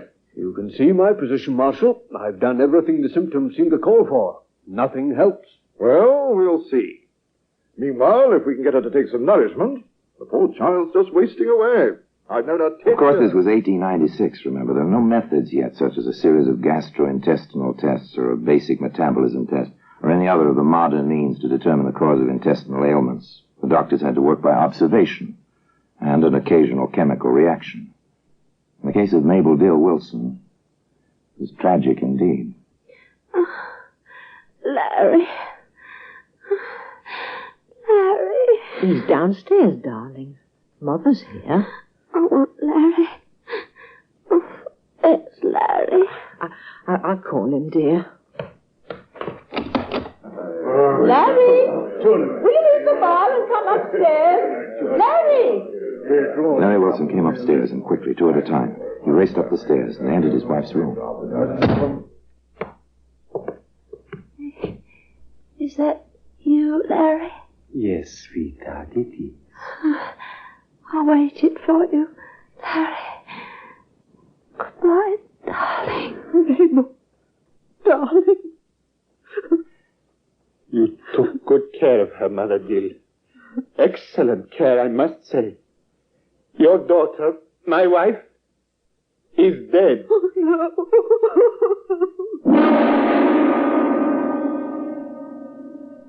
The child bride was dead, no doubt about it. The mother's tears were matched only by the husband's angry sorrow. He faced the two doctors. What did she die of, gentlemen? What? My diagnosis is exhaustion following inflammation of the intestines. I do not know, as yet. You do not know. You do not know. Are you a doctor or aren't you? I take offense at your tone, Mr. Wilson. For your information, I have refused to approve the death certificate. What? Dr. Grant wishes to certify cause of death. I agree that his idea of inflammation of the intestines is probably correct. But I do not know, as yet, what caused the inflammation. When I do know, I shall be glad to sign the certificate. Whatever caused the inflammation, caused the death. How do you expect to determine this? By a post-mortem, Mr. Wilson. I shall do it myself, with Dr. Grant as a witness. I shall not permit... But you will permit it, Mr. Wilson, because if you don't, I shall have to report the whole matter to the police and the coroner. The stage is set. The actors are in their place and the drama has begun, and yet there's something missing. An item of evidence, which was to provide the whole affair with by far its most horrifying aspect. It was a case of razors. Razors, which can be seen today in the Black Museum. In just a moment, we will continue with The Black Museum, starring Orson Welles. The two doctors and the mortician took what remained of poor little Mabel to Dr. Marshall's surgery. There they did what was considered necessary and made their analysis. Shortly after, Dr. Marshall wrote out his report. And as a result of my analysis, it is my opinion that there is definite suspicion of arsenical poisoning. With that report and Dr. Grant's concurrence, there was nothing to be done but report the matter to the coroner and to the police. How certain are you, Dr. Marshall, that there is a large quantity of arsenic in the body? As certain as I can be, Inspector, without being a specialist in criminal toxicology. Have you preserved the necessary items, Doctor? Contents of the stomach and so on? I have. In sealed jars, initialed by both Dr. Grant and myself. Very well. If you will deliver them to me, I will see to it that proper tests are made at once. In the meanwhile, it might be wise to have... In the meanwhile? Well, of course, there was only one thing to do. A certain pub owner had to be questioned. Mr. Wilson? Yes? My name's Baker, Sergeant Baker. My credentials. I see. How can I help you, Sergeant? If you come to the station with me, sir, Inspector Waters would like to have a chat with you. Larry Wilson went along, and quietly. I let him wait a little while before the inspector was ready to see him. Not long, just a little while. The inspector had a job to assign to the sergeant first. I have a warrant, Baker. Take a squad, go back to the statue and search it from top to bottom. Bring back anything which looks at all suspicious. Yes, sir. Quickly as you can. All right, Mr. Wilson. Inspector Waters will see you now. Thank you, Sergeant. How do you do, Inspector? Sit down, Mr. Wilson. Make yourself comfortable. Two gentlemen facing each other in a quiet office. Might be a business deal. Might be a matter of life and death. Mr. Wilson, as you may know, we are in the position of having to investigate certain details of your wife's unfortunate and untimely death. I understand that, Inspector. Do you have any reason to suspect foul play? Of course not. Mabel was the sweetest, nicest, most gentle. And quite poor, wasn't she? I really couldn't say. I didn't check up on that. I was in love. Yes, of course. In any case, she had no will and left no estate. Exactly. Unlike your first wife, whom you married while you were still a barber, with whose estate you bought a tavern. You're very thorough, Inspector. What you tell me is quite true. Certainly very thorough. Very thorough indeed. The inspector knows a lot about you, Larry Wilson. Your second wife, Mr. Wilson, she also left you some money. You moved over to the Statue Tavern after her death, didn't you? Yes, that's right. Couldn't abide the old place with Belle passed on. You are sentimental, Mr. Wilson. You left the trade of barber after the other one. What was her name? Daisy was her name. Yes, I did leave the trade. May I ask when you came to this country, Mr. Wilson? In 1888. Why? Oh, routine check. We found a record of your passport in 1890 for a trip to America. You came back within a year and, of course, it had been noted that you were not born in the British Isles. That's right.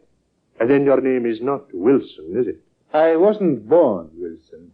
My father's name in the old country was Wilmets. I anglicized it. An interesting idea, Mr. Wilson. There was more, much more. 2 hours of it. When they were about finished, the inspector had a detailed life history of Mr. Larry Wilson. Of course, there were a few open areas. 1889? You know, Inspector, I have practically no memory of that year. I was learning my trade then, I guess. No time for the kind of events which make memories. And then there was 1891.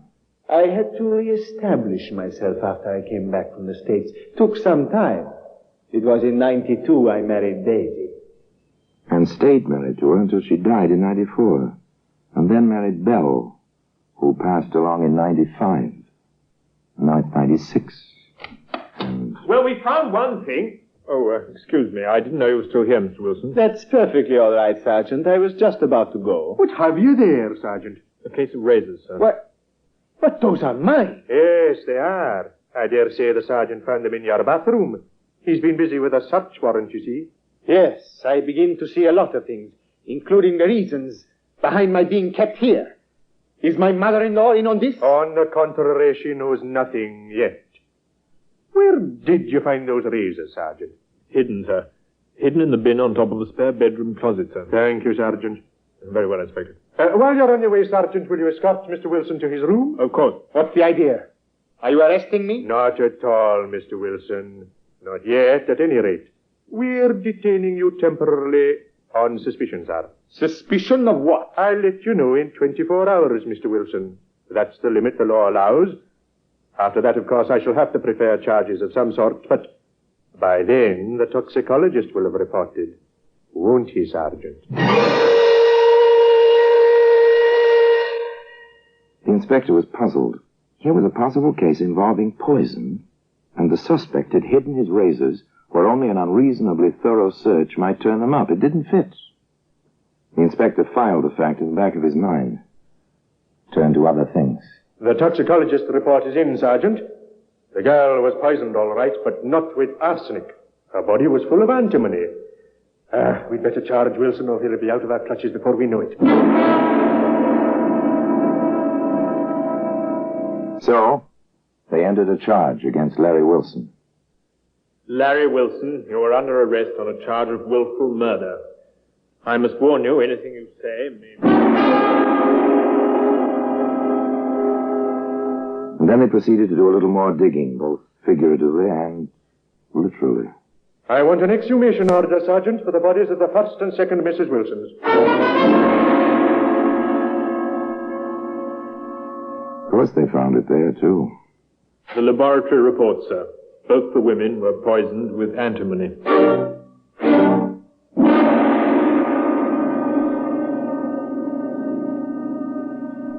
They called in Dr. Grant. Dr. Grant, you attended all three of Mr. Wilson's wives, did you not? Yes, I did. And you made out the death certificates in the first two instances? I did. And in both cases, you stated that the cause of death was exhaustion following severe retching brought on by intensive inflammation of the intestines. I did. But you didn't consider these facts at all suspicious? Why should I have?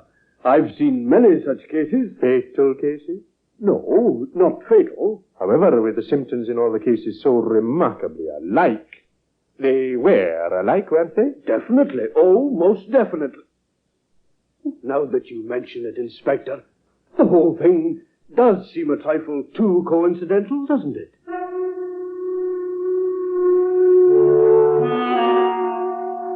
Now it was a matter of routine. 3 women dead of the same poison. 3 women all married to the same man, all treated by the same elderly doctor.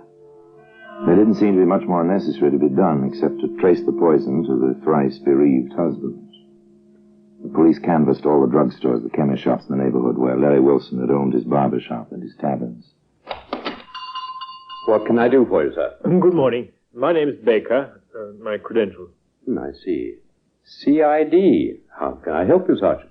We'd like to know if you've ever had a customer named of Wilson, Larry Wilson, one-time barber and tavern keeper. Oh, that Wilson. Yes, of course. Used to buy the supplies here. Did he? What, for instance? Oh, brushes and combs, soaps as he needed them, and so on. Did he ever buy any strong antiseptics? Not that I remember. Any poison for hair dye or such? I think he once bought some tartar emetic. Yes, I'm sure of that. I remember now. He told me he was experimenting with a new type of dandruff remover. He had the idea that antimony might work very well. Dandruff remover. Or wife remover. This was up to a jury to decide. There was small doubt what a jury would decide when the chemist showed Sergeant Baker the poison book. I'm certain. Yes, here it is. Day and date, amount, July the 5th, 1894. Tartar emetic. Signed L. Wilson. It's almost 2 years now. I have a pretty fair memory, haven't I, Sergeant? They had him. Bit by bit, piece by piece, the story was filled in. The saga of this man with a fascinating little accent. And the women he'd married. Daisy Alistair, 5 years older than Wilson, owner of a small dress shop, with £350 saved painstakingly over the years. Belle Davis, owner of a flower shop, with £275 to her credit in the merchant's bank. And, of course, little Mabel Dill, who had nothing but sweetness and a share of good looks. 3 wives.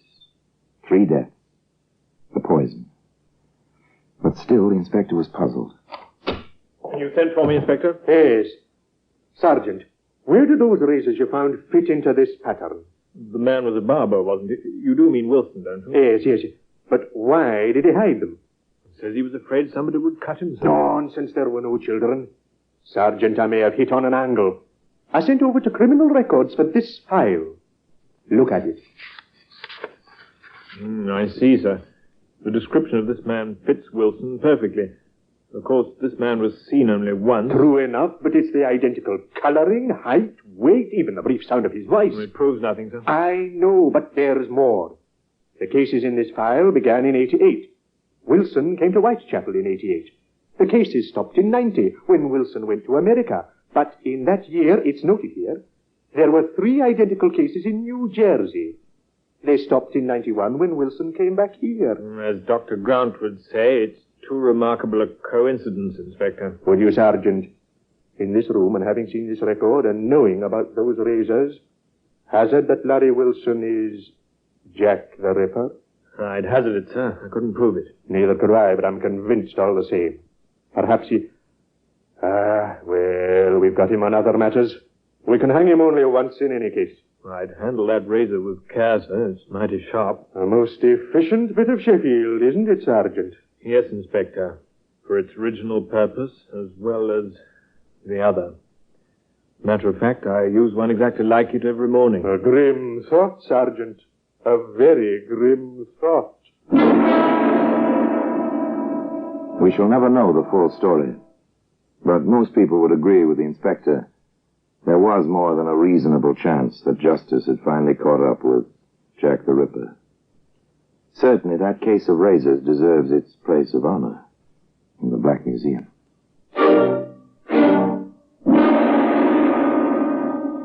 Orson Welles will be back with you in just a moment. They were sure that they never proved it. Larry Wilson was hanged for the death of poor little Mabel Dill, legally and technically, and for the deaths of his other two wives as well. There's no question. The jury deliberated exactly 10 minutes. But the additional fact remains that never again from the date of Wilson's arrest was there a murder in the technique of Jack the Ripper. Not in London. Not in America. His terrible signature never appeared again on the body of any murdered woman. The case of razors remains in its customary place in Scotland Yard. And now, until we meet next time, until we meet in the same place, and I tell you another story about the Black Museum, I remain, as always, obediently yours. The Black Museum, starring Orson Welles, is presented by arrangement with Metro-Goldwyn-Mayer Radio Attractions. The program is written by Ara Marion, with original music composed and conducted by Sidney Torch. Produced by Harry Allen Powers.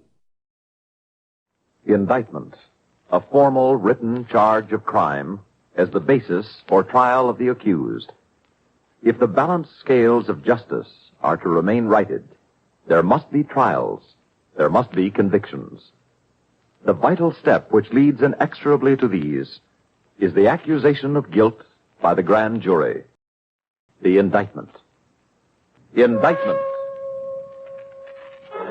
The story you're about to hear is from New York City and is based on stories of the criminal law with authentic procedures as detailed by Eliezer Lipsky, former Assistant District Attorney of New York. It is the Assistant District Attorney who directs criminal investigations, assembles facts and witnesses, builds the case to a just indictment.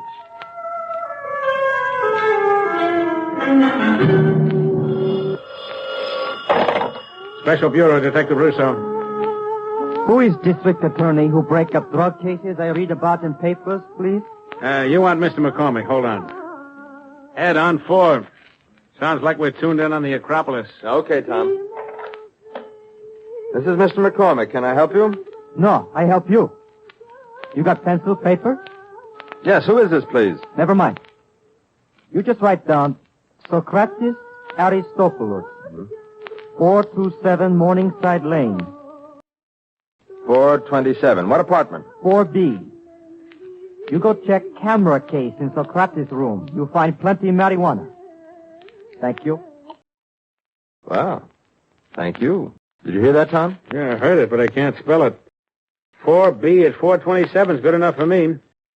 Wish they were all as specific as that on a tip. But dig that crazy jazz.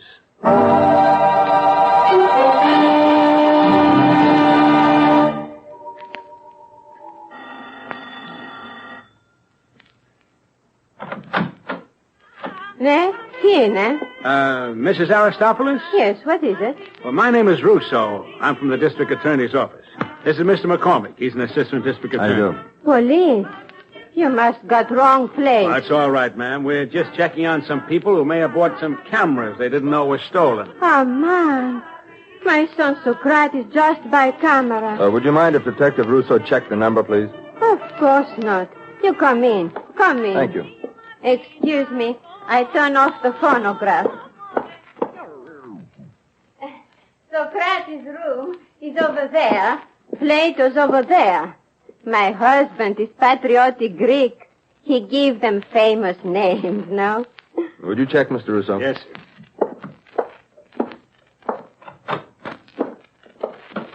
I call my boss from the store, yes? I take it they work for their father. Oh, yes. But Socrates goes away to college next September. Oh. Genius. Big scholarship. Work with science. Atom. Atomic energy? Yes. Same like in Greek. Energia. Mr. McCormick. Excuse me a moment, Mrs. Aristopoulos. You want I call Socrates? Well, I'll let you know in a moment. What have you got, Tom? See for yourself, Ed. Full of reefers. Where were they? Right in the camera case. Something's wrong. How so? I hear Socrates is a genius-type scholarship student. Proves nothing. Let's pick him up. Hiya, Ma. What's for dinner? How's my girl? Saved us the trouble. Blackie, you can't. Police are here. Police? Socrates Aristopoulos? Yes? McCormick, District Attorney's Office, Special Bureau. I don't get it. Would you mind coming in here? Hey, what is this? Shut up, Plato. What's wrong? It's nothing, Politimo. It's only about the cameras. What about it? Come in and shut the door, please. I don't understand. It's just that I didn't want your mother to find out about this. What is it? Detective Russo here just found it in your camera case. Well, what is it? Listen, what's going on here? Marijuana. You're joking. Yeah, smell them. How do I know what marijuana smells like? How do I know you didn't plant it? That doesn't make sense. This detective and I came here on a direct tip. That's how we knew where to look. But that's impossible. I don't believe it. You deny possession of this drug? Of course I do. For goodness sake, sir, I'm standing by to go to Rochester University on a full scholarship. My father's one of the most respected merchants in the Greek-American community. Our family... For Pete's sake, would I have a thing like that around? This is crazy. All right, how about your brother? Does he have access to your room? Of course he does. But Plato doesn't go for that stuff either. What does he go for? Oh, books and theater and... Look, Mr. McCormick, this is just a horrible mistake. I respect your integrity as an officer, and I have to take your word, but it's just impossible. Is this your camera case? Of course it is, but... Did anyone else have access to this? Well, no, but what would I be doing with... All right. You better go along downtown with Detective Russo. Downtown? What for? The usual thing. Fingerprinting. Stand still, son. Hey, you don't have to frisk me. What do you think I'm under arrest. What do you think? Mr. McCormick, what's my father going to think? Plato! Plato, go get Pa! Quick! Plato!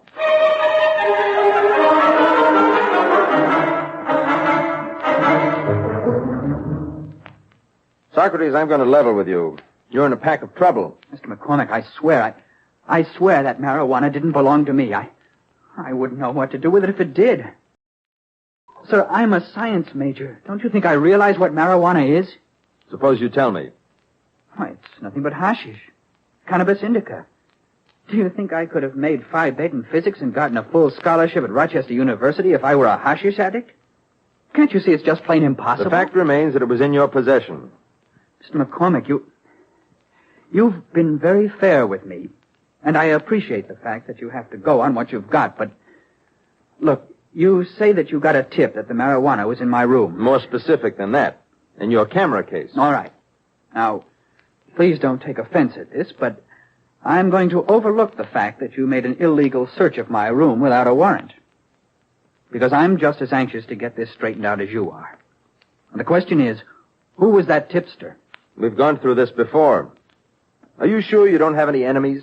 Mr. McCormick, I've been too busy studying to make any friends or enemies. You haven't been dating some girl behind somebody's back, somebody's wife? Absolutely not. I've been working up lab papers, writing my thesis, going for interviews with various graduate faculties. Mr. McCormick, this thing can ruin me. Kill my father. All right, let's put it this way. Let's accept for the moment that for some obscure reason of your own, you did purchase that marijuana. No, sir. Absolutely for untrue. Experimentation, perhaps. No, sir. I say let's accept the fact for the moment. Now, I won't promise anything. But if you were to tell me where you got it, it'd be much more important to knock over a source of supply than an individual user. Well, what do you say, Socrates?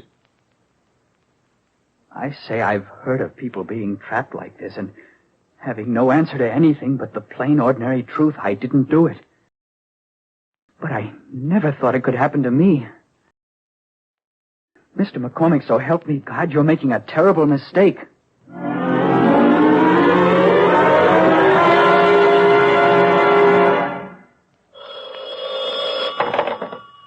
Special Bureau, Russo. Mr. Russo, will you tell Mr. McCormick that Mr. Aristopoulos is outside? Which one, Miss Levinson? Evangelos. Now, hold on. Ed, the boy's father's outside. You want to see him? Oh, all right. Send him in, Miss Levinson. How's he going to take it? I don't know, Tom, but what else can we do? The kid's record is clear. He hasn't an enemy in the world who would have called in a revenge tip. I still have to go with what I've got. Come in. Mr. McCormick. Yes, Mr. Aristopoulos. Mr. McCormick, your father Please, Mr. begs you. Aristopoulos, you'll have to let the law take its course. Sir, what will happen to my boy? Well, unless he gives me the source of that marijuana, he'll be arraigned in felony court charged with possession of narcotics. And then? You can apply for bail, and he'll be held for special sessions. And if he's found guilty, jail. And if he's found innocent, a wonderful boy is dragged through the mud. Well, if he's found innocent, I don't think it'll be held against him. But I don't think he'll be found innocent. Aman, you are killing my life. Have you spoken to the boy? I've tried to persuade him that honesty is the best policy for him. Frankly, we're not so much interested in the occasional user of drugs as we are in their source of supply. You mean, if you find a big man in marijuana, you let my boy go? Nothing of the kind. I mean that some cooperation on his part will enable me to handle the case much differently before the court. He's hopeless. I'm afraid so. Mr. Russo has been investigating your son for the last couple of days, and his record is perfectly clean. A fine boy, a wonderful boy. I agree, but just the same... Mr. Russo, does Mr. McCormick want to talk to Mr. Aristopoulos? Excuse me, please, Mr. Aristopoulos. He's right here already. Plato Aristopoulos. What is it, Tom? The other boy's outside. All right, I'll see him. Send him in, Miss Levinson. Mr. Aristopoulos, that was your other son. What does he want? I don't know. Don't you? My God. What is happening to my family? Come in. Mr. McCormick. Pa. Plato, I'm going crazy. I know, Pa. I just want to... Mr. McCormick. Yes? Have you got a place where I can talk to my father alone? Certainly. Go right in there. I don't understand what is going on. What are you doing down here? Who is at the store? Pa, I closed the store. This is important. Come on, I want to talk to you.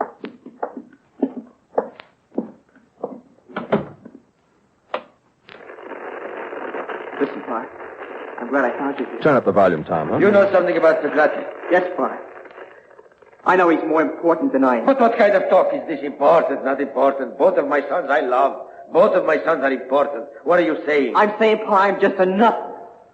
I'm going to spend the rest of my life dreaming about being on the stage and flunking out in school and end up behind the counter in the store. But you talk crazy. What does this to do with Socrates? You love him better. What are you saying? You're proud of him. You talk about him all the time. Well, he's going to be a big man. You know that. Well, I don't want to see your heart busted on account of this. Pa, I'm going back in there and tell him it was my tea. Tea? What is tea? Marijuana, Pa. I'm going to tell him it was mine. Why? Don't you see, Pa? So they'll let sock off and give him a clean record. What does it matter what happens to me? But it is not your marijuana. No. You would do this for your brother? No, not for him, Pa. I've got to be honest with you. All my life I've been standing in his shadow. But I got to be honest. You mean a lot more to me than him. And if I got to go to jail so he can get off and be a big man, that's okay with me, so long as you don't get hurt. Oh, you love me so much? Pa, you don't know. You don't know. Oh, Plato. Beside Aman. There's that word again, Aman. Please, Tom. Plato, my brave boy, my wonderful boy. It's all right, Pa, it's all right. Just a couple of years and I'll be out. They won't hold a jailbird brother against Sock. Ah, Sebo. If I ever done you wrong, may I cut off my hand. Come on, Pa, let's get it over with. Well, that does it. I can't take that plea, though. Ed, I got a hunch. Save it. Mine's hotter. Mr. McCormick, my son Let me, Pa, let me. Mr. McCormick, my brother Socrates. No, I cannot Please, let you Pa, do I this. know what I'm doing. Listen, Mr. McCormick, Sock's innocent. That was my stash of tea. Really? Yes, sir, I swear. Are you sure you know what you're doing? I know my brother's innocent. He doesn't know from marijuana any more than the man in the moon. Let me ask some questions, Plato. You say that was your marijuana. Yes, sir. Where did you get it? No, I cannot let them do this, please. It's all right, Mr. Aristopoulos. Go on, Plato. Name your source. Fat Henry. Where does he hang out? He operates out of a record shop on 43rd Street. What's he look like? He's a mountain of fat, 3 chins, clothes like a circus tent. All right. When did you buy the stash? Last week? Sorry.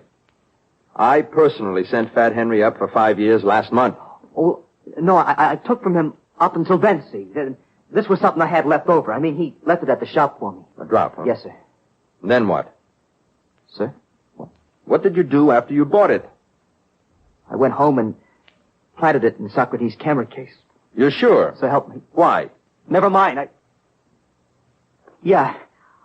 I was afraid the record shop might have been watched, and I might have been tailed or something, so I stashed it where nobody'd think of looking. Mm-hmm.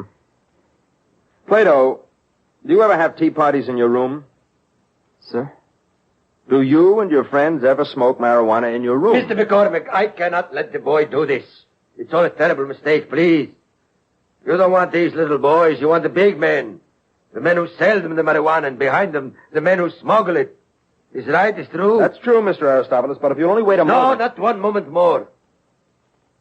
Plato, I forbid you to say another word. Mr. McCormick, I must talk to you alone. All right, Mr. Aristopoulos. Mr. Russo, would you take Plato into that room and get the rest of his story? Yes, sir.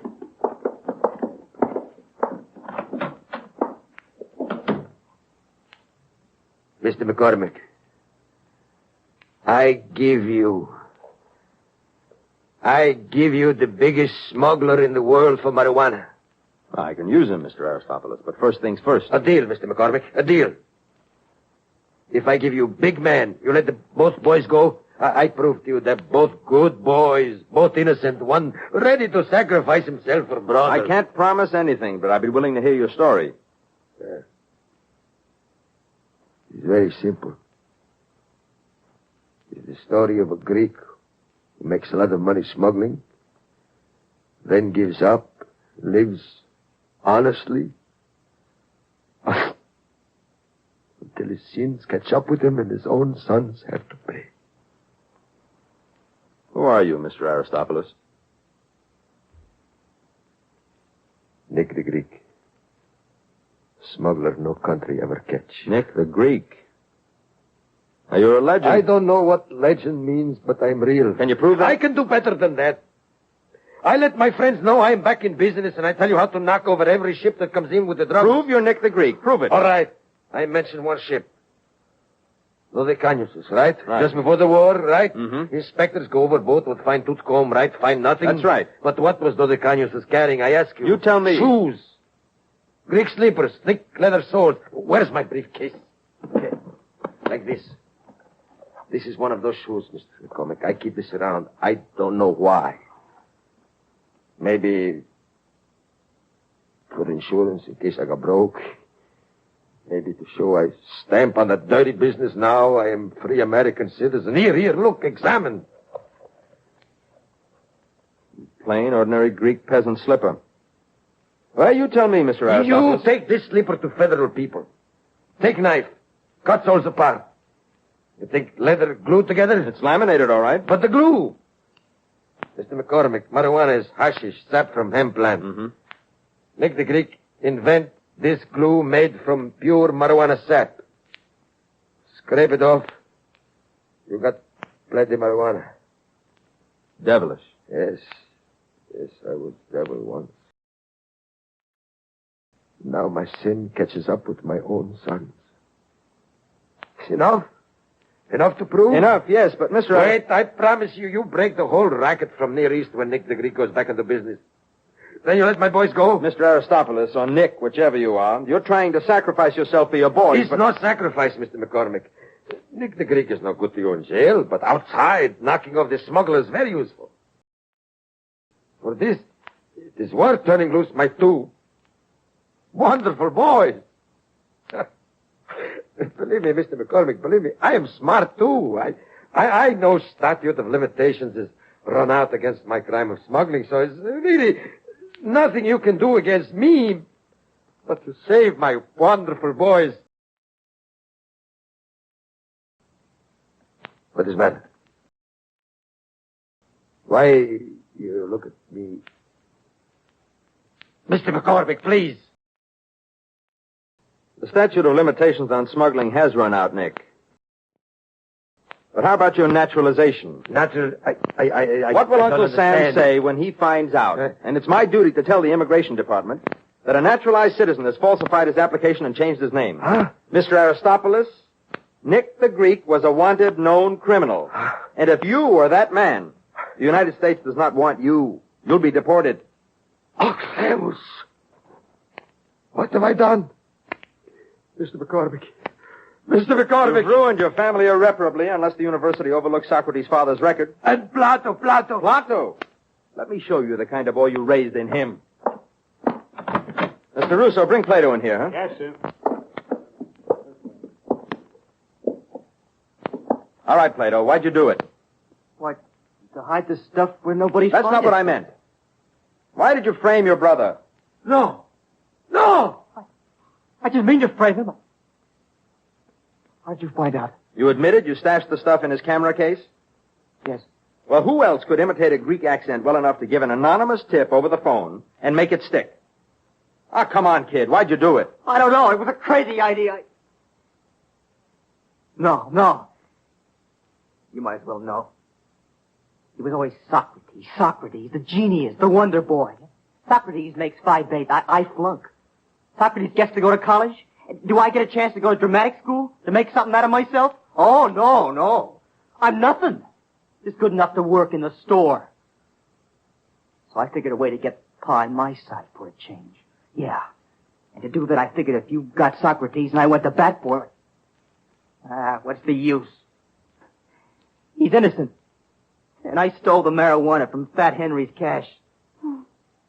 That's a laugh, isn't it? Plato, you did all this. A plan. Sacrifice yourself for Socrates. So I would love you. That's about the way it was, Pa. I'm sorry. Maybe I'd better go to jail. You and Sock just forget about me. Live your life. Forget about me. Mr. McCormick. I'm sorry, Mr. Aristopoulos. Mr. Russo, take Mr. Aristopoulos over to narcotics and let them check his story out. I'm sorry, it's out of my hands. I don't get it. Where are they taking you, Pa? What about Sock? What about me? I'll tell you later, Plato. But right now, let's leave it at this. Trying to build yourself up. You may have ruined your brother's chances for a future. You may have ruined your father, and you're getting a fingerprint record. Pa! Please, Mr. McCormick. What's it all about? You're under arrest for possession of narcotics. What's going to happen to me? I don't know. All I know is that your father tried to sacrifice himself for you. No matter how it turns out, you weren't worth it. Well, send your brother Socrates home to your mother. You'll need him.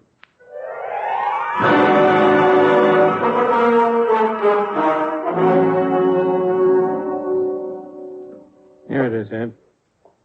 First time I ever knew we had this dictionary in the library. Wait a minute. Amman. How do you spell it? Yeah, let me find it. Here. Huh? Yeah, here we are. Aman. Yeah. Expression of sorrow, woe, alas. Well, that sums it up.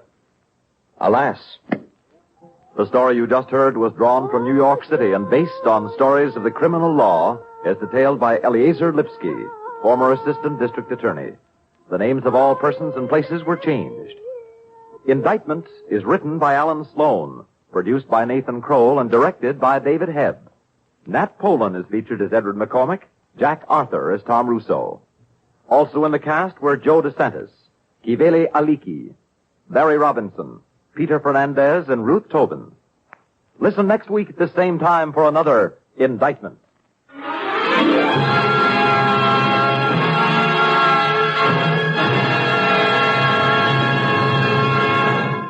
Indictment has come to you through the worldwide facilities of the United States Armed Forces Radio and Television Service.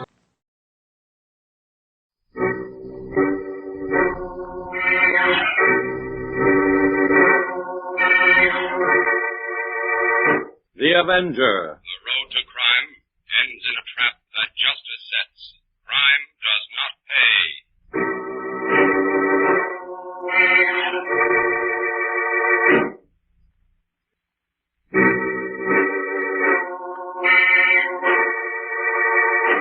The Avenger, sworn enemy of evil, is actually Jim Brandon, a famous biochemist. Through his numerous scientific experiments, Brandon has perfected two inventions to aid him in his crusade against crime as the Avenger. The telepathic indicator by which he is able to pick up thought flashes, and the secret diffusion capsule, which cloaks him in the black light of invisibility. Brandon's assistant, the beautiful Fern Collier, is the only one who shares his secrets and knows that he is the man the underworld fears as the Avenger. And now, the Avenger and the Fiery Deaths.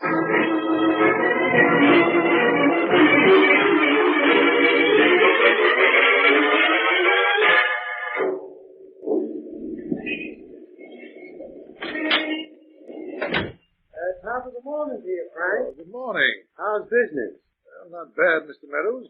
People can't get along without newspapers. You want the usual? Yes, please. All right. There you are. Well, it looks like you're going to have me for a customer for a long time, Frank. Yes? Had my doctor give me a complete checkup yesterday. He said I was a perfect specimen. Well, that's the kind of news I like to hear from a doctor. Yes, good health is great wealth, I always say.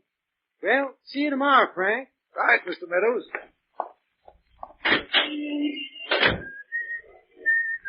Hey, Mister, wait a minute. You calling me? Yeah, you dropped your fountain pen. Here. Oh, thank you. That's all right. Hey, this isn't my pen. Hey, you made a mistake. This pen isn't mine. Oh, he didn't hear me. Well, he must have picked it up in front of the paper store. In the morning, I'll ask Frank if he knows whose it is. And in the meantime, it'll be safe enough in my pocket. What's the matter with me? I feel like I'm burning up. I can't breathe. Help!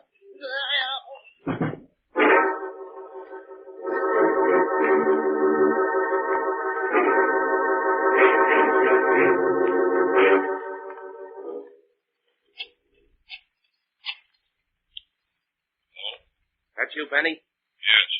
Everything under control, brother? Yeah, everything went fine. Is he dead? I don't know yet. I ducked into the store to wait. There's a big crowd around him. Joe got away all right? Sure. He drove away before Meadows even knew what hit him. Good. What's happening back now? The cops are pushing the crowds back. Here comes the ambulance. We'll know in a minute, Benny. The doctor's getting out now. Hold on. Okay. Meadows is a goner, all right. They're putting the stretcher back in the ambulance. We done it again, Benny. Meadows is on his way to the morgue.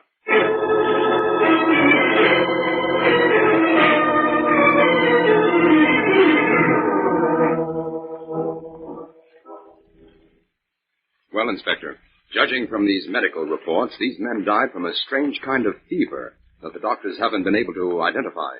That's right, Jim. We called in 4 specialists on this last case, and they all agreed that Meadows died from what appeared to be a raging fever. But if he died from natural causes, why are you interested, Inspector? Because we've had 5 cases like this one, Fern.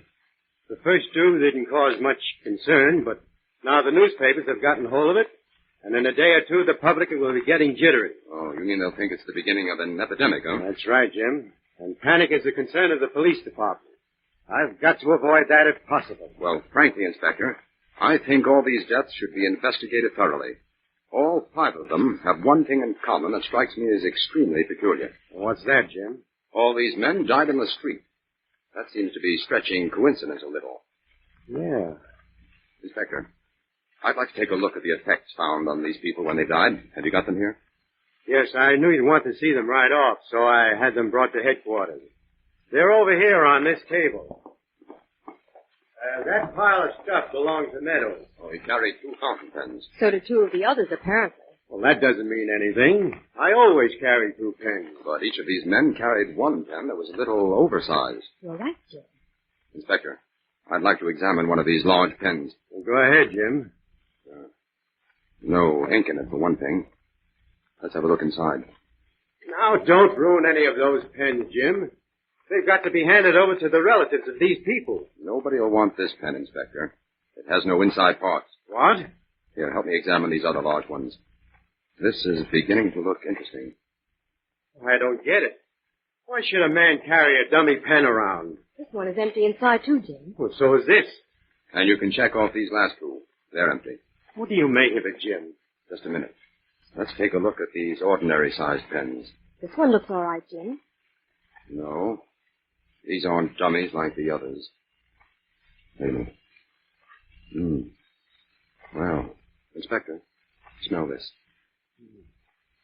Smells slightly burnt to me. This one does, too, Jim. I can smell the rubber. This third one, too. Uh-huh. Oh, Jim, for heaven's sakes. What does this add up to? Inspector, write me out a permit to take these things to my laboratory, will you? All right, but I've got to know what you're up to, Jim. The newspapers will want a statement. And you can give them one, Inspector. Tell them this is no fever epidemic, but an epidemic of murder.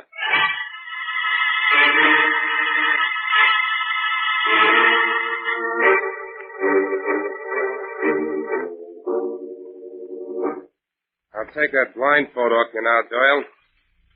There.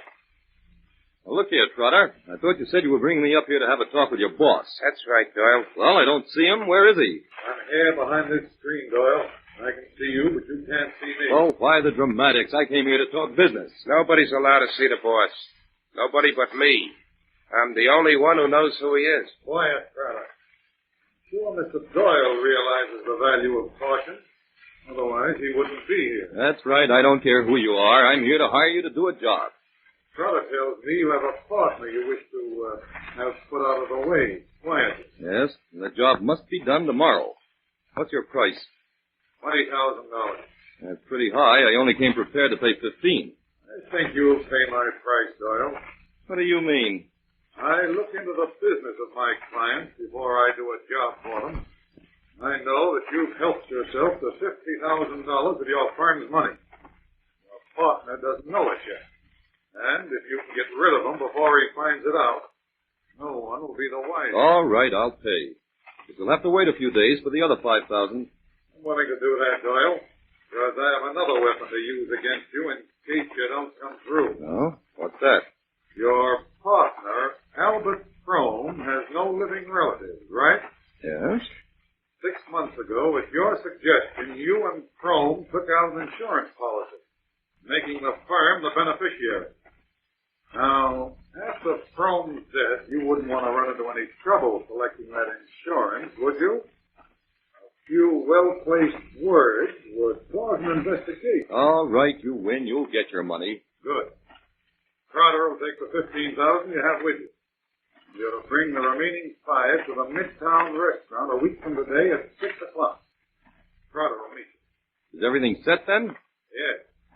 Except for one thing. What's that? Tomorrow, just before your partner leaves for lunch, give him that box on the table. What's in this? A fountain pen. Give it to him, and he'll be dead within the hour. Now our interview is over. Trotter, blindfold Mr. Doyle again and get him out of here.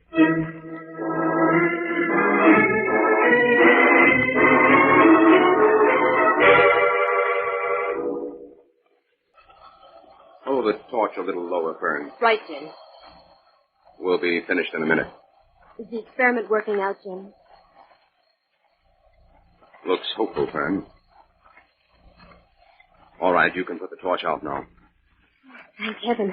I've just about reached the melting point myself. What does this experiment prove, Jim? Several things, Fern. These dummy fountain pens were completely insulated. And they had several extra air holes. They must have contained some powerful chemical or an element that could be diffused without burning the person directly. What kind of substance could that have been, Jim? It would have to be something even more powerful than radium. And so far as I know, there's only one element that meets that requirement. It's actinium A. Actinium A? What's that? It's a powerful radioactive element, a branch product of uranium, found in pitchblende, that can be refined into a grayish powder. It disintegrates much faster than radium, and because of its extremely short-lived properties, it's been practically overlooked until just recently. But how could actinium A be used to kill? That's what I'm working on.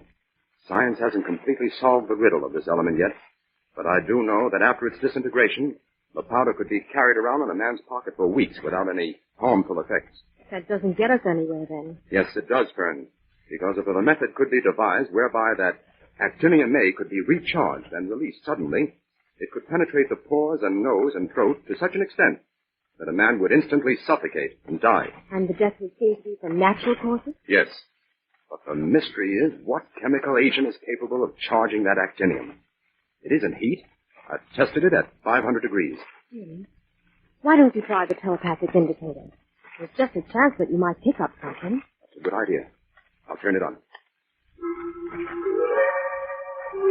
In the meantime, I'll see that for lunch. I'm hungry. Jim, what in the world happened? The whole indicator blew out. Oh, just when we needed it most. Picked up a very powerful current of some kind. Fern, I think I found it. What, Jim? The mysterious charging agent. Let's see now. It's exactly 1 o'clock. If it develops that another of these fiery deaths occurred at that time, I've solved the riddle of how these murders are committed.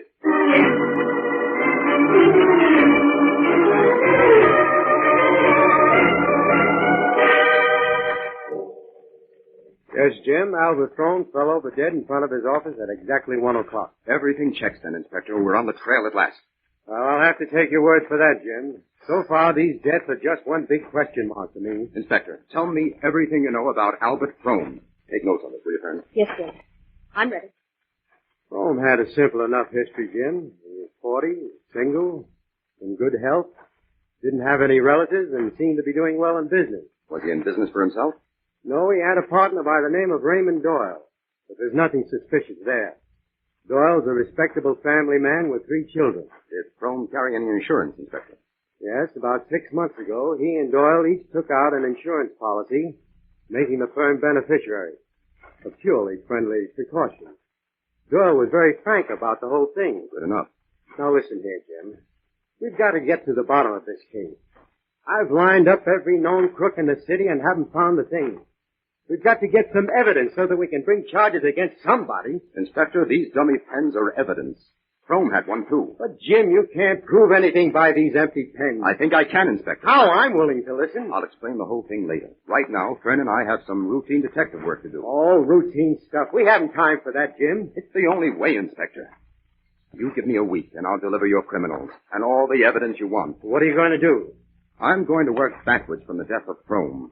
We're dealing with an organized murder ring, Inspector. A murder ring? Well, why waste time on Frome, then? He's dead. Yes.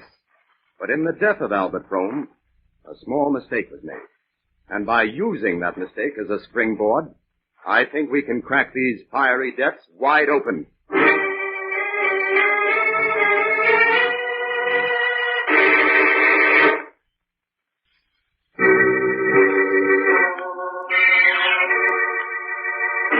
And now, back to the Avenger and the fiery deaths.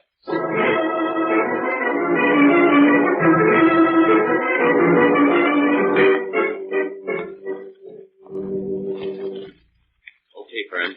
I'll take over now. Haven't got much to report, Jim. Doyle hasn't left his office all day. He had his lunch sent in. I'll keep him covered for the rest of the evening, Fern. Now you go get some sleep.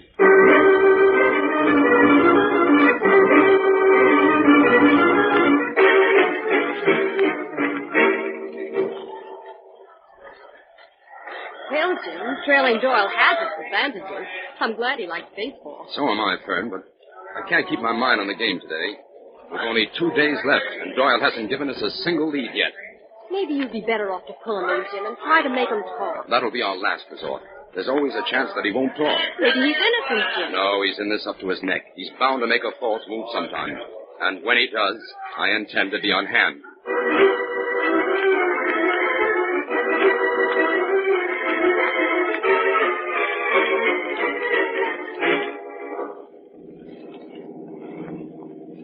Well, where do you suppose Doyle is headed for now, Jim? He's not driving home, that's certain, Fern. He's headed back toward town. He didn't place a single bet at the races, Jim. No. That $5,000 he withdrew from the bank this morning is payoff money. I'm sure of it. We'll just stick to him like leeches and see where he delivers it.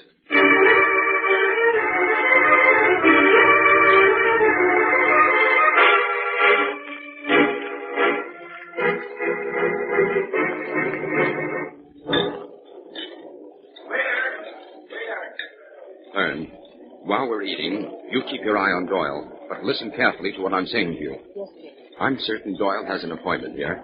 He keeps watching the door nervously, and this isn't the sort of restaurant a successful businessman comes to just for pleasure. It certainly isn't. I'm starved, but I can't eat this food. Jim, a man just joined Doyle. Yes. That looks like our man, all right. Fern, I'm going to follow that man when he leaves here. Oh, Jim. It's the only way to get to the bottom of this murder ring. Now, I'll pretend I'm a customer, a very tough one, and that I want a job done immediately. But, Jim, what if he tumbles to you? A man like that would just as soon kill you as look at you. I've seen enough criminals to be able to give you a good imitation of one, Fern. Now, in a minute, I'll leave and wait for our friend outside. What about me? What can I do? You stay here and pretend to eat your dinner, but when our man leaves the restaurant, follow him out. Get in my car and be ready to follow us when we drive away. That fellow is certain to have a car here. Have you got that, Fern? Yes. Be sure to keep well behind us. When we reach our destination, call Inspector White and give him the address. Then you drive directly to headquarters and wait for me there. All right. Jim, look. Yeah? Doyle is handing that man a small package. It's the payoff, all right. Oh, gosh, Jim, I'm scared. Don't be, Fern. When the time comes, the Avenger will step in. I'm going now. Good luck, Jim. Yes, sir. That'll be $3. Oh, here you are. The extra check is for the young lady over there. Oh, yes, sir.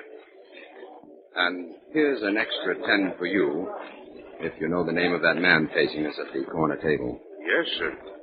That's a fellow by the name of Trotter. He comes in here a lot. Oh, yes, I thought that's who it was. I just wanted to make sure. Here's your 10. Thanks, mister.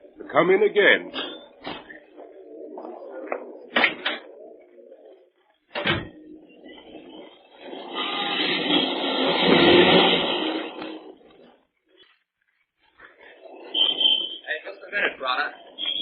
I want to talk to you. What do you want? I don't know you. I know you, though, and I got business with you. Is this your car in the alley? Yeah, sure. Get in. We'll talk there. Hey, who do you think... Get in, I said. All right, now what's the idea, bud? Who are you? A customer for you, Trotter. A customer? You must be crazy. Get out of here or... If you know what's healthy for you, you'll listen. You can stop stalling. I know all about your racket. Says you. Hey, what do you take me for? You don't need to tip your mitt. I'll tell you. I know that package you got contains $5,000 of payoff dough you just collected from a guy by the name of Doyle for bumping off his partner, Albert Frome. How do you know so much? Well, you got quite a reputation among us, Monster Trotter. You and your boss run a smart racket. That's why I hooked you up. I want a rush job done. Nothing doing. We take 2 weeks on all our jobs. You'd have to be cased first. Now, look, I can't wait for that. I got to get rid of a guy that's going to start singing to the cops any minute. My Rob's willing to pay you $50,000 to shut him up. $50,000? Yep. If you'll do the job tomorrow morning. Well, I don't know. You'd have to talk it over with the boss. Let's get going, then. Not so fast, wise guy. I'll have to put a blindfold on you. It's a rule. Okay. You don't take any chances, do you? Can't afford to. Here, this bandage fits right over the forehead and the eyes. Say, a perfect fit, huh? Now, pull your hat down. Whatever you say. Hey, what are you up to? Why did you jump into the back seat? Now, listen, Trotter. I'm not taking any chances on you dumping me out someplace. I'll just sit here right behind you with my hands on your shoulders. And you'd better call out every move you make. Because if you make a false one, it's your last. I got a gun. Pretty smart, ain't you? Don't try anything, that's all. I'll keep this blindfold on. You can watch me in the mirror. Now, start driving.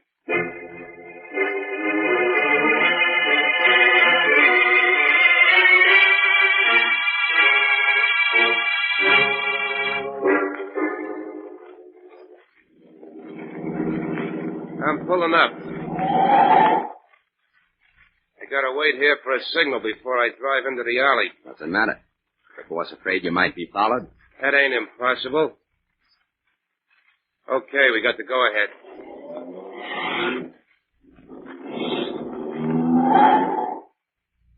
Here we are. All right, hop out. Hey, can't you take this blindfold off me now, Trotter? Not till we get upstairs. Huh? Well, I'll follow you then. Up these stairs.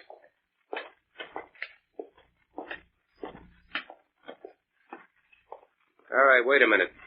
I gotta unlock the door. All right, inside, bud. Okay, now you can take off the blinders. Yeah, with pleasure. Oh, take your gun, too. No rods allowed when you talk to the boss. Red tape, huh? Okay, here. You wait here. I'll go in and see if the boss will talk to you. Hey, what's your name? Just call me Jones. Okay, if that's the way you want it. I'll be back in a minute. Trotter, you're in for a surprise. It's time for your customer to disappear and for the Avenger to take over. Okay, bud, Hey, he's gone. How did he get out of a locked room? Hey, Benny! Yeah? What's up, brother? The guy's gone. I don't know how he got out, but he did. You and your 50 grand. I'll bet he was a cop. No, he was a mug. I couldn't make a mistake like that. You're a stupid fool. Go pack our stuff. We've got to be out of here in 5 minutes. I'll take care of things in here. Yeah, we better blow, all right. If I ever lay eyes on that guy, I'll turn the seat. Stupid, incompetent punk. Have his life for this. The state will save you the trouble, Benny. Huh? It wants you both for murder. Who's that? Who's in here? It's the Avenger, Benny. The Avenger. So that's who it is. Yes, I'm here to put an end to your wholesale murders, Benny. That's what you think. You've met your match this time, Avenger. Invisible or not, I have a weapon that can kill you. You're trapped. We shall see. This is going to give me more pleasure than any other crime I've committed. To kill the Avenger is the dream of every criminal. But the honor will be mine. May I inquire how I am to die? Sure. All I got to do is pull this switch and this whole room will be charged with electricity. I guessed that. But what of you? What happens to you, Benny? Me? My clothes and shoes are completely insulated. Pull the switch then, Benny, and let's see what happens. I will. I'm still here, Benny. Wait. Electricity. It's not working. No, I pulled the wires when I first came in. You're clever. But if I can't destroy you, I can destroy the evidence that you use against me. You'll never know the secret of my power ray machine. I'll smash it into 1,000 pieces. Stay away from that machine, Benny. No, I won't. I'll smash it. Stay away, I said. Take this, then. Oh. A little man with a dangerous weapon. The history of crime keeps repeating itself.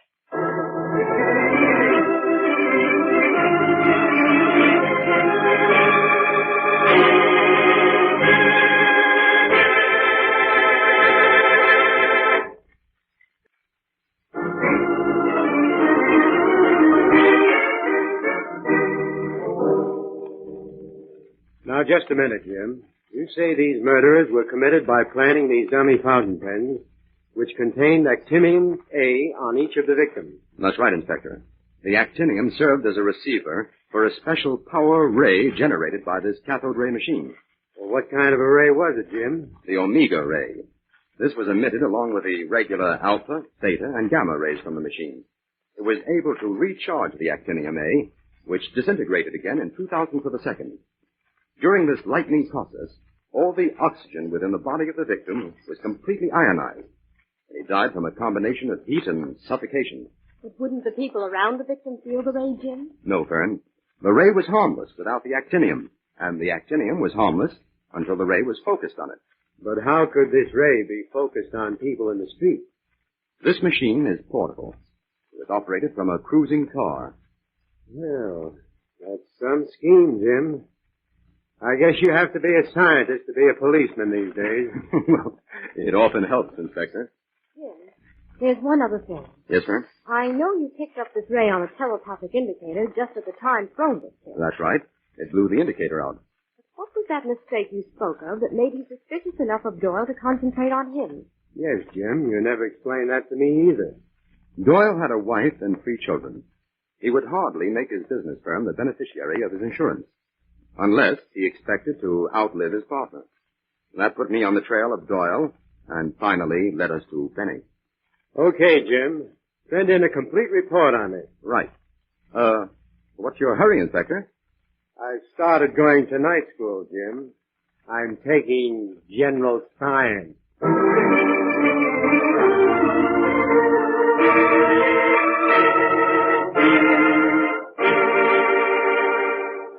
All characters, names, places, and plots used in the Avenger program are fictitious. Any similarity to persons living or dead is purely coincidental.